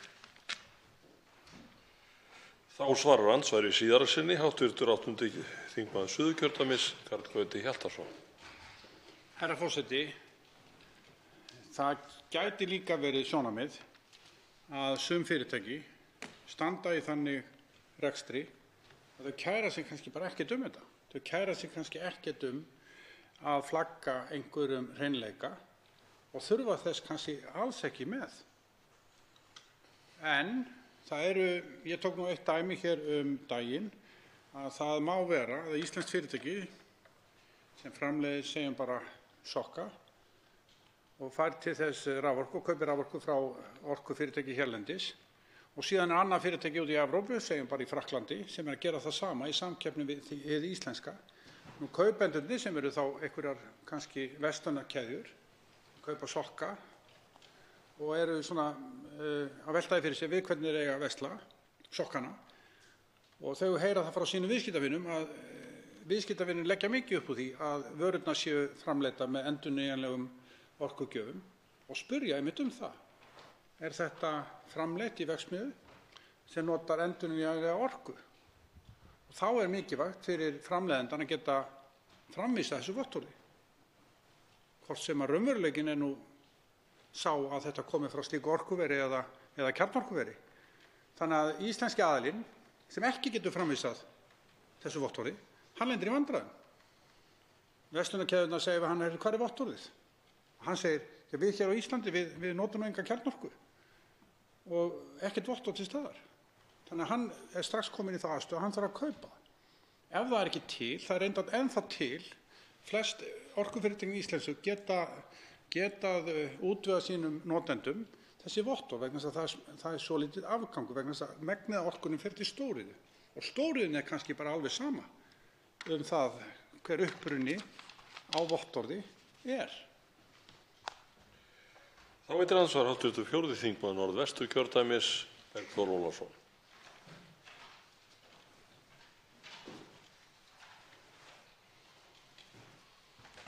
Herra forseti, ég þakka hv. þingmanni Karli Gauta Hjaltasyni fyrir áhugaverða ræðu. Ég ætla kannski að byrja á því sem að þingmaðurinn kom inn á í blálokin á síðasta andsvari sem sneri að því að mögulega væri stóriðju hér heima hefðu sama sem sagt hvernig upprunavottorðin lægju. Ég svona man að minnsta kosti eitt álveranna hér heima stærði sig að því fyrir sirka 10 árum síðan, rúmum sennilega, að álframleiðsla þeirra væri grænasta ál í heimi, með því albesta sem gerðist í umhverfislegu tilliti og álið auðvitað oft kallaður græni málmurinn, meðal annars í ljósi þess hversu auðvelt að endurvinna álið og hversu hátt hlutfall þess áls sem hefur verið framleitt í heiminum ennþá í notkun eftir ítrekað endurvinnslu.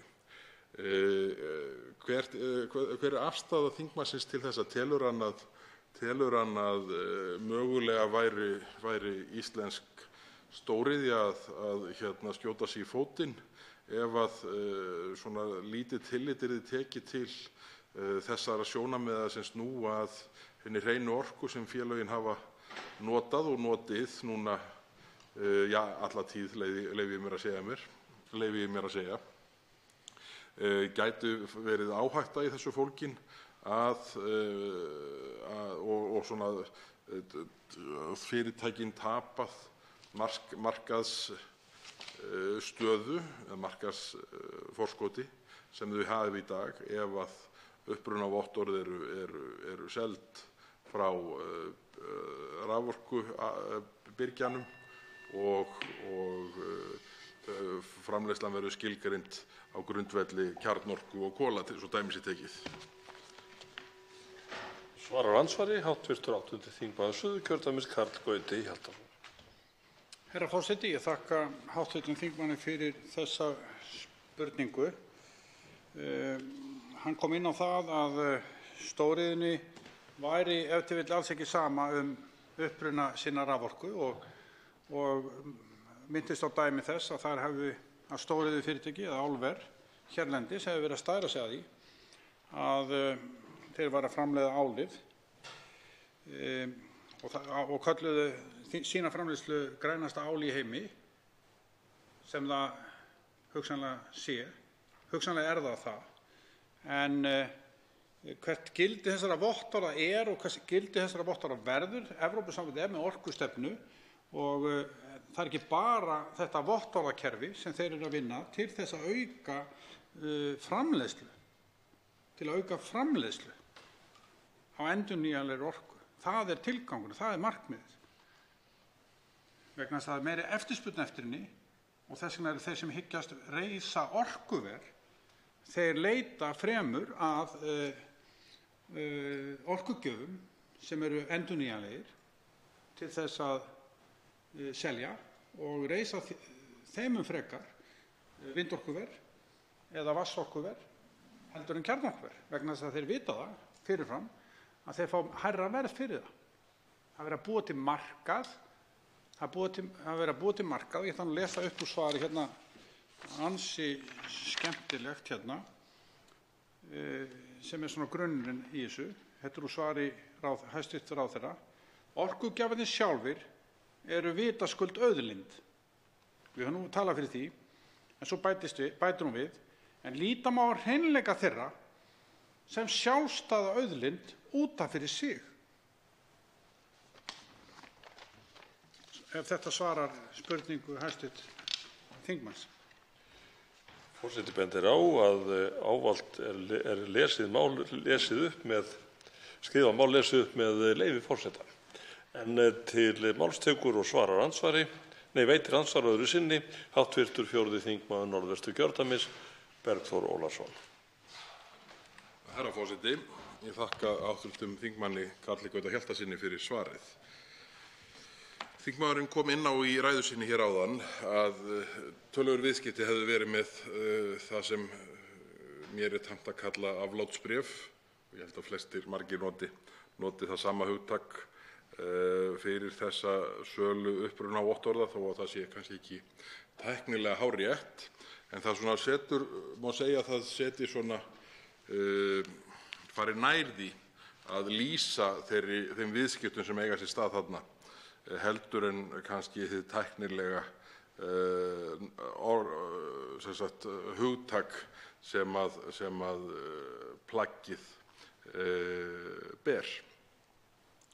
Þetta eru auðvitað aflátsbréf í þeim skilningi að menn eru að kaupa sig til betri stöðu en þeir raunverulega verðskulda.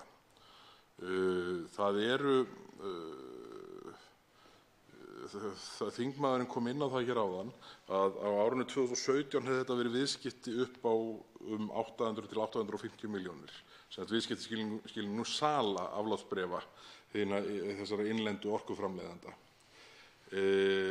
Hefur þingmaðurinn eitthvað skoðað þróun sem sagt síðar í tíma, sem sagt árið 2018 eða mögulega eitthvað inn í 2019 og sé hvort að hvernig þróun verðs á þessum aflátsbréfum hefur verið, því að bilið 0,2 til 2 evrur per megavattstund, ef ég skildi hv. þingmann rétt, vítt bil og ég velti fyrir mér hvort að þróun áfram til hækkunar, þannig að það geti verið hluti þeirra hagsmuna sem orkufyrirtækin að verja, að geta áfram selt þessi upprunavottorð sem að má segja að séu hvalreki fyrir þau, það kerfislegu hvalreki, því að það ljóst að engin útgjöld hafa fylgt þessum tekjustraumi sem þarna verður til. Þá svarar andsvari síðara sinni hv. 8. þingmaður Suðurkjördæmis, Karl Gauti Hjaltason. Herra forseti, já, hv. þingmaður sem ég þakka fyrir spurninguna kom inn á ansi áhugaverða þætti í þessu máli. Mér sýnist, og svar mitt er já, það eru vísbendingar í svari hæstv. Ráðherra að verðið á þessum upprunaábyrgðum sé hækkandi. Bara til áréttingar að þá segir í svarinu að árlega tekjur vegna sölu Orku náttúrunnar á upprunaábyrgðum hafa verið 20 til 60 milljónir árlega tekjur. En á þessu árið, þá það líklega 2019, gerir tekjuáætlun ráð fyrir sölunni að verðmæti 150 milljónir. Þannig að þarna margföldun að ræða. Þannig að það bendir allt til þess að verðið fari hækkandi og það ekkert óeðlilegt. Það ekkert óeðlilegt í ljósi mikillar áherslu Evrópusambandsins á endurnýjanlegri orku og aukinni notkun á þeim. Hv. þingmaður kallar þetta aflátsbréf. Já, þetta nokkurs konar aflátsbréf. Það er krafa neytenda í þróuðum löndum og sérstaklega í nokkrum löndum Evrópu að allt eigi að vera umhverfisvænt og þeir versli helst ekki, eins og lífrænt grænmeti og svo framvegis, þeir versli ekki eitthvað sem mengandi eða reyna að forðast það allavega og velja það á milli og jafnvel þótt þeir þurfa að borga hærra verð fyrir það. Og það sama á við líklega að framtíðin verði þannig að sama á við raforkuna, orkuna sem fólkið notar og kaupir. Ég ætla að lesa þetta aftur upp með leyfi forseta því mér láðist, og biðst afsökunar á því, mér láðist að fá leyfi forseta á hann, en ég nú bara búinn minn tíma og læt þetta bíða næstu ræðu. Andsvarinu lokið og til máls tekur hv. 7. þingmaður Suðvesturkjördæmis, Gunnar Bragi Sveinsson.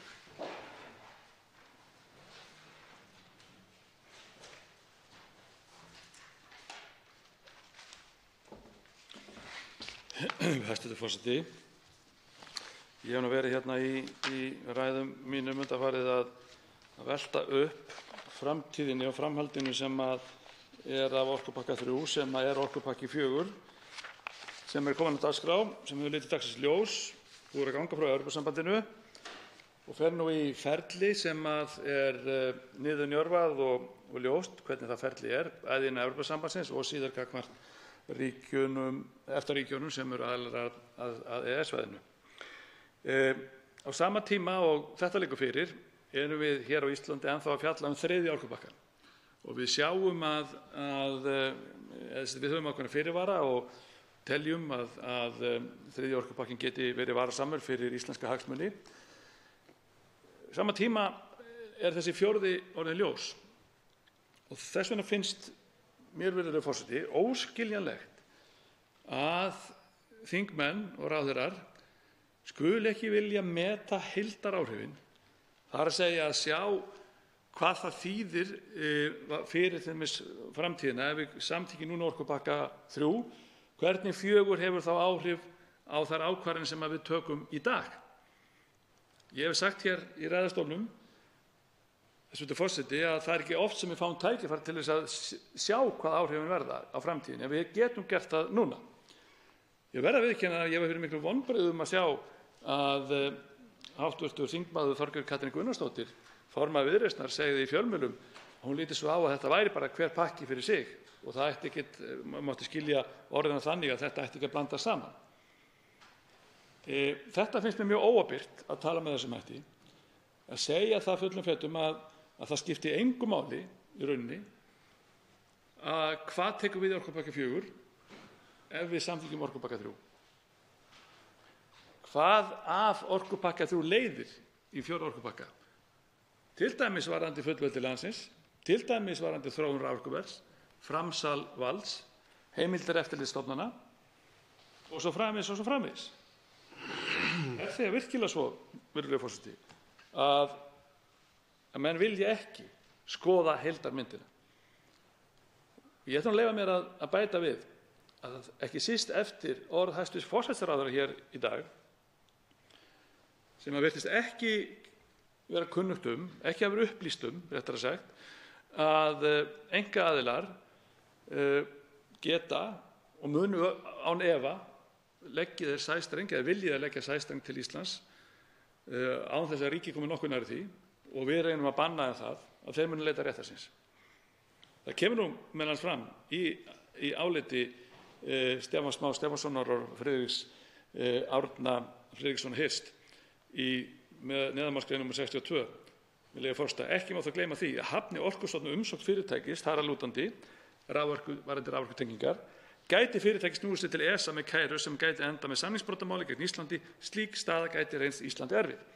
Þetta er akkúrat líka í samræmi við það sem að hv. þingmaður Bergþór Ólason benti hér á ræðustól og fjallaði færslu af fésbókinni frá héraðsdómaranum Arnari Þór Jónssyni sem var að svara þar fullyrðingum hæstv. forsætisráðherra, að það er akkúrat þetta að við erum ekki búin að fría okkur á neinn hátt frá því að málshöfðun sem slík sem þessi geti orðið að veruleika.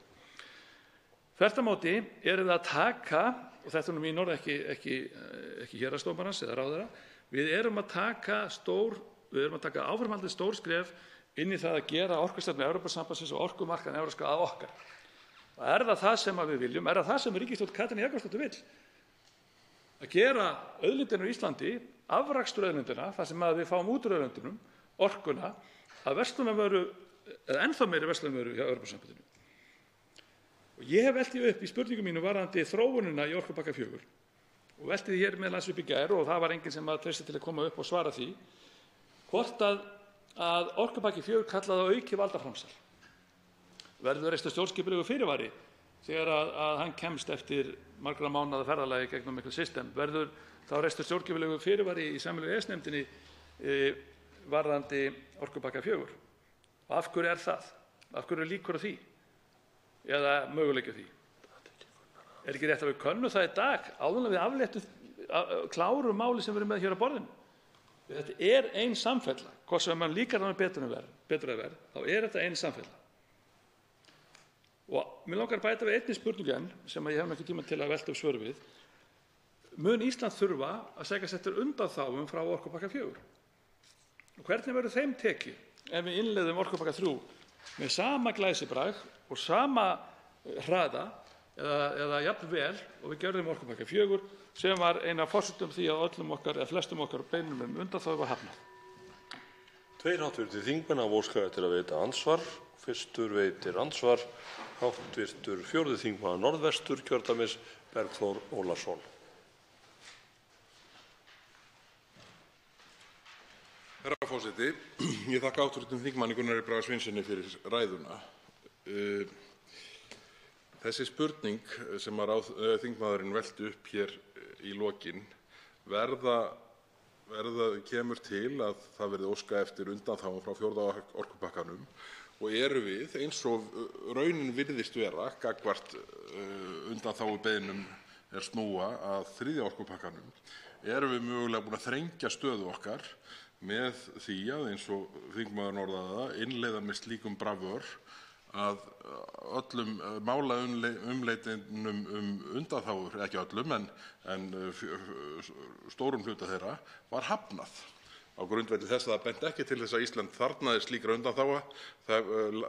Landinu hefði tekið svo vel til við innleiðingu 1. og 2. orkupakkans og gæti bara haldið áfram með 3. pakkan á sömu nótum.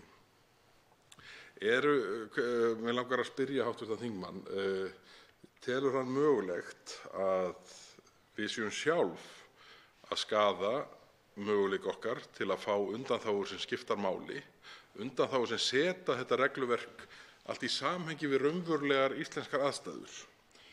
Getur verið að sá skaði sem við erum mögulega að valda hagsmunum okkar sé þeirrar gerðar að raunverulega muni á þegar á reynir og 4. orkupakkinn kemur á færibandinu, og með það í huga að eitt af markmiðum 4. orkupakkans, þó ég sé ekki búinn að sjá gögn málsins, en sú fréttaskýring sem ég hef séð það bendir meðal annars til þess að þar eigi að útvíkka og styrkja valdheimildir Acer, sem eru nú svona kjarnaáhyggjuatriði okkar hvað fullveldisþátt málsins varðar. Þannig að spurningin til hv. þingmanns erum við mögulega að valda okkar eigin málstað tjóni með því að nálgast innleiðingu 3. orkupakkans eins og við höfum gert hingað til, eða réttara sagt eins og utanríkisráðherra hefur gert? Þá svarar andsvari hv. 6. þingmaður Suðvesturkjördæmis Gunnar Bragi Sveinsson.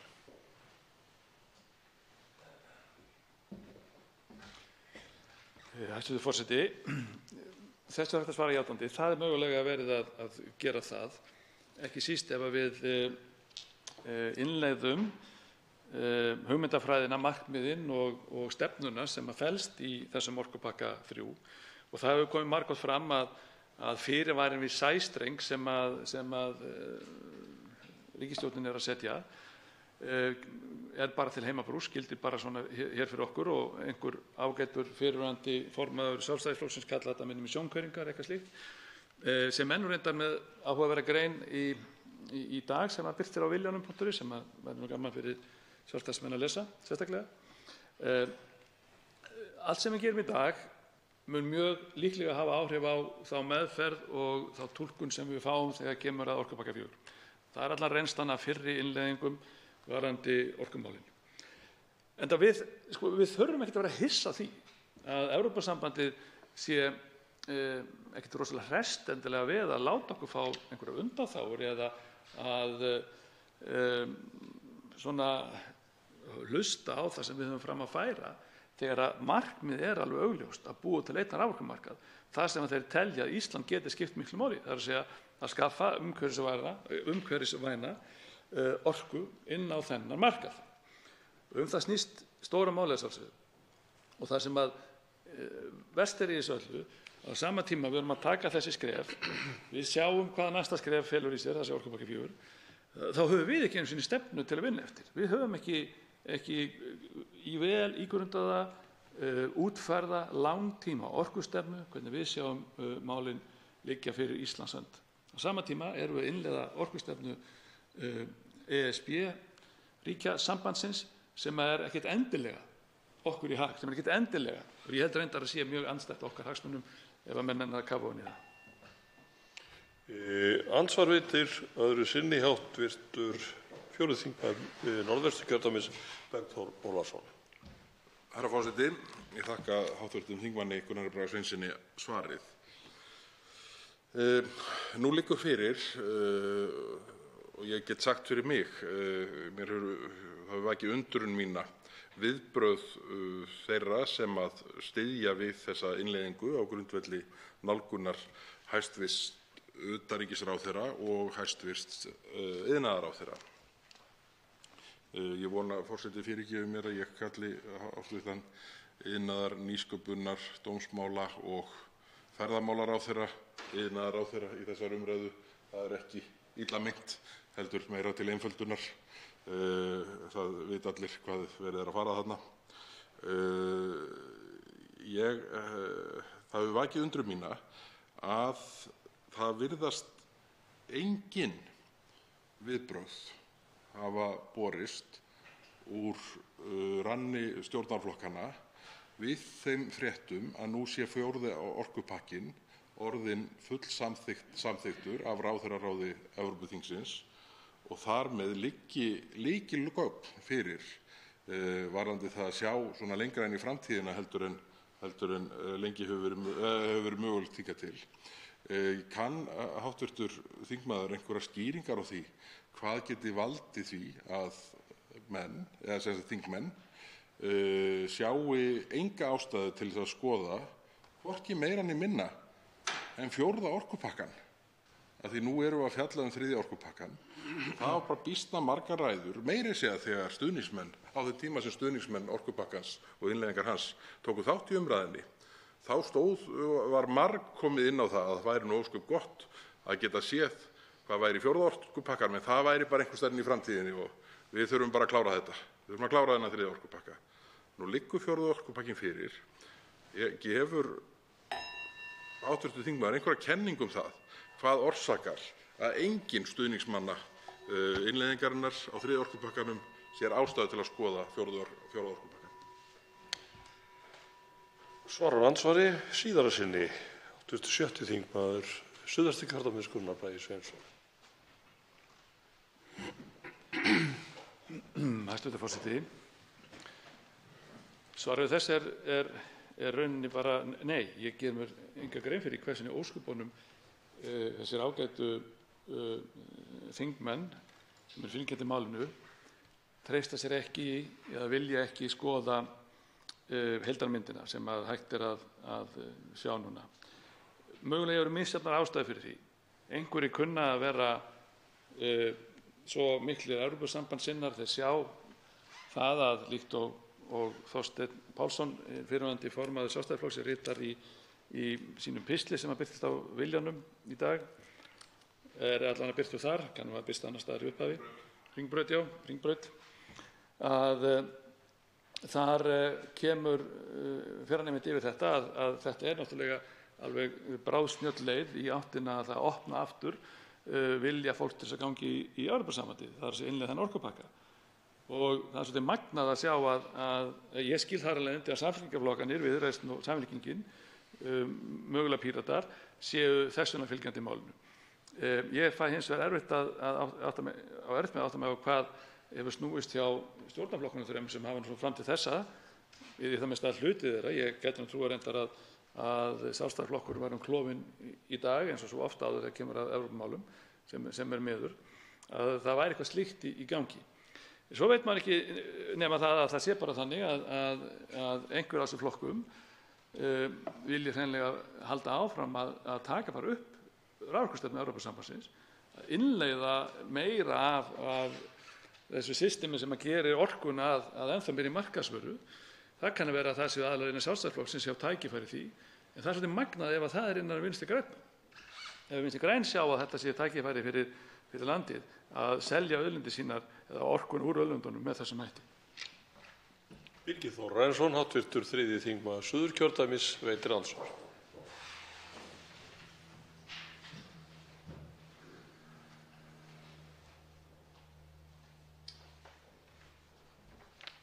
Herra forseti, ég þakka hv. þingmanni ræðuna og ég tók sérstaklega eftir þessu viðtali við hv. þingmann Þorgerði Katrínu Gunnarsdóttur á vef miðlunum í dag og vakti töluverða athygli að mínu mati fyrir það að hún heldur, að hv. þingmaður heldur þar uppteknum hætti við það að koma á framfæri rangfærslum sem að nauðsynlegt er að leiðrétta.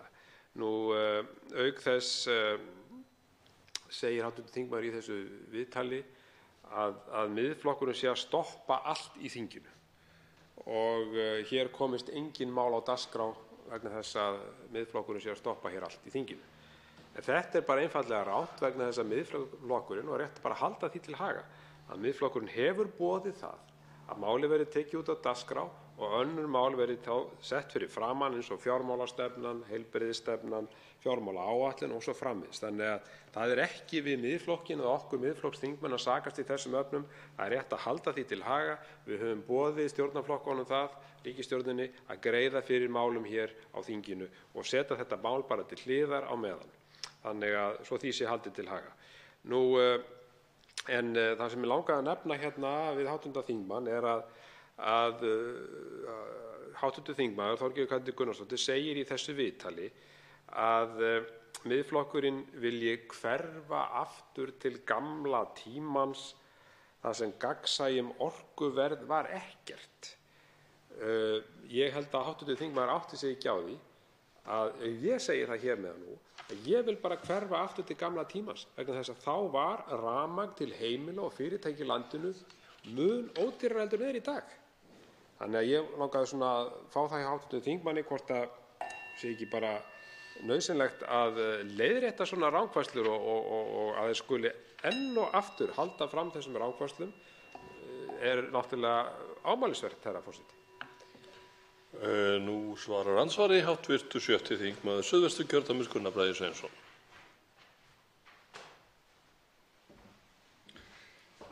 Hæstv. forseti, þakka þingmanni fyrir ræðuna. Þetta er náttúrulega bara blaður sem engin innistæða fyrir að einhverju vilji hverfa til einhver leyndarhyggju raforkuverð. Það bara, ef menn vilja hafa einhverja aðra leiði til þess, þá bara hægt að fara þær leiðir. Ég finnur svo sem ekkert heldur séð að það sé ekki hægt að hafa raforkuverð upplýst eða hafa það lifandi fyrir alla Íslendinga með einhvers konar eins og tæknin í dag, án þess að þurfa endilega að vera að innleiða þessa orkupakka. Þetta bara ein blaðran enn í þessu ágæta fólki sem telur að það eigi aðrir að fara með stjórn landsins okkar, það að segja, við undirgöngumst Evrópuvaldið í Brussel og það ekki nýtt að sjálfsögðu. Ég sakna þess hins vegar að þetta ágæta fólk kom ekki hér ræðustól og tali fyrir málinu meira eða í það minnsta svari þeim spurningum og hreki þær spurningar sem við höfum hér haft uppi. Það vitanlega erfitt að eiga við umfjöllun þegar hún öll svona í einhverju fyrirsögnum og fólk að reyna að ná sér í það sem að kallar einhverju svona klikk eða smelli á Facebook eða komast svona í fréttina bara út af því að segja eitthvað. Það oft á tíðum þetta mjög innihaldslaust blaður sem kemur þá fram því miður. Auðvitað hef ég skilning á því að andstæðingar Miðflokksins í pólitík séu ekkert ánægðir með þá afstöðu sem að flokkurinn hefur, til dæmis gagnvart Evrópusambandinu eða þessu Evrópumáli sem þessi orkupakki er. En við höfum marglýst yfir að við erum ekki að tala fyrir því að hætta með EES-samninginn eða hætta samstarfi við Evrópuríki, alls ekki. Það er ekki neitt slíkt sem vakir fyrir okkar. Við munum standa stolt áfram vörðum þjóðarhagsmuni. Birgir Þórarinsson, hv. 3. þingmaður Suðurkjördæmis, veitir andsvar öðru sinni. Herra forseti, já, ég þakka hv. þingmanni og tek heils vegar undir með það hjá honum að það er tvennt ólíkt að standa vörð þjóðarhagsmuni og síðan að standa á rétti sínum hérna í tvíhliða samningum sem samningurinn er náttúrulega. En hv. þingmaður nefndi þetta einmitt hér varðandi það að hér virðast þingmenn ekki vilja koma og taka þátt í þessari umræðu með okkur Miðflokksþingmönnum. Maður spyr sjálfan sig hvers vegna svo sé og ég veit til dæmis til þess að það nú bara töluvert margir þingmenn sem hafa ekki tekið til máls í þessari umræðu, ekki tjáð sig orkupakka og þessa innleiðingu, þetta stóra mikilvæga mál. Þessi sömu þingmenn kvarta yfir því að við séum að hertaka hér þingsal og frysta öll önnur mál og svo framvegis. Sem sýnir þá bara hvers slags málflutningur þetta er að ég held að sé nú bara lágmarkað og ef að menn vilja þá reyna flýta fyrir þessari umræðu, að koma þá að taka þátt í henni og svara þá þessum fullyrðingum sem að stjórnarliðar og þeir sem eru hlynntir þessu máli hafa sett fram, og við erum að sjá trekk í trekk. Ég nefndi hér að hv. þingmaður Þorgerður Katrín Gunnarsdóttir hafi sett fram ákveðnar fullyrðingar í netmiðlunum, og þar kom hún enn og aftur inn á samkeppni og neytendamál. Þetta væri svo mikið neytendamál.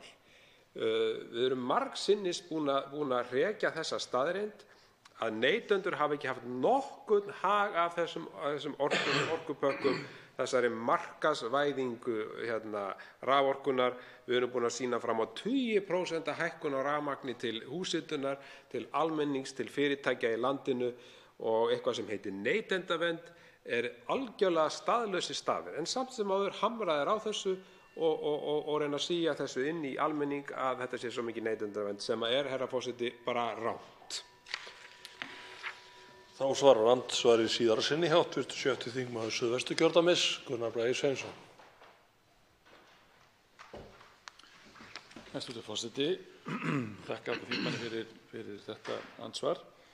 Til að taka aðeins að fara tilbaka og taka undir það sem hv. þingmaður sagði hér í fyrra andsvari, og mikilvægt að undirstrika það að það er vitanlega forseti sem ákveður það hvaða mál eru hér á dagskrá þingsins og getur því breytt þessari dagskrá léttilega og hleypt öðrum málum meðan að þetta mál þarf kannski hugsanlega að ræða einhvers staðar eða kæla með einhverjum hætti.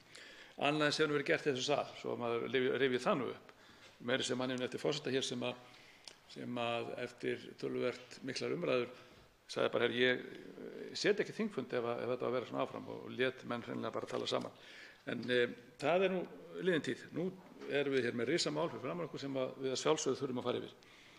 Nú, það er áhugavert sem hv. þingmaður nefndi líka, hversu margir þingmenn hafa ekki tekið til máls í þessari umræðu. Kannski líta þeir bara svo á þetta sé bara lítið og ómerkilegt mál og þurfi ekkert að fara yfir. Mér finnst það mjög alvarlegt ef svo vegna þess að hér að ræða raforkustefnu Evrópusambandsins sem verður að taka upp á Íslandi. Við erum að innleiða hér ákveðnar reglur og lög, setja í lög reglur Evrópusambandsins sem ætti að skipta það máli, ekki síst þá þingmenn sem tala fyrir sjálfstæði landsins. Nú, mér langar líka að nefna það sem hv. þingmaður kom hér inn á, þessa síbyljum neytendavernd og lækkun raforkuverðs. Af hverju koma þingmenn ekki hér og rökstyðja og koma með dæmi það hvar þessi mikla neytendavernd og hvernig raforkuverðið hefur lækkað og hvernig það mun lækka við þessar breytingar? Þetta eru bara frasar eða orð sem hafa enga merkingu ef þetta ekki rökstutt með neinum hætti. Andsvörum lokið. Hlé verður nú gert á umræðu annað dagskrármálið og fundi frestað til klukkan 20 til klukkan 8. Fundi frestað.